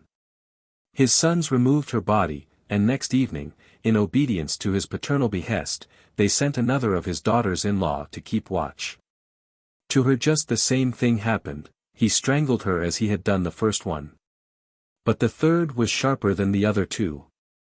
She declared she had taken off her cross, but in reality she kept it on. She took her seat and spun, but said prayers to herself all the while. Midnight arrives. Says her father-in-law from his coffin. Daughter-in-law, art thou there? I am, she replies. Art thou sitting? I sit. Dost thou spin? I spin. Grey wool. Grey. For a caftan. For a caftan. Just the same took place a second time. The third time, just as he was going to rush at her, she laid the cross upon him. He fell down and died. She looked into the coffin, there lay ever so much money. The father-in-law wanted to take it away with him, or, at all events, that only someone who could outdo him in cunning should get it. 340. In one of the least intelligible of the West Highland tales, there is a scene which somewhat resembles the Lykwake in this skazka. It is called The Girl and the Dead Man, and relates, among other strange things, how a youngest sister took service in a house where a corpse lay. She sat to watch the dead man, and she was sewing. In the middle of night he rose up, and screwed up a grin. If thou dost not lie down properly, I will give thee the one leathering with a stick. He lay down. At the end of a while, he rose on one elbow, and screwed up a grin. And the third time he rose and screwed up a grin. When he rose the third time, she struck him a lunder of the stick stuck to the dead man, and the hand stuck to the stick, and out they were. Eventually, she got a peck of gold and a peck of silver, and the vessel of cordial, and returned home. 341. The obscurity of the Celtic tale forms a striking contrast to the lucidity of the Slavonic. The Russian peasant likes a clear statement of facts, the Highlander seems, like Coleridge's Scotch admirer, to find a pleasure in seeing an idea looming out of the mist. Chapter 5. Ghost Stories. The Russian peasants have very confused ideas about the local habitation of the disembodied spirit, after its former tenement has been laid in the grave. They seem, from the language of their funeral songs, sometimes to regard the departed spirit as residing in the coffin which holds the body from which it has been severed. Sometimes to imagine that it hovers around the building which used to be its home, or flies abroad on the wings of the winds. In the food and money and other necessaries of existence still placed in the coffin with the corpse, may be seen traces of an old belief in a journey which the soul was forced to undertake after the death of the body. In the pomniki or feasts in memory of the dead, celebrated at certain short intervals after a death, and also on its anniversary, may be clearly recognized the remains of a faith in the continued residence of the dead in the spot where they had been buried, and in their subjection to some physical sufferings, their capacity for certain animal enjoyments. The two beliefs run side by side with each other, sometimes clashing and producing strange results, all the more strange when they show signs of an attempt having been made to reconcile them with Christian ideas. 342. Of a heavenly or upper-world home of departed spirits, neither the songs or the stories of the people, so far as I am aware, make mention. But that there is a country beyond the sky, inhabited by supernatural beings of magic power and unbounded wealth, is stated in a number of tales of the well-known Jack and the Beanstalk type. Of these the following may be taken as a specimen. The Fox Physician. Afanasief, 4. Number 7. From the Archangel Government. There once was an old couple.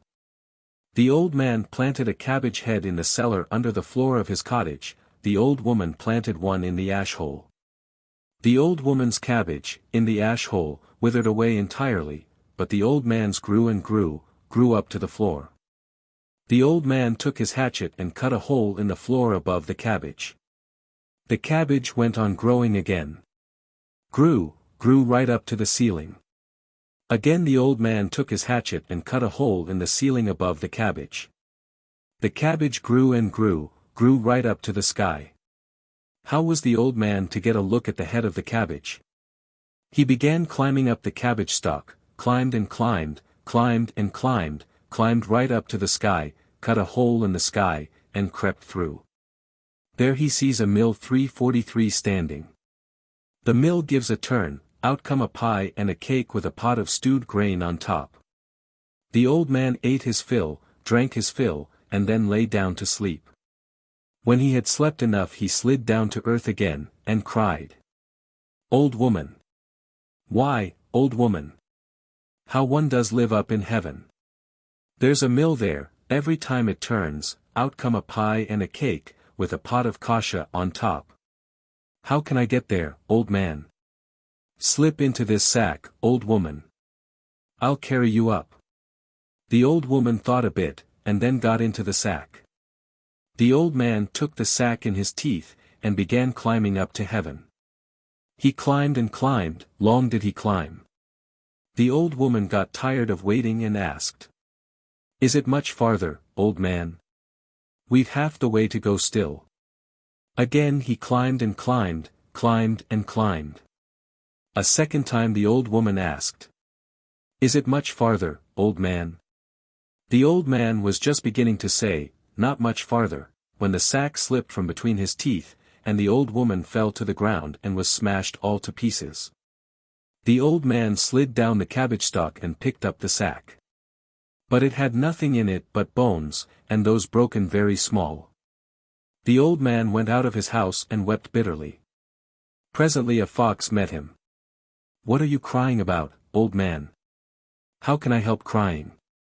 My old woman is smashed to pieces. Hold your noise. I'll cure her. The old man fell at the fox's feet. Only cure her. I'll pay whatever is wanted. Well, then, heat the bathroom, carry the old woman there along with a bag of oatmeal and a pot of butter, and then stand outside the door, but don't look inside. The old man heated the bathroom, carried in what was wanted, and stood outside at the door. But the fox went into the bathroom, shut the door, and began washing the old woman's remains, washed, and kept looking about her all the time. How's my old woman getting on? Asked the old man. Beginning to stir, replied the fox, who then ate up the old woman, collected her bones and piled them up in a corner, and set to work to knead a hasty pudding. The old man waited and waited. Presently he asked. How's my old woman getting on? Resting a bit, cried the fox, as she gobbled up the hasty pudding. When she had finished it she cried. Old man! Open the door wide. He opened it, and the fox sprang out of the bathroom and ran off home. The old man went into the bathroom and looked about him. Nothing was to be seen but the old woman's bones under the bench, and those picked so clean. As for the oatmeal and the butter, they had all been eaten up. So the old man was left alone and in poverty. This story is evidently a combination of two widely differing tales. The catastrophe we may for the present pass over, but about the opening some few words may be said. The beanstalk myth is one which is found among so many peoples in such widely distant regions, and it deals with ideas of such importance, that no contribution to its history can be considered valueless. Most remarkable among its numerous forms are those American and Malayo-Polynesian versions of the Heaven Tree story which Mr. Tyler has brought together in his Early History of Mankind. 344 In Europe it is usually found in a very crude and fragmentary form, having been preserved, for the most part, as the introduction to some other story which has proved more attractive to the popular fancy. The Russian versions are all, as far as I am aware, of this nature. I have already 345 mentioned one of them, in which, also, the fox plays a prominent part. Its opening words are, There once lived an old man and an old woman, and they had a little daughter. One day she was eating beans, and she let one fall on the ground. The bean grew and grew, and grew right up to heaven. The old man climbed up to heaven, slipped in there, walked and walked, admired, and said to himself, "I'll go and fetch the old woman, won't she just be delighted?" So he tries to carry his wife up the beanstalk, but grows faint and lets her fall, she is killed, and he calls in the fox as wailer. 346. In a variant of the fox physician from the Vologda government, it is a pea which gives birth to the wondrous tree. There lived an old man and an old woman. The old man was rolling a pea about, and it fell on the ground. They searched and searched a whole week, but they couldn't find it. The week passed by, and the old people saw that the pea had begun to sprout. They watered it regularly, and the pea set to work and grew higher than the izba. When the peas ripened, the old man climbed up to where they were, plucked a great bundle of them, and began sliding down the stalk again. But the bundle fell out of the old man's hands and killed the old woman. 347. According to another variant, there once lived a grandfather and a grandmother, and they had a hut. The grandfather sowed a bean under the table, and the grandmother a pea. A hen gobbled up the pea, but the bean grew up as high as the table. They moved the table, and the bean grew still higher. They cut away the ceiling and the roof, it went on growing until it grew right up to the heavens, Nebo. The grandfather climbed up to heaven, climbed and climbed, there stood a hut, Kotka, its walls of pancakes, its benches of white bread, the stove of buttered curds. He began to eat, ate his fill, and lay down above the stove to sleep. In came 12 sister goats. The first had 1 eye, the second 2 eyes, the third 3, and so on with the rest, the last having 12 eyes. They saw that someone had been meddling with their hut, so they put it to rights, and when they went out they left the one-eyed to keep watch. Next day the grandfather again climbed up there, saw One Eye and began to mutter 348, sleep, sleep. The goat went to sleep. The man ate his fill and went away. Next day the 2-eyed kept watch, and after it the 3-eyed and so on. The grandfather always muttered his charm, sleep, eye. Sleep, second eye. Sleep, third eye, and so on. But with the 12th goat he failed, for he charmed only 11 of her eyes. The goat saw him with the 12th and caught him, and there the story ends. 349. In another instance the myth has been turned into one of those tales of the Munchausen class, the title of which is the Saw, na Lubo, any slush eye, i.e., if you don't like, don't listen, the final words being understood. But let me tell you a story. A cock finds a pea in the part of a cottage under the floor, and begins calling to the hens. The Katager hears the call, drives away the cock, and pours water over the pea. It grows up to the floor, up to the ceiling, up to the roof, each time way is made for it, and finally it grows right up to heaven, Dunabushka. Says the mujik to his wife. Wife! Wife, I say. Shall I climb up into heaven and see what's going on there? Maybe there's sugar there, and mead, lots of everything. Climb away, if you've a mind to, replies his wife. So he climbs up, and there he finds a large wooden house. He enters in and sees a stove, garnished with sucking pigs and geese and pies, and everything which the soul could desire. But the stove is guarded by a 7-eyed goat. The mujik charms 6 of the eyes to sleep, but overlooks the 7th. With it the goat sees him eat and drink and then go to sleep. The housemaster comes in, is informed by the goat of all that has occurred, flies into a passion, calls his servants, and has the intruder turned out of the house. When the mujik comes to the place where the pea-stalk had been, he looks around, no pea-stalk is there. He collects the cobwebs, which float on the summer air, and of them he makes a cord. This he fastens to the edge of heaven and begins to descend. Long before he reaches the earth he comes to the end of his cord, so he crosses himself, and lets go. Falling into a swamp, he remains there some time. At last a duck builds her nest on his head, and lays an egg in it. He catches hold of the duck's tail, and the bird pulls him out of the swamp. Whereupon he goes home rejoicing, taking with him the duck and her egg, and tells his wife all that has happened. 350. In another variant it is an acorn which is sown under the floor. From it springs an oak which grows to the skies. The old man of the story climbs up it in search of acorns, and reaches heaven. There he finds a hand mill and a cock with a golden comb, both of which he carries off. The mill grinds pies and pancakes, and the old man and his wife live in plenty. But after a time a baron or seigneur steals the mill. The old people are in despair, but the golden-combed cock flies after the mill, perches on the baron's gates, and cries, "Kukuriku! Boyarin, boyarin! Give us back our golden, sky-blue mill." The cock is flung into the well, but it drinks all the water, flies up to the baron's house, and there reiterates its demand. Then it is thrown into the fire, but it extinguishes the flames, flies right into the baron's guest chamber, and crows as before. The guests disperse, the baron runs after them, and the golden-combed cock seizes the mill and flies away with it. 351. In a variant from the Smolensk government, it is the wife who climbs up the pea-stalk, while the husband remains down below. When she reaches the top, she finds an izbushka or cottage there, its walls made of pies, its tables of cheese, its stove of pancakes, and so forth.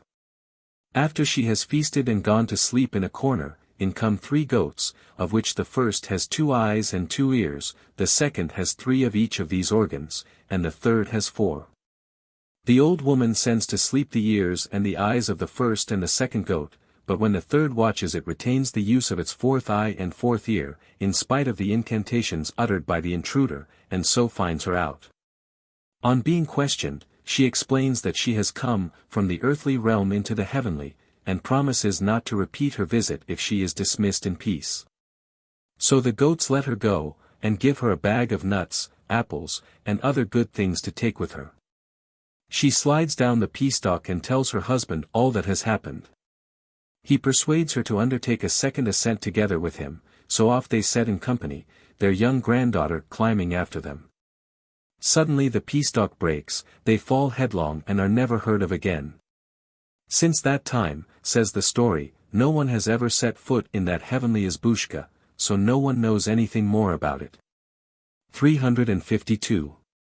Clearer and fuller than these vague and fragmentary sketches of a heavenly realm, are the pictures contained in the Russian folktales of the underground world. But it is very doubtful how far the stories in which they figure represent ancient Slavonic ideas. In the name, if not in the nature, of the ad, or subterranean abode of evil spirits and sinful souls, we recognize the influence of the Byzantine Hades. But most of the tales in which it occurs are supposed to draw their original inspiration from Indian sources, while they owe to Christian, Brahmanic, Buddhistic, and Mohammedan influences the form in which they now appear. To these legends, as the folk tales are styled in which the saints or their ghostly enemies occur, belongs the following narrative of The Fiddler in Hell. Afanasief, v. No. 47. From the Tver government. There was a certain muzhik who had 3 sons. His life was a prosperous one, and he laid by money enough to fill 2 pots. The one he buried in his corn kiln, the other under the gate of his farmyard.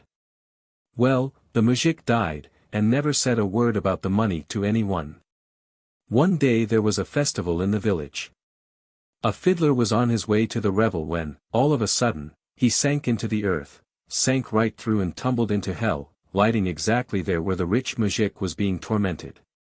"Hail, friend," says the fiddler. "It's an ill wind that's brought you hither." 353 answers the muzhik, "This is hell, and in hell here I sit." "What was it brought you here, uncle?" "It was money. I had much money, I gave none to the poor, 2 pots of it did I bury underground. See now, they are going to torment me, to beat me with sticks, to tear me with nails." "Whatever shall I do?" cried the fiddler. "Perhaps they'll take to torturing me too. If you go and sit on the stove behind the chimney pipe, and don't eat anything for 3 years, then you will remain safe." The fiddler hid behind the stovepipe. Then came fiends, 354, and they began to beat the rich muzhik, reviling him the while, and saying, "There's for thee, O rich man. Pots of money didst thou bury, but thou couldst not hide them. There didst thou bury them that we might not be able to keep watch over them. At the gate people are always riding about, the horses crush our heads with their hoofs, and in the corn kiln we get beaten with flails. As soon as the fiends had gone away, the muzhik said to the fiddler, "If you get out of here, tell my children to dig up the money. One pot is buried at the gate, and the other in the corn kiln, and to distribute it among the poor." Afterwards there came a whole roomful of evil ones, and they asked the rich muzhik, "What have you got here that smells so Russian?" "You have been in Russia and brought away a Russian smell with you," replied the muzhik. "How could that be?" they said. Then they began looking, they found the fiddler, and they shouted, "Ha, ha, ha! Here's a fiddler." They pulled him off the stove, and set him to work fiddling. He played 3 years, though it seemed to him only 3 days. Then he got tired and said, "Here's a wonder. After playing a whole evening I used always to find all my fiddle strings snapped. But now, though I've been playing for 3 whole days, they are all sound. May the Lord grant us his blessing." 355. No sooner had he uttered these words than every one of the strings snapped. "There now, brothers," says the fiddler, "you can see for yourselves. The strings are snapped, I've nothing to play on." "Wait a bit," said one of the fiends. "I've got 2 hanks of catgut, I'll fetch them for you." He ran off and fetched them. The fiddler took the strings, screwed them up, and again uttered the words, "May the Lord grant us his blessing." In a moment snap went both hanks. "No, brothers," said the fiddler, "your strings don't suit me. I've got some of my own at home, by your leave I'll go for them." The fiends wouldn't let him go. "You wouldn't come back," they say. "Well, if you won't trust me, send someone with me as an escort." The fiends chose one of their number, and sent him with the fiddler. The fiddler got back to the village. There he could hear that, in the farthest cottage, a wedding was being celebrated. "Let's go to the wedding," he cried. "Come along," said the fiend. They entered the cottage. Everyone there recognized the fiddler and cried, "Where have you been hiding these 3 years?" "I have been in the other world," he replied. They sat there and enjoyed themselves for some time. Then the fiend beckoned to the fiddler, saying, "It's time to be off." But the fiddler replied, "Wait a little longer. Let me fiddle away a bit and cheer up the young people." And so they remained sitting there till the cocks began to crow. Then the fiend disappeared. After that, the fiddler began to talk to the sons of the rich muzhik, and said, "Your father bids you dig up the money, 1 potful is buried at the gate and the other in the corn kiln, and distribute the whole of it among the poor." Well, they dug up both the pots, and began to distribute the money among the poor. But the more they gave away the money, the more did it increase. Then they carried out the pots to a crossway. Every one who passed by took out of them as much money as his hand could grasp, and yet the money wouldn't come to an end. Then they presented a petition to the emperor, and he ordained as follows. There was a certain town, the road to which was a very roundabout one. It was some 50 versts long, whereas if it had been made in a straight line it would not have been more than 5. And so the emperor ordained that a bridge should be made the whole way. Well, they built a bridge 5 versts long, and this piece of work cleared out both the pots. About that time a certain maid bore a son and deserted him in his infancy. The child neither ate nor drank for 3 years, and an angel of God always went about with him. Well, this child came to the bridge, and cried, "Ah! What a glorious bridge! God grant the kingdom of heaven to him at whose cost it was built." The Lord heard this prayer, and ordered his angels to release the rich muzhik from the depths of hell. 356. With the bridge-building episode in this legend may be compared the opening of another Russian story. In it a merchant is described as having much money but no children. So he and his wife began to pray to God, entreating him to give them a child, for solace in their youth, for support in their old age, for soul, remembrance 357 after death. And they took to feeding the poor and distributing alms. Besides all this, they resolved to build, for the use of all the faithful, a long bridge across swamps and where no man could find a footing.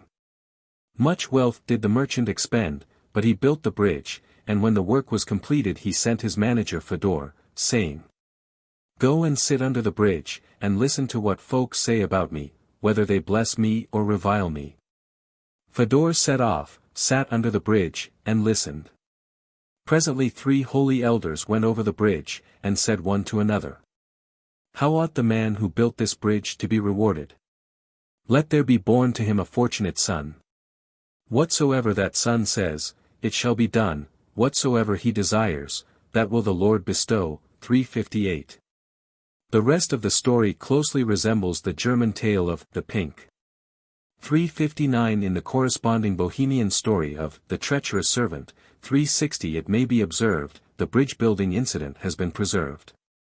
But I will not dwell any longer on the story of the fiddler, as I propose to give some account in the next chapter of several other tales of the same class. In most of which such descriptions of evil spirits are introduced as have manifestly been altered into what their narrators considered to be in accordance with Christian teaching. And so I will revert to those ideas about the dead, and about their abiding place, which the modern Slavonians seem to have inherited from their heathen ancestors, and I will attempt to illustrate them by a few Russian ghost stories. Those stories are, as a general rule, of a most ghastly nature, but there are a few into the composition of which the savage element does not enter. The dead mother, which has already been quoted, belongs to the latter class. And so does the following tale, which, as it bears no title in the original, we may name The Ride on the Gravestone. Afanasief, v. page 144. Late one evening a certain artisan happened to be returning home from a jovial feast in a distant village. There met him on the way an old friend, one who had been dead some 10 years. "Good health to you," said the dead man. "I wish you good health," replied the reveller, and straightway forgot that his acquaintance had ever so long ago bidden the world farewell. "Let's go to my house. We'll quaff a cup or two once more. Come along. On such a happy occasion as this meeting of ours, we may as well have a drink." They arrived at a dwelling and there they drank and revelled. "Now then, goodbye. It's time for me to go home," said the artisan. "Stay a bit. Where do you want to go now?" "Spend the night here with me." "No, brother. Don't ask me, it cannot be. I've business to do tomorrow, so I must get home as early as possible." "Well, goodbye. But why should you walk? Better get on my horse. It will carry you home quickly." "Thanks. Let's have it." He got on its back, and was carried off, just as a whirlwind flies. All of a sudden a cock crew. It was awful. All around were graves, and the rider found he had a gravestone under him. Of a somewhat similar nature is the story of The Two Friends. Afanasief, 6, page 322, 323. In the days of old there lived in a certain village 2 young men. They were great friends, went to Besides 361 together, in fact, regarded each other as brothers. And they made this mutual agreement. Whichever of the two should marry first was to invite his comrade to his wedding. And it was not to make any difference whether he was alive or dead. About a year after this one of the young men fell ill and died. A few months later his comrade took it into his head to get married. So he collected all his kinsmen, and set off to fetch his bride. Now it happened that they drove past the graveyard, and the bridegroom recalled his friend to mind, and remembered his old agreement. So he had the horses stopped, saying, "I'm going to my comrade's grave. I shall ask him to come and enjoy himself at my wedding. A right trusty friend was he to me." So he went to the grave and began to call aloud, "Comrade dear, I invite thee to my wedding." Suddenly the grave yawned, the dead man arose, and said, "Thanks be to thee, brother, that thou hast fulfilled thy promise. And now, that we may profit by this happy chance, enter my abode. Let us quaff a glass apiece of grateful drink. I'd have gone, only the marriage procession is stopping outside, all the folks are waiting for me. Brother, replied the dead man, surely it won't take long to toss off a glass. The bridegroom jumped into the grave. The dead man poured him out a cup of liquor. He drank it off, and 100 years passed away. Quaff another cup, dear friend, said the dead man. He drank a second cup, 200 years passed away. Now, comrade dear, quaff a third cup, said the dead man, and then go, in God's name, and celebrate thy marriage. He drank the third cup, 300 years passed away. The dead man took leave of his comrade. The coffin lid fell, the grave closed. The bridegroom looked around. Where the graveyard had been, was now a piece of waste ground. No road was to be seen, no kinsman, no horses. All around grew nettles and tall grass. He ran to the village, but the village was not what it used to be. The houses were different. The people were all strangers to him. He went to the priests, but the priest was not the one who used to be there, and told him about everything that had happened. The priest searched through the church books, and found that, 300 years before, this occurrence had taken place, a bridegroom had gone to the graveyard on his wedding day, and had disappeared. And his bride, after some time had passed by, had married another man. The Rip Van Winkle story is too well known to require more than a passing allusion. It was doubtless founded on one of the numerous folktales which correspond to the Christian legend of the Seven Sleepers of Ephesus, itself an echo of an older tale. See Baring Gould, Curious Myths, 1872, pp.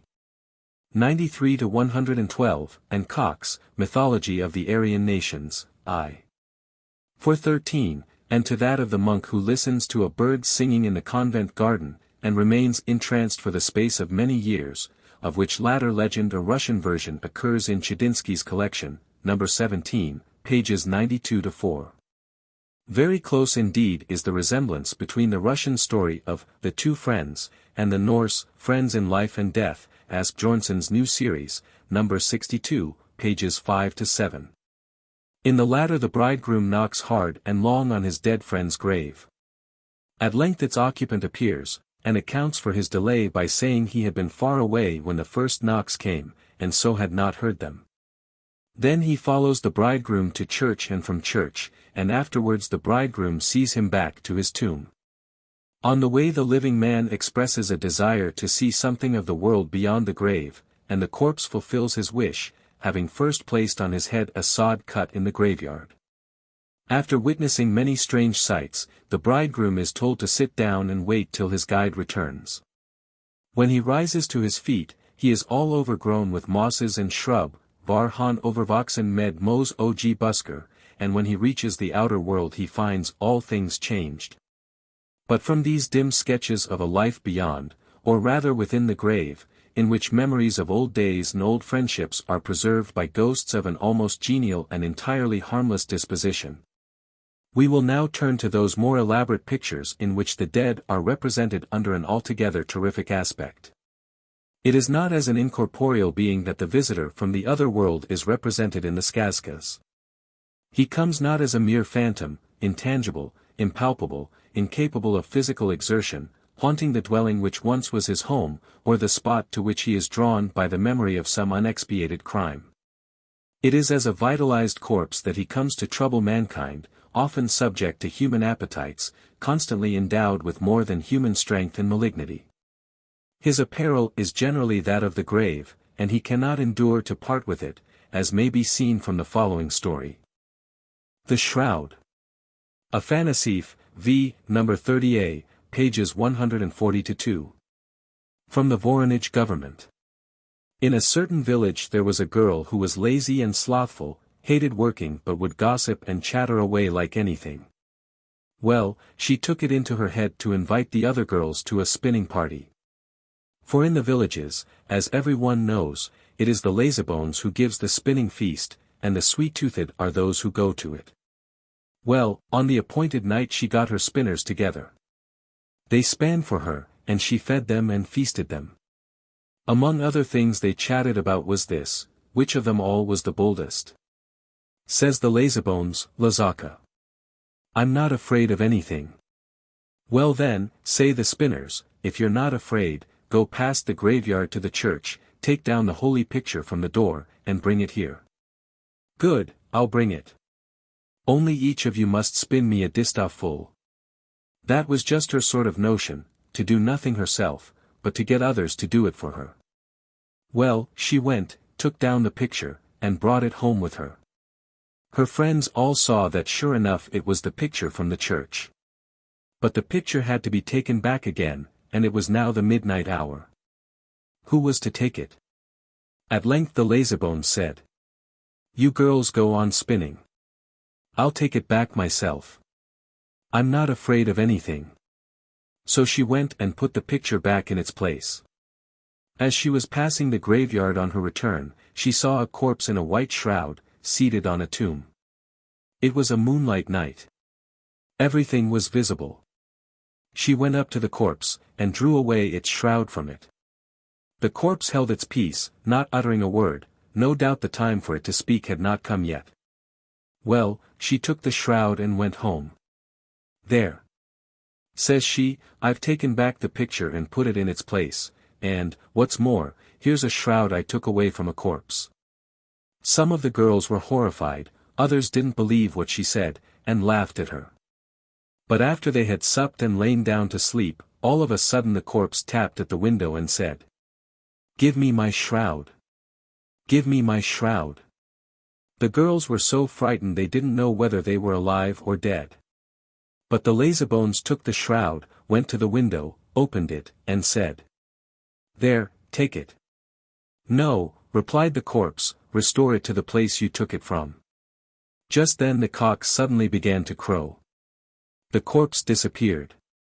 Next night, when the spinners had all gone home to their own houses, at the very same hour as before, the corpse came, tapped at the window, and cried, Give me my shroud. Well, the girl's father and mother opened the window and offered him his shroud. No, says he, let her take it back to the place she took it from. Really now, how could one go to a graveyard with a corpse? What a horrible idea, she replied. Just then the cocks crew. The corpse disappeared. Next day the girl's father and mother sent for the priest, told him the whole story, and entreated him to help them in their trouble. Couldn't a service 362 be performed, they said. The priest reflected a while, then he replied. Please to tell her to come to church tomorrow. Next day the lazybones went to church. The service began, numbers of people came to it. But just as they were going to sing the cherubim song, 363 there suddenly arose, goodness knows whence, so terrible a whirlwind that all the congregation fell flat on their faces. And it caught up that girl, and then flung her down on the ground. The girl disappeared from sight, nothing was left of her but her back hair. 364. They are generally the corpses of wizards, or of other sinners who have led specially unholy lives, which leave their graves by night and wander abroad. Into such bodies, it is held, demons enter, and the combination of fiend and corpse goes forth as the terrible vampire thirsting for blood. Of the proceedings of such a being the next story gives a detailed account, from which, among other things, may be learnt the fact that Slavonic corpses attach great importance to their coffin-lids as well as to their shrouds. The Coffin-Lid. Afanasief, v. pages 142-4. From the Tambov government. A mujik was driving along one night with a load of pots. His horse grew tired, and all of a sudden it came to a standstill alongside of a graveyard.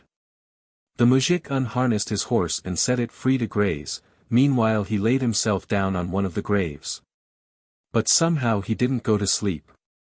He remained lying there some time. Suddenly the grave began to open beneath him, he felt the movement and sprang to his feet. The grave opened, and out of it came a corpse, wrapped in a white shroud, and holding a coffin lid, came out and ran to the church, laid the coffin lid at the door, and then set off for the village. The muzhik was a daring fellow. He picked up the coffin lid and remained standing beside his cart, waiting to see what would happen. After a short delay the dead man came back, and was going to snatch up his coffin lid, but it was not to be seen.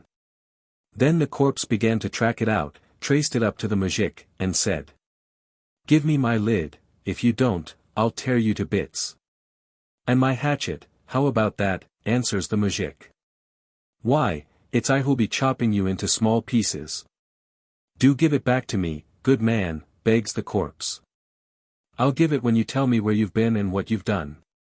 "Well, I've been in the village, and there I've killed a couple of youngsters." "Well then, now tell me how they can be brought back to life." The corpse reluctantly made answer. "Cut off the left skirt of my shroud, and take it with you. When you come into the house where the youngsters were killed, pour some live coals into a pot and put the piece of the shroud in with them, and then lock the door. The lads will be revived by the smoke immediately." The muzhik cut off the left skirt of the shroud, and gave up the coffin lid. The corpse went to its grave, the grave opened. But just as the dead man was descending into it, all of a sudden the cocks began to crow, and he hadn't time to get properly covered over. One end of the coffin lid remained sticking out of the ground. The muzhik saw all this and made a note of it. The day began to dawn, he harnessed his horse and drove into the village. In one of the houses he heard cries and wailing. In he went, there lay two dead lads. "Don't cry," says he, "I can bring them to life." "Do bring them to life, kinsman," say their relatives. "We'll give you half of all we possess." The muzhik did everything as the corpse had instructed him, and the lads came back to life. Their relatives were delighted, but they immediately seized the muzhik and bound him with cords, saying, "No, no, trickster. We'll hand you over to the authorities. Since you knew how to bring them back to life, maybe it was you who killed them. What are you thinking about, true believers? Have the fear of God before your eyes," cried the muzhik. Then he told them everything that had happened to him during the night. Well, they spread the news through the village. The whole population assembled and swarmed into the graveyard. They found out the grave from which the dead man had come out, they tore it open, and they drove an aspen stake right into the heart of the corpse, so that it might no more rise up and slay. But they rewarded the muzhik richly, and sent him away home with great honor. It is not only during sleep that the vampire is to be dreaded. At crossroads, or in the neighborhood of cemeteries, an animated corpse of this description often lurks, watching for some unwary wayfarer whom it may be able to slay and eat. Past such dangerous spots as these the belated villager will speed with timorous steps, remembering, perhaps, some such uncanny tale as that which comes next. The Two Corpses. Afanasief, 6. Pages 324, 325. A soldier had obtained leave to go home on furlough, to pray to the holy images, and to bow down before his parents. And as he was going his way, at a time when the sun had long set, and all was dark around, it chanced that he had to pass by a graveyard. Just then he heard that someone was running after him, and crying, "Stop! You can't escape." He looked back and there was a corpse running and gnashing its teeth. The soldier sprang on one side with all his might to get away from it, caught sight of a little chapel, 365, and bolted straight into it. There wasn't a soul in the chapel, but stretched out on a table there lay another corpse, with tapers burning in front of it. The soldier hid himself in a corner, and remained there, hardly knowing whether he was alive or dead, but waiting to see what would happen. Presently up ran the first corpse, the one that had chased the soldier, and dashed into the chapel. Thereupon the one that was lying on the table jumped up, and cried to it, "What hast thou come here for? I've chased a soldier in here, so I'm going to eat him. Come now, brother. He's run into my house. I shall eat him myself." "No, I shall. No, I shall." And they set to work fighting, the dust flew like anything. They'd have gone on fighting ever so much longer, only the cocks began to crow. Then both the corpses fell lifeless to the ground, and the soldier went on his way homeward in peace, saying, "Glory be to thee, O Lord! I am saved from the wizards." Even the possession of arms and the presence of a dog will not always, it seems, render a man secure from this terrible species of cutthroat. The Dog and the Corpse. Afanasief, 6. pp 321, 322. A muzhik went out in pursuit of game one day, and took a favorite dog with him. He walked and walked through woods and bogs, but got nothing for his pains. At last the darkness of night surprised him. At an uncanny hour he passed by a graveyard, and there, at a place where two roads met, he saw standing a corpse in a white shroud. The muzhik was horrified, and knew not which way to go, whether to keep on or to turn back. "Well, whatever happens, I'll go on," he thought, and on he went, his dog running at his heels. When the corpse perceived him, it came to meet him. Not touching the earth with its feet, but keeping about a foot above it, the shroud fluttering after it. When it had come up with the sportsman, it made a rush at him, but the dog seized hold of it by its bare calves, and began a tussle with it. When the muzhik saw his dog and the corpse grappling with each other, he was delighted that things had turned out so well for himself, and he set off running home with all his might. The dog kept up the struggle until cockcrow, when the corpse fell motionless to the ground. Then the dog ran off in pursuit of its master, caught him up just as he reached home, and rushed at him, furiously trying to bite and to rend him. So savage was it, and so persistent, that it was as much as the people of the house could do to beat it off. "Whatever has come over the dog?" asked the muzhik's old mother. "Why should it hate its master so?" The muzhik told her all that had happened. "A bad piece of work, my son," said the old woman. "The dog was disgusted at your not helping it. There it was fighting with the corpse, and you deserted it, and thought only of saving yourself. Now it will owe you a grudge for ever so long." Next morning, while the family were going about the farmyard, the dog was perfectly quiet. But the moment its master made his appearance, it began to growl like anything. They fastened it to a chain. For a whole year they kept it chained up. But in spite of that, it never forgot how its master had offended it. One day it got loose, flew straight at him, and began trying to throttle him. So they had to kill it. In the next story a most detailed account is given of the manner in which a vampire sets to work, and also of the best means of ridding the world of it. The Soldier and the Vampire. Afanasief, v. pages 144-7. From the Tambov government. A certain soldier was allowed to go home on furlough. Well, he walked, and after a time he began to draw near to his native village. Not far off from that village lived a miller in his mill. In old times the soldier had been very intimate with him. Why shouldn't he go and see his friend? He went. The miller received him cordially, and at once brought out liquor. And the two began drinking, and chattering about their ways and doings. All this took place towards nightfall, and the soldier stopped so long at the miller's that it grew quite dark. When he proposed to start for his village, his host exclaimed, "Spend the night here, trooper.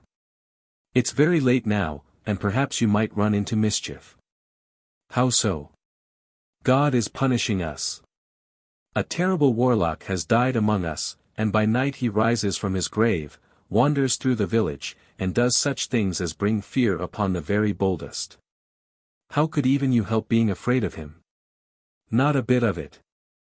A soldier is a man who belongs to the crown, and crown property cannot be drowned in water nor burnt in fire. I'll be off, I'm tremendously anxious to see my people as soon as possible." Off he set. His road lay in front of a graveyard. On one of the graves he saw a great fire blazing. "What's that?" thinks he. "Let's have a look." When he drew near, he saw that the warlock was sitting by the fire, sewing boots. "Hail, brother," calls out the soldier. The warlock looked up and said, "What have you come here for?" "Why, I wanted to see what you're doing." The warlock threw his work aside and invited the soldier to a wedding. "Come along, brother," says he, "let's enjoy ourselves. There's a wedding going on in the village." "Come along," says the soldier. They came to where the wedding was. There they were given drink, and treated with the utmost hospitality. The warlock drank and drank, revelled, and then grew angry. He chased all the guests and relatives out of the house, threw the wedded pair into a slumber, took out 2 files and an awl, pierced the hands of the bride and bridegroom with the awl, and began drawing off their blood. Having done this, he said to the soldier, "Now let's be off." Well, they went off. On the way the soldier said, "Tell me, why did you draw off their blood in those files?" "Why, in order that the bride and bridegroom might die. Tomorrow morning no one will be able to wake them. I alone know how to bring them back to life." "How's that managed?" "The bride and bridegroom must have cuts made in their heels, and some of their own blood must then be poured back into those wounds. I've got the bridegroom's blood stowed away in my right-hand pocket, and the bride's in my left." The soldier listened to this without letting a single word escape him. Then the warlock began boasting again. "Whatever I wish," says he, "that I can do." "I suppose it's quite impossible to get the better of you," says the soldier.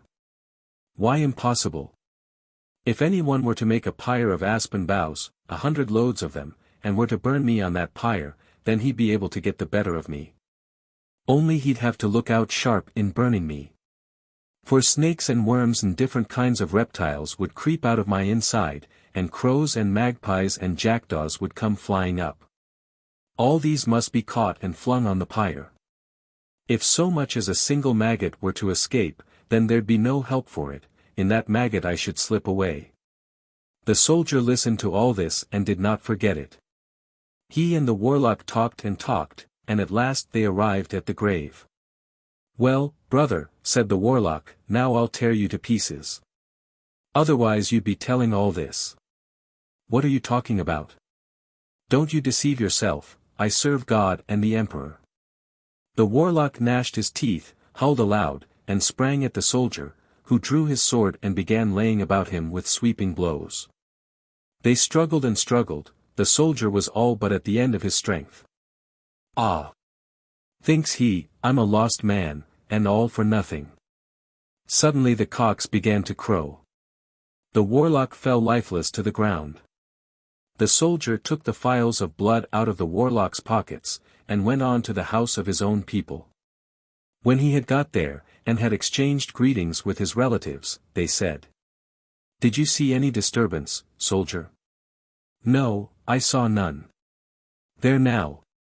Why, we've a terrible piece of work going on in the village. A warlock has taken to haunting it." After talking a while, they lay down to sleep. Next morning the soldier awoke, and began asking, "I'm told you've got a wedding going on somewhere here." "There was a wedding in the house of a rich muzhik," replied his relatives, "but the bride and bridegroom have died this very night. What from, nobody knows." "Where does this muzhik live?" They showed him the house. Thither he went without speaking a word. When he got there, he found the whole family in tears. "What are you mourning about?" says he. "Such and such is the state of things, soldier," say they. "I can bring your young people to life again." "What will you give me if I do?" "Take what you like, even were it half of what we've got." The soldier did as the warlock had instructed him, and brought the young people back to life. Instead of weeping there began to be happiness and rejoicing. The soldier was hospitably treated and well rewarded. Then, left about face off, he marched to the starosta, and told him to call the peasants together and to get ready 100 loads of aspen wood. Well, they took the wood into the graveyard, dragged the warlock out of his grave, placed him on the pyre, and set it alight, the people all standing round in a circle with brooms, shovels, and fire irons. The pyre became wrapped in flames, the warlock began to burn. His corpse burst, and out of it crept snakes, worms, and all sorts of reptiles, and up came flying crows, magpies, and jackdaws. The peasants knocked them down and flung them into the fire, not allowing so much as a single maggot to creep away. And so the warlock was thoroughly consumed, and the soldier collected his ashes and strewed them to the winds. From that time forth there was peace in the village. The soldier received the thanks of the whole community. He stayed at home some time, enjoying himself thoroughly. Then he went back to the Tsar's service with money in his pocket. When he had served his time, he retired from the army, and began to live at his ease. The stories of this class are very numerous, all of them based on the same belief, that in certain cases the dead, in a material shape, leave their graves in order to destroy and prey upon the living. This belief is not peculiar to the Slavonians, but it is one of the characteristic features of their spiritual creed. Among races which burn their dead, remarks Hertz in his exhaustive treatise on the werewolf, p. 126, little is known of regular, corpse specters. Only vague apparitions, dreamlike phantoms, are supposed, as a general rule, to issue from graves in which nothing more substantial than ashes has been laid. 366 But where it is customary to lay the dead body in the ground, a peculiar half-life becomes attributed to it by popular fancy, and by some races it is supposed to be actuated at intervals by murderous impulses. In the East these are generally attributed to the fact of its being possessed by an evil spirit, but in some parts of Europe no such explanation of its conduct is given, though it may often be implied. The belief in vampires is the specific Slavonian form of the universal belief in specters, Gespenster, says Hertz. And certainly vampirism has always made those lands peculiarly its own which are or have been tenanted or greatly influenced by Slavonians. But animated corpses often play an important part in the traditions of other countries. Among the Scandinavians and especially in Iceland, were they the cause of many fears, though they were not supposed to be impelled by a thirst for blood so much as by other carnal appetites 367 or by a kind of local malignity. 368 In Germany tales of horror similar to the Icelandic are by no means unknown, but the majority of them are to be found in districts which were once wholly Lettic or Slavonic, though they are now reckoned as Teutonic, such as East Prussia, or Pomerania, or Lusatia. But it is among the races which are Slavonic by tongue as well as by descent, that the genuine vampire tales flourish most luxuriantly, in Russia, in Poland, and in Servia, among the Czechs of Bohemia, and the Slovaks of Hungary, and the numerous other subdivisions of the Slavonic family which are included within the heterogeneous empire of Austria. Among the Albanians and modern Greeks they have taken firm root, but on those peoples a strong Slavonic influence has been brought to bear. Even Prof. Bernhard Schmidt, although an uncompromising opponent of Follmerayer's doctrines with regard to the Slavonic origin of the present inhabitants of Greece, allows that the Greeks, as they borrowed from the Slavonians a name for the vampire, may have received from them also certain views and customs with respect to it. 369 Beyond this he will not go, and he quotes a number of passages from Hellenic writers to prove that in ancient Greece specters were frequently represented as delighting in blood, and sometimes as exercising a power to destroy. Nor will he admit that any very great stress ought to be laid upon the fact that the vampire is generally called in Greece by a name of Slavonic extraction. For in the islands, which were, he says, little if at all affected by Slavonic influences, the vampire bears a thoroughly Hellenic designation. 370 But the thirst for blood attributed by Homer to his shadowy ghosts seems to have been of a different nature from that evinced by the material vampire of modern days. Nor does that ghastly revenant seem by any means fully to correspond to such ghostly destroyers as the spirit of Jello, or the specters of Medea's slaughtered children. It is not only in the vampire, however, that we find a point of close contact between the popular beliefs of the New Greeks and the Slavonians. Prof. Bernhard Schmidt's excellent work is full of examples which prove how intimately they are connected. The districts of the Russian Empire in which a belief in vampires mostly prevails are White Russia and the Ukraine. But the ghastly bloodsucker, the Yupper, 371 whose name has become naturalized in so many alien lands under forms resembling our vampire, disturbs the peasant mind in many other parts of Russia, though not perhaps with the same intense fear which it spreads among the inhabitants of the above-named districts, or of some other Slavonic lands. The numerous traditions which have gathered around the original idea vary to some extent according to their locality, but they are never radically inconsistent. Some of the details are curious. The Little Russians hold that if a vampire's hands have grown numb from remaining long crossed in the grave, he makes use of his teeth, which are like steel. When he has gnawed his way with these through all obstacles, he first destroys the babes he finds in a house, and then the older inmates. If fine salt be scattered on the floor of a room, the vampire's footsteps may be traced to his grave, in which he will be found resting with rosy cheek and gory mouth. The Kashyabs say that when a Visi, as they call the vampire, wakes from his sleep within the grave, he begins to gnaw his hands and feet, and as he gnaws, one after another, first his relations, then his other neighbors, sicken and die. When he has finished his own store of flesh, he rises at midnight and destroys cattle, or climbs a belfry and sounds the bell. All who hear the ill-omened tones will soon die. But generally he sucks the blood of sleepers. Those on whom he has operated will be found next morning dead, with a very small wound on the left side of the breast, exactly over the heart. The Lusatian Wends hold that when a corpse chews its shroud or sucks its own breast, all its kin will soon follow it to the grave. The Wallachians say that a Murani, a sort of cross between a werewolf and a vampire, connected by name with our nightmare, can take the form of a dog, a cat, or a toad, and also of any blood-sucking insect. When he is exhumed, he is found to have long nails of recent growth on his hands and feet, and blood is streaming from his eyes, ears, nose and mouth. The Russian stories give a very clear account of the operation performed by the vampire on his victims. Thus, one night, a peasant is conducted by a stranger into a house where lie two sleepers, an old man and a youth.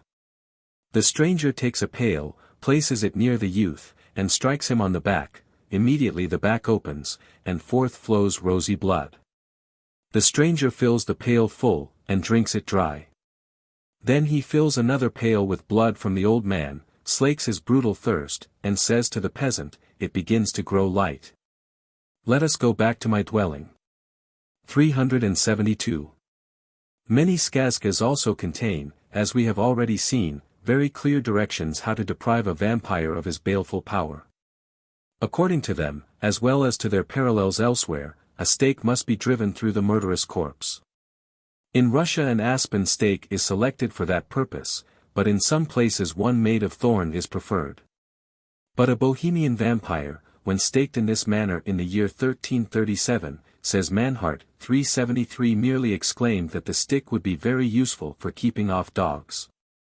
An Istrigan, or Istrian vampire, who was transfixed with a sharp thorn cudgel near Laibach, in 1672, pulled it out of his body and flung it back contemptuously. The only certain methods of destroying a vampire appear to be either to consume him by fire, or to chop off his head with a gravedigger's shovel. The Wends say that if a vampire is hit over the back of the head with an implement of that kind, he will squeal like a pig. The origin of the vampire is hidden in obscurity. In modern times it has generally been a wizard, or a witch, or a suicide, 374, or a person who has come to a violent end, or who has been cursed by the church or by his parents. Who takes such an unpleasant means of recalling himself to the memory of his surviving relatives and acquaintances. But even the most honorable dead may become vampires by accident. He whom a vampire has slain is supposed, in some countries, himself to become a vampire. The leaping of a cat or some other animal across a corpse, even the flight of a bird above it, may turn the innocent defunct into a ravenous demon. 375. Sometimes, moreover, a man is destined from his birth to be a vampire, being the offspring of some unholy union. In some instances the evil one himself is the father of such a doomed victim, in others a temporarily animated corpse. But whatever may be the cause of a corpse's vampirism, it is generally agreed that it will give its neighbors no rest until they have at least transfixed it. What is very remarkable about the operation is, that the stake must be driven through the vampire's body by a single blow. A second would restore it to life. This idea accounts for the otherwise unexplained fact that the heroes of folktales are frequently warned that they must on no account be tempted into striking their magic foes more than one stroke. Whatever voices may cry aloud, strike again. They must remain contented with a single blow. 376. Chapter 6. Legends, 1. About saints. As besides the songs or pyesni there are current among the people a number of stiki or poems on sacred subjects, so together with the skazki there have been retained in the popular memory a multitude of legendary, or legends relating to persons or incidents mentioned in the Bible or in ecclesiastical history. Many of them have been extracted from the various apocryphal books which in olden times had so wide a circulation, and many also from the lives of the saints.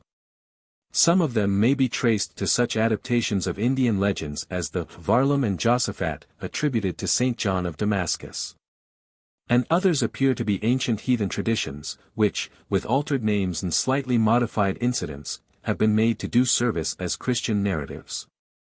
But whatever may be their origin, they all bear witness to the fact of their having been exposed to various influences, and many of them may fairly be considered as relics of hoar antiquity.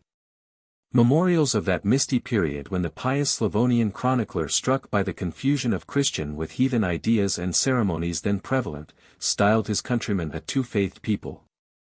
377. On the popular tales of a religious character current among the Russian peasantry, the duality of their creed, or of that of their ancestors, has produced a twofold effect. On the one hand, into narratives drawn from purely Christian sources there has entered a pagan element, most clearly perceptible in stories which deal with demons and departed spirits. On the other hand, an attempt has been made to give a Christian nature to what are manifestly heathen legends, by lending saintly names to their characters and clothing their ideas in an imitation of biblical language. Of such stories as these, it will be as well to give a few specimens. Among the legends borrowed from the apocryphal books and similar writings, many of which are said to be still carefully preserved among the schismatics, concealed in hiding places of which the secret is handed down from father to son, as was once the case with the Hussite books among the Bohemians, there are many which relate to the creation of the world and the early history of man. One of these states that when the Lord had created Adam and Eve, he stationed at the gates of paradise the dog, then a clean beast, giving it strict orders not to give admittance to the evil one. But the evil one came to the gates of paradise, and threw the dog a piece of bread, and the dog went and let the evil one into paradise. Then the evil one set to work and spat over Adam and Eve, covered them all over with spittle, from the head to the little toe of the left foot. Thence is it that spittle is impure, pogana.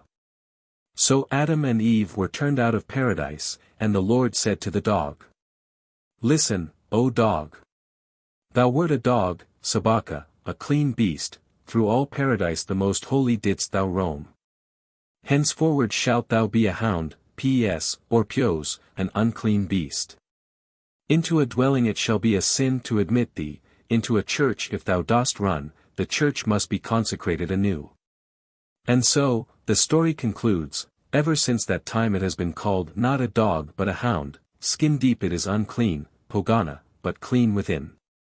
According to another story, when men first inhabited the earth, they did not know how to build houses, so as to keep themselves warm in winter. But instead of asking aid from the Lord, they applied to the devil, who taught them how to make an izba or ordinary Russian cottage. Following his instructions, they made wooden houses, each of which had a door but no window. Inside these huts it was warm, but there was no living in them, on account of the darkness. So the people went back to the evil one. The evil one strove and strove, but nothing came of it, the izba still remained pitch dark. Then the people prayed unto the Lord. And the Lord said, "Hew out a window." So they hewed out windows, and it became light. 378. Some of the Russian traditions about the creation of man are closely connected with Teutonic myths. The schismatics called dukobortsui, or spirit wrestlers, for instance, hold that man was composed of earthly materials, but that God breathed into his body the breath of life. His flesh was made of earth, his bones of stone, his veins of roots, his blood of water, his hair of grass, his thought of the wind, his spirit of the cloud. 379. Many of the Russian stories about the early ages of the world, also, are current in Western Europe, such as that about the rye, which in olden days was a mass of ears from top to bottom.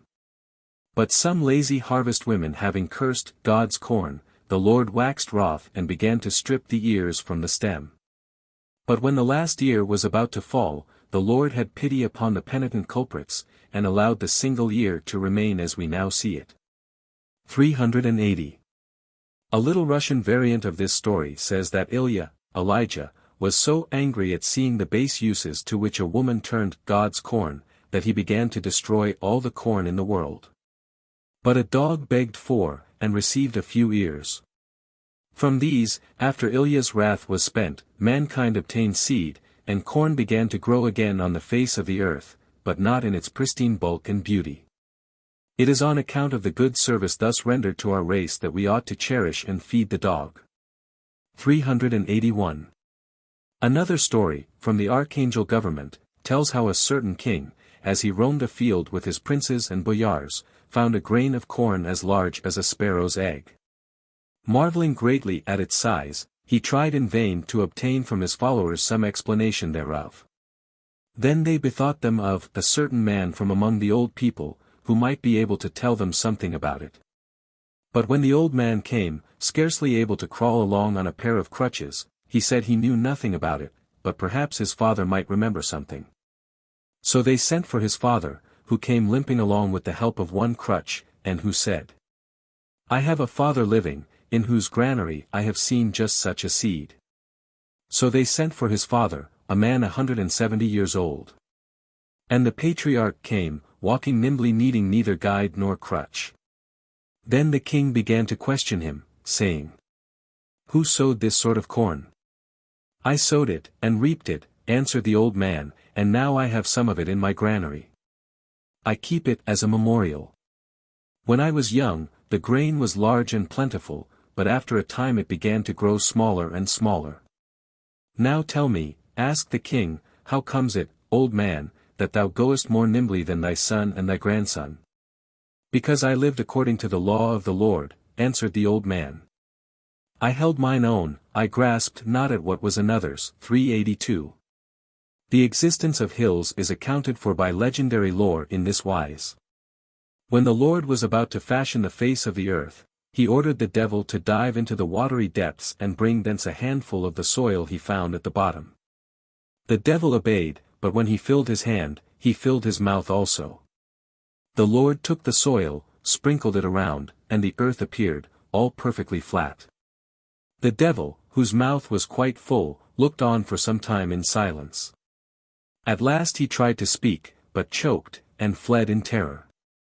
After him followed the thunder and the lightning, and so he rushed over the whole face of the earth, hills springing up where he coughed, and sky-cleaving mountains where he leaped. 383. As in other countries, a number of legends are current respecting various animals. Thus the old ritualists will not eat the crayfish, rak, holding that it was created by the devil. On the other hand, the snake, the harmless or common snake, is highly esteemed, for tradition says that when the devil, in the form of a mouse, had gnawed a hole in the ark, and thereby endangered the safety of Noah and his family, the snake stopped up the leak with its head. 384. The flesh of the horse is considered unclean, because when the infant Savior was hidden in the manger the horse kept eating the hay under which the babe was concealed, whereas the ox not only would not touch it, but brought back hay on its horns to replace what the horse had eaten. According to an old Lithuanian tradition, the shape of the soul is due to the fact that the Queen of the Baltic Sea once ate one half of it and threw the other half into the sea again. A legend from the Kherson government accounts for it as follows.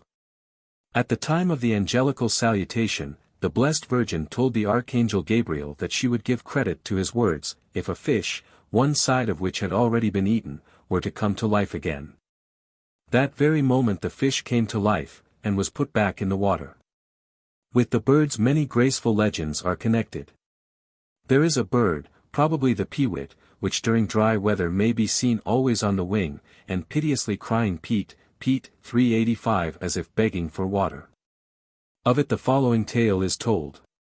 When God created the earth, and determined to supply it with seas, lakes and rivers, he ordered the birds to convey the waters to their appointed places.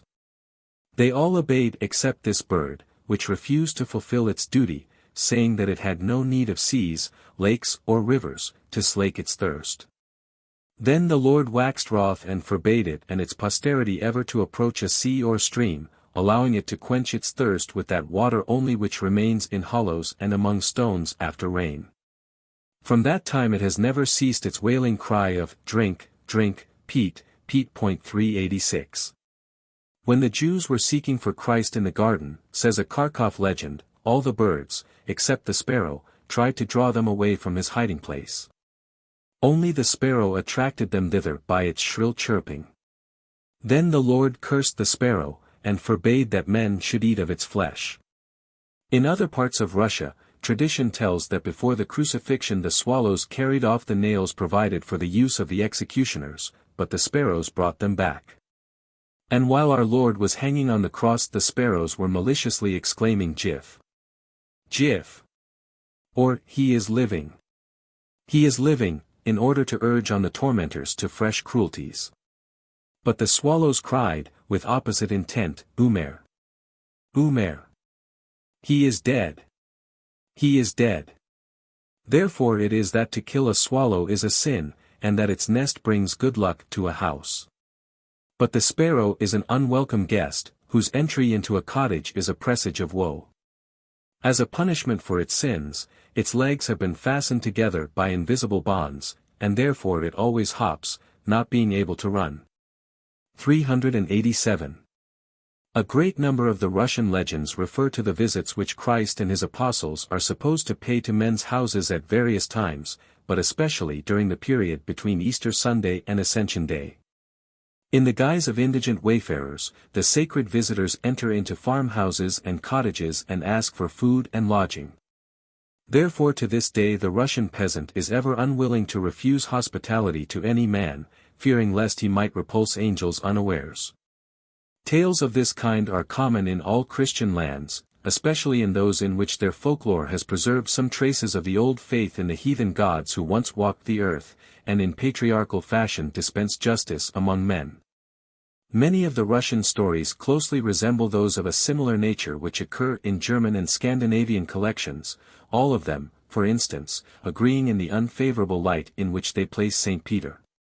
The following abridgment of the legend of the Poor Widow, 388 may be taken as a specimen of the Russian tales of this class. Long, long ago, Christ and his 12 apostles were wandering about the world, and they entered into a village one evening, and asked a rich muzhik to allow them to spend the night in his house. But he would not admit them, crying, "Yonder lives a widow who takes in beggars, go to her." So they went to the widow, and asked her. Now she was so poor that she had nothing in the house but a crust of bread and a handful of flour. She had a cow, but it had not calved yet, and gave no milk. But she did all she could for the wayfarers, setting before them all the food she had, and letting them sleep beneath her roof. And her store of bread and flour was wonderfully increased, so that her guests fed and were satisfied. And the next morning they set out anew on their journey. As they went along the road there met them a wolf. And it fell down before the Lord, and begged for food. Then said the Lord, "Go to the poor widow's, slay her cow, and eat." The apostles remonstrated in vain. The wolf set off, entered the widow's cowhouse, and killed her cow. And when she heard what had taken place, she only said, "The Lord gave, the Lord has taken away. Holy is his will." As the sacred wayfarers pursued their journey, there came rolling towards them a barrel full of money. Then the Lord addressed it, saying, "Roll, O barrel, into the farmyard of the rich muzhik." Again the apostles vainly remonstrated. The barrel went its way, and the rich muzhik found it, and stowed it away, grumbling the while. The Lord might as well have sent twice as much. The sun rose higher, and the apostles began to thirst. Then said the Lord, "Follow that road, and you will find a well, there drink your fill." They went along that road and found the well. But they could not drink thereat, for its water was foul and impure, and swarming with snakes and frogs and toads. So they returned to where the Lord awaited them, described what they had seen, and resumed their journey. After a time they were sent in search of another well. And this time they found a place wherein was water pure and cool, and around grew wondrous trees, whereon heavenly birds sat singing. And when they had slaked their thirst, they returned unto the Lord, who said, "Wherefore did ye tarry so long?" "We only stayed while we were drinking," replied the apostles. "We did not spend above 3 minutes there in all." "Not 3 minutes did ye spend there, but 3 whole years," replied the Lord. "As it was in the first well, so will it be in the other world with the rich mujik. But as it was in the second well, so will it be in that world with the poor widow." Sometimes our Lord is supposed to wander by himself, under the guise of a beggar. In the story of Christ's Brother, 389, a young man, whose father, on his deathbed, had charged him not to forget the poor, goes to church on Easter Day. Having provided himself with red eggs to give to the beggars with whom he should exchange the Paschal greeting. After exhausting his stock of presents, he finds that there remains one beggar of miserable appearance to whom he has nothing to offer, so he takes him home to dinner. After the meal the beggar exchanges crosses with his host, 390, giving him a cross which blazes like fire, and invites him to pay him a visit on the following Tuesday. To an inquiry about the way, he replies, "You have only to go along yonder path and say, 'Grant thy blessing, O Lord,' and you will come to where I am."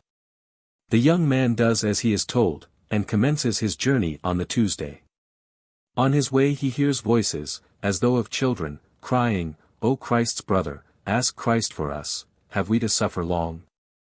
A little later he sees a group of girls who are ladling water from one well into another, who make the same request. At last he arrives at the end of his journey, finds the aged mendicant who had adopted him as his brother, and recognizes him as the Lord Jesus Christ himself. The youth relates what he has seen, and asks, "Wherefore, O Lord, are the children suffering?"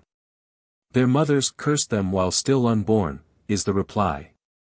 "Therefore is it impossible for them to enter into paradise." "And the girls? They used to sell milk, and they put water into the milk. Now they are doomed to pour water from well to well eternally." After this the youth is taken into paradise, and brought to the place there provided for him. 391. Sometimes the sacred visitor rewards with temporal goods the kindly host who has hospitably received him. Thus the story of beer and corn, 392, tells how a certain man was so poor that when the rest of the peasants were brewing beer, and making other preparations to celebrate an approaching feast of the church, he found his cupboard perfectly bare. In vain did he apply to a rich neighbor, who was in the habit of lending goods and money at usurious rates. Having no security to offer, he could borrow nothing. But on the eve of the festival, when he was sitting at home in sadness, he suddenly rose and drew near to the sacred painting which hung in the corner, and sighed heavily, and said, "O Lord! Forgive me, sinner that I am. I have not even wherewith to buy oil, so as to light the lamp before the image 393 for the festival." Soon afterwards an old man entered the cottage, and obtained leave to spend the night there. After a time the guest inquired why his host was so sad, and on learning the reason, told him to go again to his rich neighbor and borrow a quarter of malt. The mujik obeyed, and soon returned with the malt, which the old man ordered him to throw into his well. When this was done the villager and his guest went to bed. Next morning the old man told his guest to borrow a number of tubs, and fill them with liquor drawn from the well, and then to make his neighbors assemble and drink it. He did so, and the buckets were filled with such beer as neither fancy nor imagination can conceive, but only a skazka can describe. The villagers, excited by the news, collected in crowds, and drank the beer and rejoiced. Last of all came the rich neighbor, begging to know how such wonderful beer was brewed. The mujik told him the whole story, whereupon he straightway commanded his servants to pour all his best malt into his well. And next day he hastened to the well to taste the liquor it contained, but he found nothing but malt and water, not a drop of beer was there. We may take next the legends current among the peasantry about various saints. Of these, the story of the prophet Elijah and Saint Nicholas will serve as a good specimen. But, in order to render it intelligible, a few words about Ilya the prophet, as Elijah is styled in Russia, may as well be prefixed. It is well known that in the days of heathenism the Slavonians worshipped a thunder god, Purin 394, who occupied in their mythological system the place which in the Teutonic was assigned to a Donner or a Thor. He was believed, if traditions may be relied upon, to sway the elements, often driving across the sky in a flaming car, and launching the shafts of the lightning at his demon foes. His name is still preserved by the Western and Southern Slavonians in many local phrases, especially in imprecations, but, with the introduction of Christianity into Slavonic lands, all this worship of his divinity came to an end. Then took place, as had occurred before in other countries, the merging of numerous portions of the old faith in the new, the transferring of many of the attributes of the old gods to the sacred personages of the new religion. 395 During this period of transition the ideas which were formerly associated with the person of Purin, the thunder god, became attached to that of the prophet Ilya or Elijah. One of the causes which conduced to this result may have been, if Purin really was considered in old times, as he is said to have been, the Lord of the harvest, that the day consecrated by the Church to Elijah, July 20th, occurs in the beginning of the harvest season, and therefore the peasants naturally connected their new saint with their old deity. But with more certainty may it be accepted that, the leading cause was the similarity which appeared to the recent converts to prevail between their dethroned thunder god and the prophet who was connected with drought and with rain, whose enemies were consumed by fire from on high, and on whom waited a chariot of fire and horses of fire, when he was caught up by a whirlwind into heaven. And so at the present day, according to Russian tradition, the prophet Ilya thunders across the sky in a flaming car, and smites the clouds with the darts of the lightning. In the Vladimir government he is said to destroy devils with stone arrows, weapons corresponding to the hammer of Thor and the lance of Indra. On his day the peasants everywhere expect thunder and rain, and in some places they set out rye and oats on their gates, and ask their clergy to laud the name of Ilya, that he may bless their cornfields with plenteousness. There are districts, also, in which the people go to church in a body on Ilya's day, and after the service is over they kill and roast a beast which has been purchased at the expense of the community. Its flesh is cut up into small pieces and sold, the money paid for it going to the church. To stay away from this ceremony, or not to purchase a piece of the meat, would be considered a great sin. To mow or make hay on that day would be to incur a terrible risk, for Ilya might smite the field with the thunder, or burn up the crop with the lightning. In the old Novgorod there used to be two churches, the one dedicated to Ilya the Wet, the other to Ilya the Dry. To these a cross-bearing procession was made when a change in the weather was desired, to the former in times of drought, to the latter when injury was being done to the crops by rain. Diseases being considered to be evil spirits, invalids used to pray to the thunder god for relief. And so, at the present day, a zagover or spell against the Siberian cattle plague entreats the holy prophet of God Ilya, to send 30 angels in golden array, with bows and with arrows, to destroy it. The Servians say that at the division of the world Ilya received the thunder and lightning as his share, and that the crash and blaze of the storm are signs of his contest with the devil. Wherefore the faithful ought not to cross themselves when the thunder peals, lest the evil one should take refuge from the heavenly weapons behind the protecting cross. The Bulgarians say that forked lightning is the lance of Ilya who is chasing the Lamia fiend, summer lightning is due to the sheen of that lance, or to the fire issuing from the nostrils of his celestial steeds. The white clouds of summer are named by them his heavenly sheep, and they say that he compels the spirits of dead gypsies to form pellets of snow, by men styled hail, with which he scourges in summer the fields of sinners. 396. Such are a few of the ideas connected by Slavonian tradition with the person of the prophet Elijah or Ilya. To St. Nicholas, who has succeeded to the place occupied by an ancient ruler of the waters, a milder character is attributed than to Ilya, the thunder god's successor. As Ilya is the counterpart of Thor, so does Nicholas in some respects resemble Odin. The special characteristics of the saint and the prophet are fairly contrasted in the following story. Elijah the prophet and Nicholas. Afanasief, Legendary, number 10. From the Yaroslav government. A long while ago there lived a muzhik. Nicholas's day he always kept holy, but Elijah's not a bit, he would even work upon it. In honor of Hasty Nicholas he would have a taper lighted and a service performed, but about Elijah the prophet he forgot so much as to think.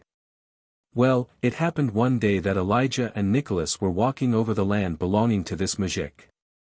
And as they walked they looked, in the cornfields the green blades were growing up so splendidly that it did one's heart good to look at them. Here'll be a good harvest, a right good harvest, says Nicholas, and the muzhik, too, is a good fellow sure enough, both honest and pious, one who remembers God and thinks about the saints. It will fall into good hands. We'll see by and by whether much will fall to his share, answered Elijah. When I've burnt up all his land with lightning, and beaten it all flat with hail, then this muzhik of yours will know what's right, and will learn to keep Elijah's day holy. Well, they wrangled and wrangled, then they parted asunder. St.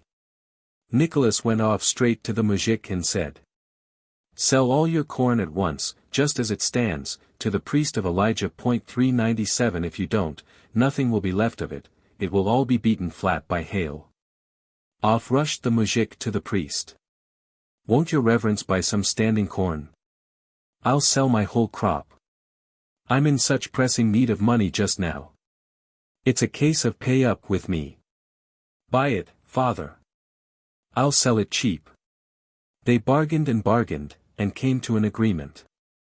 The muzhik got his money and went home. Some little time passed by. There gathered together, there came rolling up, a storm cloud.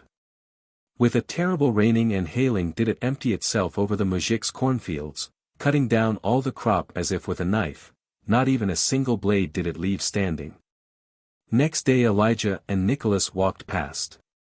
Says Elijah, "Only see how I've devastated the muzhik's cornfield." The muzhiks, "No, brother. Devastated it you have splendidly, only that field belongs to the Elijah priest, not to the muzhik." "To the priest? How's that?" "Why, this way. The muzhik sold it last week to the Elijah priest, and got all the money for it. And so, methinks, the priest may whistle for his money." "Stop a bit," said Elijah. "I'll set the field all right again. It shall be twice as good as it was before." They finished talking, and went each his own way. Saint Nicholas returned to the muzhik, and said, "Go to the priest and buy back your crop, you won't lose anything by it." The muzhik went to the priest, made his bow, and said, "I see, your reverence, God has sent you a misfortune, the hail has beaten the whole field so flat you might roll a ball over it. Since things are so, let's go halves in the loss. I'll take my field back, and here's half of your money for you to relieve your distress." The priest was rejoiced, and they immediately struck hands on the bargain. Meanwhile, goodness knows how, the muzhik's ground began to get all right. From the old roots shot forth new tender stems. Rain clouds came sailing exactly over the cornfield and gave the soil to drink. There sprang up a marvelous crop, tall and thick. As to weeds, there positively was not one to be seen. And the ears grew fuller and fuller, till they were fairly bent right down to the ground. Then the dear sun glowed, and the rye grew ripe, like so much gold did it stand in the fields. Many a sheaf did the muzhik gather, many a heap of sheaves did he set up, and now he was beginning to carry the crop, and to gather it together into ricks. At that very time Elijah and Nicholas came walking by again.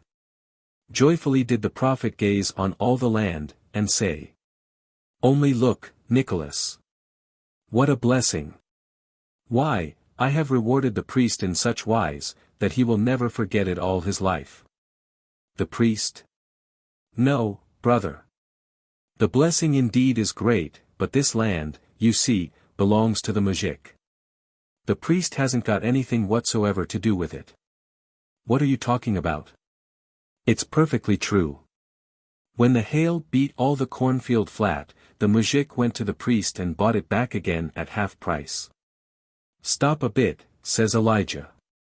"I'll take the profit out of the corn. However many sheaves the muzhik may lay on the threshing floor, he shall never thresh out of them more than a peck 398 at a time." A bad piece of work, thinks Street Nicholas. Off he went at once to the muzhik. "Mind," says he, "when you begin threshing your corn, never put more than one sheaf at a time on the threshing floor."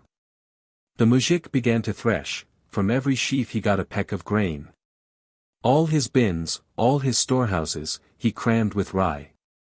But still much remained over. So he built himself new barns, and filled them as full as they could hold. Well, one day Elijah and Nicholas came walking past his homestead, and the prophet began looking here and there, and said, "Do you see what barns he's built? Has he got anything to put into them?" "They're quite full already," answers Nicholas. "Why, wherever did the muzhik get such a lot of grain? Bless me! Why, every one of his sheaves gave him a peck of grain. When he began to thresh he never put more than one sheaf at a time on the threshing floor." "Ah, brother Nicholas," said Elijah, guessing the truth, "it's you who go and tell the muzhik everything. What an idea! That I should go and tell. As you please, that's your doing. But that muzhik shan't forget me in a hurry." "Why, what are you going to do to him?" "What I shall do, that I won't tell you," replies Elijah. "There's a great danger coming," thinks Hasty Nicholas, and he goes to the muzhik again, and says, "Buy 2 tapers, a big one and a little one, and do thus and thus with them." Well, next day the prophet Elijah and Hasty Nicholas were walking along together in the guise of wayfarers, and they met the muzhik, who was carrying 2 wax tapers, one, a big ruble one, and the other, a tiny kopeck one. "Where are you going, muzhik?" asked Street Nicholas. "Well, I'm going to offer a ruble taper to Prophet Elijah, he's been ever so good to me. When my crops were ruined by the hail, he bestirred himself like anything, and gave me a plentiful harvest, twice as good as the other would have been." "And the kopeck taper, what's that for?" "Why, that's for Nicholas," said the peasant and passed on. "There now, Elijah," says Nicholas, "you say I go and tell everything to the muzhik, surely you can see for yourself how much truth there is in that." Thereupon the matter ended. Elijah was appeased and didn't threaten to hurt the muzhik any more.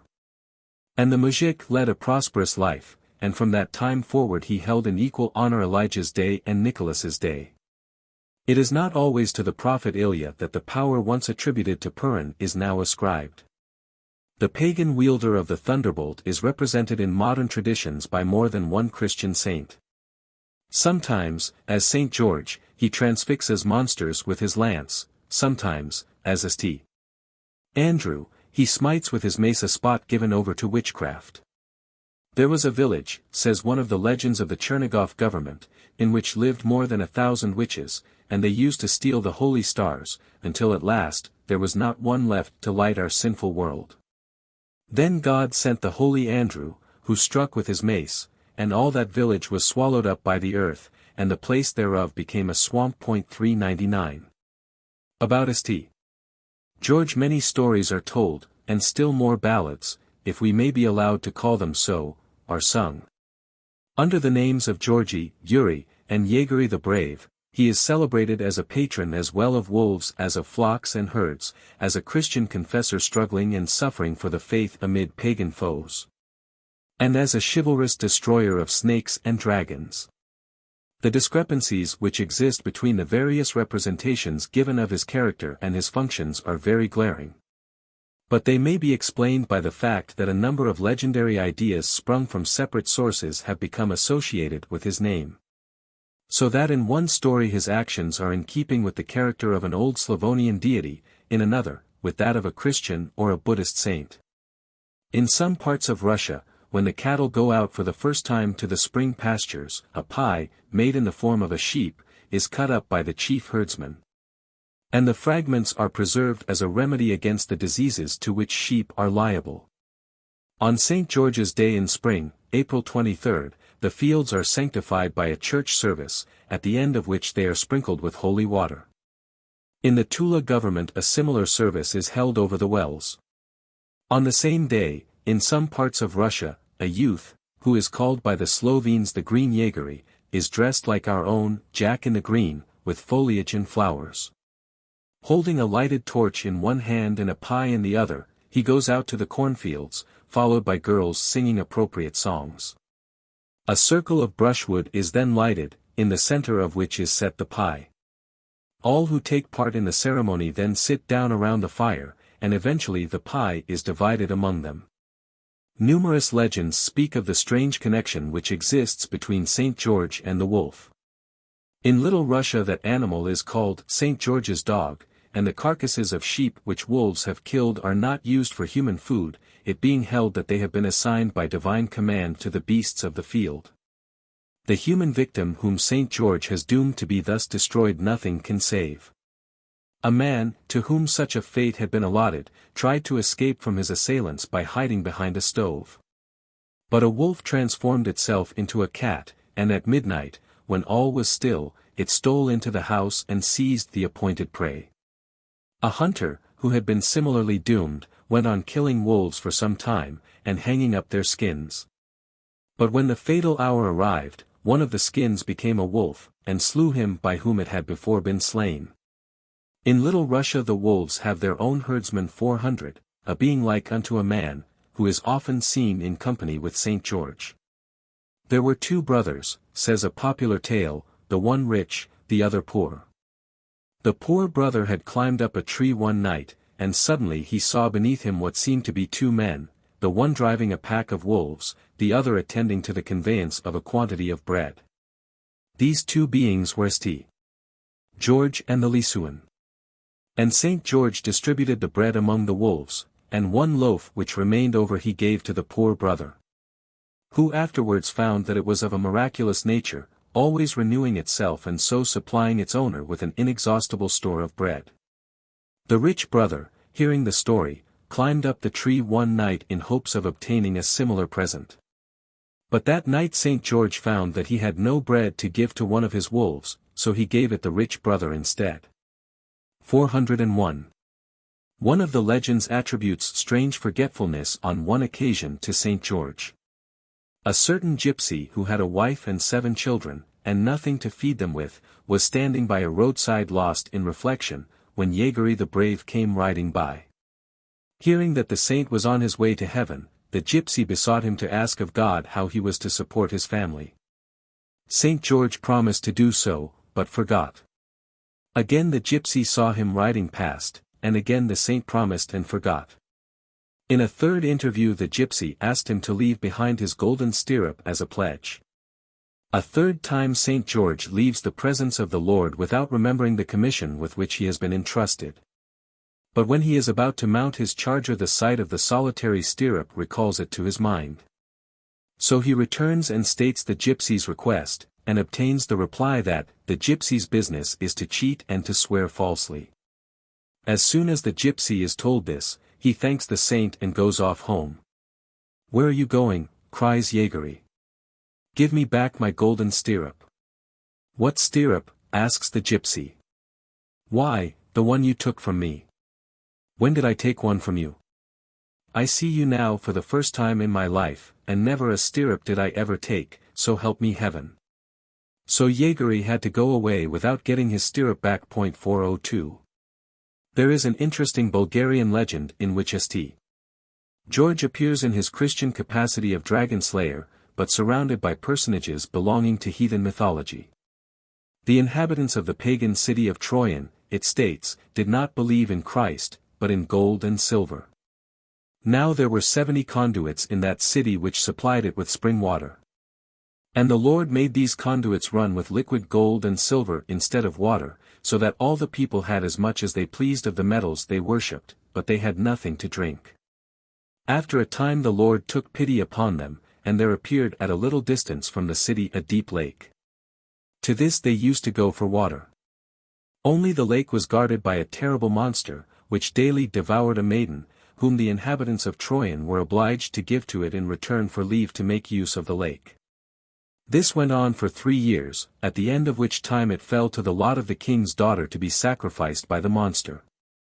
But when the Trojan Andromeda was exposed on the shore of the lake, a Perseus arrived to save her in the form of St. George. While waiting for the monster to appear, the saint laid his head on her knees, and she dressed his locks. Then he fell into so deep a slumber that the monster drew nigh without awaking him. But the princess began to weep bitterly, and her scalding tears fell on the face of St. George and awoke him, and he slew the monster, and afterwards converted all the inhabitants of Troyan to Christianity. 403. St. Nicholas generally maintains in the legends the kindly character attributed to him in the story in which he and the prophet Ilya are introduced together. It is to him that at the present day the anxious peasant turns most readily for help, and it is he whom the legends represent as being the most prompt of all the heavenly host to assist the unfortunate among mankind. Thus in one of the stories a peasant is driving along a heavy road one autumn day, when his cart sticks fast in the mire. Just then Saint Cassian comes by. "Help me, brother, to get my cart out of the mud," says the peasant. "Get along with you," replies Saint Cassian. "Do you suppose I've got leisure to be dawdling here with you?" Presently St. Nicholas comes that way. The peasant addresses the same request to him, and he stops and gives the required assistance. When the two saints arrive in heaven, the Lord asks them where they have been. "I have been on the earth," replies Saint Cassian. "And I happened to pass by a mujik whose cart had stuck in the mud. He cried out to me, saying, 'Help me to get my cart out.'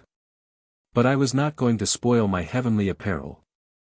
I have been on the earth," says Saint Nicholas, whose clothes were all covered with mud. "I went along that same road, and I helped the mujik to get his cart free." Then the Lord says, "Listen, Cassian. Because thou didst not assist the mujik, therefore shall men honor thee by thanksgiving once only every 4 years.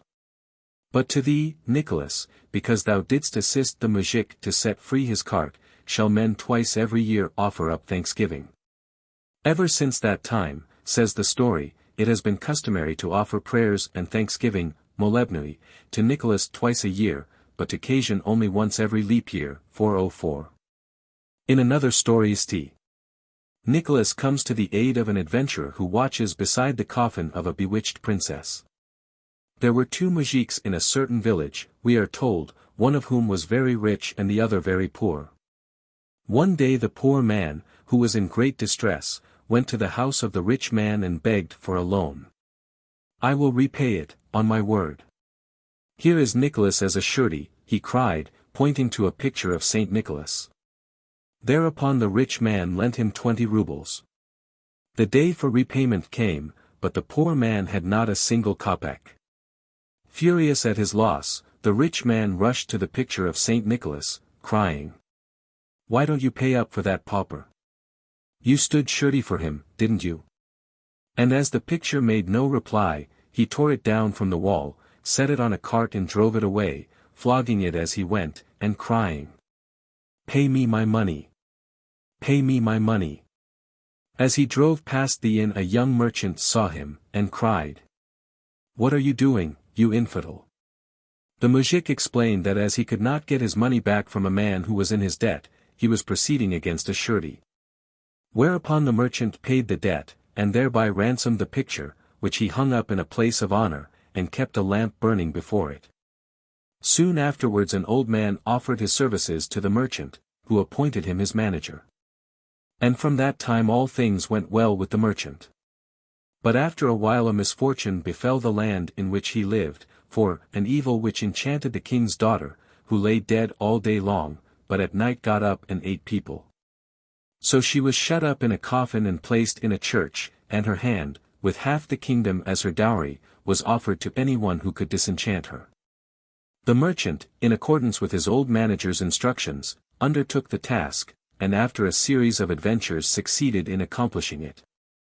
The last words of one of the narrators of the story are, "Now this old one was no mere man. He was Nicholas himself, the saint of God." 405. With one more legend about this favorite saint, I will conclude this section of the present chapter. In some of its incidents it closely resembles the story of the smith and the demon, which was quoted in the first chapter. The priest with the greedy eyes. Afanasief, Legendui, number 5. From the Archangel Government. In the parish of St. Nicholas there lived a pope. This pope's eyes were thoroughly pope-like. For 06 he served Nicholas several years, and went on serving until such time as there remained to him nothing either for board or lodging. Then our pope collected all the church keys, looked at the picture of Nicholas, thumped him, out of spite, over the shoulders with the keys, and went forth from his parish as his eyes led him. And as he walked along the road he suddenly lighted upon an unknown man. "Hail, good man," said the stranger to the pope. "Whence do you come and whither are you going? Take me with you as a companion." Well, they went on together. They walked and walked for several versts, then they grew tired. It was time to seek repose. Now the pope had a few biscuits in his cassock, and the companion he had picked up had a couple of small loaves. 407. "Let's eat your loaves first," says the pope, "and afterwards we'll take to the biscuits, too." "Agreed," replies the stranger. "We'll eat my loaves, and keep your biscuits for afterwards." Well, they ate away at the loaves. Each of them ate his fill, but the loaves got no smaller. The pope grew envious. "Come," thinks he, "I'll steal them from him." After the meal the old man lay down to take a nap, but the pope kept scheming how to steal the loaves from him. The old man went to sleep. The pope drew the loaves out of his pocket and began quietly nibbling them at his seat. The old man awoke and felt for his loaves. They were gone. "Where are my loaves?" he exclaimed. "Who has eaten them? Was it you, Pope?" "No, not I, on my word," replied the Pope. "Well, so be it," said the old man. They gave themselves a shake, and set out again on their journey. They walked and walked. Suddenly the road branched off in two different directions. Well, they both went the same way, and soon reached a certain country. In that country the king's daughter lay at the point of death, and the king had given notice that to him who should cure his daughter he would give half of his kingdom, and half of his goods and possessions. But if any one undertook to cure her and failed, he should have his head chopped off and hung up on a stake. Well, they arrived, elbowed their way among the people in front of the king's palace, and gave out that they were doctors. The servant came out from the king's palace, and began questioning them. "Who are you? From what cities, of what families? What do you want?" "We are doctors," they replied, "we can cure the princess." "Oh.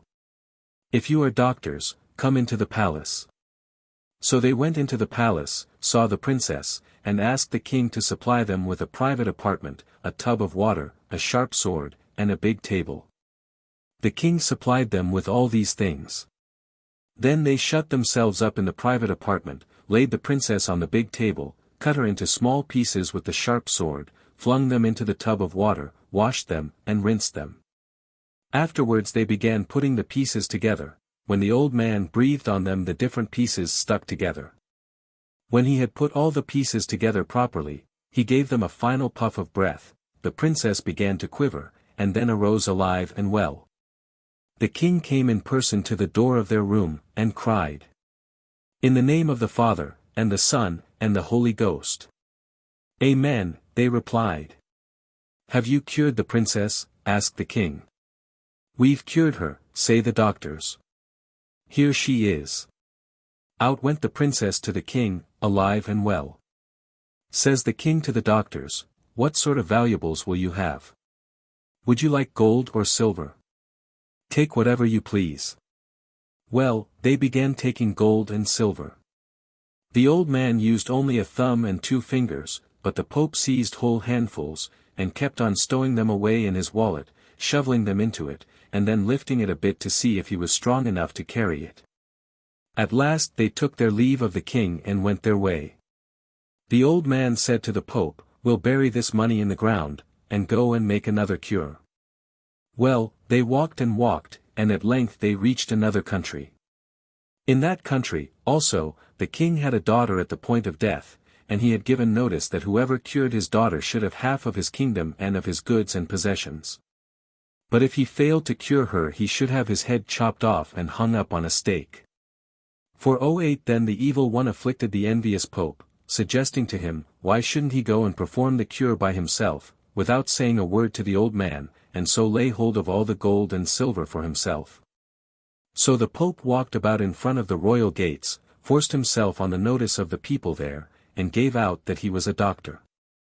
In the same way as before, he asked the king for a private room, a tub of water, a large table, and a sharp sword. Shutting himself up in the private room, he laid the princess on the table, and began chopping her up with the sharp sword. And however much the princess might scream or squeal, the pope, without paying any attention to either screaming or squealing, went on chopping and chopping just as if she had been so much beef. And when he had chopped her up into little pieces, he threw them into the tub, washed them, rinsed them, and then put them together bit by bit, exactly as the old man had done, expecting to see all the pieces unite with each other. He breathes on them, but nothing happens. He gives another puff, worse than ever. See, the pope flings the pieces back again into the water, washes and washes, rinses and rinses, and again puts them together bit by bit.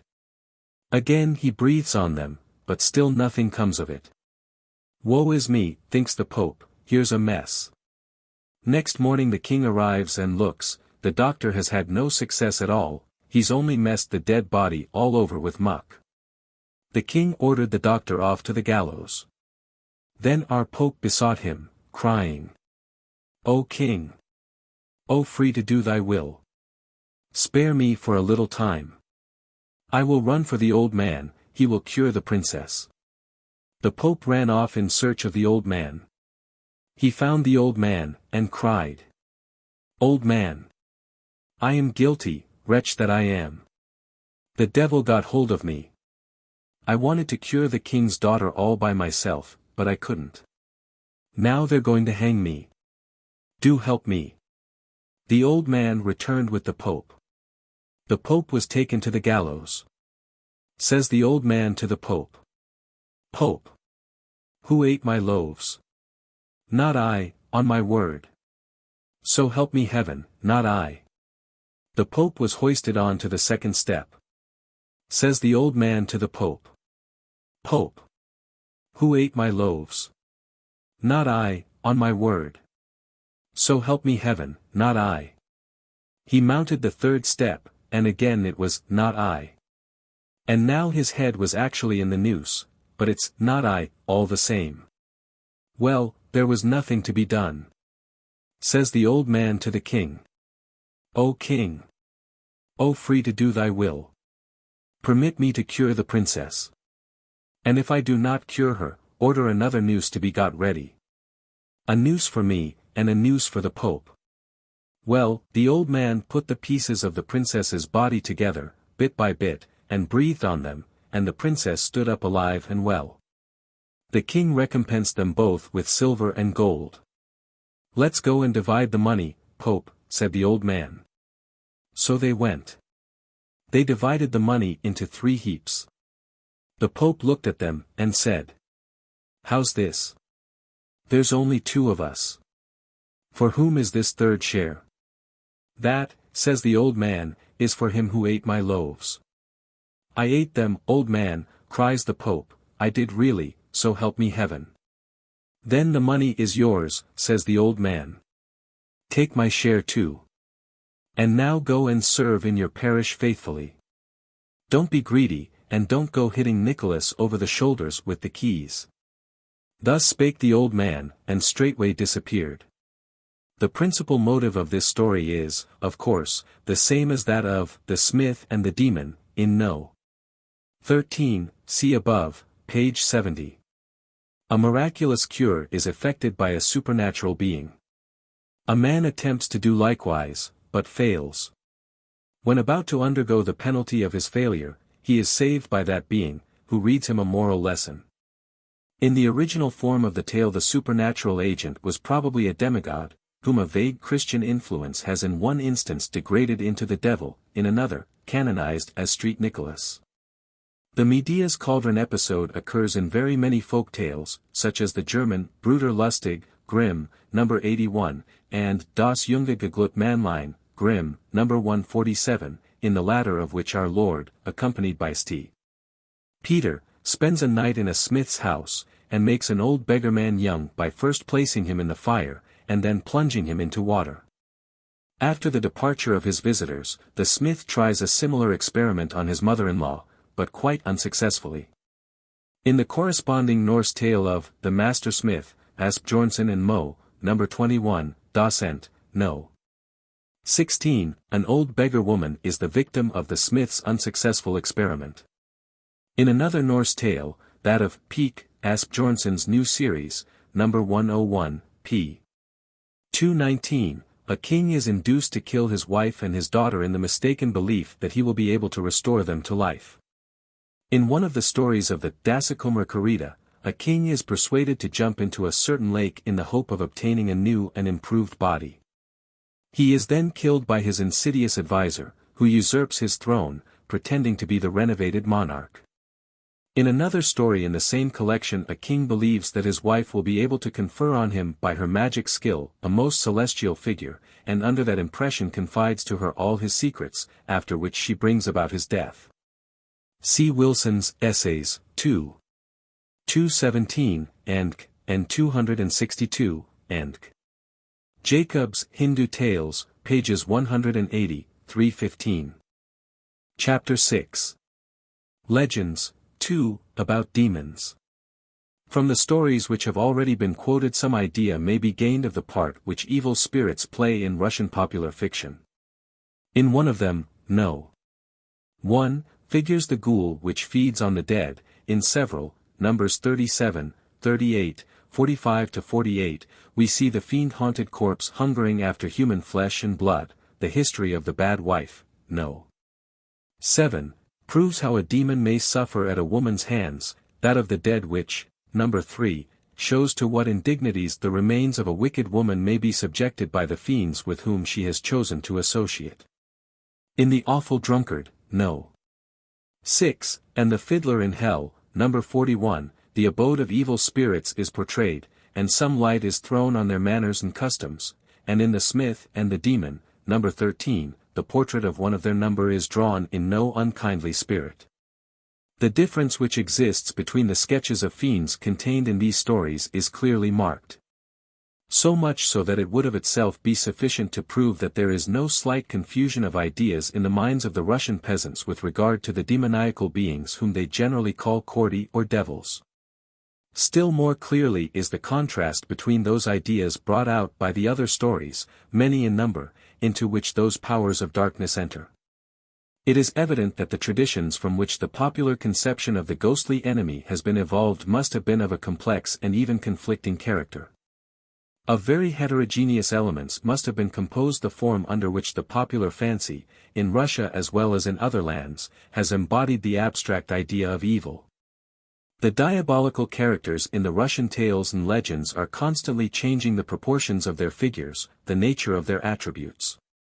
In one story they seem to belong to the great and widely subdivided family of Indian demons. In another they appear to be akin to certain fiends of Turanian extraction.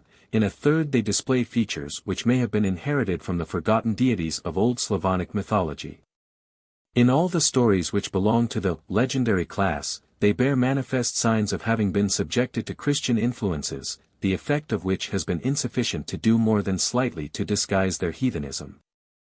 The old gods of the Slavonians have passed away and left behind but scanty traces of their existence. But still, in the traditions and proverbial expressions of the peasants in various Slavonic lands, there may be recognized some relics of the older faith. Among these are a few referring to a white and to a black god.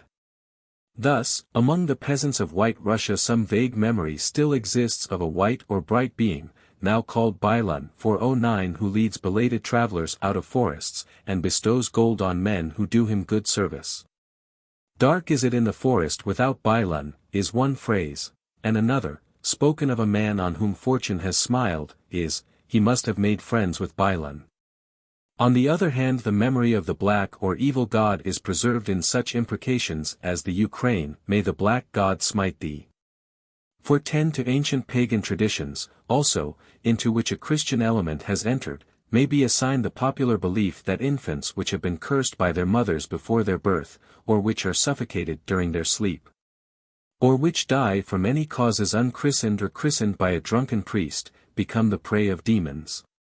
This idea has given rise in Russia, as well as elsewhere, to a large group of stories. The Russian peasants believe, it is said, that in order to rescue from the fiends the soul of a babe which has been suffocated in its sleep, its mother must spend 3 nights in a church, standing within a circle traced by the hand of a priest. When the cocks crow on the 3rd morning, the demons will give her back her dead child. 411. Great stress is laid in the skazkas and legends upon the terrible power of a parent's curse. The hasty word of a father or a mother will condemn even an innocent child to slavery among devils, and when it has once been uttered, it is irrevocable. It might have been supposed that the fearful efficacy of such an imprecation would have silenced bad language, as that of the vril rendered war impossible among the vrilya of the coming race. But that such was not the case is proved by the number of narratives which turn on uncalled-for parental cursing. Here is an abridgment of one of these stories. There was an old man who lived near Lake Onega, and who supported himself and his wife by hunting. One day when he was engaged in the pursuit of game, a well-dressed man met him and said, "Sell me that dog of yours, and come for your money to the Mian mountain tomorrow evening." The old man sold him the dog, and went next day to the top of the mountain, where he found a great city inhabited by devils. 412 There he soon found the house of his debtor, who provided him with a banquet and a bath. And in the bathroom he was served by a young man who, when the bath was over, fell at his feet, saying, "Don't accept money for your dog, grandfather, but ask for me." The old man consented. "Give me that good youth," said he. "He shall serve instead of a son to me." There was no help for it, they had to give him the youth. And when the old man had returned home, the youth told him to go to Novgorod, there to inquire for a merchant, and ask him whether he had any children. He did so, and the merchant replied, "I had an only son, but his mother cursed him in a passion, crying, 'The devil take thee,' 413 and so the devil carried him off." It turned out that the youth whom the old man had saved from the devils was that merchant's son. Thereupon the merchant rejoiced greatly, and took the old man and his wife to live with him in his house. 414. And here is another tale of the same kind, from the Vladimir government. Once upon a time there was an old couple, and they had an only son. His mother had cursed him before he was born, but he grew up and married. Soon afterwards he suddenly disappeared. His parents did all they could to trace him, but their attempts were in vain. Now there was a hut in the forest not far off, and thither it chanced that an old beggar came one night, and lay down to rest on the stove. Before he had been there long, some one rode up to the door of the hut, got off his horse, entered the hut, and remained there all night, muttering incessantly, "May the Lord judge my mother, in that she cursed me while a babe unborn." Next morning the beggar went to the house of the old couple, and told them all that had occurred. So towards evening the old man went to the hut in the forest, and hid himself behind the stove. Presently the horseman arrived, entered the hut, and began to repeat the words which the beggar had overheard. The old man recognized his son, and came forth to greet him, crying, "Oh my dear son! At last I have found thee. Never again will I let thee go." "Follow me," replied his son, who mounted his horse and rode away, his father following him on foot. Presently they came to a river which was frozen over, and in the ice was a hole. 415 And the youth rode straight into that hole, and in it both he and his horse disappeared.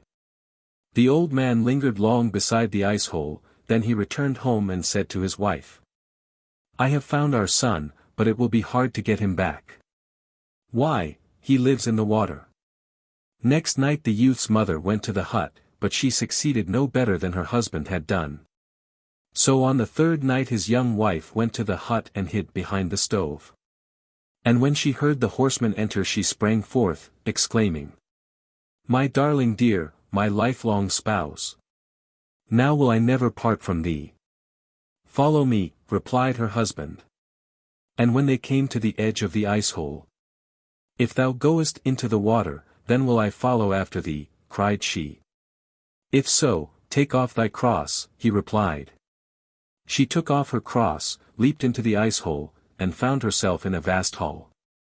In it Satan 4:16 was seated. And when he saw her arrive, he asked her husband whom he had brought with him. "This is my wife," replied the youth. "Well then, if she is thy wife, get thee gone hence with her. Married folks must not be sundered." 417. So the wife rescued her husband, and brought him back from the devils into the free light. 418.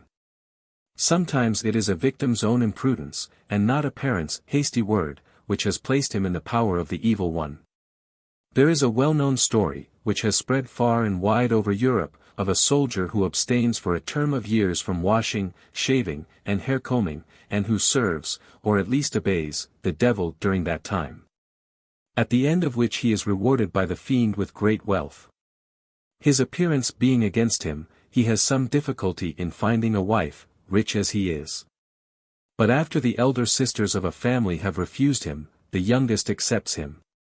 Whereupon he allows himself to be cleansed, combed, and dressed in bright apparel, and leads a cleanly and a happy life ever afterwards. 419. In one of the German versions of this story, a king's elder daughter, when asked to marry her rich but slovenly suitor, replies, "I would sooner go into the deepest water than do that."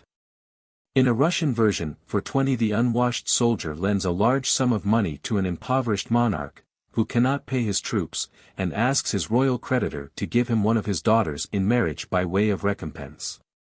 The king reflects. He is sorry for his daughters, but at the same time he cannot do without the money.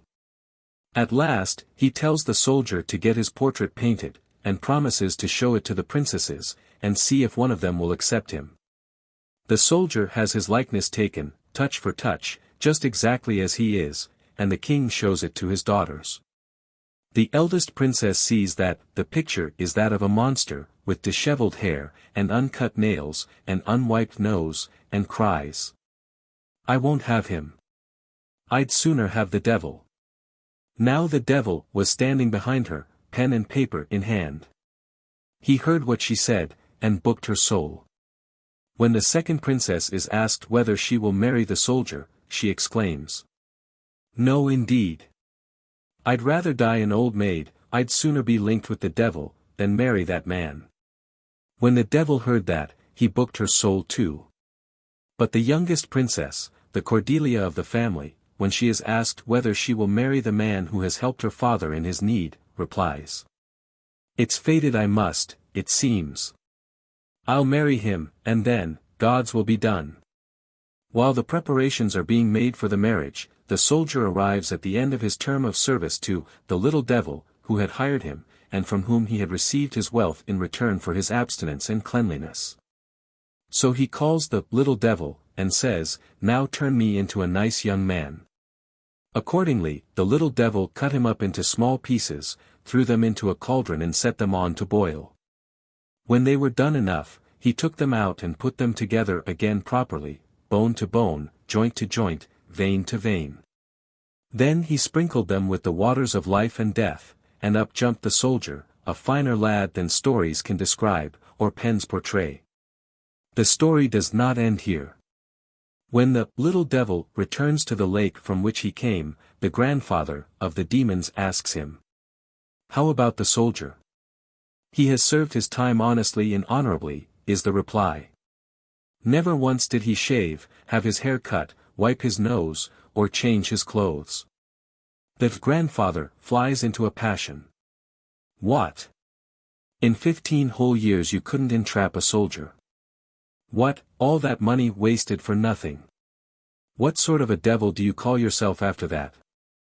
And ordered him to be flung into boiling pitch. "Stop, grandfather," replies his grandchild. "I've booked 2 souls instead of the soldier's one. How's that?"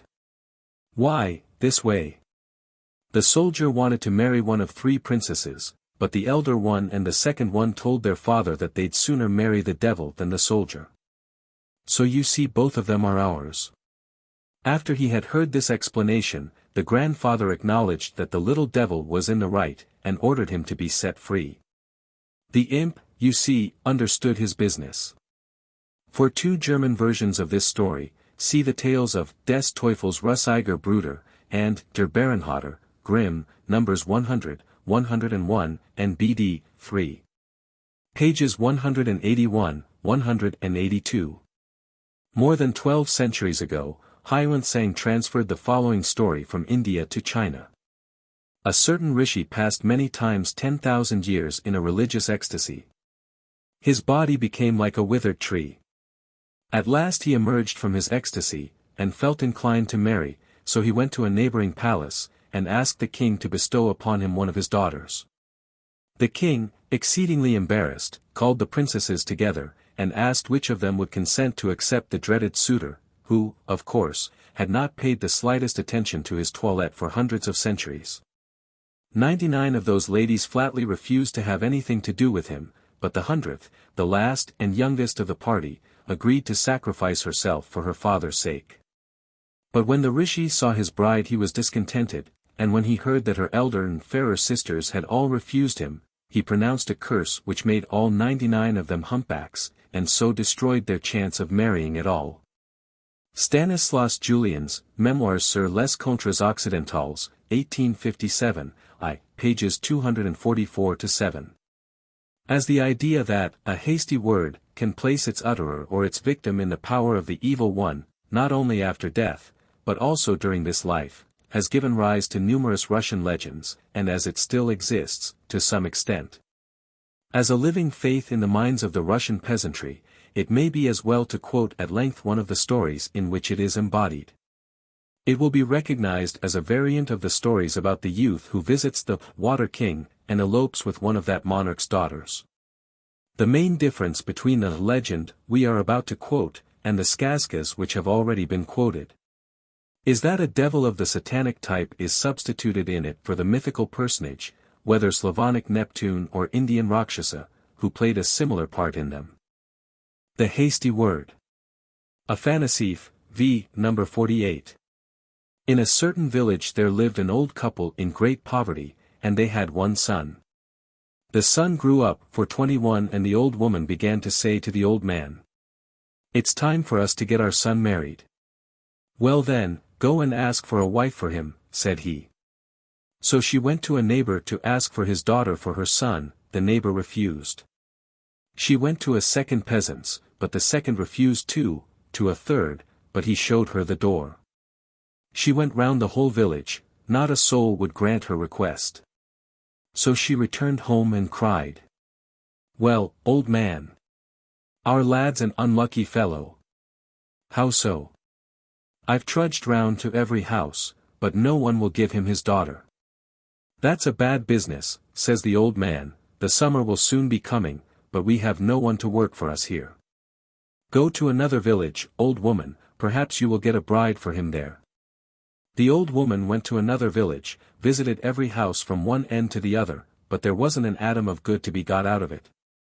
Wherever she thrusts herself, they always refuse.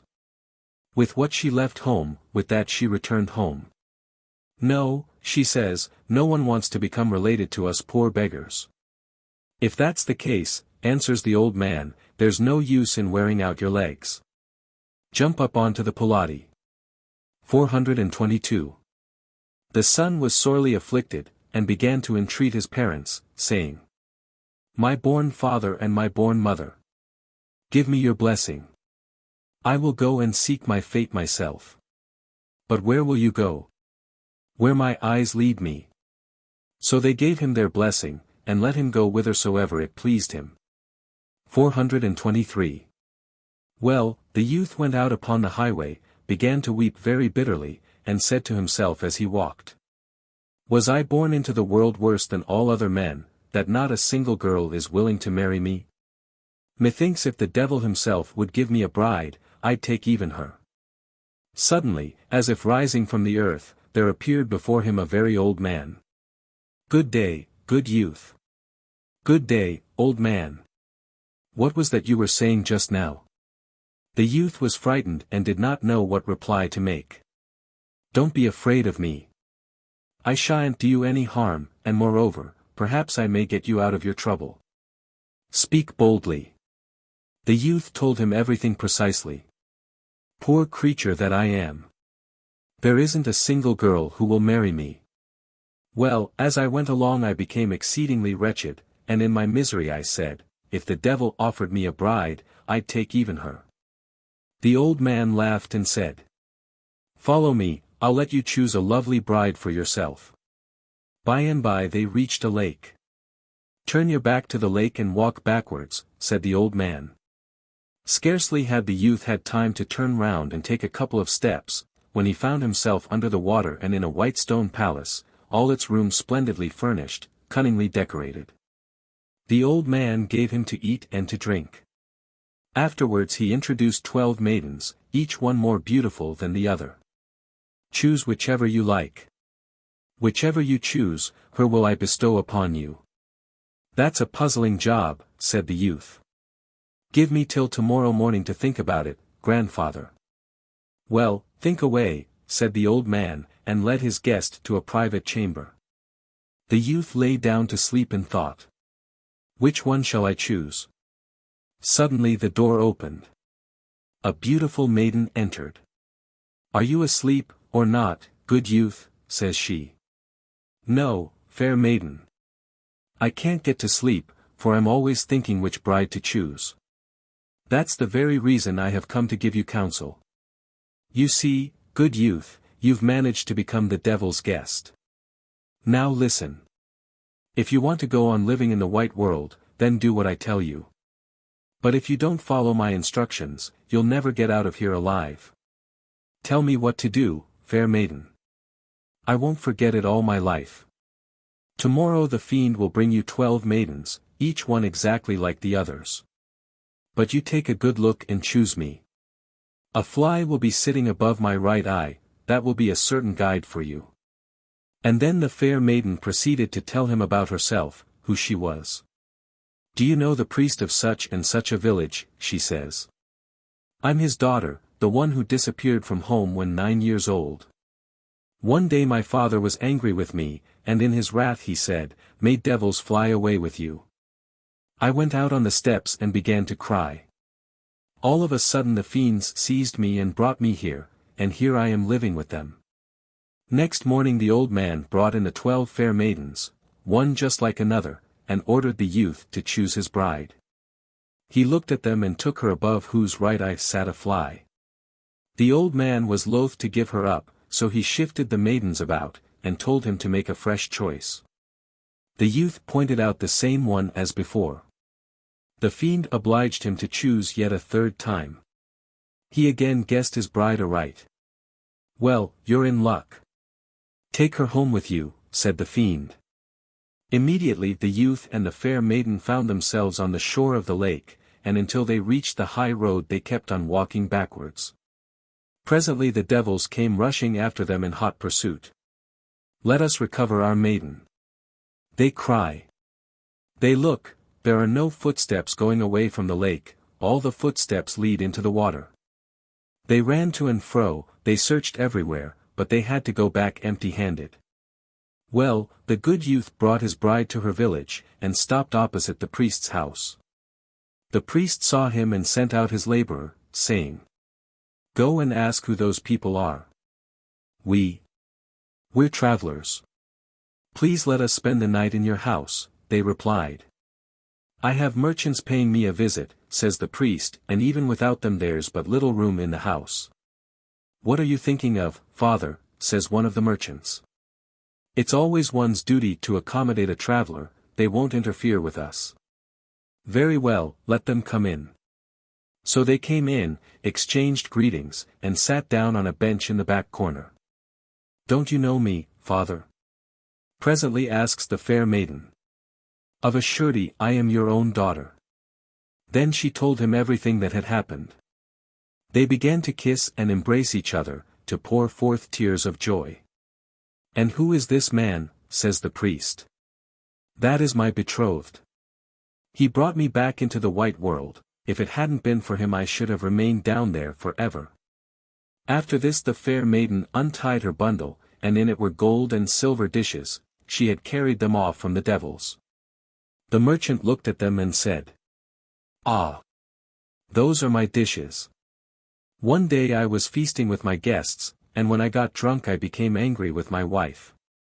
'To the devil with you!' I exclaimed, and began flinging from the table, and beyond the threshold, whatever I could lay my hands upon. At that moment my dishes disappeared. And in reality so had it happened. When the merchant mentioned the devil's name, the fiend immediately appeared at the threshold, began seizing the gold and silver wares, and flinging in their place bits of pottery. Well, by this accident the youth got himself a capital bride. And after he had married her he went back to his parents. They had long ago counted him as lost to them forever. And indeed it was no subject for jesting. He had been away from home 3 whole years, and yet it seemed to him that he had not in all spent more than 24 hours with the devils. A quaint version of the legend on which this story is founded is given by Gervas of Tilbury in his Botia Imperialia, whence the story passed into the Gesta Romanorum, Chap Koshchei, and spread widely over medieval Europe. A certain Catalonian was so much annoyed one day, by the continued and inappeasable crying of his little daughter, that he commended her to the demons. Whereupon she was immediately carried off. 7 years after this, he learnt, from a man placed by a similar imprecation in the power of the demons, who used him as a vehicle, that his daughter was in the interior of a neighboring mountain, and might be recovered if he would demand her. So he ascended to the summit of the mountain, and there claimed his child. She straightway appeared in miserable plight, Orida, Tetra, Oculis Vagis, Ossibus eti nervus eti pellibus vix herentibus, etc. By the judicious care, however, of her now cautious parents she was restored to physical and moral respectability.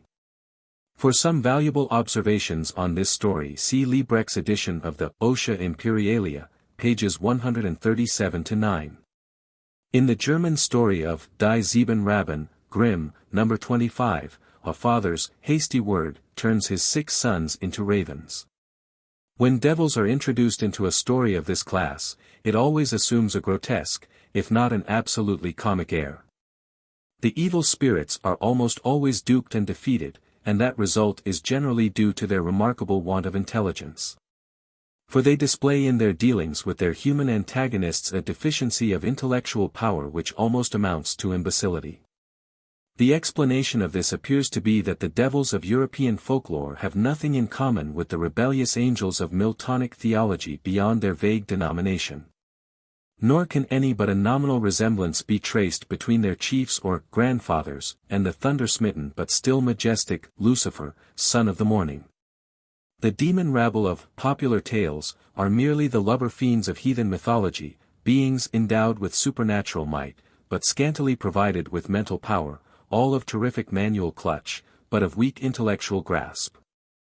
And so the hardy mortal who measures his powers against theirs, even in those cases in which his strength has not been intensified by miraculous agencies, easily overcomes or deludes the slow-witted monsters with whom he strives, whether his antagonist be a Celtic or Teutonic giant, or a French ogre, or a Norse troll, or a Greek Drakos or Lamia, or a Lithuanian Lom, or a Russian snake or Koshchei or Baba Yaga, or an Indian Rakshasa or Pisacha, or any other member of the many species of fiends for which, in Christian parlance, the generic name is that of devils. There is no great richness of invention manifested in the stories which deal with the outwitting of evil spirits. The same devices are in almost all cases resorted to, and their effect is invariable. The leading characters undergo certain transmutations as the scene of the story is shifted, but their mutual relations remain constant. Thus, in a German story 424 we find a schoolmaster deceiving the devil. In one of its Slavonic counterparts 425 a gypsy deludes a snake. In another, current among the Baltic Koshchei, in place of the snake figures a giant so huge that the thumb of his glove serves as a shelter for the hero of the tale, one which is closely connected with that which tells of Thor and the giant Skrymir. The Russian stories in which devils are tricked by mortals closely resemble, for the most part, those which are current in so many parts of Europe. The hero of the tale squeezes way out of a piece of cheese or curd which he passes off as a stone. He induces the fleet demon to compete with his hop oh my thumb, the hare. He sets the strong demon to wrestle with his greybeard, the bear.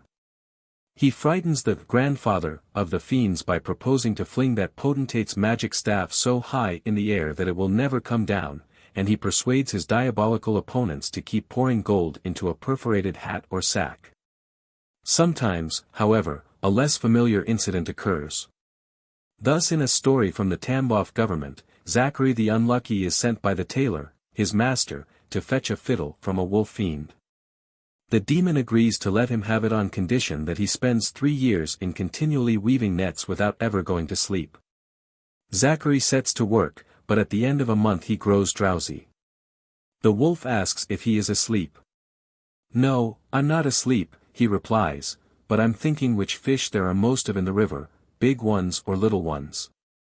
The wolf offers to go and inquire, and spends 3 or 4 months in solving the problem. Meanwhile Zachary sleeps, taking care, however, to be up and at work when the wolf returns to say that the big fishes are in the majority. Time passes, and again Zachary begins to nod. The wolf inquires if he has gone to sleep, but is told that he is awake, but engrossed by the question as to which folks are there most of in the world, the living or the dead. The wolf goes out to count them, and Zachary sleeps in comfort, till just before it comes back to say that the living are more numerous than the dead. By the time the wolf fiend has made a third journey in order to settle a doubt which Zachary describes as weighing on his mind, as to the numerical relation of the large beasts to the small, the 3 years have passed away. So the wolf fiend is obliged to part with his fiddle, and Zachary carries it back to the tailor in triumph. 426. The demons not unfrequently show themselves capable of being actuated by gratitude. Thus, as we have already seen, the story of the Awful Drunkard represents the devil himself as being grateful to a man who has rebuked an irascible old woman for unjustly blaming the Prince of Darkness. In a skazka from the Orenburg government, a lad named Vanka, Jack, is set to watch his father's turnip field by night. Presently comes a boy who fills 2 huge sacks with turnips, and vainly tries to carry them off. While he is tugging away at them he catches sight of Vanka, and immediately asks him to help him home with his load. Vanka consents, and carries the turnips to a cottage, wherein is seated an old greybeard with horns on his head, who receives him kindly and offers him a quantity of gold as a recompense for his trouble. But, acting on the instructions he has received from the boy, Vanka will take nothing but the greybeard's lute, the sounds of which exercise a magic power over all living creatures. 427. One of the most interesting of the stories of this class is that of the man who unwittingly blesses the devil.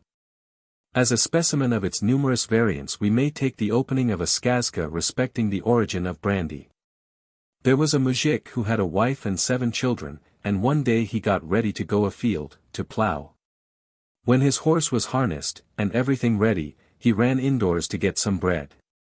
But when he got there, and looked in the cupboard, there was nothing there but a single crust. This he carried off bodily and drove away. He reached his field and began plowing. When he had plowed up half of it, he unharnessed his horse and turned it out to graze.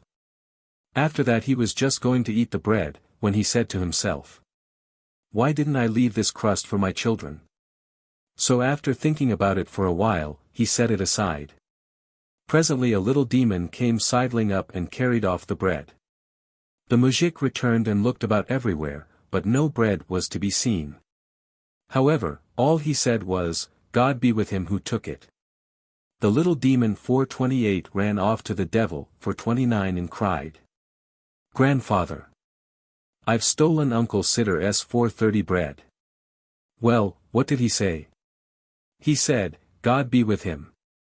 "Be off with you," says the devil. "Hire yourself to him for 3 years.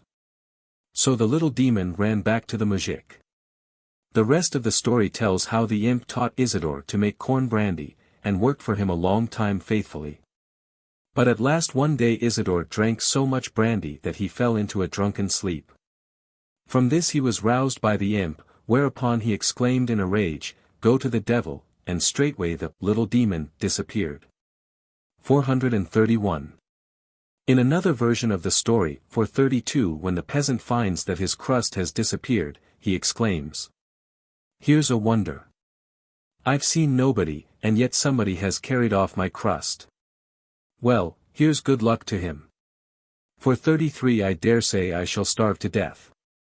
When Satan heard what had taken place, he ordered that the peasant's crust should be restored. So the demon who had stolen it turned himself into a good youth, and became the peasant's hireling. When a drought was impending, he scattered the peasant's seed corn over a swamp. When a wet season was at hand, he sowed the slopes of the hills. In each instance his forethought enabled his master to fill his barns while the other peasants lost their crops. A Moravian version of this tale will be found in Der Schwarze Nerps, Wenzig, No. 15, page 67. In another Moravian story in the same collection, No. 8, entitled Der böse Geist im Dienst, an evil spirit steals the food which a man had left outside his house for poor passers-by. When the demon returns to hell he finds its gates closed, and he is informed by the oldest of the devils, that he must expiate his crime by a 3-year service on earth. A striking parallel to the Russian and the former of the Moravian stories is offered by A Legend of Serpent Worship, from Bonigar in Kathiawad. A certain king had 7 wives, one of whom was badly treated. Feeling hungry one day, she scraped out of the pots which had been given her to wash some remains of rice boiled in milk, set the food on one side, and then went to bathe. During her absence a female Naga, or supernatural snake being, ate up the rice, and then, entering her hole, sat there, resolved to bite the woman if she should curse her, but not otherwise. When the woman returned, and found her meal had been stolen, she did not lose her temper, but only said, "May the stomach of the eater be cooled." When the Naga heard this, she emerged from her hole and said, "Well done. I now regard you as my daughter," etc., from the Indian Antiquary, Bombay, No. 1, 1872, pages 6, 7. Sometimes the demon of the legenda bears a close resemblance to the snake of the Skazka. Thus, an evil spirit is described as coming every night at 12 o'clock to the chamber of a certain princess, and giving her no rest till the dawn of day.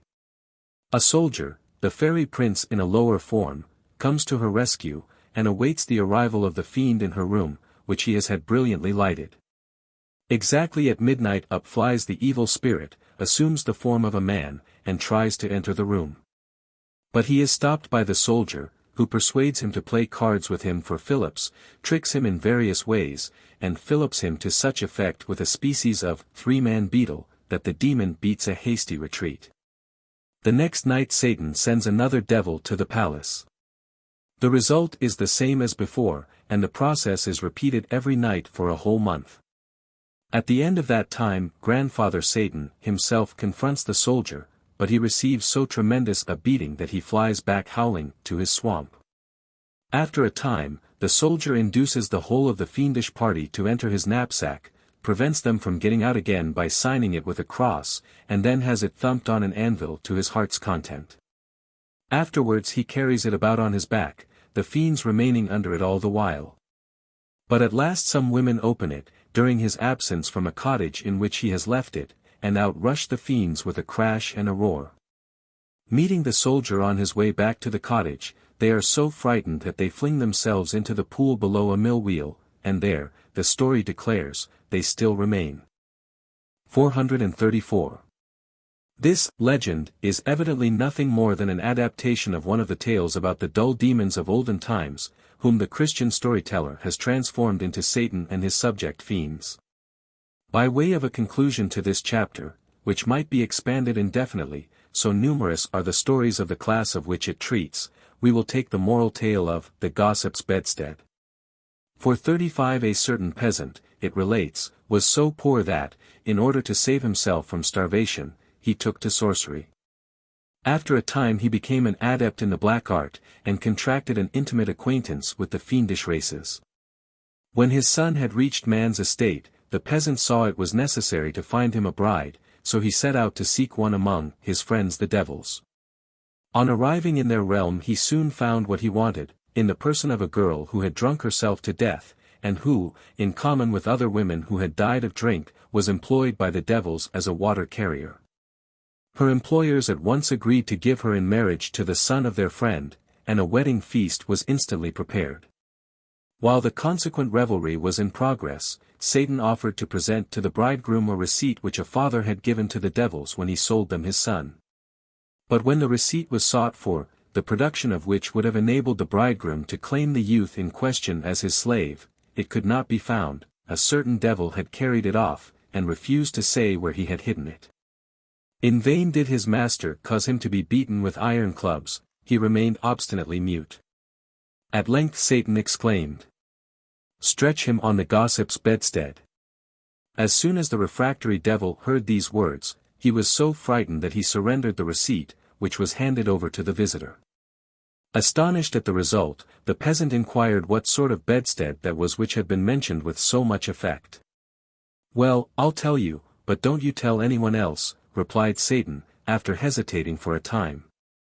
"That bedstead is made for us devils, and for our relations, connections, and gossips. It is all on fire, and it runs on wheels, and turns round and round." When the peasant heard this, fear came upon him, and he jumped up from his seat and fled away as fast as he could. At this point, though much still remains to be said, I will for the present bring my remarks to a close. Incomplete as is the account I have given of the Skazkas, it may yet, I trust, be of use to students who wish to compare as many types as possible of the popular tale. I shall be glad if it proves of service to them. I shall be still more glad if I succeed in interesting the general reader in the tales of the Russian people, and through them, in the lives of those Russian men and women of low degree who are wont to tell them. Those Russian children who love to hear them.